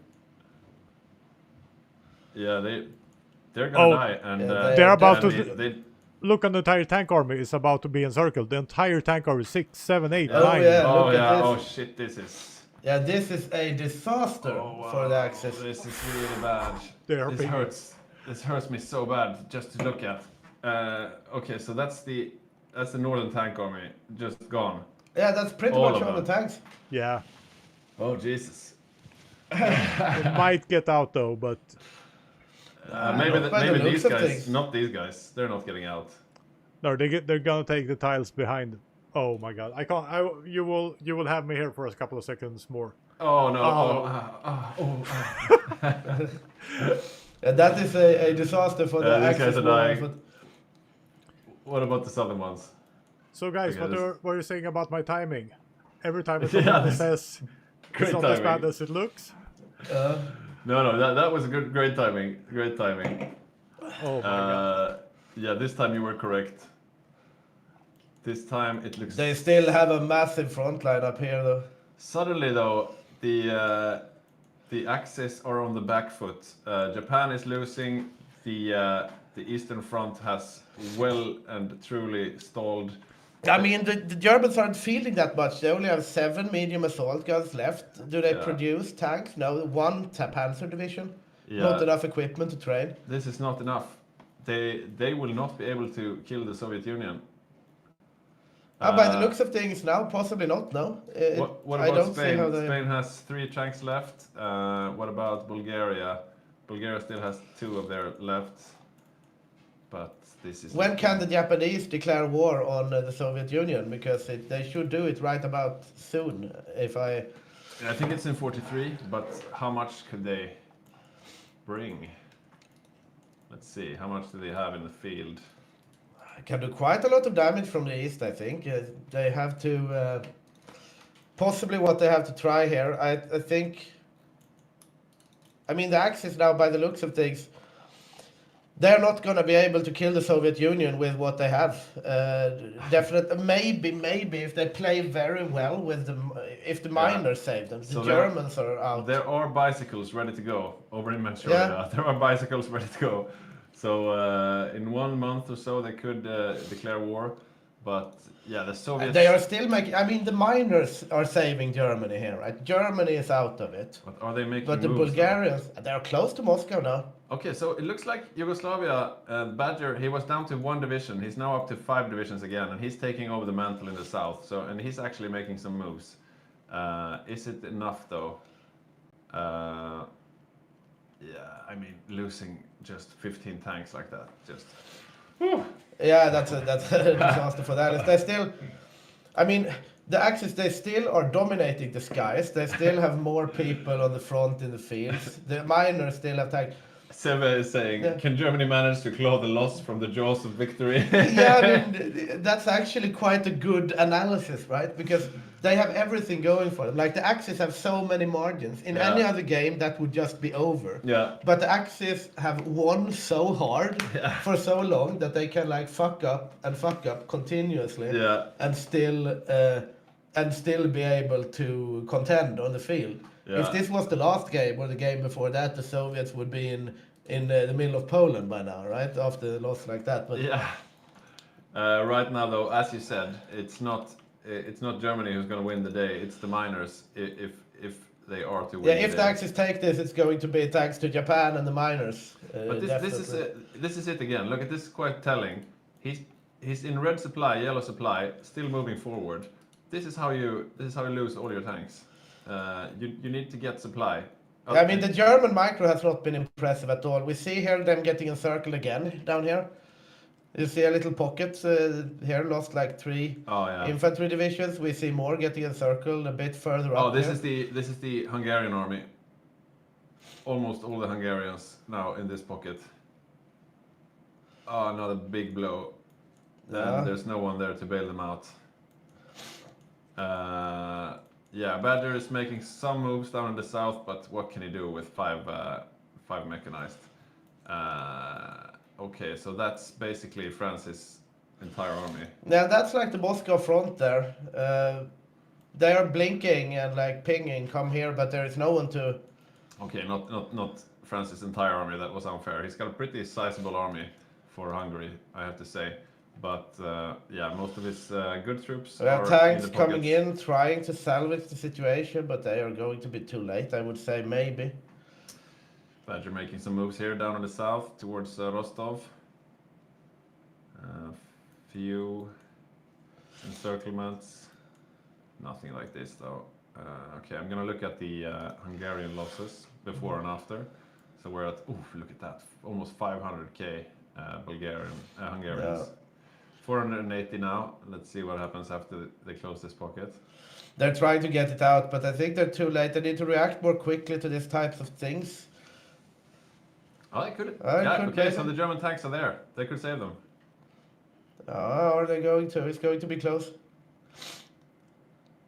Yeah, they should be able to get them out. Uh, I think, yeah. Yeah, they okay. did. Oof. Just by the skin of their teeth. That was clutch. That was very At clutch. the same time, though, Bulgaria losing some troops in the south. Yeah, we have one Bulgarian, but that's a trade I'm willing to take. As Yeah. it's good that the Germans are making some plays there. I think that the Germans kind of threw their tanks around Moscow, to be honest. Yeah. They know that the focuses are coming in. They know that the Soviet can mobilize quickly in that event, right? They shouldn't do those aggressive moves close to Moscow. They redeem themselves a bit now, though, right? The German players are good. They can micro. Yeah. So... They still have those 7 assault guns though, and they just managed to save the Hungarians near Tula, and now they are trying to make an encirclement of their own. We'll see how that goes, but they are so out of supply. This is a supply game that they're not playing correctly. You don't even want to put your tanks in places where it gets this red, because they're basically super slow, and yeah, that's how you lose them. But the Spanish are coming in here. Kalle is coming in here from the left, and I think they might the be able to- Japanese are setting up for an attack here. The bikes are getting ready, but Yeah, that's what I said. They're rearing to go in Mongolia. is it 1st of January, 93? I think so. If they have capped India, right? Which they have. Yeah. Mm. Yeah, that's a very good point. Usually, we don't see the Asia Axis invading the Soviet Union because they have to take India first. But now they have taken India, and they don't have anything else to do. So, yeah. I mean, it's a good distraction, right? It's a reverse D-Day, Yeah. right? They are taking exactly. the pressure off the Axis by Exactly. invading the Eastern Soviet Union with bikes, right? Meanwhile, Rosen is doing a fighting retreat here in North Africa, but it looks like he will have to evacuate completely. Yeah. He's down to his last port here in just a moment, and he will need to get out of there. So then Do we it's have a any- question about protecting Italy proper. We have some infantry divisions getting trained from the Germans. One Panzer division, but yeah, they have 7 medium tank divisions now that have hit the fields. It's telling that what he's building, the templates are called Defender and Defense Infantry. Yeah. So he's not going on the offense anymore. Yuri is. Yeah, they have now the 7 medium tank divisions again, Germany, which is something they need, obviously. But Yeah, it's the ones they kept. yeah, The southern group, that's now the only group. Yeah. it's winter again, though. And the Allies are rolling up Egypt. Let's have a look at the air map mode. Okay, so there's still... Maybe that would be interesting to see...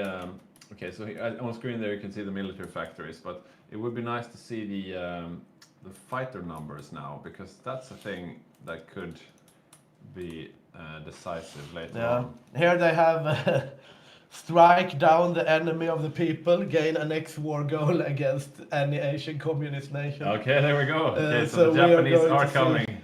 The Japanese bike army entering the war in about 10 days here. Yeah, this is what the bikes were made for. But And this and German... these are not the ones with the mechanized recon, so these are the fast types. And also the Germans should take it easy here, right? There is no reason to be here doing these types of moves around Moscow at this moment with your medium tanks. No. Communicate with the Japanese, wait until they enter, and I think the Soviets will just ignore the Japanese altogether. yeah, possibly, but it's at least something. They need to shake things up a bit. They don't have enough otherwise. So the German with the tanks that are left, they're moving in tandem together with Calle's Spanish tanks. Yeah, they are And, trying to get a little pincer here. It is dangerous and hard, though. Yeah, but they need to make some moves. They can't just sit around. I wonder what. Let's see. Okay, so down in the south, we have the Yugoslavians under Badger, and where are Matthias's tanks? Oh, also down in the south. So Matthias and Badger down in the south, Kalle and one of the Germans up in the north here, or not north, but middle, sort of. In the north, things are pretty stable. It looks like, look at Einars, he's gone all in. He's taken all his chips, all his divisions, and just put them up in the front. I mean, he could link up with the Japanese bike infantry. Yeah, but I mean, yeah, Yeah, he's got I mean, nothing left in the back. He's just all in, pretty much. At this point, There we I go, think they there we need to go. like The distract. Japanese have The declared war. Japanese are in. Let's see how the bikes are going to do. So they will try to capitulate Mossberg first and Yeah, and foremost. Mossberg has nothing. So He's on his way home. So his 5 brave horses are going home to defend Ulaanbaatar. his 5 brave horses will be able to kick the ass of the Japanese Oh yeah, bikes, but I think the Japanese bikes which will reach Ulaanbaatar before. because these are not your grandmother's horses. Look at these. These are awesome. This Japanese, he's biking around here. Oh no, he's slow again. Oh no. But these should be the fast ones though, right? Yeah, but he's taking attrition, I think. Let's have a look. Might be winter. Yeah, deep snow. Look, You can't bicycle through deep it's snow. extremely cold and deep snow, so he can only bike at 2 kilometers an hour. Very sad for the Japanese bike infantry. I didn't realize they were doing so bad in the winter. But Yeah. they are almost at Ulaanbaatar though. Will Mossberg get home in time? That's the question. He's a bit further off. He is strategically redeploying though, using the railways and stuff. I think he will be home in the nick of time. Doesn't seem to be Maybe. too many railways here though. Maybe. Summer is coming though, eventually. Eventually the bikes will be faster. Yeah, and they are just, Here we have 18 kilometers an hour. just because, about to take Ulaanbaatar now. if they bike to Ulaanbaatar from the north, they can bike at 18 kilometers an hour. A small encirclement here of Soviet troops. Oh.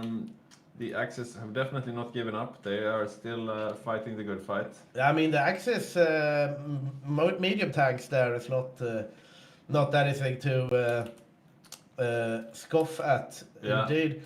And they are slowly moving forward, right? The Soviets are going to need a D-Day. How are we doing on a D-Day, by the way? Yeah, I mean, Egypt is secure. Doesn't seem like anyone is, placed in a harbor ready to go, but they could go on a moment's notice. Folk here, the Canadian tanks leading the way. It looks like Rosen has finally completely evacuated North Africa. No, he's still got some here. Still got some towards Tunis.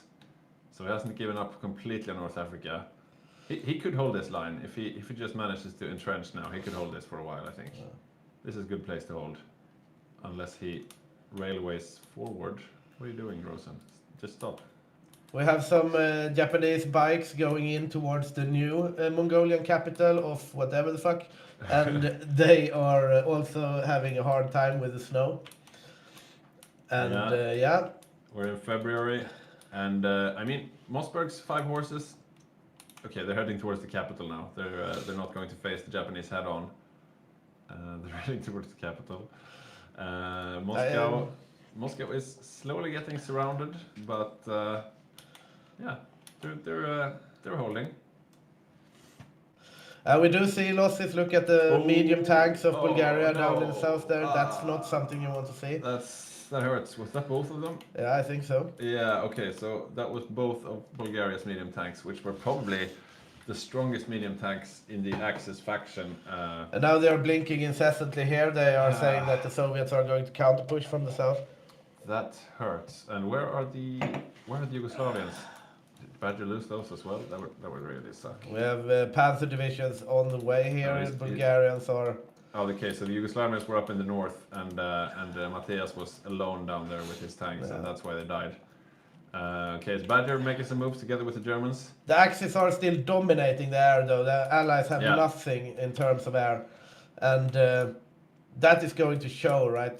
Like we said, if the Axis manages to actually get back victory from the jaws of defeat, from the jaws of victory that they themselves created, it is definitely due to air superiority, because Axis haven't had red air at any single theater at any point this entire game. Yeah, these horses have been fighting under red air for a long, long time. Okay, so the Axis trying for an encirclement here. Soviets are quite good at retreating in an orderly fashion, but could be potentially a lot of forces lost here. So it's the Yugoslavians together with the Spanish, together with the Germans that are left, and they still have the potential here. Should be able to catch some, I think. Looks like the frontline troops now are mostly Hungarians. They are going deep though now, the Germans. I'm a bit sad we didn't get to see Francis with medium tanks though. Yeah, I agree. This is the moment you would need that try again army. Definitely, but we are going to get some try again medium tanks from Germany. I've watched their production line here. Oh, that's nice. Let's see how many horses they manage here, to get finally, here. That is finally a big encirclement here. Big encirclement from the Axis. Around 20 divisions, and they're quickly disposed of. Yeah, that is hurting. We see Moscow also being pressured from all directions. That takes the pressure off a bit. Another little encirclement outside Moscow. Fall of Vladivostok. What the hell? Oh yeah, right. Yeah, the Japanese bikers and Manchu are gunning for Soviet territory proper. Yeah. And if we don't get the D-Day very soon now, I think the Axis might be back in this with a vengeance. Oh, it looks like, look at this. Rosen is fighting back. This is a big move from Rosen. He did a big naval invasion here in the back of the Allied advance. And these are all the South African tanks, all the Canadian tanks. The Axis are fighting for their life. This is Rosen gunning for the MVP play for the game. These are the guys who were supposed to do the D-Day. Yeah, there will be no D-Day. There will be no D-Day. Look at this. Rosen. Oh, wow. If we want to see a really smug face, we should get him for an interview later. No one is smug like Rosen can be smug. Oh my God, that's a big. That is a big play from it. Wow! Ooh. He might have just saved.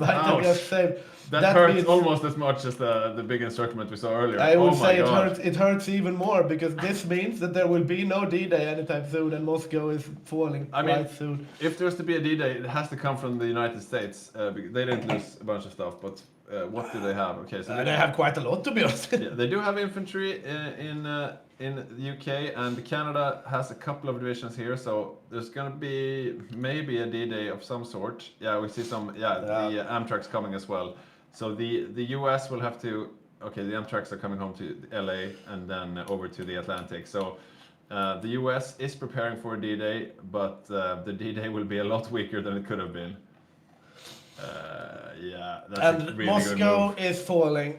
This was the last straw for Moscow was the last encirclement. Now it's just a matter of how many troops they get trying to retreat. And that also means that the supply in the Soviet Union will emanate from a new place. Moscow has fallen, and looking over at the war, there are still quite a bit to do to capitulate the Soviet Union, obviously. Wow. What a game, Victor. Yeah, it's What a game. always interesting games here at the Hygge Action community. Yeah. And Dawn is writing here, I have things to say. What do you have to say, Bopus? Oh my god, a lot of things happening. What I can't really get is the Soviet Union right now. They can click and get 1 million men Really? in field in 30 days or 60 What's that, a days. decision or It's a focus. It's a focus Okay. furthest to the right. And why they haven't done it, I can't really understand. That would have saved them immensely. To the left. furthest to the left? Yeah, I need to get myself away. The first wave mobilization. And There.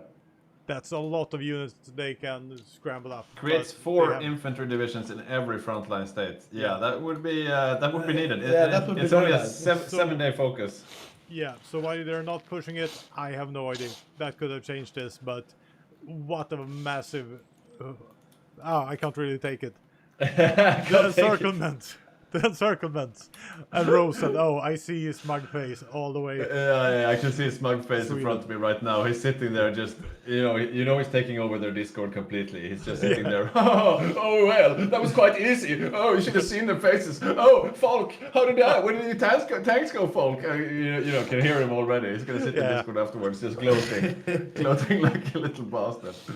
But Oh, they wow. still have those 2 focuses, so that will make a difference. But now losing Moscow and the supply network, So with the surrender limit and stuff, they've lost Leningrad, of course, and now Moscow. Yeah, the supply is now coming from Stalingrad.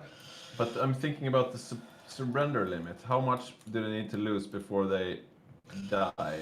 They have 44, but So if they lose 24 more, so Stalingrad is 30.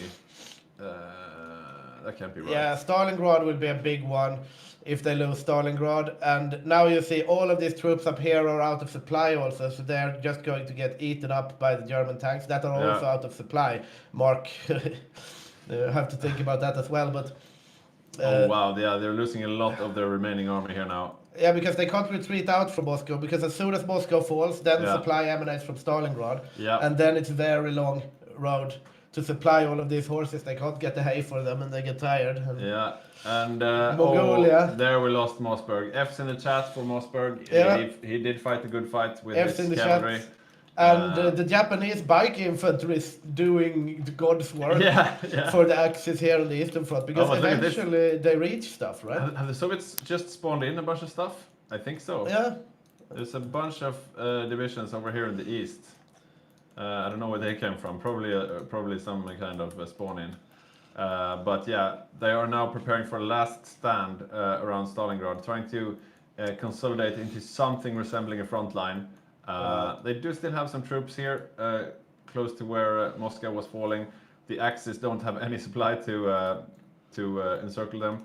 A big encirclement happening here, though. I'm looking at some naval battles outside the Iberian coast to see what the Allies are up to in regards with D-Day, but they are losing North Africa again to Rose's brilliant encirclement, and yeah. Yeah, looks like he's stopped though. Will he do a counter naval invasion? Yeah, he's planning another naval invasion on Tobruk. Okay, yeah. So North Africa is Rosen's territory. I wonder if Rosa will be able to fool them twice, though. That's the thing. I mean, Yeah, I mean, he just brute forced it. Okay, so there is a naval invasion being, or not a naval invasion, but this is where the D-Day will come, from the UK, as it did in history. We have the Brazilians here with their Marines. We have the Americans here with their Amtraks. The Americans also have some infantry. We have some Canadian tanks. This is definitely the beginnings of a D-Day. Definitely. They Mortal- definitely need to. We have Yeah. Mortal Vision here saying that the Soviets have lost Vladivostok, which is a lot of victory points, and that's actually true. Yeah, I didn't think of it in that way.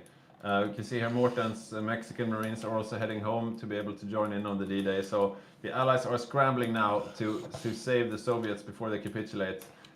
The clock is against them, but it does look like the Axis advance. I mean, they've stalled a bit. They need to build up the supply, build up the railroads. You can see here red supply The symbols. bikes are also getting killed by the spawn-ins, right? Because all the bike snakes got automatically cut off when the Soviets pressed the right. spawn-in.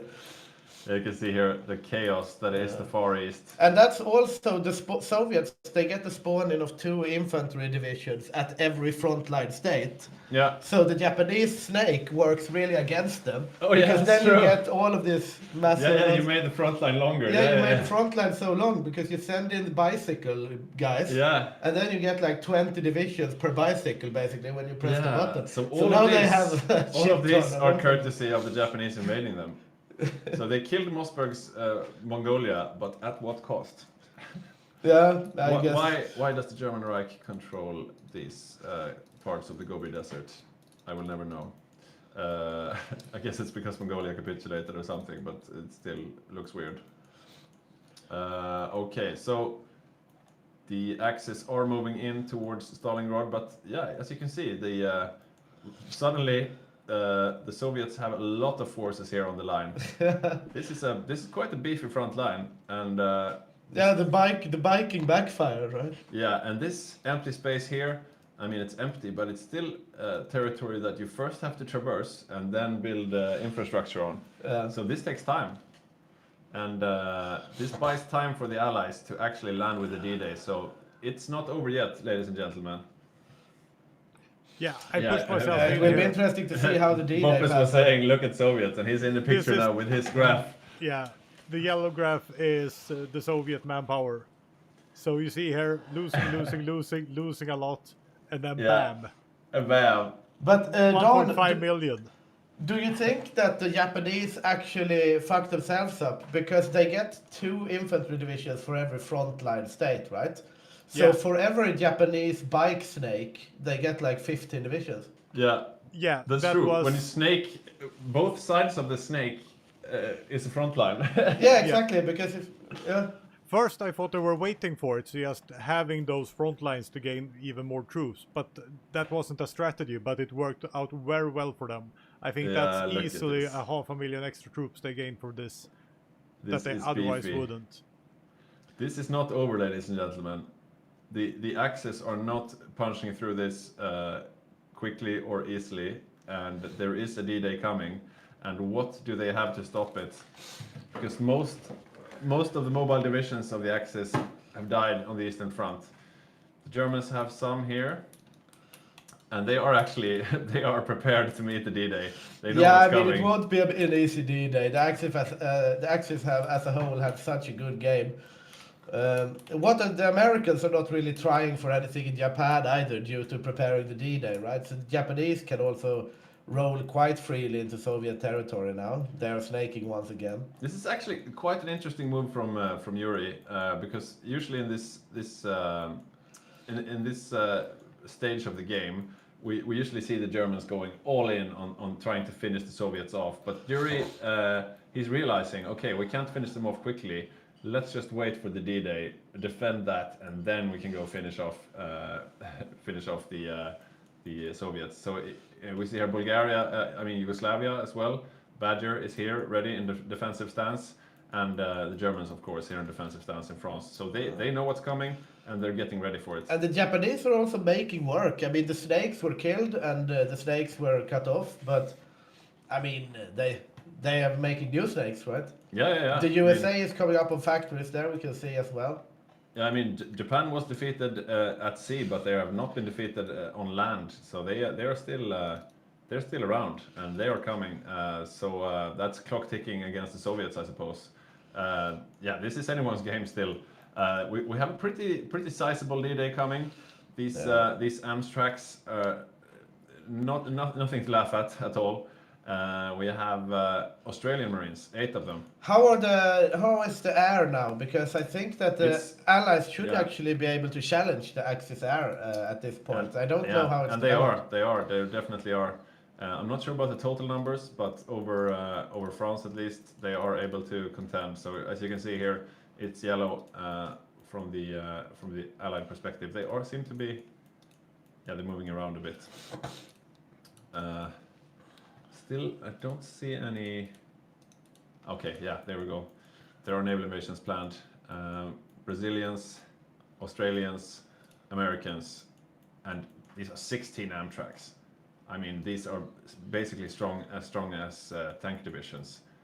So this is a formidable D-Day still. Yeah, this that's is coming. going to be dangerous, definitely. Yeah. We'll see what happens with this. Meanwhile, I think the Eastern Front must be pretty stopped. Okay, they're almost at the gates of Stalingrad. Yeah, also they're moving quite well in the northern parts. Stalingrad is very heavily defended, but They're moving up to the front line that the Soviets have made along this river here. Yeah, there's not much pushing power left in the Axis on the Eastern Front. Bulgaria seems to have gotten 2 new tank divisions. They're moving them to the place where they lost their last 2. Maybe stay out of there. Yeah, the Axis are not pushing through this anytime soon. But the Japanese are snaking. They're actually closing in. They're almost at the Ural Mountains now. yeah, eventually this is going to hurt. Yeah, you can't defend Stalingrad from all directions, I guess. But when will the... Okay, the D-Day is coming. D-Day is here. Okay, I'm let's see. switching to the German perspective now. I'm taking the And- UK perspective, and we'll see Yeah. where we end up. This is the game deciding factor. Green bubbles all along for the So, UK. yeah, we have They're going to land on every beach. Utah, Omaha, Gold Beach. All the beaches are landing. All the beaches are green landing, definitely. They are, yeah, Switching quickly over to the... yeah, it's the Allies taking the air superiority right now. yeah, The, they are. We do have a lot of Germans here, though. They are quite a heavily defended D-Day wall, but also quite a heavy D-Day. Red bubbles along the coast, no, not Here we something go. you like to see. Yeah, Yeah, we do. They are getting overrun here. Le Havre, they have lost 2 divisions around there. We have Amtrax coming in field now. The Germans are mid... Oh, They are paradrops. paradropping in behind. Was that Snistan? Yeah, Snistan has paradropped. I wonder if they're going to be able to link this up. That would be huge for the Allies. They are holding out. They're a instantly bit. out of supply and being faced by the German paratroopers. Yeah, we have German paratroopers in the field as well. But the German tanks are in trouble. They are. This is not something. This is not where you want to be as a German tank, but this is also not where you want to be as a Holland paratrooper. It doesn't look like... okay, so Badgers mechanized are able to fight against the Amtraks just about, but not convincingly so. Yeah, And but the tanks Germans about are to having die. trouble here. Definitely, this is not something they might be able to get out. They need to get out. They have lost Paris. Yeah, and they need to get the infantry out of Brittany and over to the front line. They're all the way in the west here, most of the German infantry, and the middle of France is opening up for the Allies. Yeah, they are still encircled though, these paratroopers, but they do have some bonuses in urban terrain. We have the Germans actually getting green bubbles on the western front here. They are going to try to roll up the D-Day from that direction. Snistan's paratroopers actually did a really nice drop there. But this is liberating definitely Paris. the try from the Axis. They're going to try to defend this D-Day, do that, then finish off the Soviets. And this is going to decide the game. And maybe the miners should take some tanks home from the Eastern Front. The Yeah, there's Soviets... not much to get though. It's just maybe 2 Bulgarian tanks over there still. Yeah. Otherwise, all of it is here. They've lost most of their strength. And The Soviets are just pushing on a broad front now, trying to put all the pressure they can on the Axis here. They are getting an encirclement of 4 Romanian infantry.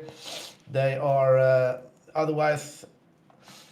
Yeah, 4, they might die, might get out. We have 5 Greater Hungary small tank boys getting encircled. This is the big D-Day push. They're rolling towards Leningrad, where the Finns have put absolutely nothing. This is the time where And Germany during needs all to this, act. Rosen is planning a naval invasion of Gibraltar. I don't know why he's doing that. He should be moving his troops up to France. Because this is where it will be decided, as you said, Victor. It looks like the fronts have stabilized somewhat. The Japanese are really snaking, though. They are almost at the Urals. The Germans are stabilizing the front a bit. They have gotten some.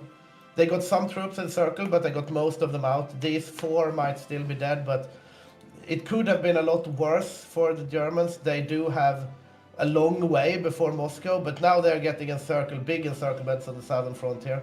Might be able to get out of this one too, you never know. Oh yeah, this hurts. It is open fronts both ways, right? No one has the troops to cover this properly.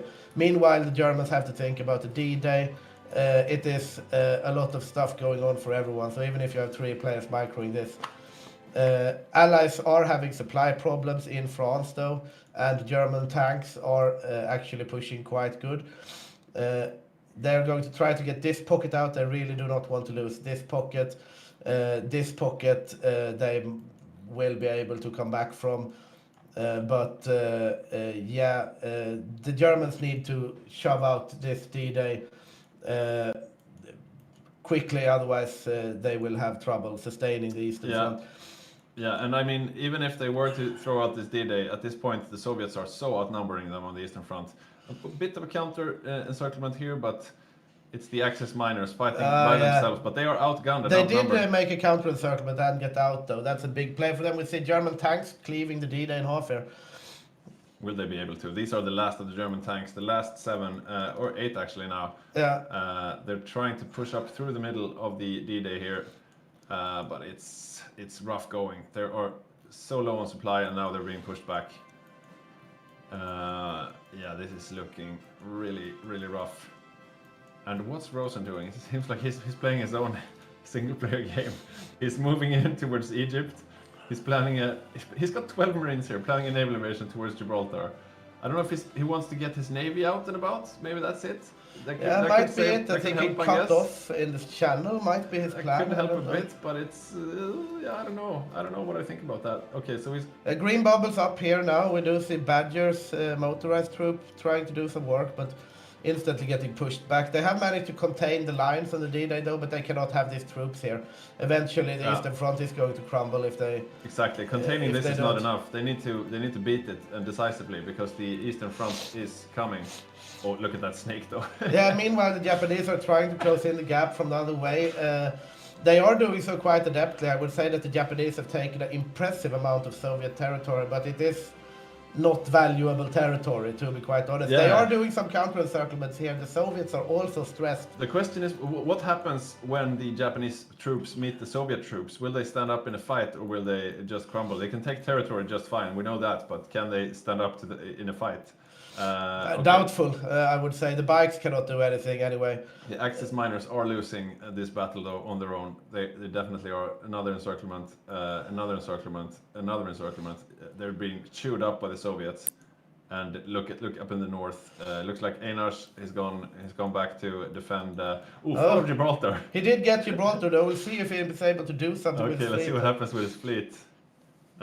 Fleet is instantly moving out here. I don't know what he's going to do with it, though, but... Yeah, he might do something with the D-Day. I guess he has some sort of plan. Okay, so he's instantly planning naval invasion on Ireland. I love this.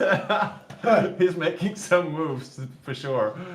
Okay, I don't know what that will do, but maybe if he naval invaded Brittany instead, why Ireland? I don't know. I don't know what's going through Rosen's head. Maybe he's lost his mind. He's just. He's too full of himself after killing all those Allied troops in North Africa earlier. Big encirclements around Rostov. Most of the miners, they have managed to retreat somewhat adeptly. They've gotten encircled in a lot of places where they can't afford, but no absolute disasters yet. This one, however, is not something you would like. Know. I would call this a disaster. They will definitely lose. Okay, so Einars is holding his own up in the north, but he's left all his his Axis brethren. The entire middle of the front. Yeah, and these reinforcements might be encircled as well. Like, if they can't get these ones out, it's better to get a line, right? Because once these push in, that's going to be troublesome as well. Now we might get a counter encirclement though, because we do see the Japanese snake actually reaching Kubichev. Okay, cutting so off. they've touched the tips, and it's Yeah, and actually, they have cut off the supply, right? It's the tie. It's the tie. The Japanese bike have taken the supply hub behind the Soviet lines. But it's the tie elephant from Lawrence. Yeah, the in elephants front. are reinforcing. But he got cut off immediately. They are, but now the Soviets are out of supply. Look at these counter encirclements coming up now. Oh yeah. The Soviets are out of supply. The elephants are still standing on the supply line. Oh, this is I chaotic. wonder if they will be able to hold. Probably not, right? Okay, No, they are. The elephants are defending. This is crazy. So the elephant has safely managed to reach the lines. Yeah, the Thailand elephants are fighting. The surprised for their life. Romanians are there greeting the Thai Yeah. elephants. So the Thai elephants are holding Kubichev, resulting in an I'm- encirclement of some 4 I'm Soviet checking on troops. France right now, and Incredibly impressive. France is definitely falling. They're being rounded up here. Italy is here now with some frontline troops, though, able to stabilize somewhat. Yeah, the D-Day is successful though. And there are big naval battles going on here now outside of Portugal. Let's see, that's just some convoys being sunk. The Italian fleet is out on a last hurrah. Yeah, mostly just smaller fleets here.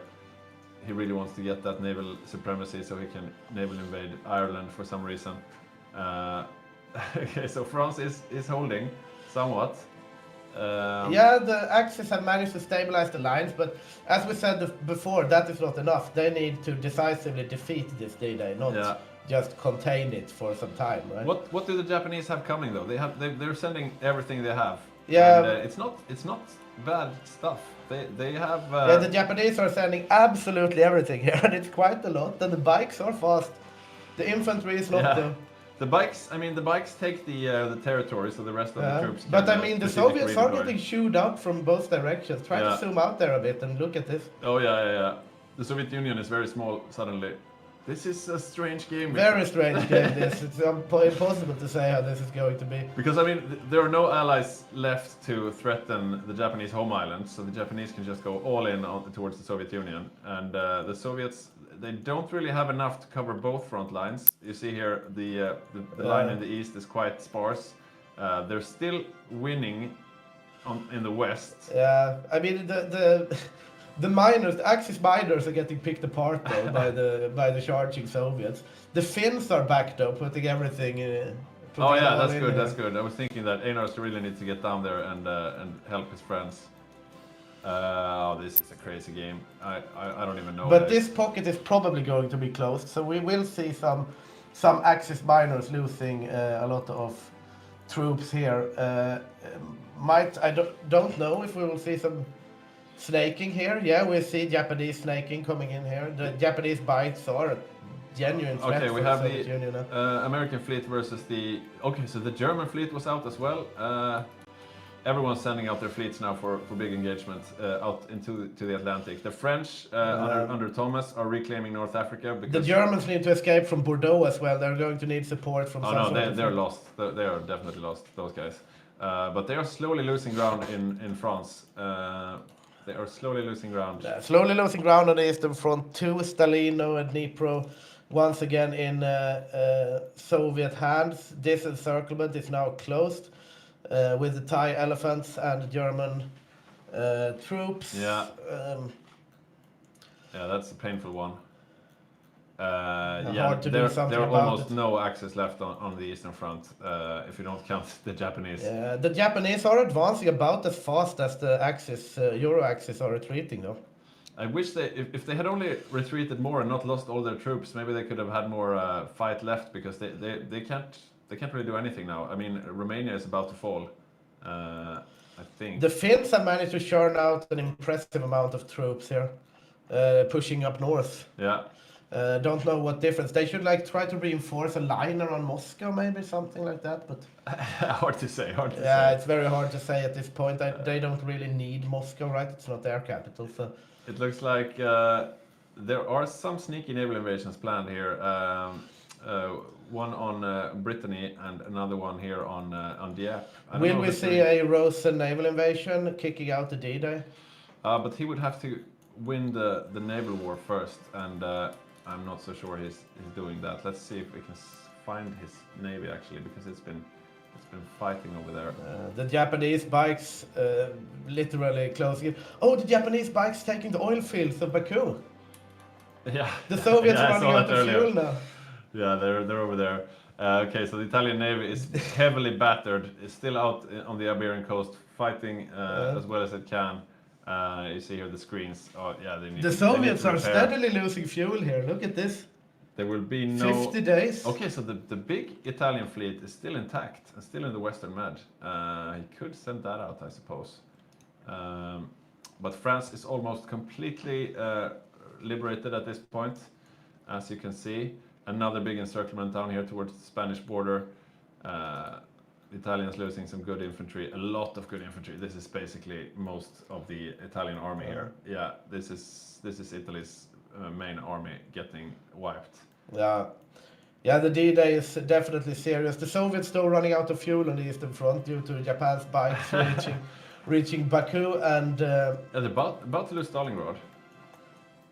yeah, the bikes have taken Stalingrad as well. So I mean, supply situation is dire. maybe that could save the Axis if they manage to capitulate. Stalingrad just. Yeah, also now the supply emanates from Sevastopol, which is very far from the current front, because Sevastopol is the biggest city. If we can get some Okay, Japanese Soviets are bikes- very close to surrendering. If they lose just a few more victory points, they are surrendering, and that could maybe save the Axis.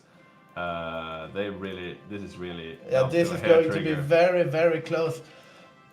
The Japanese, and we see Soviets getting encircled here, they are panicking. Do we have the surrender limit? They are about 3% off a surrender. Oh, that's just three. Where are three the tiles. Japanese? Where are the Japanese bikes? They're everywhere. They are everywhere. This is looking bad.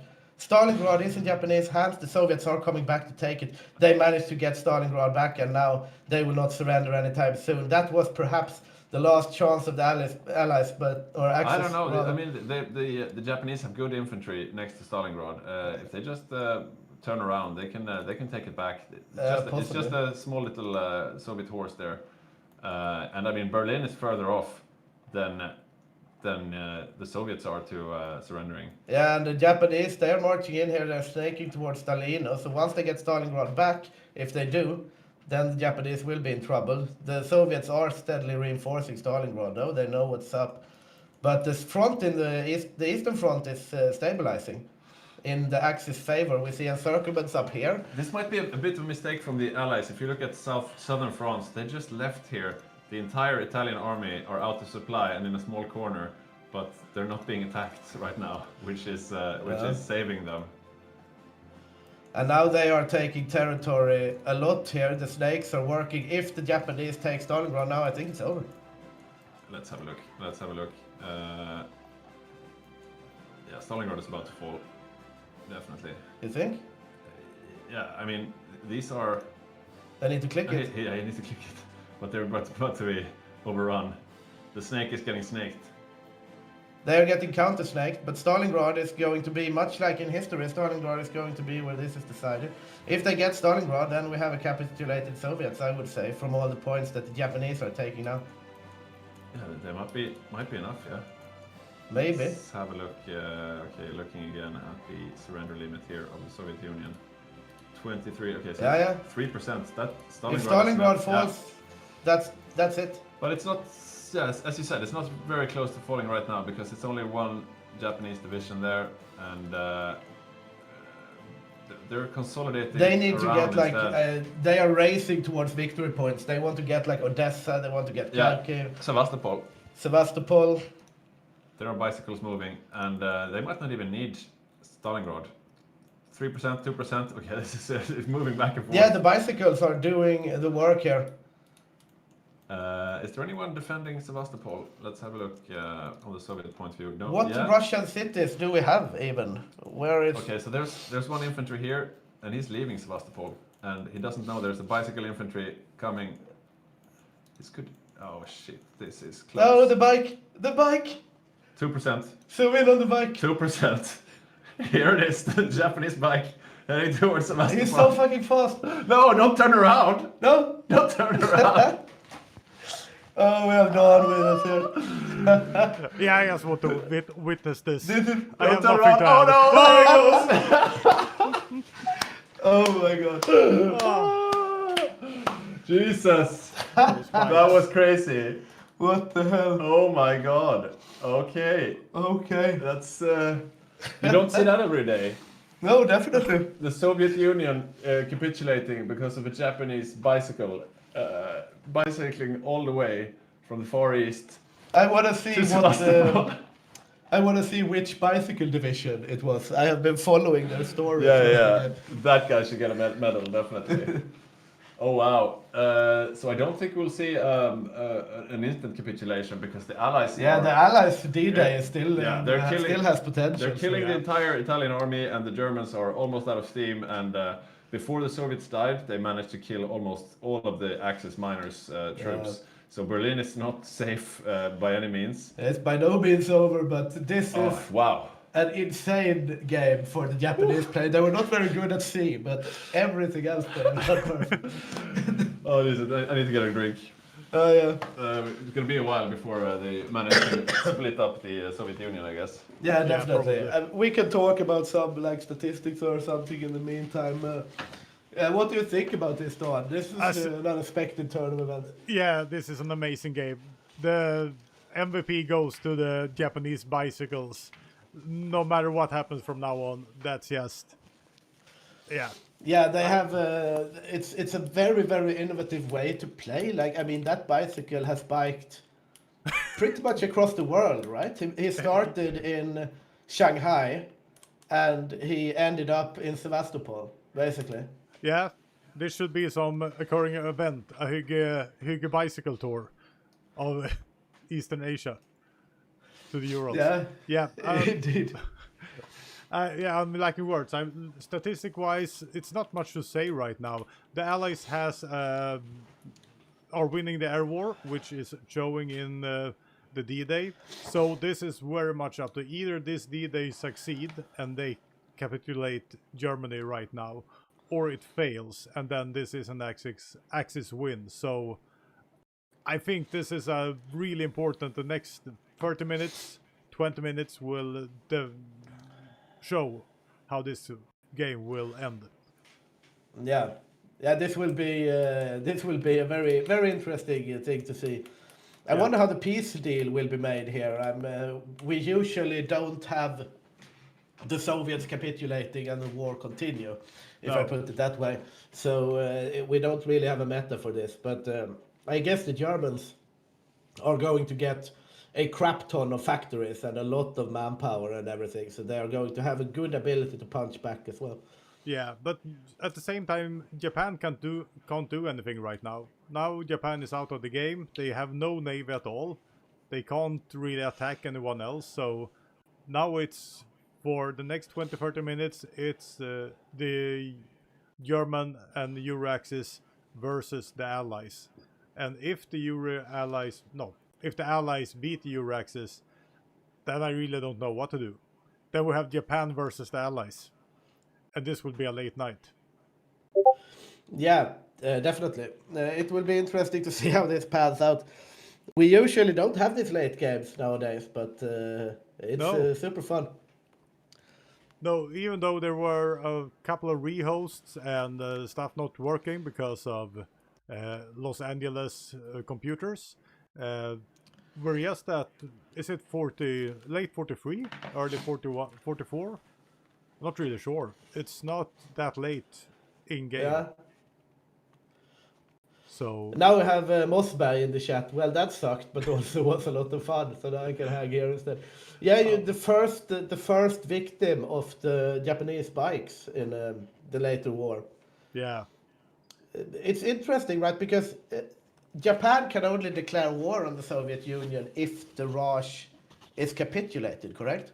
Yeah, I think there's 3, 4, or 5 victory points. They have to take 2 of them. They need to take Raj, Singapore. I think Australia is in there also in the midst. So there's some rule like that. I can't remember it from off the top of my head. But if they have Singapore and Raj, they can attack from the 1st of January 43 and attack they did. Yeah. It will be interesting to see how they divvy up this land. We have actually one of the biggest contributors is the Japanese shogunate. Yeah. It's about the same as about the same as Finland, right? Yeah. But I see Petter coming back now, so I'll go fetch myself a beer and leave this peace deal to you guys. Yes, indeed. We are watching the negotiations unfold during the Treaty of Moscow. The Union of Soviet Socialist Republics have been defeated, not overrun completely, but defeated closely by actually a very, very surprising and well executed plan from the Japanese player invading, as you see the territory here, invading Soviet Union from the east. Because the D-Day, if you just joined us, Sakhalin, for example, took a meeting. There was an Allied D-Day that stuck, and the Axis Eastern Front started to completely collapse. But then the Japanese have been riding their Japanese bicycles all the way, and actually managed to give the victory to the Axis. Not something you see every day. I'm wondering if we have time for a short interview with Pontus, maybe. I know Mossberg is in the chat right now. GG from you, Mossberg, who played Mongolia, and but it would be really nice to have the Soviet head honcho, the General Secretary of the Soviet Union, in here. Let's see if Boppus is able to get him before we start again, because the game is not over. No, the game is definitely not over. If you're just joining us, or if you play Hearts of Iron on your free time, when you see the Treaty of Moscow being signed, then it's basically over, right? But as of now, we actually have a D-Day that has stuck, which has liberated both France, Belgium, Netherlands, and Luxembourg, and is well on its way into German territory proper. Yeah. While the Soviet Union indeed has capitulated due to a Japanese bike reaching Crimea, basically. Oh no. Sorry. There we go. So it was here. Sevastopol, this Japanese bike, the 14th bike The division. 14th. That's one of the old ones, isn't it? I think so. I'm gonna check the. Yeah, you check the. I will do the bike things. You keep an eye out on the rest. Yeah. Let's see. Why can't I tag over? I can't tag either. Maybe it was because we were on the Soviets when they capitulated, and now we're stuck. I'm not sure. I can't seem to be able to tag over to anything. Oh no. I'm on the German point of view, though. I guess that's fine, but... I'm also on the German point of view. I can hot join, I guess, so you can stay on the German. Yeah, why don't you do that? 14th division. Okay, so we see the... this is basically all the forces that Rosen has left as Italy. But yeah, it's quite irritating that I can't tag around. Yeah, you can hot join after Boppus, I do. can you still tag around as you want?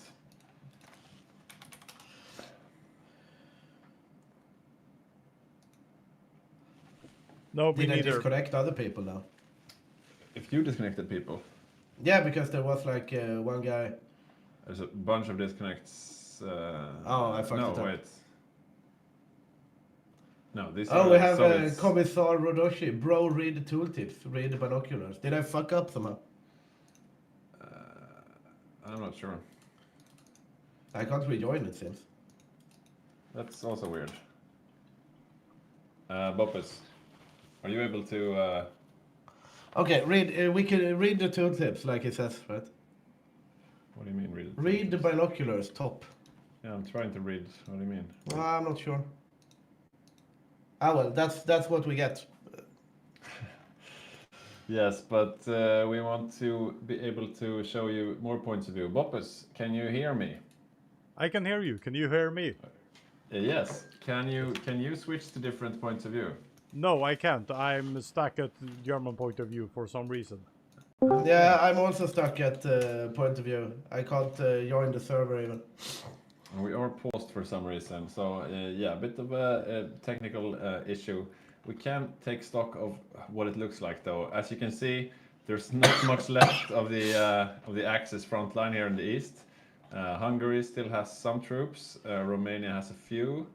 Hungary seems to have most of it. Finland still has an army, and of course, Okay, the marking's just below command power marking. Click those ones. You're currently click to exit country selection. Maybe the Okay. maybe the second one. Oh well, we're doing interview now. Okay, maybe we can do an interview while we rejoin, I guess. You can take over, John Rice. I don't know. Let's Exit just rejoin. country. I don't understand.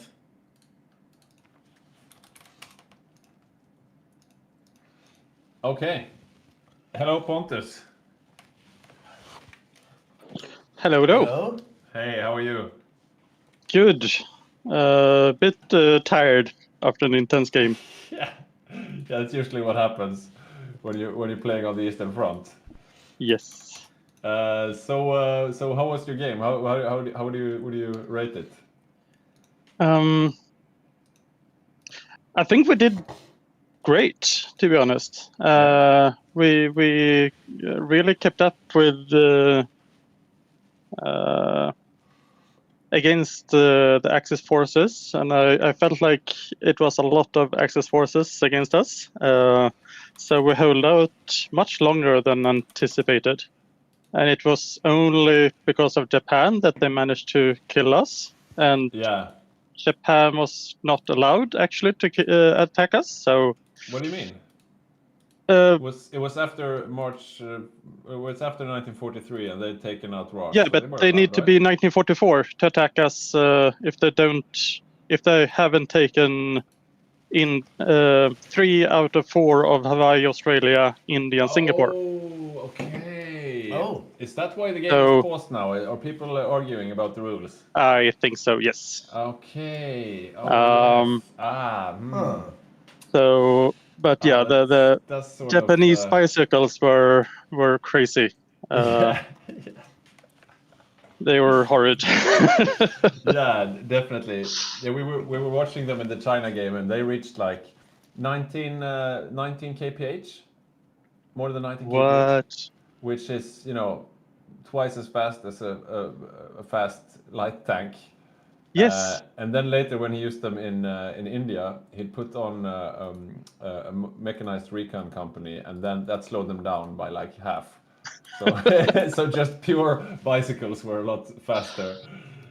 It seems like we lost the That is game crazy. right now. We can't even rejoin. Yeah, I can't rejoin the game either. We'll keep trying. So, are you satisfied with your cavalry build? I am. It, I think, managed to save us from a lot of pockets. So we saved a lot of troops until like about a year into Barb. Then they started to breaking us, both in first in the north and then in the south. But we managed to get some good surrounds on them as well. So it was a good fight. Yeah. A lot of back and forth, definitely.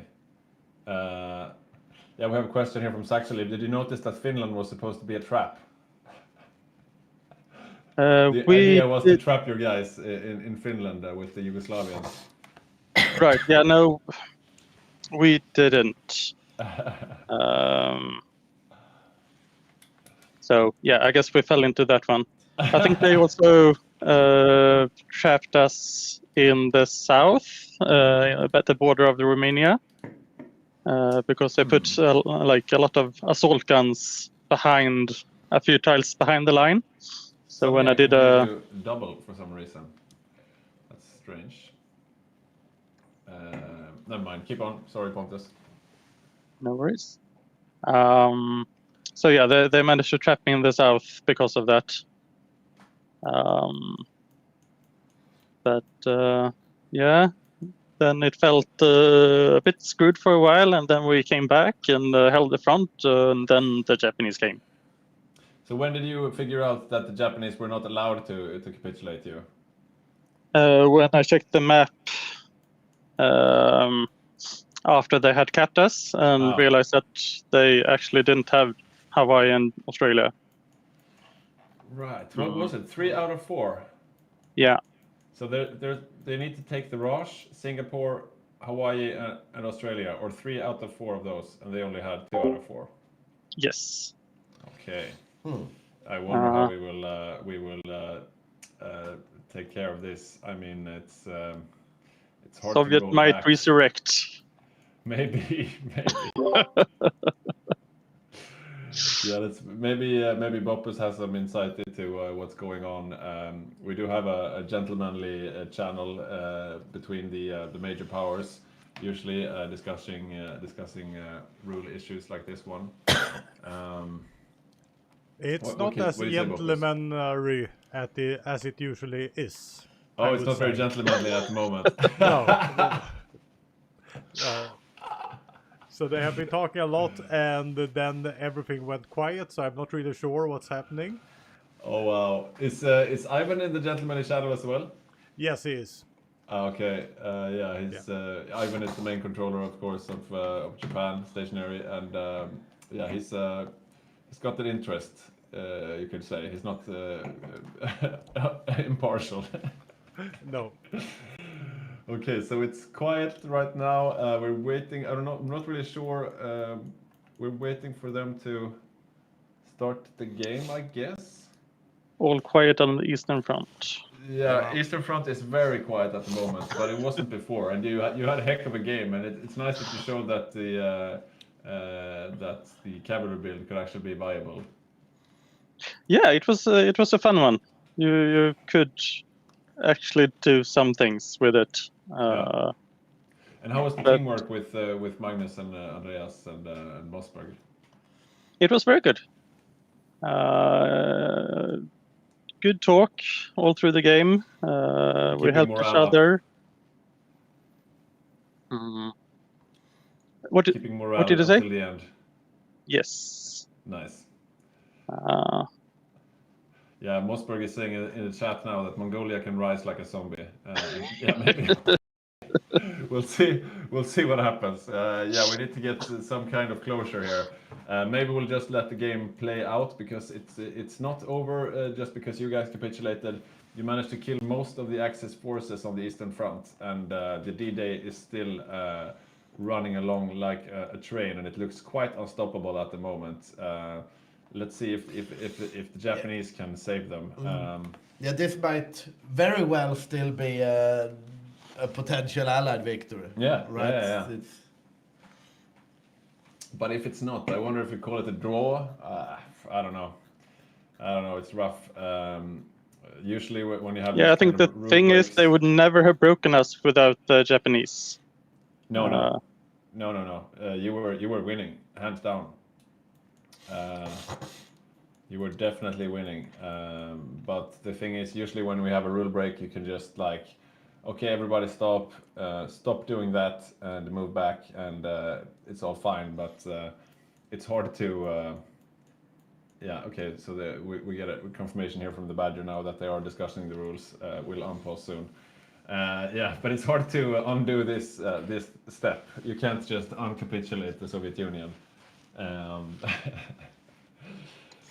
It's I hard. think I'm not in the central committee, right? But I think we should just finish the game and see who wins from the place where we are now.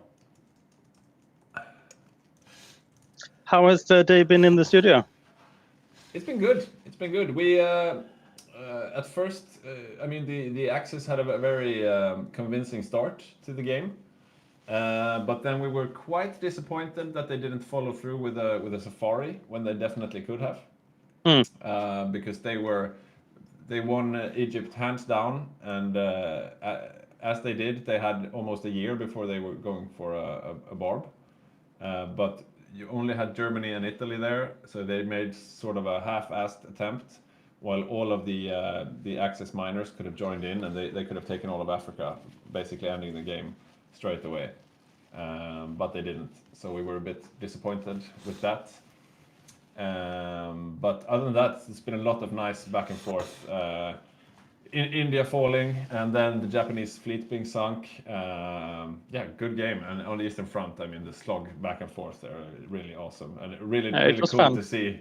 Really cool to see. Now it might be against the rules, but really cool to see this fight against the clock. You guys are heading west, and they're also heading west. Intense game. Okay. Yes. So we're Yeah. we're getting a bit of an inside info here. So Falk is saying that it's a rule break, but we're discussing how much it actually matters. The thing is, like, Fraser is asking here, could you please clarify the Japanese restriction against Soviets for users that might be unfamiliar? And that is basically that in order for the Japanese to declare war against the Soviets, they need to have gotten capitulated either 3 out of 4 of the Raj, Singapore, Australia, and Hawaii, right? Yeah. And they only had 2 out of 4. They have Singapore and the Raj. But they did the decision because there is a new focus tree for Japan in this DLC, right? And in that new focus tree, there is a focus you can take in order to declare war on the Soviet Union. And then you only need to have capitulated the Raj. So there are some arguments here from different sides. So as I was saying, Falk playing Canada says we're discussing how much it actually matters, and Rosen on Italy says 0 because Berlin is about to fall, and Francis on Hungary is saying it's not a real rule break because there's a focus in the new tree, and Sog K playing the US is saying the new focus tree doesn't supersede the spirit of the rules. This game has been out for 10 years. We all know what multiplayer is supposed to really be like. Yeah, it's an intense discussion going on right now. I would say, like, I mean, to be honest, just picking one might be excused for just picking a focus, right? I mean, it seems reasonable. And I mean, we don't have the same rules as their finest bra mod, right? So in their finest bra mod, it's not against the rules. We will see. I'm just gonna throw in my 2 cents. Yeah, does have a point there that if we want to change the rules, we should probably change the focus requirements inside the Hygge mod. Yeah, But I think but we have other things that you're able to do mechanically that's not allowed according to the rules. So I don't know. I think at this point we should just finish it, right? Yeah, that's what I said. Let the allies and the Axis duke it out, see who wins the D-Day, and I'm getting some support here from different sides. I'm saying I guess we can't go back, so why don't we just finish the game? If the Axis win somehow, maybe it's a half draw. They apparently need me in the rule discussion, so I'm gonna head over. Okay, thanks for the interview and good game, Pontus. Thank you. Good hosted. Thank you. yeah. Cheerio. Yeah, that's a good comment, Fraser. The nature of these multiplayer games, that sometimes these things happen. We're all still here for a good time. Very true. Yeah, I agree with Asnog here, right? I mean, we have content, we have all of you guys watching at home. We need to get this going, and we need to fight, right? But as Nog says, this makes for horrible content. Very true. Boppus, why don't you come in? Are you in the rule discussion, or could you join us in for a chat? You can see the rule discussion here on the chat right now. Maybe it's a bit small, but yeah. I'm trying to find some statistics to show. I can't hear. Still no. You might hear me now. Yeah, we can hear you now. Yeah. Colsupan is saying it's an absolutely epic, hard to find good late gameplay these days. Thank you to all who put this on. Thank you so much, Colsupan.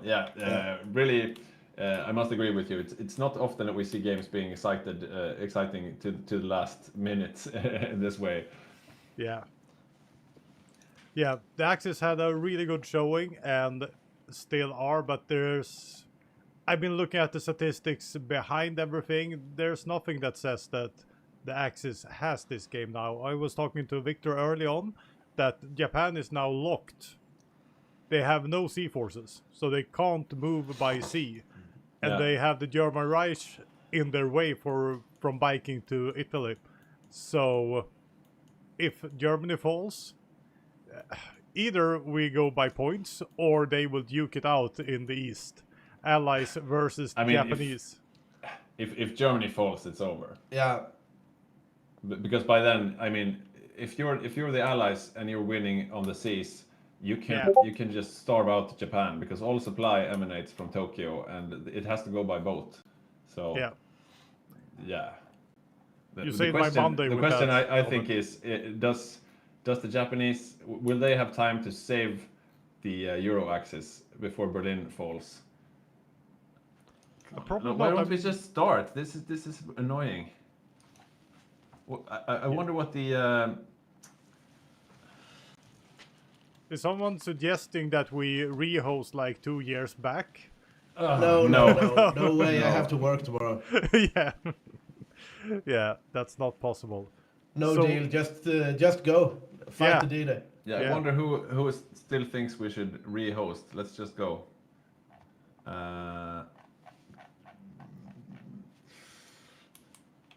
Yeah, I see Blargel has a good point here. If Japan's navy were to be wiped out, the army faction in the government would probably gain the necessary clout to argue for more land war.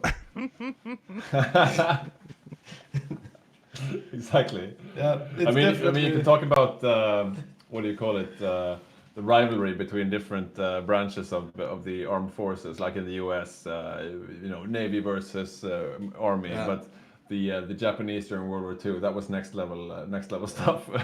Yeah, I agree here that this is a super rare endgame. Fun things have happened, whether or not the Japanese had one island too many or not, Yeah. or too little or not. So let's play it out and see who wins. Yeah, and Boppes, I'm thinking you and me, we are 30%, 33% of the central committee. Who else is against just playing on? I would like to put it to a vote right now because this is dragging out, and I don't see the reason for it really. Yeah. Yes. Could you put that to the chat, Boppes, please? Thank you. I'm writing. Nice.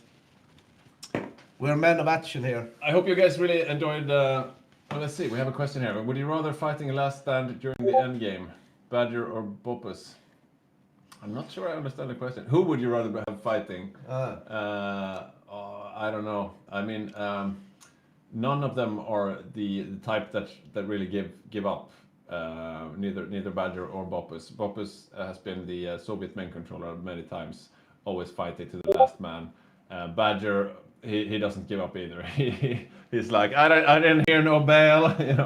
He doesn't give up at all. No. We have some comment here from Kolsupan. If you take Singapore and Roche, you should be able to attack the Soviet Union. Yeah, I think I agree. I mean, in cases such as this, we need to review the rules, because if you have a really strong land army and you just happen to lose your fleet, there's no reason why you can't use your land army eventually. Okay, Yeah. and we are back in the game. Indeed. Finally.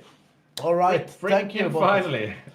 Right, we'll see. I guess our pleas have reached the central committee, Oh, Discord. and we are now I had Discord finishing. notifications on. Okay, Oh I yeah, got it it. pinged a bit. People were writing. Oh snap! I gotta take care of that some other time. Okay, so we're back, and as you can see, this is the D-Day. This is the stage it's in right now, and I can switch perspectives. That's even better. So, okay, someone is joining. Welcome back to the lobby, boys. Yeah. I also crashed, but I'm thinking about not even rejoining. Okay, yeah, yeah, it's up to you. I don't know how long we have left. We'll see though. It's a weird game, to say the least. Yeah.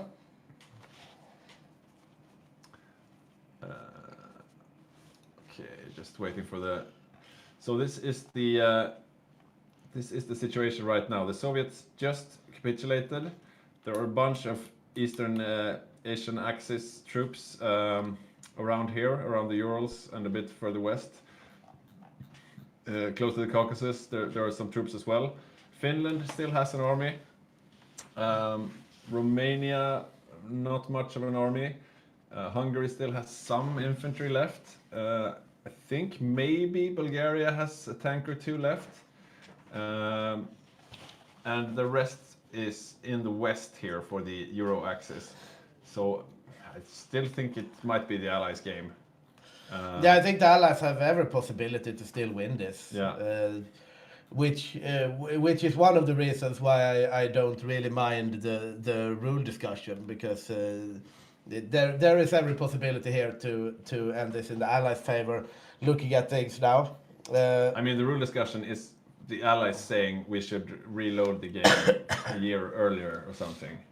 So that's the real discussion, and I think we're past that. We can't really reset the game 2 years. No. Yeah, we don't do that. We don't. Right. We have some. It's just our Albanian Los Angeles friend here, last man to the table, and then we go. Yeah, Dinesh has to really do something about his connection if he wants to play next game. That's for sure. So we have a question: how many carriers does Yugoslavia have? A very good question. Actually, none, but because Rosen said that if you go for Navy Badger, I will annex you. So we did not see any carriers from Yugoslavia. That would otherwise be something you expect. But Snistan, though, playing as the Netherlands, he has a carrier. So Yeah, that's impressive. that's pretty impressive, I think. It's not as impressive as a Yugoslav carrier, but still. True. So let's see, what else do we have?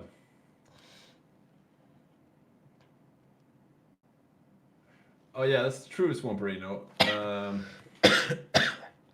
It gives Japan a reason to invest in Navy. Otherwise, the play will always be to invest in Army. Yeah, that's true. If you can just only invest in Army. But I mean, if you don't have any Navy, you can get starved out. Your capital is still in Tokyo. And right now, all we need is for like 10 of those Amtraks. If 10 of those Amtraks were down here, they could end the game right here, just taking Tokyo. If you have the naval supremacy as the Allies, you can really just punish Japan hard. So you can't ignore. I suppose you could go for a bunch of heavy fighters and stuff, play really defensively, but yeah, I don't know.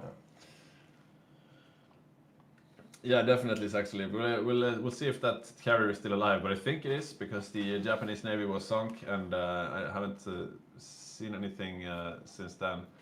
What is going on with the... start the game, please. What's going on? I am Is unsure. Dinesh still loading the stream? Okay, Oh, here we there we are. are. Here Okay. we are. Back in the game. Back in the game. Ja. Sorry. Is that you, Boppus? Yeah. Anyways, we're very happy that all of you joined us today for this stream, this grand game. If you're seeing this for the first time, we have these around every month, every other month. You can find more on youtube.com/Hygge Gaming. And if you want to support us in more tangible ways, you can go to patreon.com/Hygge Gaming as well. Okay, people are getting restless now. Yeah, it's definitely God time to damn go. it. Fuck it. It's time to go. I have to get home.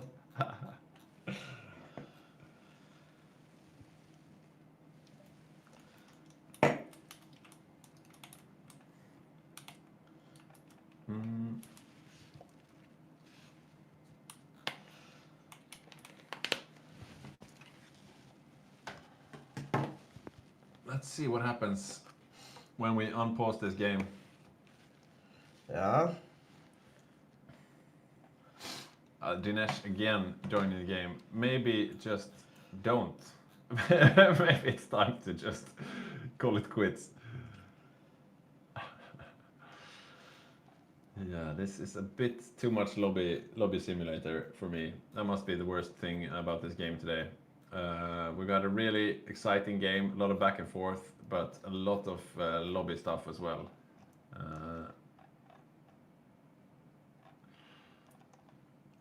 Now, we haven't had any raffles actually. Do we have raffles? I don't know if Bopus has prepared any. I don't think so. So no raffles today.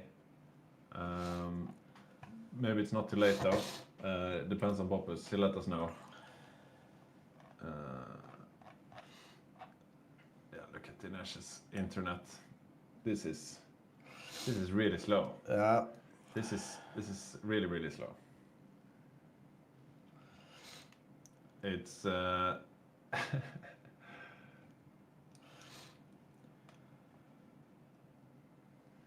so we could actually do a raffle where you win a month free subscription for our Patreon. So if you go and subscribe now as a free Patreon, you will be in the raffle, and we will do the draw at the end of the stream for a month free Patreon subscription at the Stug 3 level, I think, which gives you access to all the different guides and stuff. So go to patreon.com/HyggeGaming. Right now I'm not moving in screen. Are we still? I don't know. I'm not moving. Are we still there, Bopus? It looks like it on the Twitch here. If we're where? Are we? What? Yeah. Okay, looks like we're back. Seems to be working. Just some connection issues. Dinesh is saying, everyone, please join before me. I need to be the last to join, otherwise I disconnect. Yeah. That's a pretty shitty superpower to have, I think. Are we closing in now at least? We should be close to starting again, I suppose.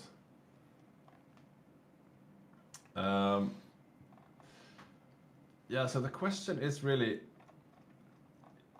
if the Japanese manage to get there in time and stop the Allied onslaught, does the United States have anything to throw at the Japanese homeland? That's the question. Boppers have been kicked out of Patreon, so Yeah. we will do no. You can go in and subscribe, but there will probably be no raffle. We're just going to finish this off as fast as we possibly can and see who wins. Yeah, we'll see if we are able to do anything, but I can't promise anything. We'll see. Okay, what's going on, guys? What's happening? Okay, I think it's Folk who's gone AFK now. Possibly.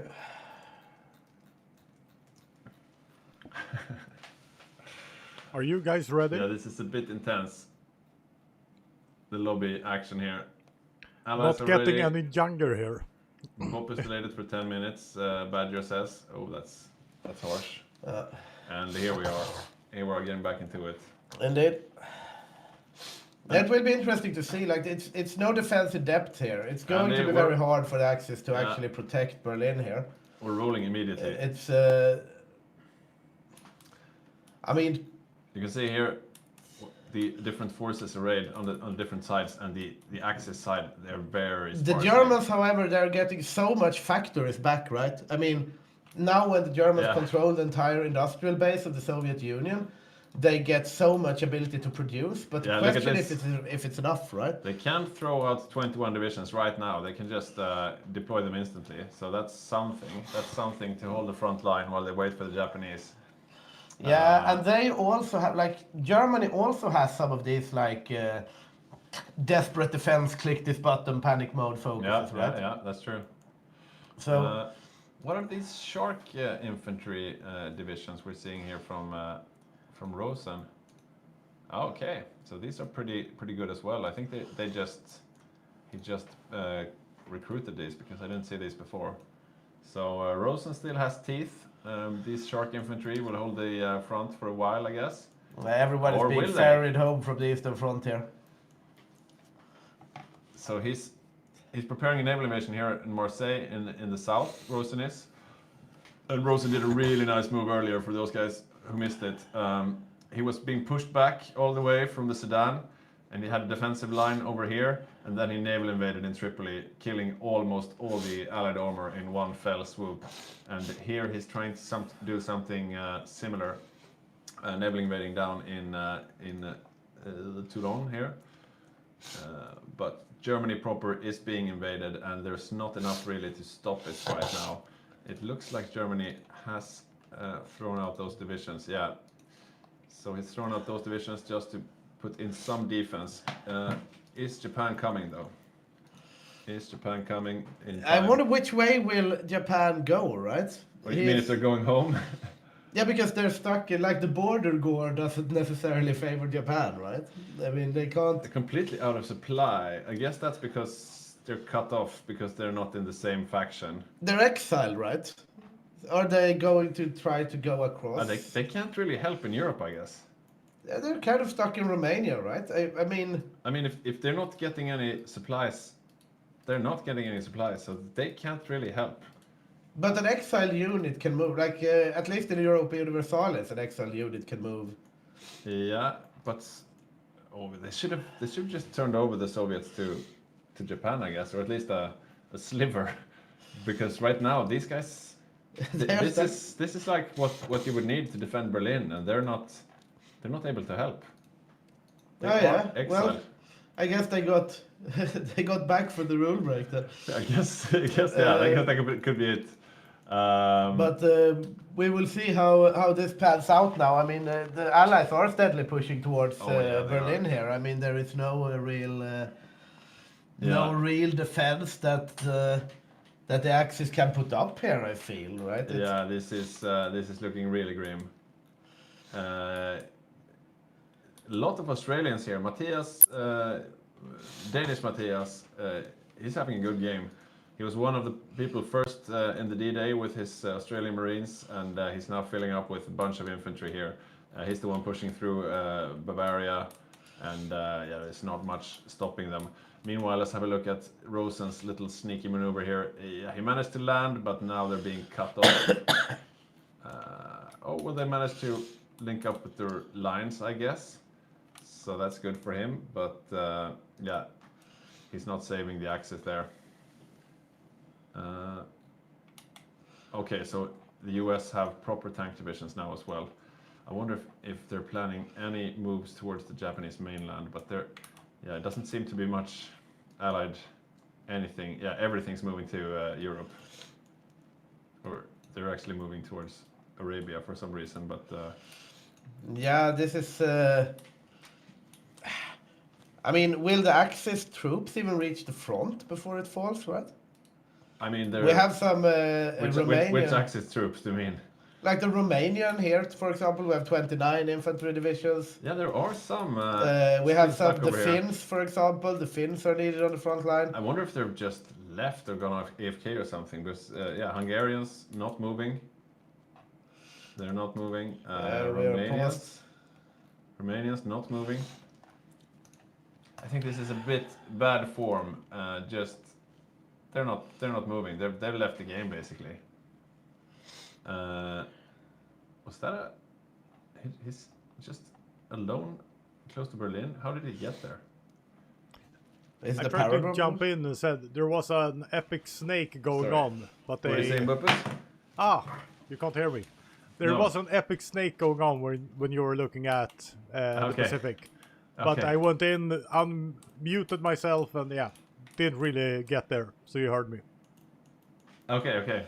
Yeah. Yeah, it looks like most of the Germans are getting encircled, and it looks like most of the Balkan Bros are AFK. It seems like they have left the game without leaving the game, so to speak, which is bad form, I have to say. The Finns not moving, not doing anything.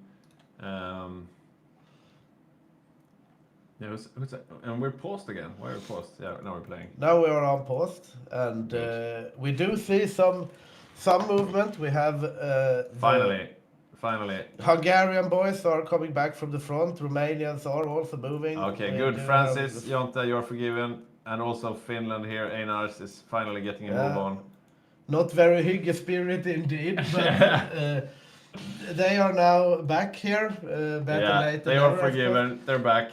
We did have a long bout of lobby simulator there. It can really get to you, especially if you're losing. But you don't know if you're losing if you stop fighting. I mean, look at this. I mean, this has potential, though. It's still anyone's game, right? Or not? I would say it favors the. I mean, look at this. Jontes has 29 divisions here, coming home, and they're not, okay. They're not the best divisions, but they can hold a line. They can hold a line for sure. So they are coming back. I'm a bit. I think if I were the United States, though, I would be aiming for Tokyo because that's what they're not expecting. Are they building? No, they're not training. I guess I wonder if this case, like, it's probably better to go all in towards Berlin. I mean, this is going to be hard for the Axis to defend at this point. Yeah, for sure. But there's already so much stuff here, and yeah, Berlin is probably the better choice. You are right. You are right. I have some information about the standing still of units in Russia. It was Give it for to the me. rule break. Axis were forced to stand still in Russia for 4 months. That was Okay. their penalty decided by the group. Okay, So that's good. why That's they were fair standing enough. still. So I no like one that. leaving. Yeah. I like that. That was that's great. good that was in the Hygge spirit. Yeah, that makes me happy. It makes me a bit sad that they didn't tell the studio, but that's Yeah. really good. A good agreement. Very good agreement. Yeah. Let's see how this pans out, though, because those 4 months is actually going to have quite a tactical impact on the ability to defend Berlin, I think. Yeah, the Axis miners are reaching the front now, though. Let's see how they do. So we have Australians fighting Hungarians and Romanians down in the south. We have the Spanish, okay, Hungary in the middle as well. In the north, we have Finland. We have the remaining German army. I mean, Germany isn't the biggest Axis power anymore. They have 30 of these divisions, 3 tank divisions actually, but 31 divisions in all. They have which is some nothing. conscription laws left, but Yeah, they have nothing. yeah, since the They're about- Japanese cannot get here, right? The Japanese would be sorely needed, but they are literally stuck. Yeah, it's a bit sad. I mean, they are Unable allies, to find but they can't really. past the target. The Euro Axis are too racist to give supplies to the Japanese. Can't they like ask for military access? I guess maybe they could disband their faction and join the Euro Yeah. Axis. I don't know. It's a bit sad because they do have troops. It's just that the Euro Axis are too racist. They won't give the Japanese any supply. Yeah. Okay, let's see what happens. Rosen is holding his front, but nothing else. I guess the Japanese, if they can't get any supply, go home and yeah. What can they do at home? They have no boats. They've done what they can.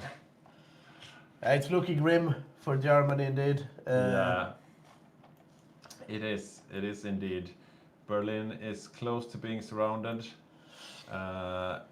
The Finns are tasked with defending Berlin, it looks like. The Americans are enveloping together with the Brits here in the north. And is that French? Post-collapse is the division template. Yeah, it's looking like an Allied victory. Yeah, indeed. Even though we had this epic surrender of the Soviet Union, it does look like an Allied victory. And when the Allies do cap, I wonder what will happen with the Japanese troops. Okay, I guess they are exiled. So then you have enemy troops exiled in your country. I don't even think we'll see the end of that peace conference. Yeah, we have Berlin is being surrounded here. They might try some last Hail Mary solution to this, but Yeah, what could you do? What I think could you it will do? be hard, right? There is no light in the end of this tunnel. They need to like totally carve up the D-Day and throw them out in order to. Yeah, and that's not happening. We need to get the balancing discussion because this is like the 5th Allied win. Yeah, I guess we were close. Yeah, I mean, don't know. but I don't know. I think the Axis did drop the ball a bit on the eastern front. Yeah, The they German did. tanks were a bit too bunched up, always out of supply. They did not know how to play the supply game, and they lost because they had the build. They had the paper to beat the rock, or the scissor to beat the paper, but they just didn't play it well enough, I think. Because I was not totally convinced by that Soviet. yeah, I cavalry think build. the horse build, like, it worked out better than expected, but I don't think it was necessarily the play. No, I'm not. I'm not convinced. Okay, so we're looking at Berlin here now. We see Volks tanks moving around. Volks tanks, they were as menacing as usual, being present all around the world. He did get a big zinger from Rosen's naval invasion down in North Africa, though, but he managed to come back and played a decisive role in this game. The Finns are making the last stand here. Einar's Finland had a pretty good game as well, I think. Yeah, I would say so. He performed quite well. Yeah. Territory is bigger than when it started. Quite good at concentrating his forces as well in some areas. Like he's like, okay, now I'm defending, and the entire Finnish army goes back, and then it's like, now I'm attacking, and the entire Finnish army goes on the attack. So I think pretty good game from Einar's. Down here in the south, just having a quick look.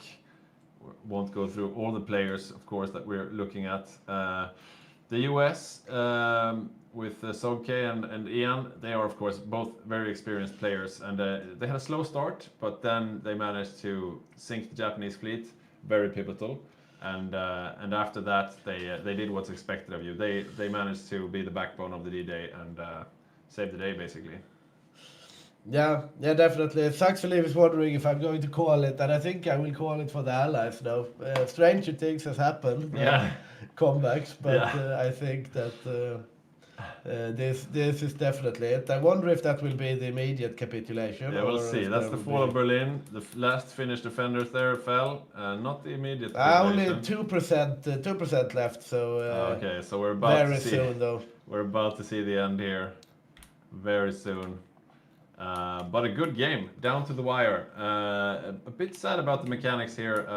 That the where did the Japanese actually go? Did they go back home? I guess. Did they delete their units? Okay, they're preparing naval invasion on Africa. That's nice. I like to see that. It's not over until it's over, I guess. But yeah, it's going to be is over. very soon over though. With the capitulation of Germany, it will be over, because the Japanese, even though Stationary and his minions had a hell of a game, they will not be able to fight against the full might of the Allies on their own. Definitely not. What are you saying, Don? Boppus, did you have any good insights about this game?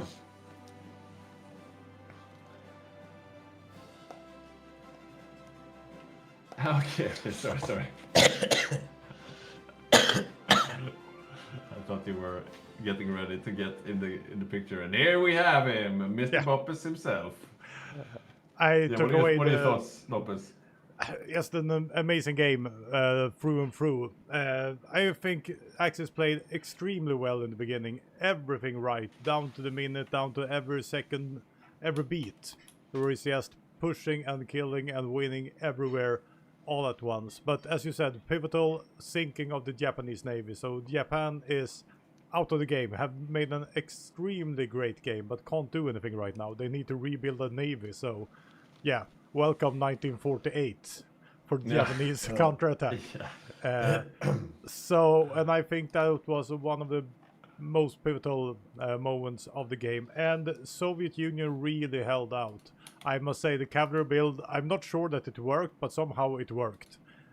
Because they were stalled, they didn't die, they survived longer than they have should with without the Japanese attack from the back. I'm not sure. But don't you think they would have survived just as long with infantry or garrisons or whatnot? I'm not sure what happened, but those amazing surrounds that they got. Yeah. If it was the cavalry mistakes, supply from the Axis side, whatever happened, they I really mean- just smashed down the tanks.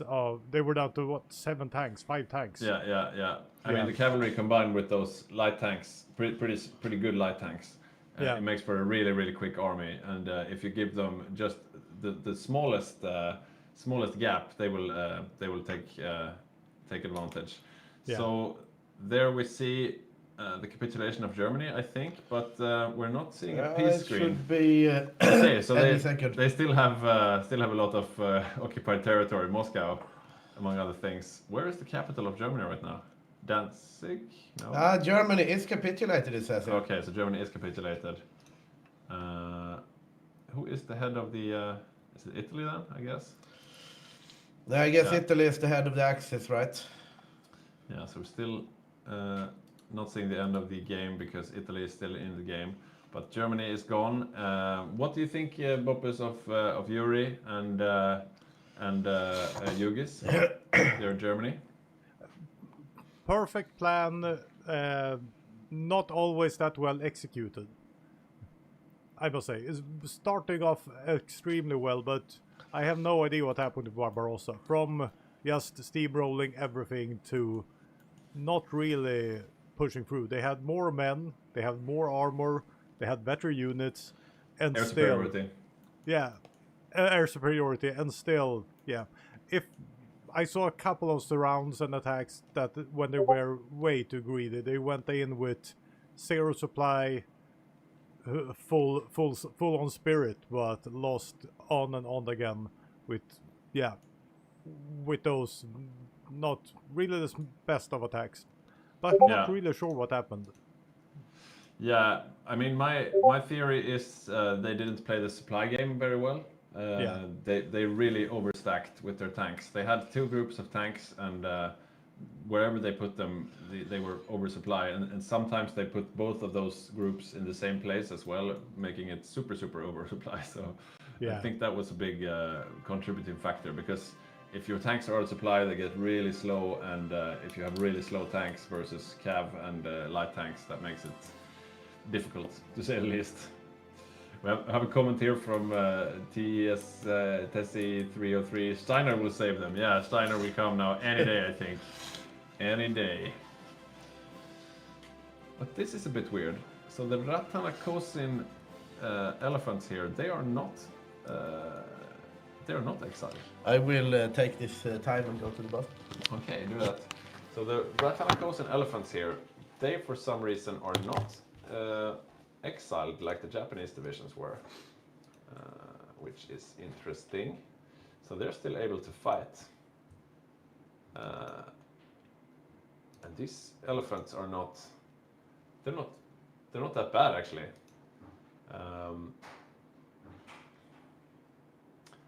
Not bad at all. I'm wondering how Italy is actually surviving still. I think it's that the Axis, I mean the Allies aren't attacking him that hard. Oh, now they are. Yeah, it's the mountain range. If they get Yeah. past the mountain range, Yeah, they'll probably be done for. He's stacking. Right here he only has 1 tile he needs to defend, over in the Alps there. Yeah. And over here, I mean, these are strong infantry divisions, and they're holding in mountains, as you say. Yeah. Yeah, I think this would be a respectable time for the Axis to actually surrender. Let's see, what is Stationary doing? Is he accepting defeat? I saw him preparing naval invasions towards Africa here. That would be a crazy move. Why not, eh? Why not? And here they go. Are they actually able to leave port? Yes, they are. Okay, so here we go. The Japanese invasion of Africa. You were not expecting to see it, neither were we. But here comes the US Navy, pissing on his parade. How will they do? Not great, but still he's made spades for his naval invasions, and they are on the way. And I mean, there are no allies here. And oh, he's already here in the west. Okay, that's That's a nice finishing move to kill Sticky on South Africa. That's sneaky to say the least. And Rosen is holding out. Fortress Italy, still holding out, fighting the good fight. And there goes Francis. Francis playing Hungary. F's in the chat for Francis. He had a good game. Not his best game though. It wasn't his epic Hungary game where he played tanks and managed to throw out the D-Day by himself. This time he played an infantry Hungary. It's never as epic playing infantry. You don't get to shine as much. You just hold the line, do the quiet workhorse job, but you don't win any medals playing. Oh, and here we have Ulla the streamer cat making a return. Yay! Hey. I found her by the toilet. Yeah, and Hello. she's actually letting you hold her without attacking. That's nice. Oh, she might Maybe- attack. Maybe she wants to be on stream. That's nice. Hello. Say hi to the stream, Ulla. I will Yeah, put she her seems down. fairly calm. Yeah, I think so. You All missed the Japanese invasion of Africa. So Stationary is not giving up, and he's in South Africa now with an invasion. But he's moving out with these guys. Where are they going? Okay, so he's already taking Madagascar, and he's moving in more troops to the west of Africa while landing in the east of Africa. So he's being a real nuisance. Rosen is still holding out while the Balkans are slowly dying. I wonder though, what? So Germany surrenders, but they still keep all their occupied territory. Yeah, I That's guess. Do you need to capitulate Japan in order to get a surrender, or is it enough with Italy? No, I don't think so. I think they should be different. They are different factions, but you need to take out Italy in order to capitulate the Euro axis. Oh well. But yeah, who's defending South Africa? We'll see. There are, yeah, as you can see, a bunch of naval invasions coming right now. Poor Sticky thought he was safe. thought it was done. No way. British Somaliland, yeah, okay. The Allies should really plan a naval invasion onto Italy, I think, because he's not really giving up the mountain ranges here. Okay, a bunch of Anzac forces here coming down to Nice, hoping to break through, but it's still a mountain province here in Piedmont. Or Piedmont. Can you see any Oh, naval look at that! invasions? Oh, There you go. Yeah. So- that's a landing. So this, And they just marched over to the That's- port next door. yeah, so this is a landing definitely. So okay, so those Anzac forces we just saw, they will be transferring over if they manage to make it past the Italian Navy, and this should be it for the Euro axis. We also see Snistan with his Dutch paratroopers. Yeah, the Dutch will be the first to reach Rome, it seems. No, oh yeah, you're right. Yeah, by a hair. And that is the fall of Rome, and we are probably about to see the fall of the Euro axis. Where are we on? 30% towards capitulation, quite... Yeah, the only ones left now are Finland and Italy. Vichy France, for some reason, is still in the game. Oh, right, he has North Africa. But he's not a player, so it doesn't matter. So as soon as Rosen capitulates, I think that will have to be it. I mean, it doesn't matter. Even if Stationary manages to take all of Africa, that's...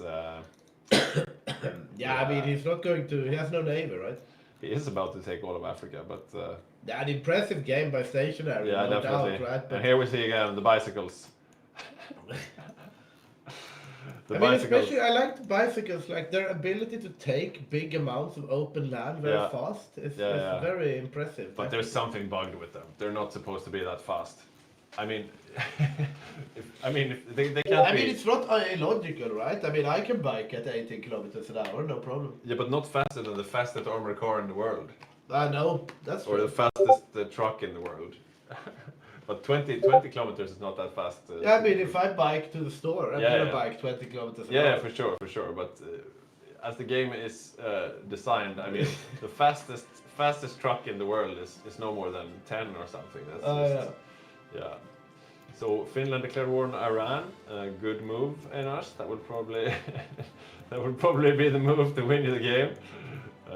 He still has an army. Where is it? Oh, it's down in Italy actually. He managed Finland to, actually has quite a big army even. They are one of the few Axis players that has not really lost. Yeah, let's see how much troops did he lose. 210k. That's not too bad in the entire war. That's not bad at all. Yeah, good game by Einar. So they are still holding on to the northern part of Italy, though the capital is down in Palermo, which is causing some problems because the supply needs to get from Sicily up to northern Italy, and this will collapse the front line. As you can see, these red symbols of supply on every tile. Finland has actually declared a separate war on Britain for West Azerbaijan. It's just trolling at this point. And this is also a bit trolly. Look at this, he's just taking all of it with his bicycles, stationaries. Yeah, they're very amazing bicycles. You go stationary. There we go. So that's Euro Axis capitulated, and I think that will be yeah, it. that is the game. We are calling it.